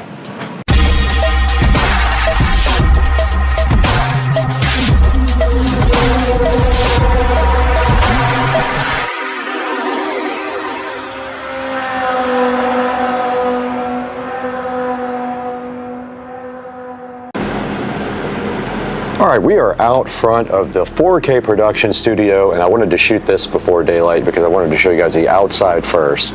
But taking a look back here, we have a very limited crop angle at 8K. But taking a look at the outside here of the studio, you can clearly see I have done lighting on the outside here all the way around the edge. And so the lighting carries all the way this way and around the front of the studio. That would be the front of the house there. And then right here and right now, this is the side of the studio, and you can see I lit it up nicely with some cool outdoor lighting, and that is how it looks from the outside. Moving on to the front of the studio, you see that we have this nice door that was just put in about 2 weeks ago, and it also is lit up nicely. And it does light up the Supercar Street Racing sign. And then moving down towards the bottom, we do have the Eufy video doorbell here that will alert you when it sees a person. In fact, it just did when we walked by, and just now again on the video. And there is the Supercar Street Racing sign that we had custom made. And that is the front of the 4K production studio, and all of the beautiful lighting that we put in that I'm so glad I took the time to get done. We also installed gutters afterwards so that the rain would not come into the front area here. There was some water getting in towards the bottom down here, so we put those gutters in, and ever since then sealed the door properly, and now no water gets in. Now let's move on into the inside. Alright guys, welcome to the inside of the Supercar Street Racing 4K production studio. Actually, being shot in 8K right now. Kind of difficult to shoot in 8K because it's very cropped, so the angle, the zoom amount is very close up, but you can see right here and right now is the inside of the 4K production studio, and I will throw some pictures up as well that give kind of a better idea of what this looks like. But when you walk in the front door, you are greeted with this desk area here, and in the desk here is where all of the main equipment is located, directly across from the front door, and we will go over all that equipment one by one just here momentarily. All right, this is a good view of the inside of the 4K production studio, and we are shooting this in 8K. Now, as you walk in the front door of the studio over there, and don't forget, this is 8K, it's cropped pretty hard, so it's difficult to get a wide angle shot. But as you walk in the front door of the studio, you are greeted right next to the door. We'll take a look at this in a minute with an Alexa, and it's actually an Echo Show 15 right up there. And then on the wall over there, we do have a 32-inch television. And then on the front wall, directly across from the door, was where we have our main equipment for the studio, and you can see starting at the end over there, and we'll go over this stuff one at a time when we get a little bit closer, but starting at the very far end right here, we have our HP thrift store refurb PC. Actually, it was a gift from a friend. I call it a thrift store, but yeah, you can see me right here right now on the screen right there. And this guy right here is used to do live streaming. It just has a single webcam, and that shows this area right here. It is all located up on the top of the desk since it is a one-piece device, and that is the HP computer. It is not very powerful. Matter of fact, I could barely find video drivers for it. It's so old for Windows 11. So it does use hardware acceleration, but it barely works, and every time I go into OBS, I have to change it to hardware acceleration because it loses its settings. Nevertheless, the computer does work pretty good for what it is for, and it is for live streaming only. And then up above that, you can see we have our Harbinger powered speakers. I chose those because I already had them, and they were easy enough to put in. And I actually picked a receiver that has preamp outputs just to feed these Harbinger powered speakers. What you don't see underneath that is the subwoofer chilling so fresh down here. And that is the Polk Audio sub. It's I think a PSW10 is what the brand is, or the model number. And then right by that we have a fan I need to take out of here. It was for when the carpet got wet. But yeah, there's the audio system there, and if you move up above that, you will see the Netgear switch. Now that is fed out through the wall and up into the house to the main cable modem / router, and that supplies Ethernet to the whole entire place. Everything in here except a few things is hardwired. These lights up here, these Govee RGB lights, are Wi-Fi, and one of the televisions is Wi-Fi, this 32-inch right here, because it's using a Fire Stick. It is not a smart TV, but I'm going to get that replaced pretty soon. But anyway, yeah, moving down the bench now, right next to that, you would see my old editing PC. Now this is what I started the channel with before. This is a home-built PC that I built way back in the day.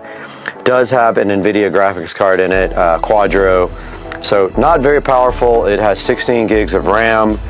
I think a 4-core processor, I can't remember. I think it's a 4-core Intel, and it has an NVIDIA Quadro processor. Barely enough to get by and do editing, but I also do Photoshop on this as well. So that is the next computer. I use this one also for doing live streams from the outside. So if we go to OBS Studio here,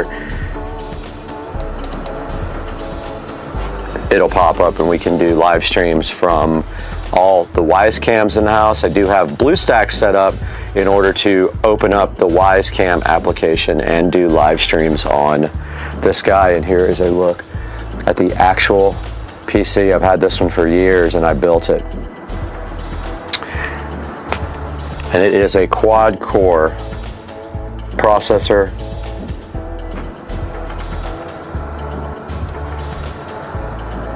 I'm trying to get the system settings up if I could type.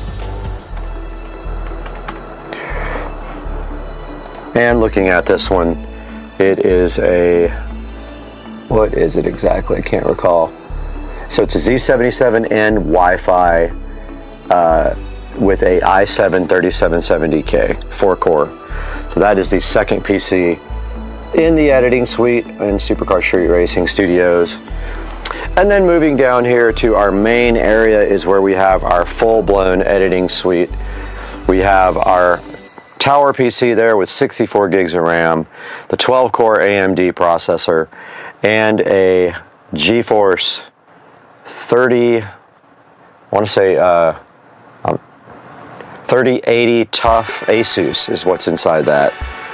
So pretty powerful machine. I'm about ready to upgrade it to a 4090.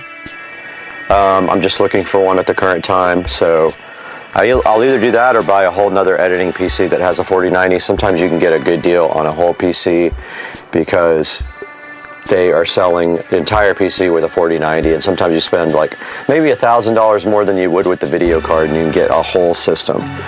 But yeah, so that's the editing PC. I am using DaVinci Resolve. You can see it up here on the screen right now. On top of the desk here, we have the Marantz NR1711. Pretty high-end receiver. I bought it because it has preamp outputs to drive the front Harbinger speakers over here. And then moving up on top of that, we've got the Kingston HyperX microphone that I use to shoot voiceovers here in the studio with this 4K webcam up there.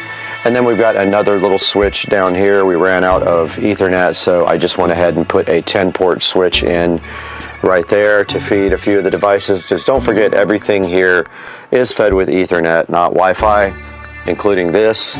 All these PCs here and this receiver are all fed with Ethernet. And then moving up here to the very top, we have our 4K monitors. They are Amazon 4K monitors, and behind them they have the Govee immersive RGB LED lighting on the back of them. And then of course, moving up to the ceiling, these are all Govee RGB LED recessed lighting, and they're all individually connected to Wi-Fi. And you can see that the ones behind the TV are actually colored different than the ones up here because I have them on a different program. So that is a look at the front of the editing studio here in the Supercar Street Racing Studios, and all the wiring is inside of the walls. I did all that, and then underneath you can see that we have all the wiring tied up really nicely, as much as I possibly could, and all that goes into a home theater wall plate and then up into the walls. All the Ethernet is in the walls. Everything else is tied up underneath the desk, and we do have RGB IC LED strips underneath the desk, which when you pull back a little bit, kinds of look like this. So you can see how it lights up the underneath of the desk. Now moving to the right of that is the lounge area of the studio, and I will step back so you can see how that turned out. So there's the lounge area. We do have a full-size futon here and a coffee table. And then over to the left of that, we have the side table that has a little bit of storage, really the only storage in here. And it does have the top LED lighting on it. It's got the mushroom LED sign, and then the smart, it's got a lamp with a Govee Smart RGB bulb in it, and that desk or that side table does have power on top of it. And then just above that, we've got our Harbinger powered speaker, and we've got our Starfield projector, which I don't really use very much. It's pretty loud, so if I'm shooting in here, I don't use that. But I want to get a new one. They have way better ones now. That one is pretty old. Moving back to the front and to the top, I forgot to show you. It's hard to see, but we do have complete surround sound in here. We have 7.2 audio, so we have two front speakers, the Harbingers, we have the center channel, we have the side, and then we have the rear. We do have 7.2 surround sound in here if we need it. I went ahead and overbought the sound so that I would have 7.2 surround if I ever needed it. And stepping back so you get a better view, because this is very cropped. We do have a fully foldable out futon. We just have to pull it out a little bit. I've never folded it out, but yeah, I've slept on that thing plenty of times when the housekeeper's here, and it's pretty comfortable. And when you do that, this TV up here, which we'll show you here momentarily, can be moved. These TVs are on articulatable mounts in the back, so yeah. Down here in the lounge area, that's our doorbell chime, and you can see every single television is equipped with a HDMI port that goes down to the bottom, so you can then use that. If you had a little desk, you could work on this monitor up here, no problem. We do have Ethernet down here as well if you need to hook up to a laptop and in the lounge area. And then we have also power on the walls at the top in case you wanted to do RGB lighting there. I have not done it yet. And up in the corner there, you can see one of the Supercar Street Racing live cams on, and you get a better shot of the 7.2 audio there. Now, the only problem I've had is some of these tiles tend to come loose, so I do have some glue somewhere here, and I will have to eventually glue that one back on. So every couple of weeks I come in and re-glue the tiles, and eventually they stick pretty good, but that one you can see is coming off. That's just the way they are with it. Gets hot and cold in here. And then moving up to that TV, it is articulating, so you can actually move it this way, and you can sit in the lounge area and watch TV on that one. Nothing much more on the back, just some more RGB lighting in the ceiling.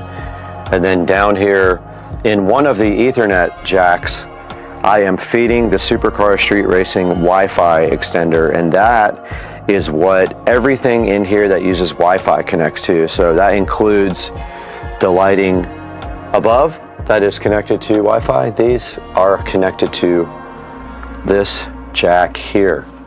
And then up on here on the wall, you can see more power, and behind the TV, you can see that there is a nice wall plate that has USB, Ethernet, and HDMI available for this TV, and this TV can just articulate this way for when we're editing. And then this way on the wall, we have the Echo Show 15, which I did flush mount. I was able to create a bracket inside the wall with wood, like a cross member, and I was able to perfectly flush mount it and then surround it with the foam tiles. And then under that, this is a smart switch for the outdoor lighting, the lighting that I showed you at the very beginning. And then on this wall here, if we step back so we get a better view, on this wall we have that 32-inch television, which also has a wall plate behind it, and we do have this LG air conditioner, which is the best, absolute best air conditioner made, window unit made. Very quiet, super quiet, hardly makes noise. It does make a little bit of noise, but not like all the other ones. When it kicks off and on, it barely makes any noise. So that's why we got that one. It does keep it cool in here. The only time I ever had issues is when it was 95 degrees out and I tried to turn it on in the middle of the day. It was barely keeping up, so on a very hot day, you just turn it on in the morning and it has no problems keeping this place in the 60s.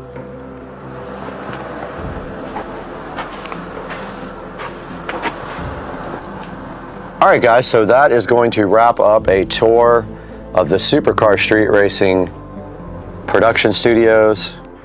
It is 99.9% done. The only thing not done is I have power up here ready for RGB ceiling lights, and I want some that are not flush mounted. I want the ones that are externally mounted there. So I'm still looking for what I'm gonna buy. But that is gonna wrap up the tour, guys. I hope that you enjoyed seeing the 4K production studio in its glory, and I hope you like and subscribe to the videos and watch our live streams when we do editing. They're pretty cool, and you can learn DaVinci Resolve by watching me edit. All right, guys, have a good one. We'll see you on the next one, Supercar Street Racing.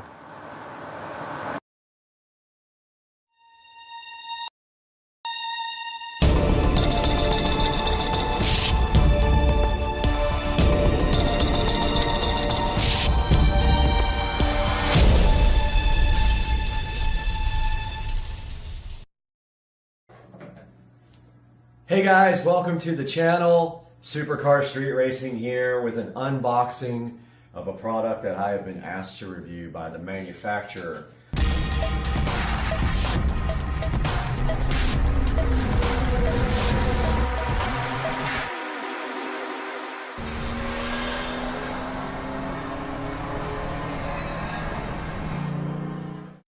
So this is the first time I've ever been asked to review something and been sent a product for free. So I just want to get that out of the way. This product was sent to me at no charge. I'm under no obligation to review it in a positive way though. And what we're looking at today is a tripod.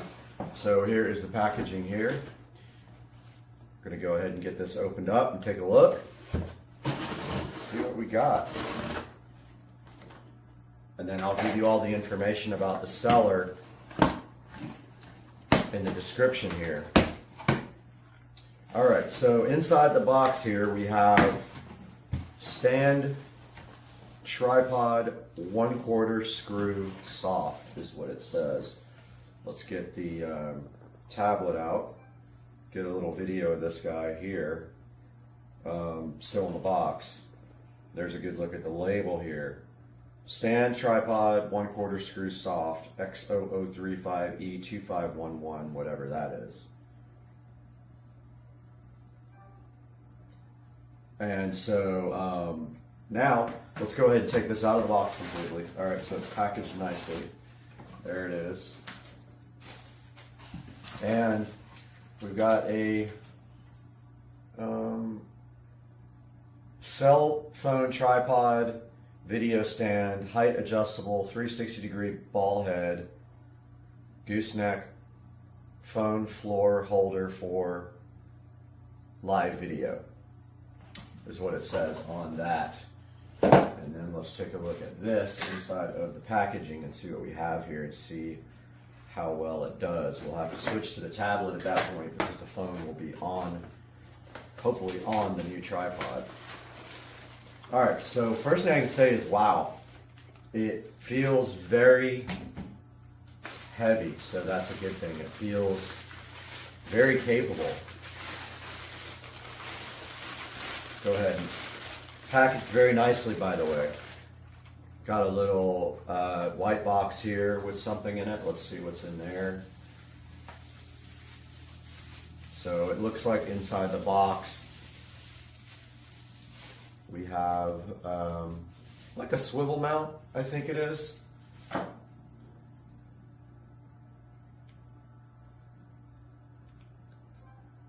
And so there's a good look at the swivel mount that was inside of the white box here.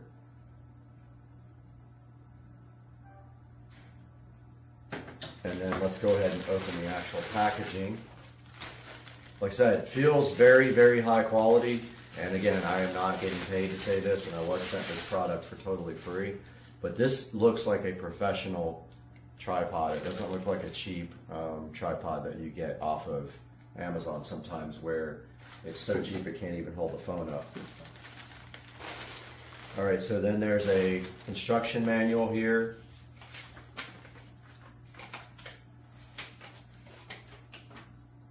Kind of tells you how to set it up. And supposedly there is a clamp for the phone that goes with this. So I haven't seen that part yet. Aha, it's in here. And then here we have like a gooseneck. Looks like. Yep. Very solid too, by the way. Nothing cheap about this. And so here's a good look at the gooseneck up close. And the adjustable thing there for the top. And inside the bag is the very last piece of the puzzle here. And this is the phone connector. Phone holder, so to speak, right here. See on the back it's threaded. And then it looks like it's adjustable here, so it's not a spring type like the other ones are, like the one I have now. It is a adjustable to make it wider. So it'll have to be really wide for my phone to fit. We'll see if that works out. So let's go through these instructions now and see how you set this up. So it tells you to open up the legs to make it extended. So I'm sure they're talking about this. There is an adjustment here to loosen it up.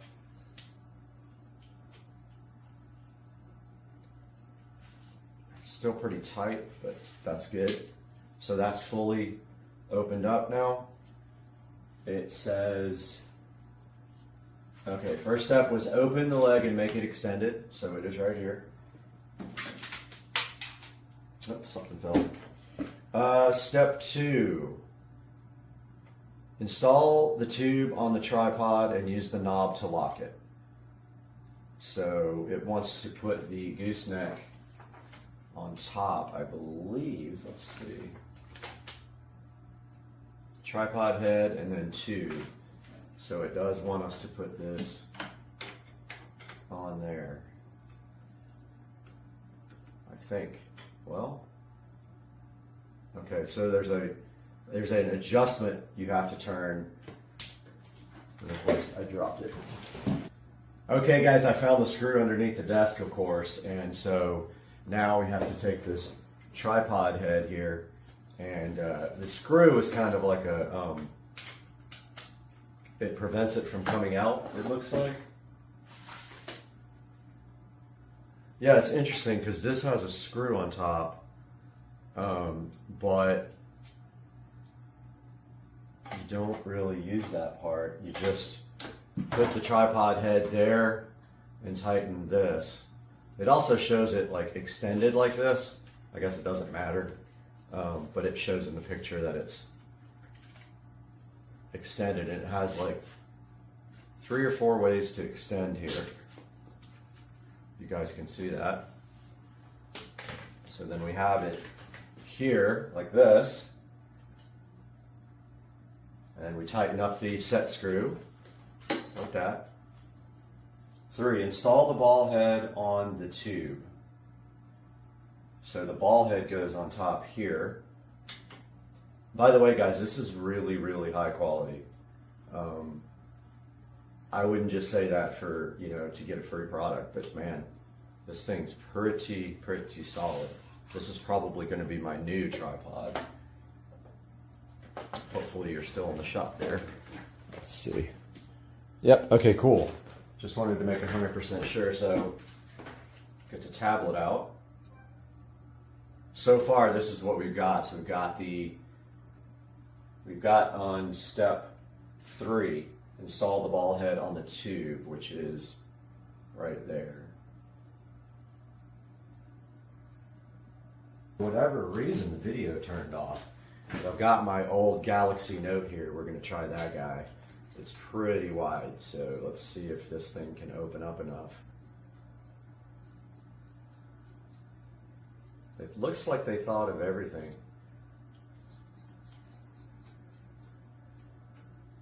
Nice.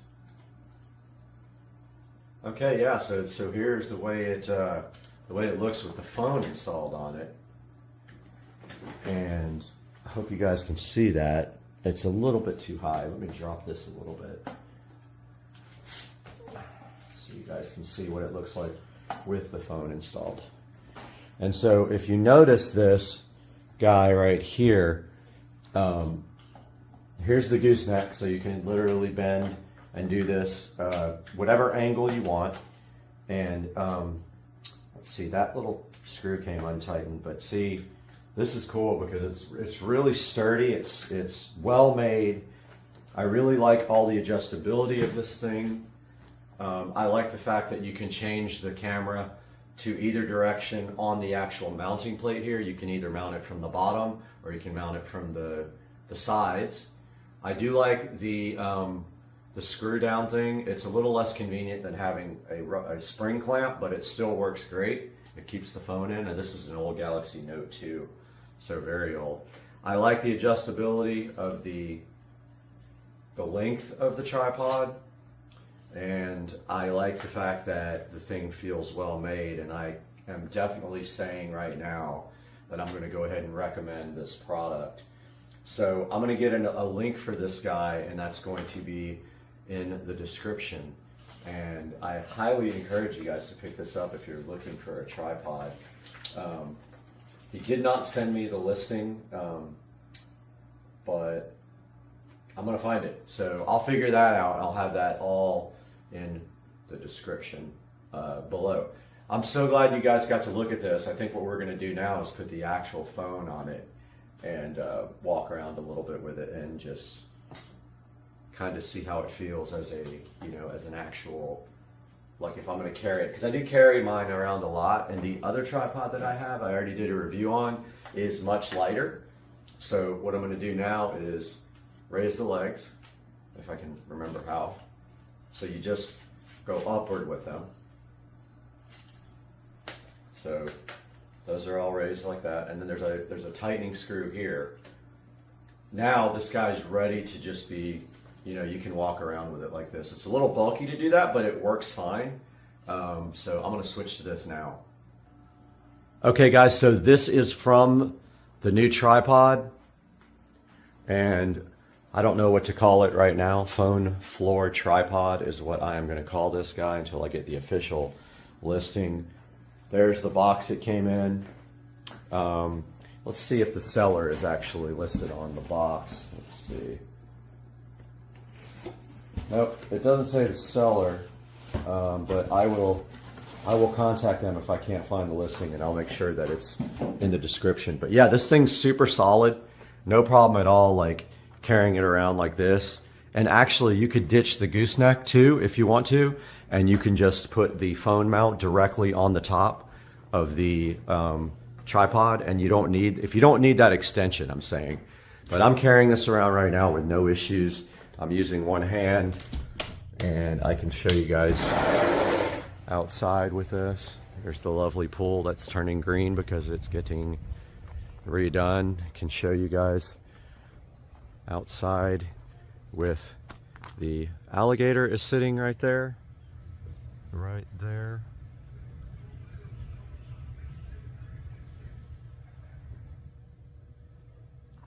And yeah, so very, very easy to carry around.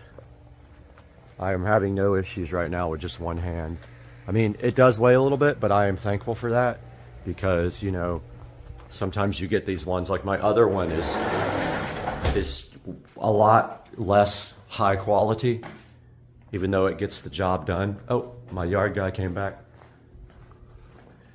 So, all right, guys, well, that is going to do it for today because I got to talk to the yard guy, but thank you very much. I hope you guys enjoyed this review, and the link will be in the description. Welcome back to Supercar Street Racing. I'm Brad, and this is my 2023 Tesla Model S Plaid, and we're going to take a look at that today on the channel. Stay with us.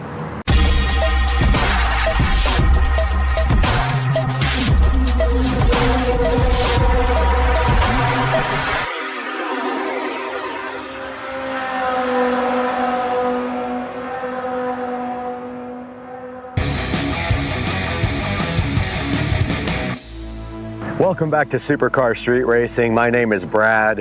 Hopefully you are tuned into the channel for more than the first time, but if not, welcome. And today we have my brand new 2023 Tesla Model S Plaid sitting here, and we're going to tell you all about it today. Now, the car was purchased back in April. It does have some modifications to it from stock, and we're going to show you that all today on the channel. You're checking out the front of my 2023 Tesla Model S Plaid, looking so fresh out here in the middle of the parking lot. And I wanted to take some time today to show you guys the front of the car, some of what has been done to it, and some of the unique features of the car. And of course, the first thing you can see here on the car is that the car is wrapped, completely wrapped in a satin wrap. Now, you can also see in the front of the car that the headlights are also wrapped in satin, and I was a little bit concerned about that, but actually it has not been a problem. They're actually really bright, and it did not affect the brightness of the headlights at all. Taking a look at the front also of the 2023 Tesla Model S Plaid, there are a few other modifications here. You can see right here that we have the carbon fiber front V right underneath the modified black Tesla logo right here. And then down below that, we have the carbon fiber splitter down here.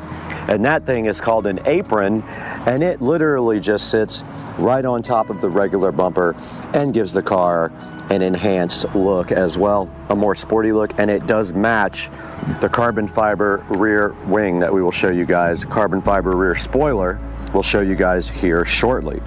That is the extent of the modifications on the front of the 2023 Tesla Model S Plaid. Now let's take a look at the side of the car. This is my 2023 Tesla Model S Plaid. I'm happy to have you guys here on the channel checking it out. And taking a look at the side of the vehicle, the first thing you will notice probably right away, if you're familiar with Teslas, is that I do have aftermarket wheels and tires.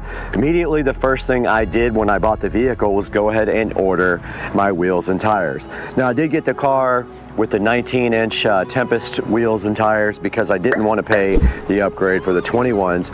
I figured I could take that money and use it and get whatever I want. I did end up ordering the BC Forged HB04s in matte black.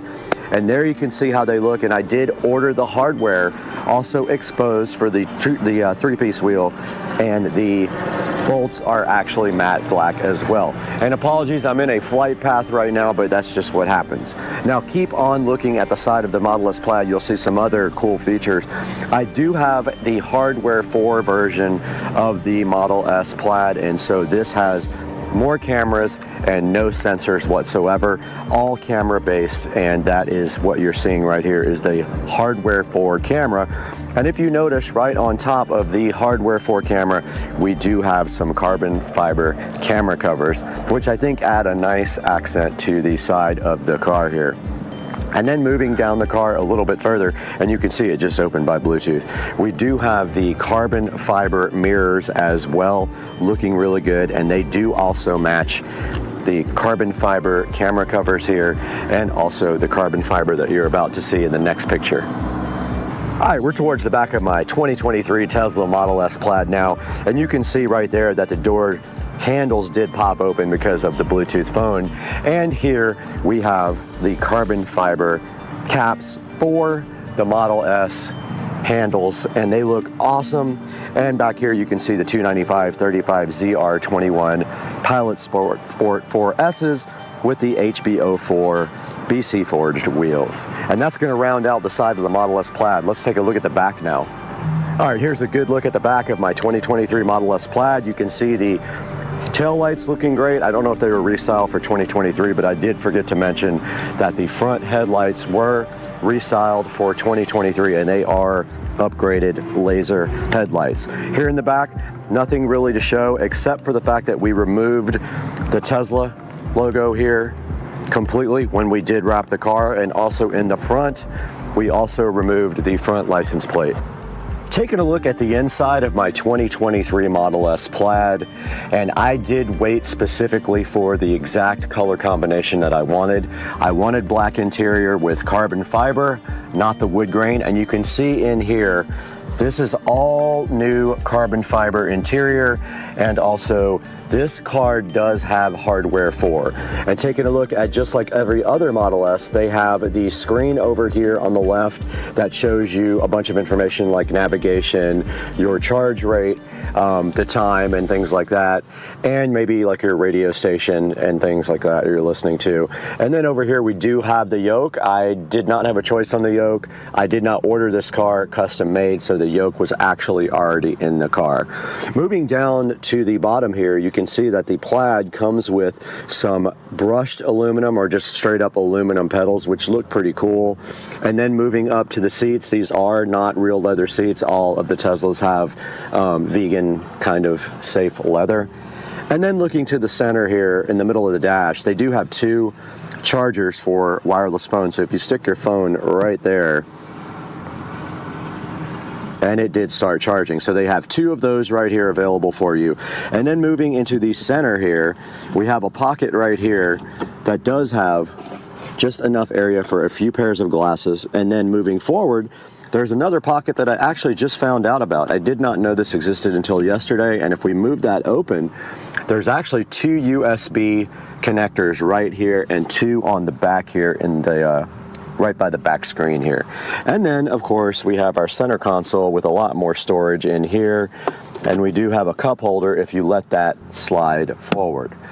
Moving up to the center of the dash here, I'm sure you guys are all familiar with the Tesla display, and if we go to the home screen here and we go to the actual vehicle down here and the software, you can see this is a Model S Plaid with 903 miles on it for supercar street racing. It does have the VIN there. It does have a full self-driving computer. I did not purchase full self-driving, and we are on 11.1 2023 26.9 software.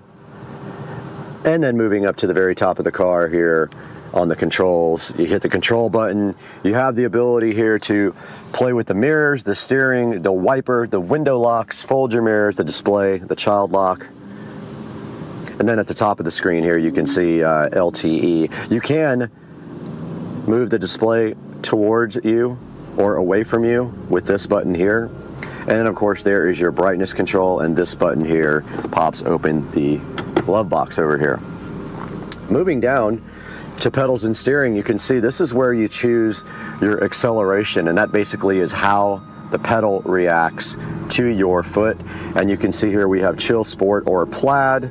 And then of course if you want to do drag strip mode, you can check that out in my other video when I did that for the first time. That is your drag strip mode, which puts the car in cheetah stance and then allows you to launch with the most possible power. And then also your steering mode can be set to comfort, standard, or sport.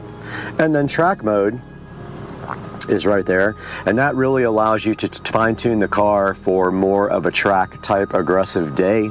And there's settings in there for the front and rear traction, and things like traction control and regen are available in your track mode. And then of course it says apply your brakes when regenerative braking is limited. So that basically is telling you if you're not able to regen, it will help you by putting the brakes on. This auto shift out of park is basically, it's a beta thing where the car knows if you want to go forward or backwards automatically. I do not have it on. And then the slip start basically is when you get stuck, you use that. Here's a suspension, and the ride height is set to low. It's on sport. You can go advanced on the suspension, and you can set your comfort and your handling. I just keep mine on sport. I really like the way that feels.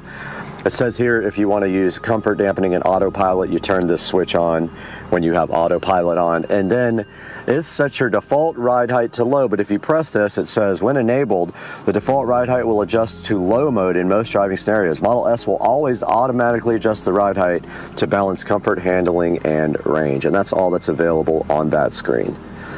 And then this screen is where you see your charge limit and your actual percentage that you want the car to charge up to.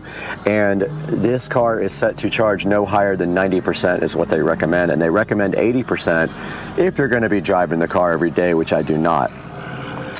This is where you actually adjust with your current that you want the car to charge in. So if I stick it in a 50 amp, it'll charge at 48 amps maximum. And then the last time I supercharged, which was April 14th, I've only supercharged the car one time, and it's when I bought it. It was $27.30 because I do not have free supercharging. And this is the autopilot, and you can set it to either traffic aware cruise control or auto steer beta by doing that. And then you have to answer yes. And then this is your following distance, and this is how you get into auto steer. And they're talking about this button here on the steering wheel, which I will show you guys next. And this is how you set your speed and your offset for your cruise control. You can put a speed limit warning on there as well, a forward collision warning. You can adjust that so it comes on sooner or later. Here's your lane departure warning, and this can set to assist, so it will actually help you steer. And then here's all your other options: emergency lane avoidance departure, automatic emergency braking, obstacle aware acceleration, traffic aware cruise control chime, and green traffic light chime. Moving down here, this is where you actually set up your phone for a lock. So when I get in the car, the phone is on Bluetooth and the car will unlock and drive without a standard key. You can walk away and the door will lock, which I love that, and you can tell it not to do that at your house. And then there's a few other options related to unlocking it when you park, and some other little options here for unlocking it with your phone. Now, I do have the MyQ connected garage, which means my garage door opener is MyQ enabled, and I did subscribe for a lifetime. I think I paid $200 and something, and I am permanently set up so when we drive the car back home, the garage door does open and close.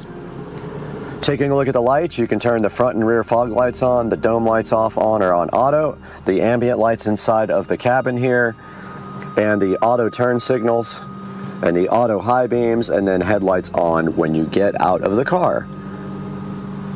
And then here's your display. You can set up all the different options on your display, tilt it to the left or right or center, the language and things like that, and your time and distance and temperature. And this shows your last trips here and how much your watts per mile was. And of course, this is for your navigation. This has your navigation volume, trip planner, avoid tolls, avoid ferries, things like that for nav. Service is where you go in and you can do different things like jack mode, car wash mode, things like that. It shows you your tire pressures. And software we took a look at already. It shows you your software versions and what you purchased as far as software. And with upgrades here, you can actually purchase upgrades on the car. You can get full self-driving. You can subscribe to full self-driving. You can buy it outright for 15 grand or subscribe every month to that. And that's a look at the left side of the menu. Taking a look at the bottom part of the menu is where you can go through things like your phone connection here. These are your cameras, so when we hit the camera button, we see all the cameras. This is where you can actually choose other things that aren't in the bottom menu, things like the toy box and the arcade, Bluetooth settings, Sirius XM, tune-in, Zoom calls, things like that, and you can also add them to the shortcuts at the bottom. These bottom ones are all shortcuts. TI is tune-in radio, but just beware when you do tune-in radio on this car, they put their own commercials in related to you having a Tesla. So they know that you're tuned in a Tesla and they put commercials in based on that. And that right there is your actual browser. And there's your Bluetooth and your Sirius XM, and that is a look at the bottom of the actual screen.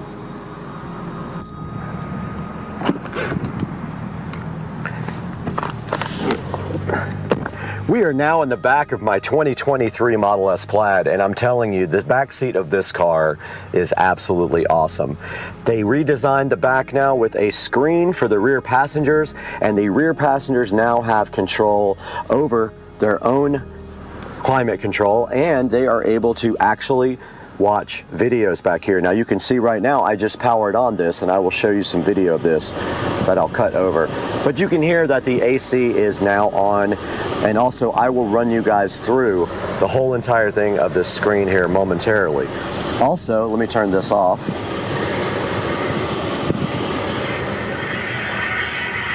And of course, here comes the plane.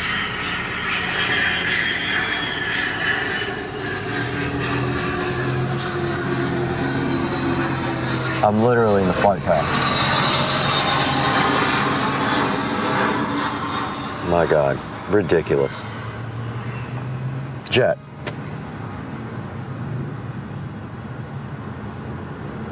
So also in the back of my 2023 Model S Plaid, there are two USB-C ports here, and I did confirm that would charge my laptop just with a USB cable. It's perfect for bringing your laptop along and charging.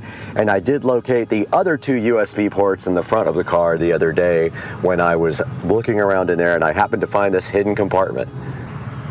Now the seats in the Model S Plaid are very comfortable. I'm in the back and I'm not very tall, and I have the front seat all the way forward, but I can still sit comfortably back here, and I think they're some of the most comfortable seats I've sat in a car. We are back in the back of the 2023 Model S Plaid to give you a closer look at the climate control and the controls for the entertainment system in the back. And you can see right here, we have controls for our climate control right here where we can adjust the back seat temperature. And that is the little fan control here. We have controls here for the seats, the heated seats. And then we have the capability to look at our music, what's playing back here. And then the cool thing is if we go here, we can actually go to YouTube, as you can see, and we have right here and right now. If we press that, there is the Supercar Street Racing channel right here, looking so cool. So yeah, the backseat drivers, or backseat riders, passengers, can actually watch YouTube and some other things while they are in the back seat. The front seat cannot do that, but the back seat has a choice of Netflix, Disney Plus, Twitch, Hulu, YouTube, or you can look at the Tesla tutorials. And then if you go back here, we can power this off and on our fan in the back and adjust the temperature. We are here in the Tesla Model S Plaid, and you can see that I have hardware 4, so I do have the capability to launch Steam and play Steam games. And also, we can actually play games in the car with the car stationary, like Beach Buggy Racing here. And when you play Beach Buggy Racing, you use the actual controls for the car. So you use the steering wheel and the foot pedal, and it is loading right now.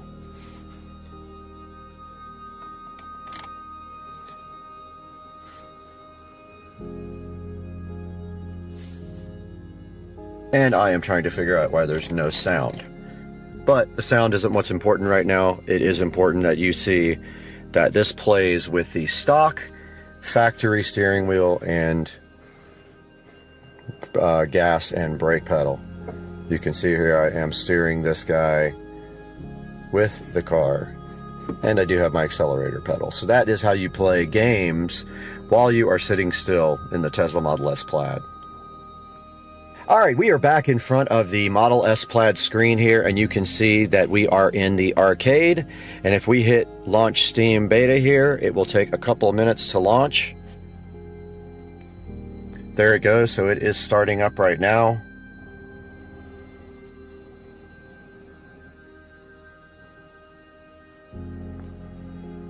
And this is actually real time of how long it takes to launch Steam.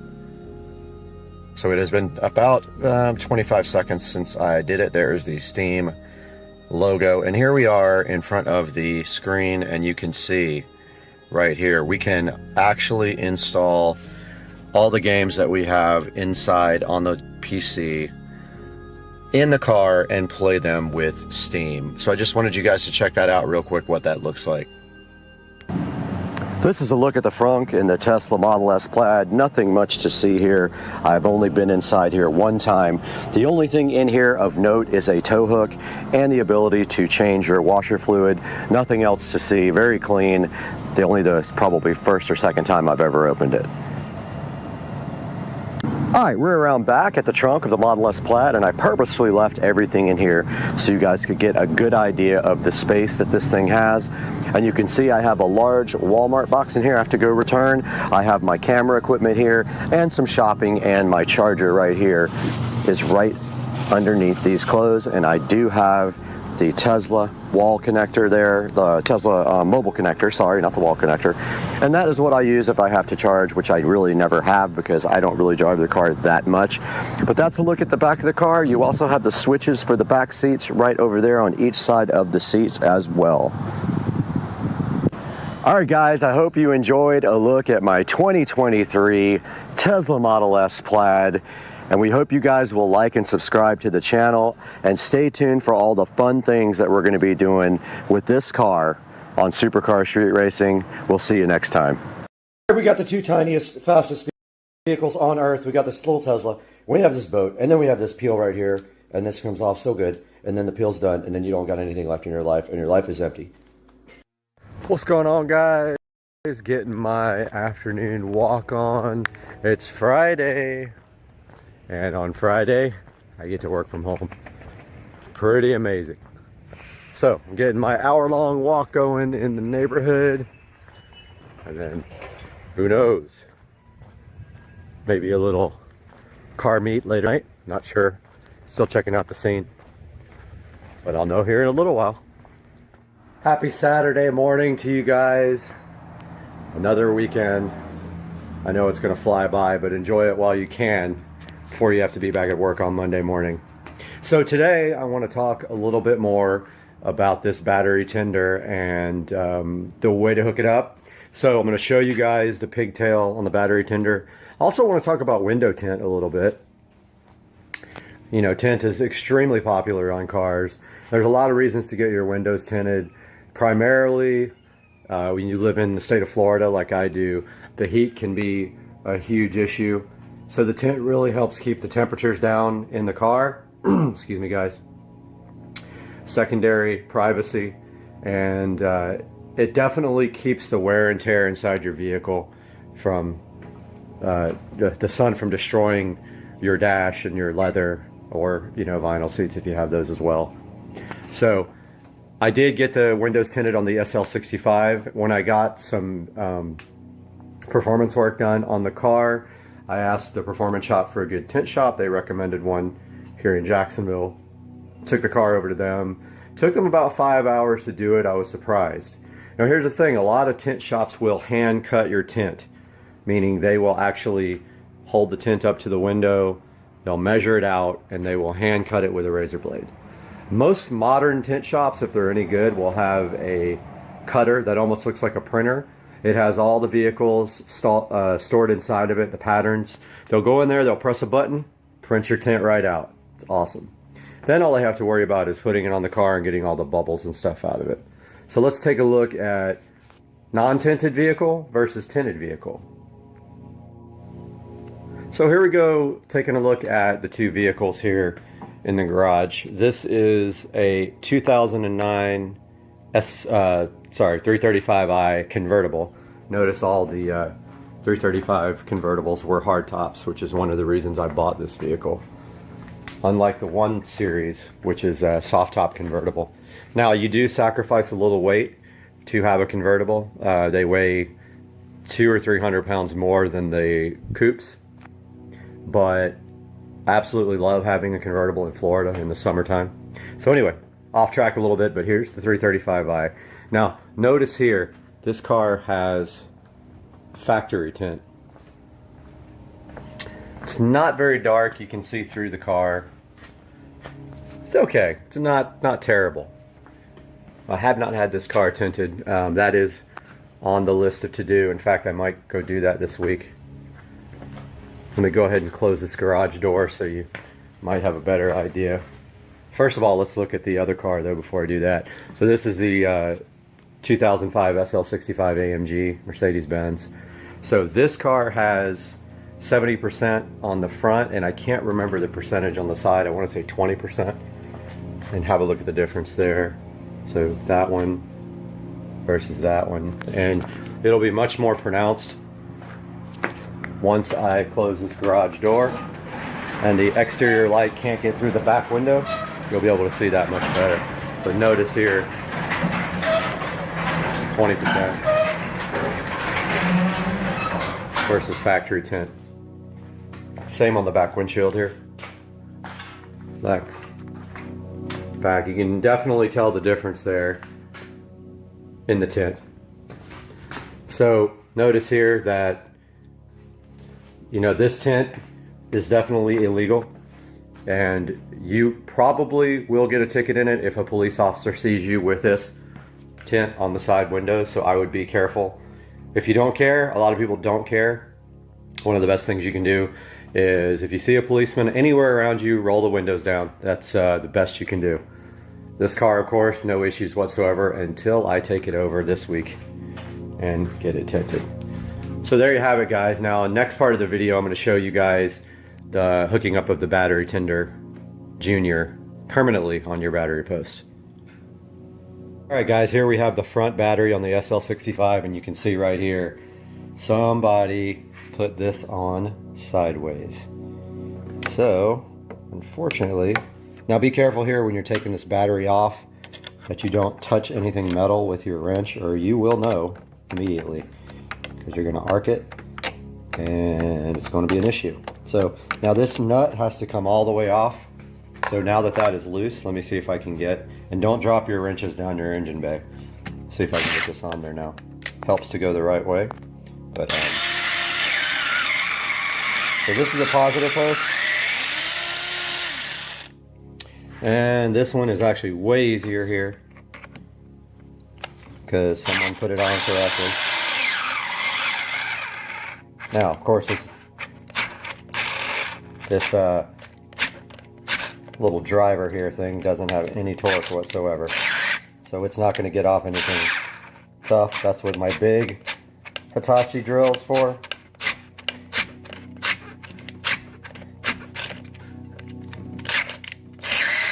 But sometimes you can just, you know, manually do that.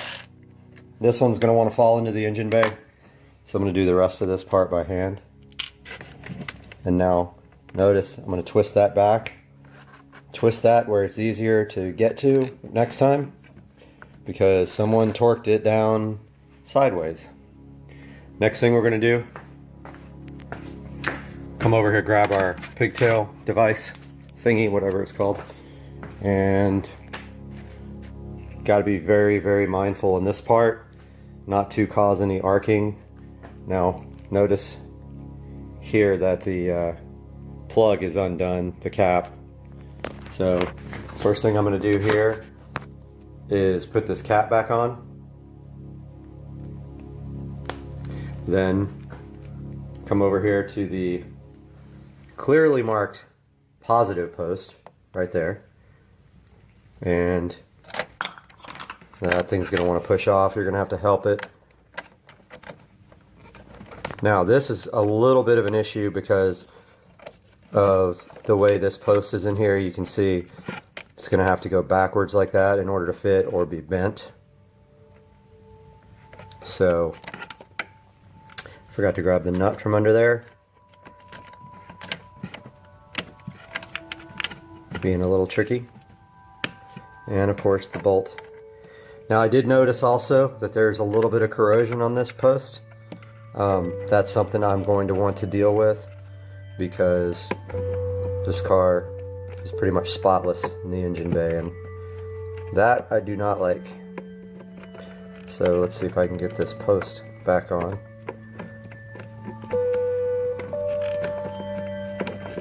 Okay, so now that I've got it on there, we can kind of tuck it down. Get your trusty drill back. And I tried to turn again, so I'm going to try to force it that way and hold it. Not much more to it besides that. Second one's pretty much the same as the first one.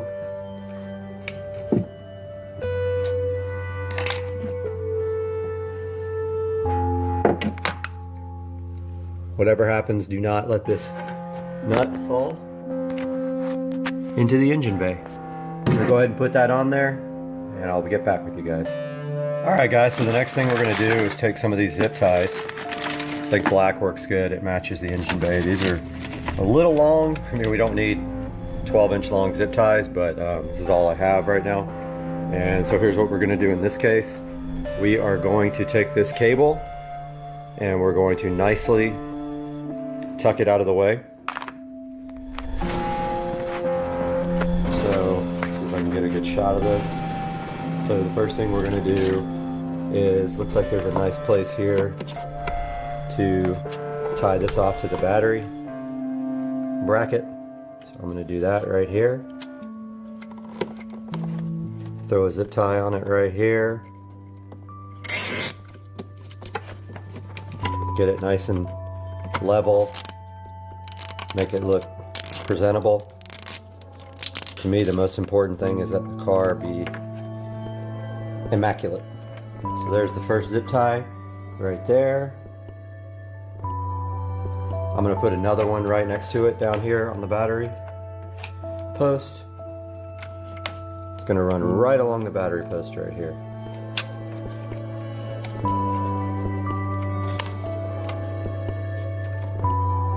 There's the second one. It almost blends right in with the battery post.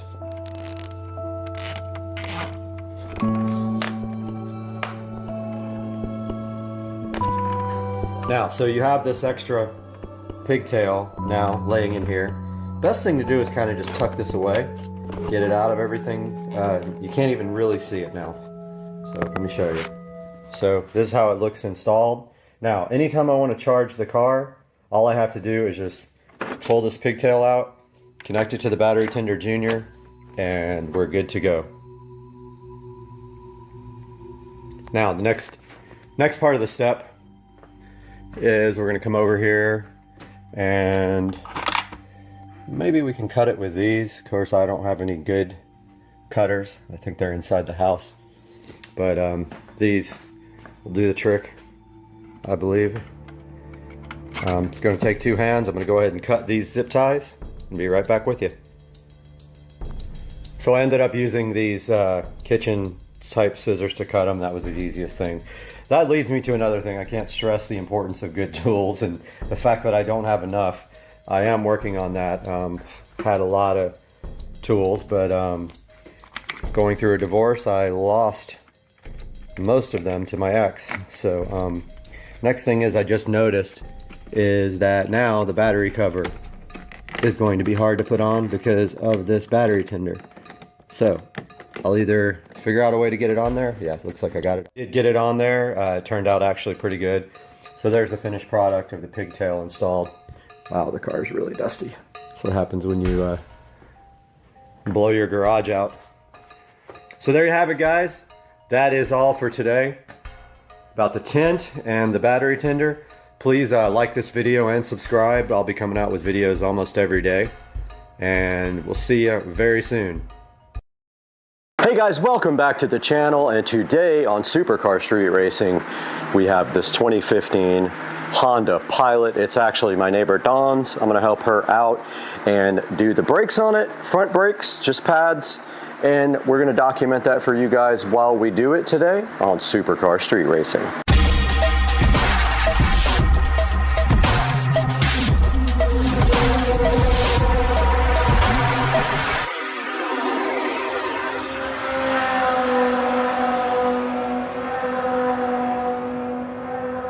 Alright, welcome back guys to Supercar Street Racing, and the first thing we need to do is get this thing up in the air after we loosen the lug nuts. I'm going to see if I have a socket for this and use my socket wrench for it, my socket, automatic socket gun, whatever it's called.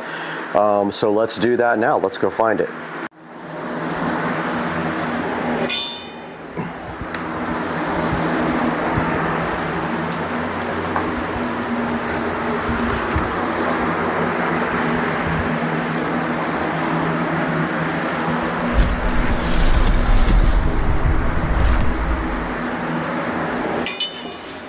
Oh, wheel locks.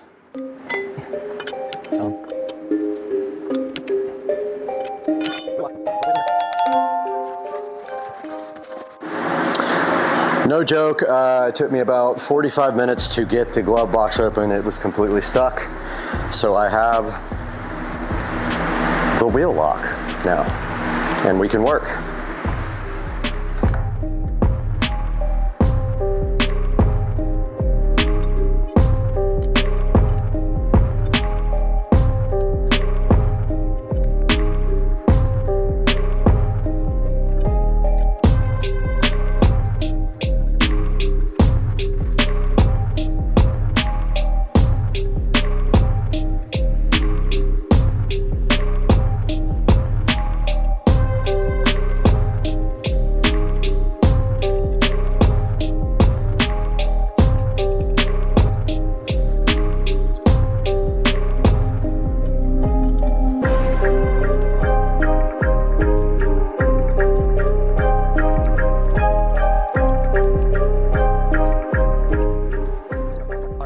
And take the bottom bolt out of the caliper here and try to spin the caliper up, get the pads out.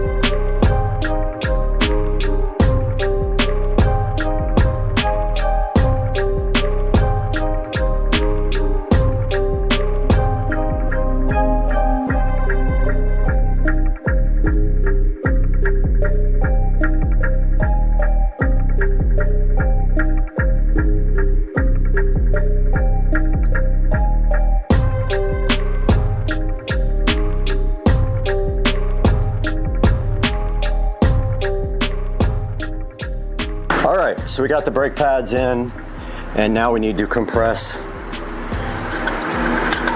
the caliper. So we'll just use this C-clamp to do that.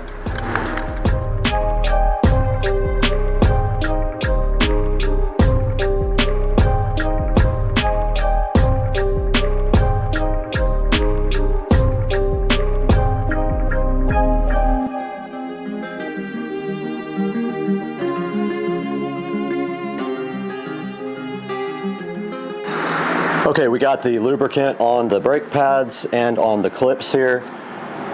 So I removed them to get that done. And then they go right back in. Hopefully this is compressed enough. This should slide right back over.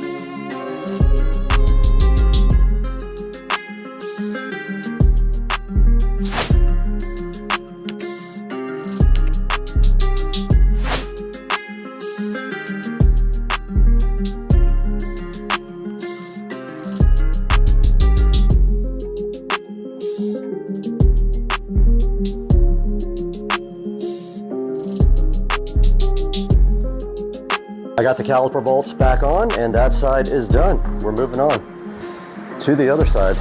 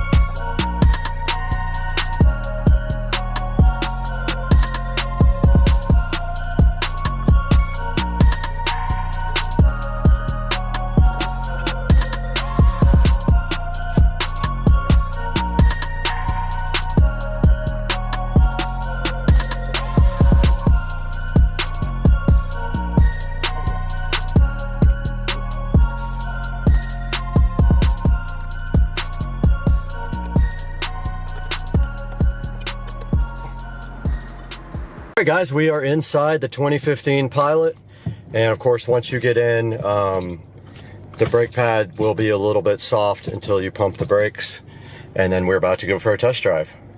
We'll give it a few stops here.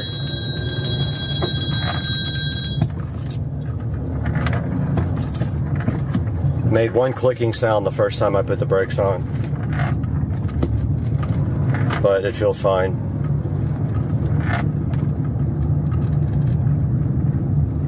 So I would say that was a success for Dawn, who is a really cool person and wanted to help her out. So figured I'd do her brakes for her. Now I'm gonna vacuum out her car as well and wipe it down, so she gets a nice clean car. And so let's get this thing back to the house and get it vacuumed. What do you think, guys? Do something nice for Dawn. Maybe she'll have a good night. She's hungover because we did tequila shots last night, all night. So let's get this thing in here and get it vacuumed out. But first, let's clean up a little bit.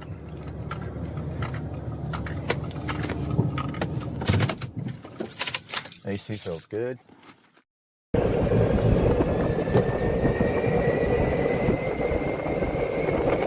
Oops. This is rosemary seared New York strip with Dukes of Duval. Yeah, Joe? Yep. What's the secret? You got 5 seconds. A lot of love, man. That's all. Say less. That looks fantastic. Hey, what's going on, everybody? It's Friday, Supercar Street Racing here, Brad, and just wanted to give you guys a little bit of an update. The car is still with Tracy at Tuners Inc. I'm letting him take his time. He's doing me a lot of favors on this car. So he's taking his time on it, and that's totally fine. But I sold the roll bar. So someone is actually on the way right now to get the roll bar. I wanted to just update you guys really quick on what is going on with the car.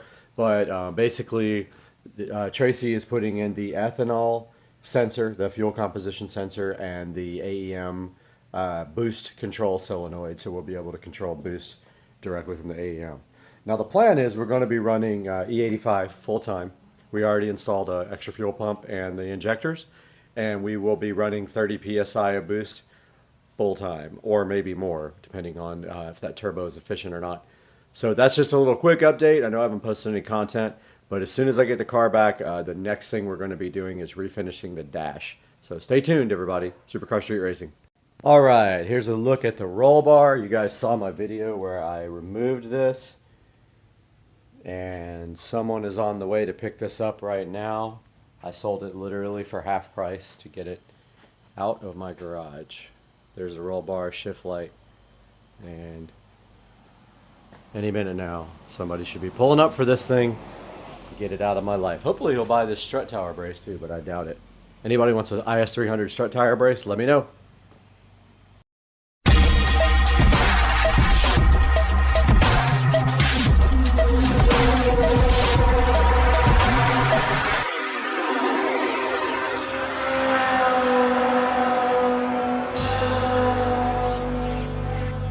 Alright, a little update. I got the first wall partially up, and I just put a coat of black paint on it just in case you can see between the foam tiles. And this is just going to dry real quick, and then I am going to start laying the foam work at the top and see what happens, and hopefully I don't mess it up. I'm just trying to decide whether I should go all the way up or leave a gap for the board at the top. If I go all the way up, the board at the top is going to squish right up against this foam, but I think that's okay as well. I think it will just kind of push it in, but then it'll look like the top layer's gone. So I don't know what I should do, but anyway, got all the electrical finished on this wall. At least for this board. I've got the TV mount. Boy, this was a nightmare with this foam installation. Didn't think it was going to be this bad, but yeah, it was really tough to put these boxes in because of the foam. But yeah, what I'm gonna do next is try out some of these acoustic tiles.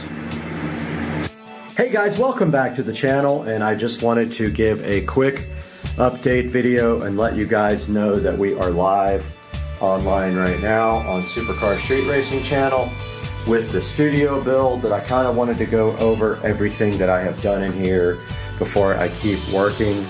So stepping back towards the door of the studio, this is kind of what it looks like.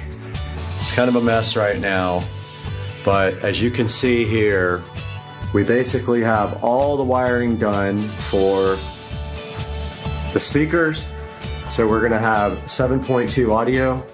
So there's speakers. My main speakers are these Harbinger powered monitors that will go up in that corner and that corner. We have a center channel going there. We have side surround here and side surround there. And then we have the rear surround there and in the other corner. You can also see here that we have HDMIs run for the 50-inch 4K monitor there and the 50-inch 4K monitor there. We also have all of our Cat 6 cabling run. So we have all the Cat 6 going up here to the corner where there will be a switch. We have a Netgear, I think 25 port switch that goes up in that corner, and Ethernet runs here for a television there, and I don't know what I'm putting there yet, probably one I already have. It runs back here for 2 workstations, one there, and it runs to the TV up here. Now I had some issues here with the wall box because I had never done it in foam, and now I understand how to do it a lot better. So I've messed that one up completely, but it'll be covered. You won't see it at all. It'll be covered with the wall plate. All right, so yeah, so long story short, 43-inch television here. This power here is for a wall light. So just like a regular, you know, regular old wall light goes there. That's a little bit poking out, but that's okay. It'll be covered too with foam. And this will be a wall light. I still have to do the power for that. I haven't done that yet. That will be power for the Echo Show 15. And I still have to make a mount that comes across here for it. It's gonna go right there, Echo Show 15. Down here is the other workstation, and we're going to have HDMI available here. That goes up to this 43-inch TV in case someone wants to have a second monitor, or I want to do a second monitor up here from a workstation. I can do it right there. There's power right there. There's going to be Cat 6 there. Again here, there will be power Cat 6 for that TV. I think I already said that. And up here, this is actually moving. We're going to have a webcam either in that corner or in that corner looking down at the studio all the time so we can go live. And I have all the power pretty much run everywhere. AC unit is going down here at the bottom, right at the very bottom. It is remote controlled, so no big deal. And I want to be able to plug it in right here. So super easy, reach over there, plug in. Futon will go over here. This whole wall will be completely covered. I already started sealing the door up. It is mostly sealed. I foam sealed all the bottoms of the joists down here, all the way across there and all the way across there, and then out here in the rafters. I ran out of clear silicone caulk, but I started sealing all of these joints up here. You can see it's still kind of wet right there, and it did shrink, so I got to fix that. Yeah, all that was caulked in yesterday. I'll probably come back and do a second coat there. And that is it. There will be power down there, but you can see here all my wiring runs down here where the editing PC will be. The editing PC will sit right here in the center with 2 4K monitors and then the 2 50-inch monitors there and there. And we'll have 7.2 surround with a 7.2 home theater receiver. So that is what we have going on now. And by the way, the Harbingers are powered. So I ran RCA cables up from the preamp. It's going to hit the preamp output on the receiver to run the front speakers that are powered, and they will actually be hanging from these corners up here with chains and bicycle hooks. This power is for the Harbinger to be powered, and that power up there is for the Harbinger to be powered. Now all I have to do is finish a lot of power work, a lot of no fun cutting of drywall because it's very hard to cut. I don't have the right tools or a nice big long straight edge. I really need to go buy like a drywall T-square super long one, because this cut right here I got lucky because it's on the ground and it'll be covered up. Oh, I forgot to show you guys. So the plan is for the walls is going to be foam sound insulating tile. Now yes, I know that this stuff is cheap and it doesn't really insulate sound, but I like the look. And so as soon as the roof gets on, we will start right here on the side and start laying foam tile all the way up against the ceiling, all the way across in one pattern. You know, like we'll start with this pattern and then on the next row, we'll go up and down like that. And notice it's gonna cover the whole wall. It'll be glued on. And then when we get up to these switches, we just literally cut around them or either cut holes in the actual foam, but it looks like we'll be able to just cut around the switches. It'll be pretty easy. These cut with scissors. So that'll be the whole entire studio will be covered with these foam sound tiles, including the ceiling. And that is it. I have ordered a bunch of these already and I wanted to see if they were gonna work out, and we're gonna add them to the wall with this Super 3M multi-purpose adhesive once all the foam board gets up. So we're attaching the foam board directly to the studs and the ceiling joists, and that is how we are doing the wall covering. And I have been working through electrical because of course now we have wall boxes that are, some of them are inset because I did the power ahead of time. So when you put the wall board in, your electrical outlets are too far back, so I have an electrical outlet extension kit that has little extension screws and everything you need to pull the wall outlet out just like that. That one is actually on extensions. And then I use this box here for Ethernet. So that is a, I think that's called an old work. I can never remember the difference, but this is the one that kind of bolts and clamps to. This clamping to the foam just fine, but that one I really messed up because I didn't cut the hole big enough and I didn't have a template. I have a nice template for these guys. So that is going to do it. We are live streaming on supercarstreetracing.com, so make sure, not .com, Supercar Street Racing YouTube channel. Make sure you're watching the build live here with us on the channel. There's some nice music playing in the background. And I'm going to go ahead and get this uploaded, and we will see you guys soon with another update, and we will be moving into the studio within a couple of weeks. Hey guys, welcome to the channel. I'm giving another studio update today, and today we got a lot of work done in the studio, probably another 5 or 6 hours worth of work, so I kind of wanted to go over what I did and what I'm about to do. So I got the TV mounts fixed. So what I did is I spanned across these joists, or actually studs, and I made mounts for the TV that look just like that mount. And so basically on the outside of the foam insulation, the TV will mount directly to these boards, and they are bolted to these boards, and the TVs really don't weigh that much anyway now. So I've got like 4 screws in each one. That should be fine. I've got them bolted to the studs on the side. So I got that done today. I got more Ethernet run.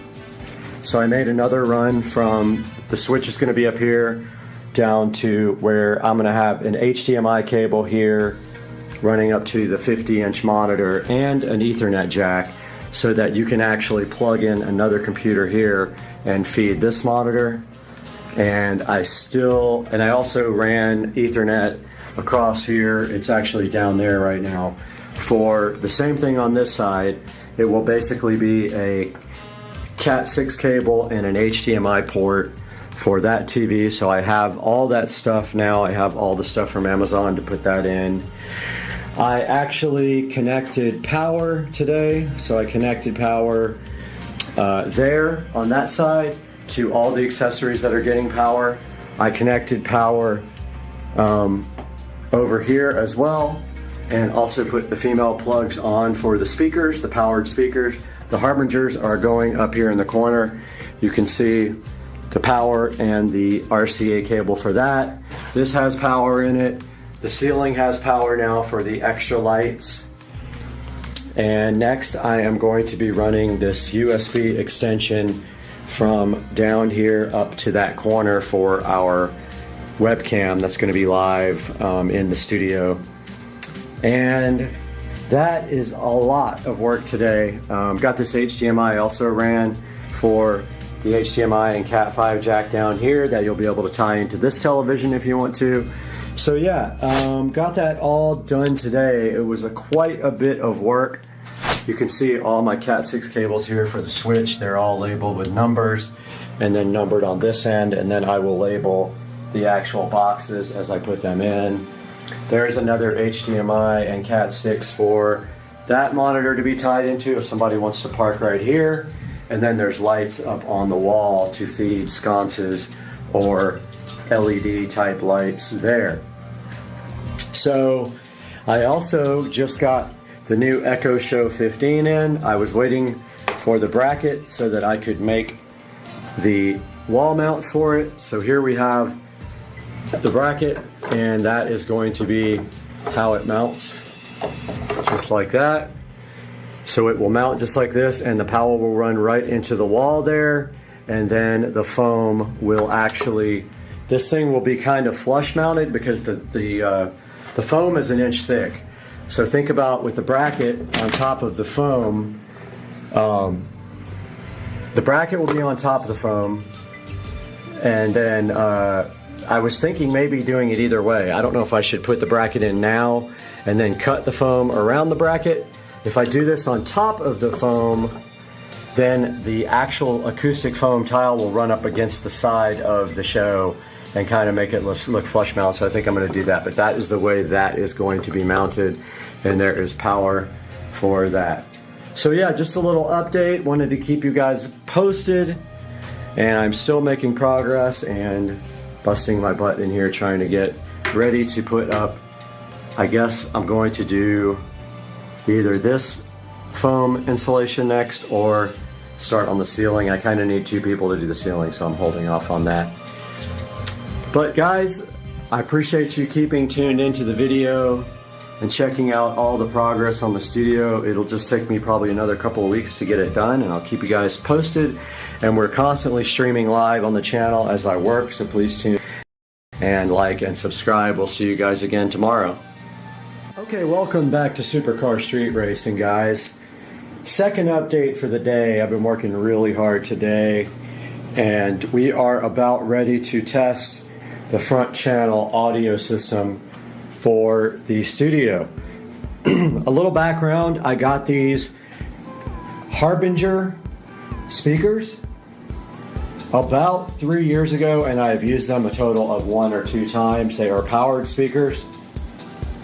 They both have individual inputs, and they are awesome, and they will be fed by a 7.2 receiver that has preamp outputs for the front, and that will be fed by the computer up front, by one of the video outputs on the video card. So we're ready to test the sound. Everything is connected. We're going to listen to some royalty-free music so I don't get copyrighted. And we are going to shut this door with no AC yet, and it's going to be really hot. One sec, guys. All right, sorry about that. It takes 2 hands to close the door. All right, let's test it. We're ready. So this is Purple Planet royalty-free audio.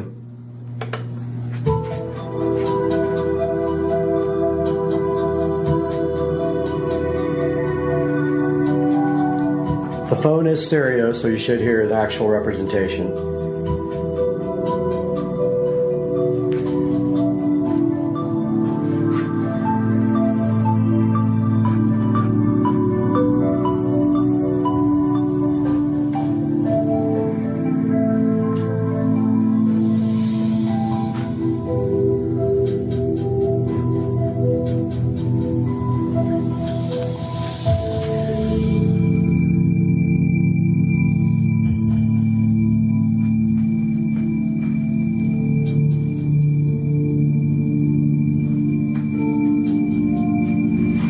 First overall impressions of the room. It'll be much better when the sound is knocked down with foam. So we still have some reverb going on in here because of the lack of sound insulation. But all that will change, don't worry.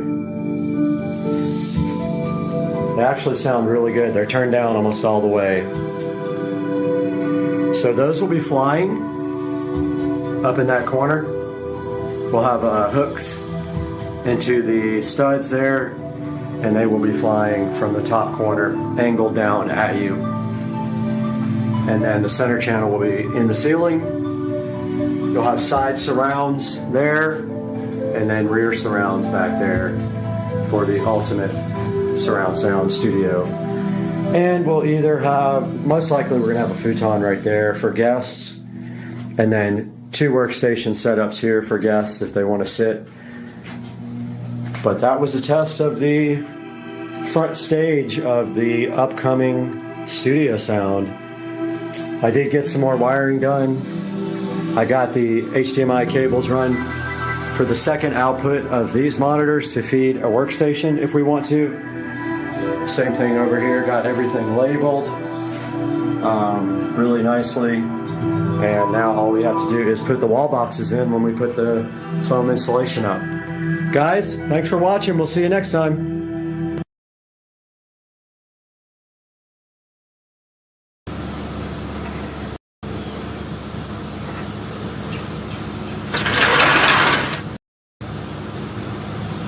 Hey guys, welcome back to the channel, and today we're going to be taking a look at this Sane Logic mini chainsaw. That's right, it's not the Insane Logic, it's the Sane Logic mini chainsaw we have right here. And this is actually a gift for Mr. Dukes of Duval. We have the Sane Logic mini chainsaw. Sane Logic was kind enough to send me this chainsaw in order to take it out, take a look at what's included in it, and show you guys how good this chainsaw can be. And once we look inside the box here, we do see the main brushless Sane Logic chainsaw here, looking so fresh and beautiful. I like the color blue. And it looks like on top, I don't know what that little, oh, that's chainsaw oil right there on top. And right here, right now, we have the off, yeah, okay, we'll have to come back and see what that does, but I think it locks and unlocks the actual head there so you can turn it. And then of course we have the battery connector down here at the bottom, but we will take a look at all that stuff here momentarily. And right here inside the box you also do get 2 gloves for free. You've got the Sane Logic battery, and it doesn't indicate whether it is 21 volts, but right here on the packaging it does say it is 21 volts. And then right here, right now, you have an extra chain for your chainsaw. You have some safety goggles. You have the plug there for the wall outlet. And you have this little bottle here, where assuming you would have to add oil to it, you could use that. And now let's take a look at the instruction manual and see what it says. Alright, taking a look at the manual, it doesn't say much about oiling the chain or anything like that, but it does explain to you inside the manual how to loosen and tighten the chain, and also how to change the chain when you need to. And the loosen and tightening devices are right there on the side of the chainsaw. Up top there is the oil bubble and where to add oil, and then right here on the side is the lock. And the trigger after you unlock it is right there to operate the chainsaw. Now let's get these batteries ahead into the charger and see how long that takes for those to charge. So let's bring those inside. We are inside now with the chainsaw charging station, is what we'll call this. And we can just plug it in here just like this and see how long it takes to charge the batteries. The other chainsaw that I reviewed did not take that long, but it plugs right into the back of the battery like this. And the light has turned red, so we will see how long it takes now to charge. We're back with the Sane Logic chainsaw here, and while this battery charges, we're going to go ahead and load this battery onto the Sane Logic and go do some testing. And so the battery goes on just like this. And it's hard to snap it in with one hand, but there it goes. And then the Sane Logic lock mechanism is pressed. And the chainsaw works just like that. Now we will go test this thing and see what it can do.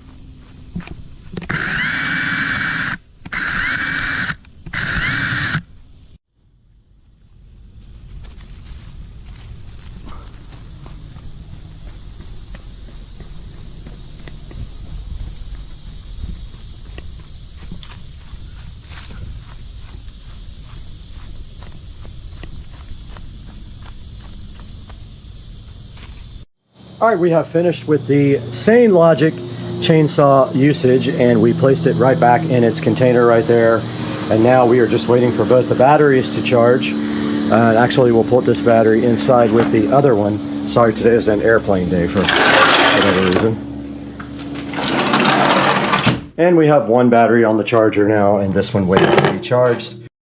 Unbelievably amazing, and it's the most. And I've been in a lot of wine regions in the world, and it's probably the most beautiful one I've ever seen. That's what I've heard. It's like on par with like Sonoma.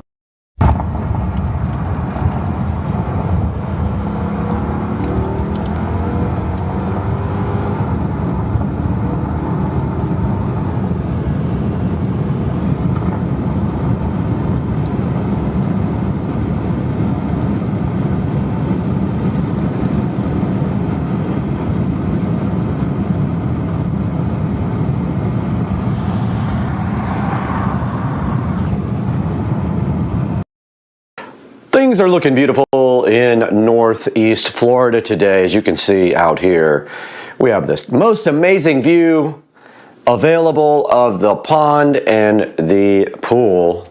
And from the sunroom today, we've got this on-foru 10-meter LED strip light for the closet where we made the charging station. We're going to take a look at this, unbox it, see what's up, and let you guys know and do this whole entire project on the channel today. So hang out, let's chill, and let's go.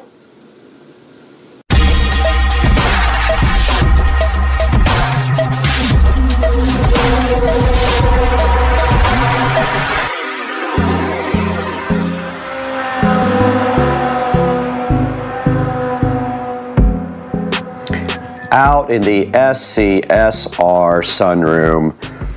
And today we've got this on-foru 10-meter LED light strip. And this is for the closet where we installed the charging station. So that closet has no lights, but now that it has electricity, we can go ahead and put a nice light strip. And I contemplated doing a smart strip, but really, honestly, I don't think I would ever use that part. It really just needs a control panel, and inside of this box,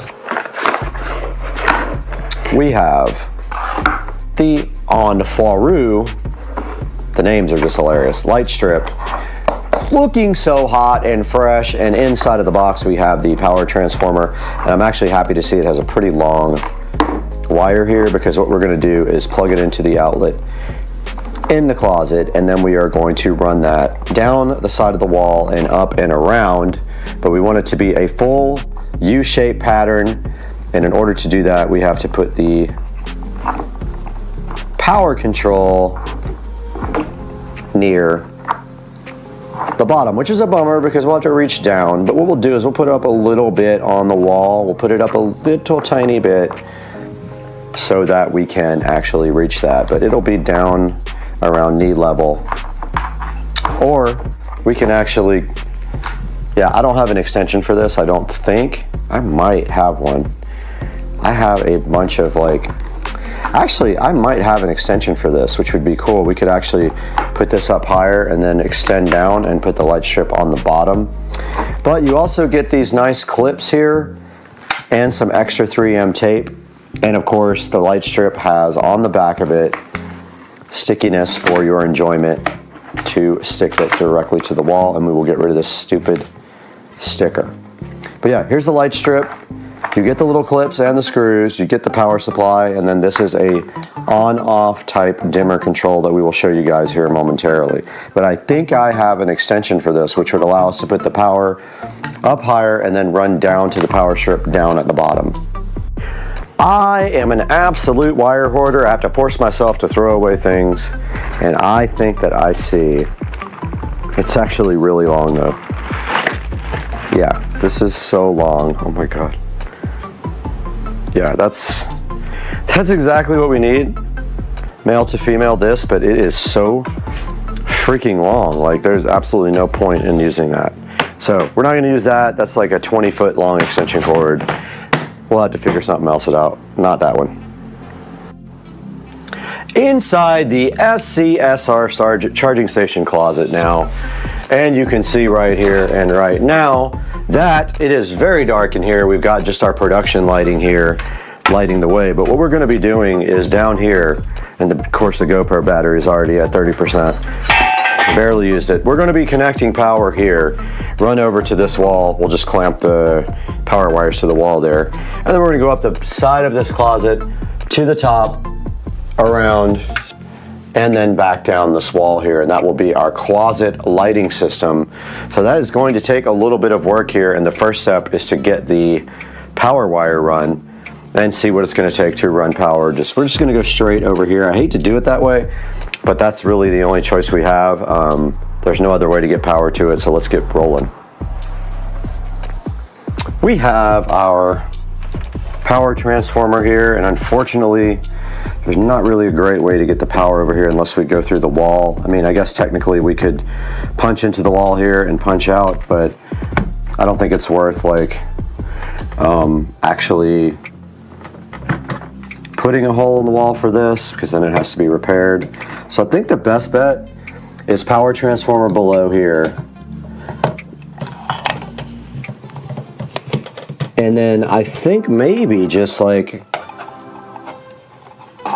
well, the problem is going to be no matter what we do, our control is going to have to be somewhere where we can get to it. So unfortunately, I think we're going to have to start about right here so we can at least touch the control. So let's go, yeah, I mean, it needs to at least be height of hand, so I think right here is fine. And then we'll just have to run the wire in the corner here. Unfortunately, I hate that, but I don't think there's any other way to do this. So let's go ahead and stick our wire there. And they did give us some 3N strips to do that with.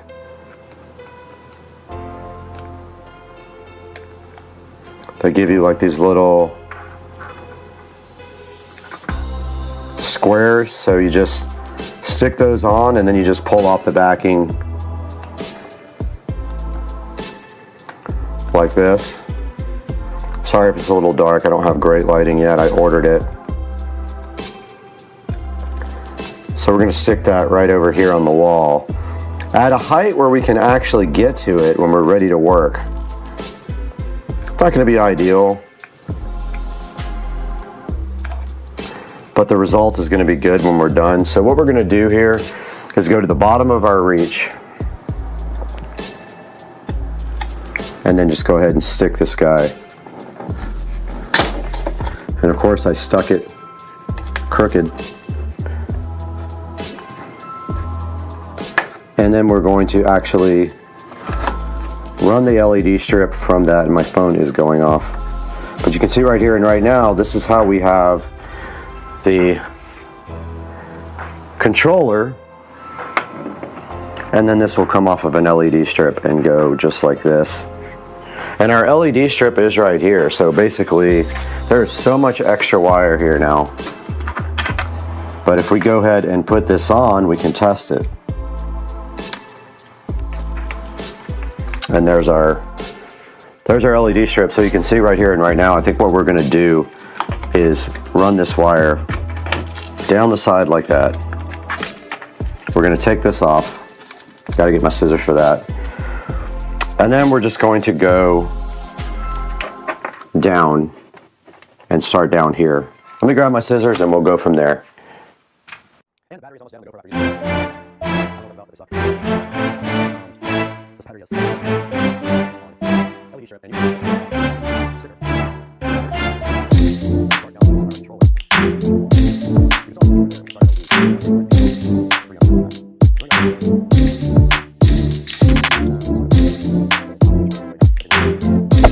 Hey there. Subscribe to my channel. And also press this bell icon.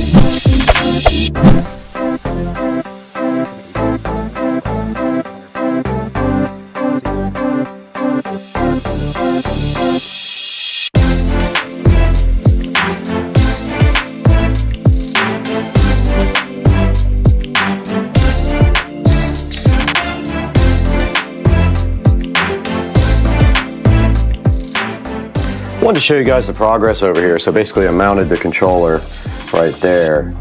And the wiring is going to go behind it like this and just be hidden back there. And then of course we go up here. You weren't even on it, but there's the wiring on the side. We're going to go ahead and clamp this to the corner and then go all the way down to the bottom with that. See how it goes down to the bottom underneath, and then we will come up here and we need to go get a stool to finish this work.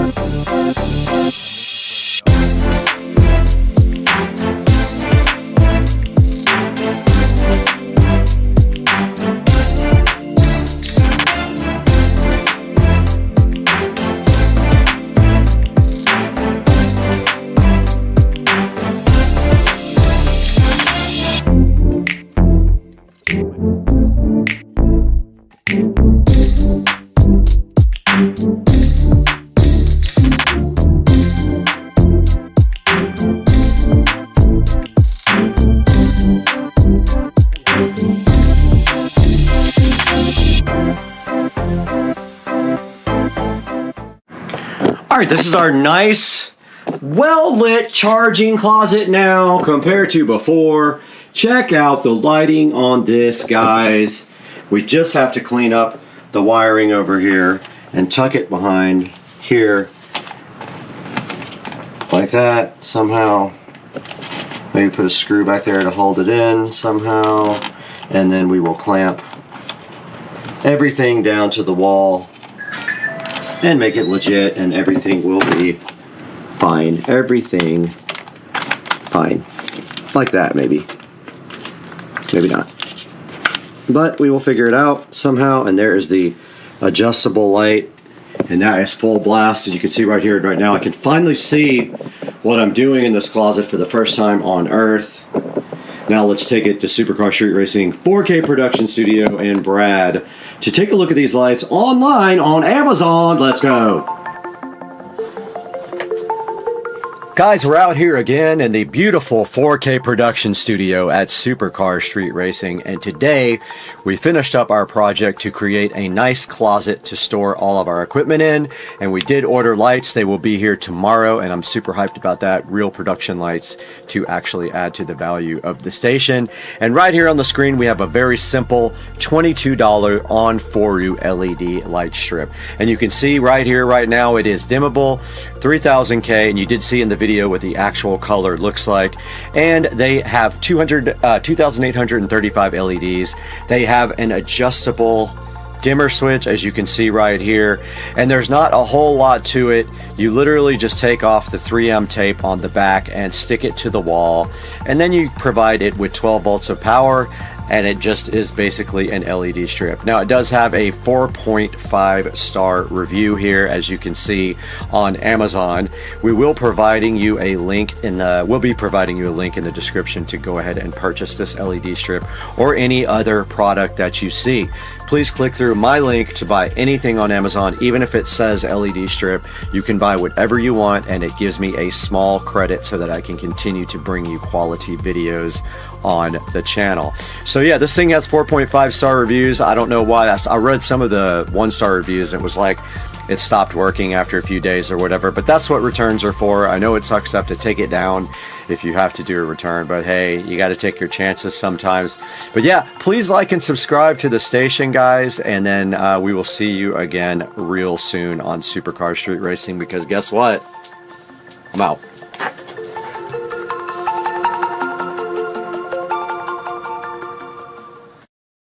Guys, welcome back to Supercar Street Racing, and we have a studio update for you today.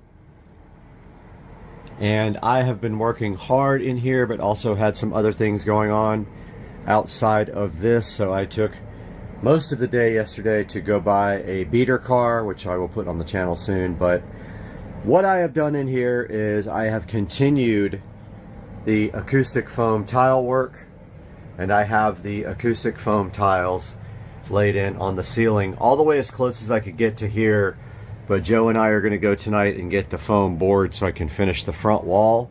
But I got the acoustic foam tile done literally to past halfway through the room, and then I ran out, so I ordered some now. I need about, I think, 80 more to do the rest of this. And what else did we get? That's pretty much it. I've been working on foam tile for days. It's very time consuming to put these in, and I have to cut around these lights as well, so I've been doing that, and cut around the in-ceiling speakers. And I ordered the amplifier. I ordered the receiver for the front, not the front, for the whole room. It is a Marantz 7.2 Slimline TX NR1711, I think. Just NR1711. It'll be here tomorrow, so we'll be able to test out the surround sound here. So that is a little update. The studio is looking awesome. AC is kicking. And the tiles are going in, and all that is really left to do is this front wall, which is going to take me a while. I have a lot of electrical and wiring to do in this front wall. The actual cutting of the foam will be easy. It's the actual putting the boxes in and planning all that, because there's 2 boxes up here, there's several boxes here, there's 3 or 4 down here, there's more boxes there and down there. So yeah, it's going to be a big, probably an all-day thing. But yeah, wanted to get you guys caught up on the Supercar Street Racing studio. We'll talk to you guys soon. You know, if you laugh, that it's true, when you were laughing the whole time, because you know it's true. If you laugh, it's true. And then you were laughing the whole time, and it proved my point, and then you got put on YouTube. That's what happens when something happens on you. You go on YouTube. You talk funny, you go on YouTube. Blessed day. I hope you have one.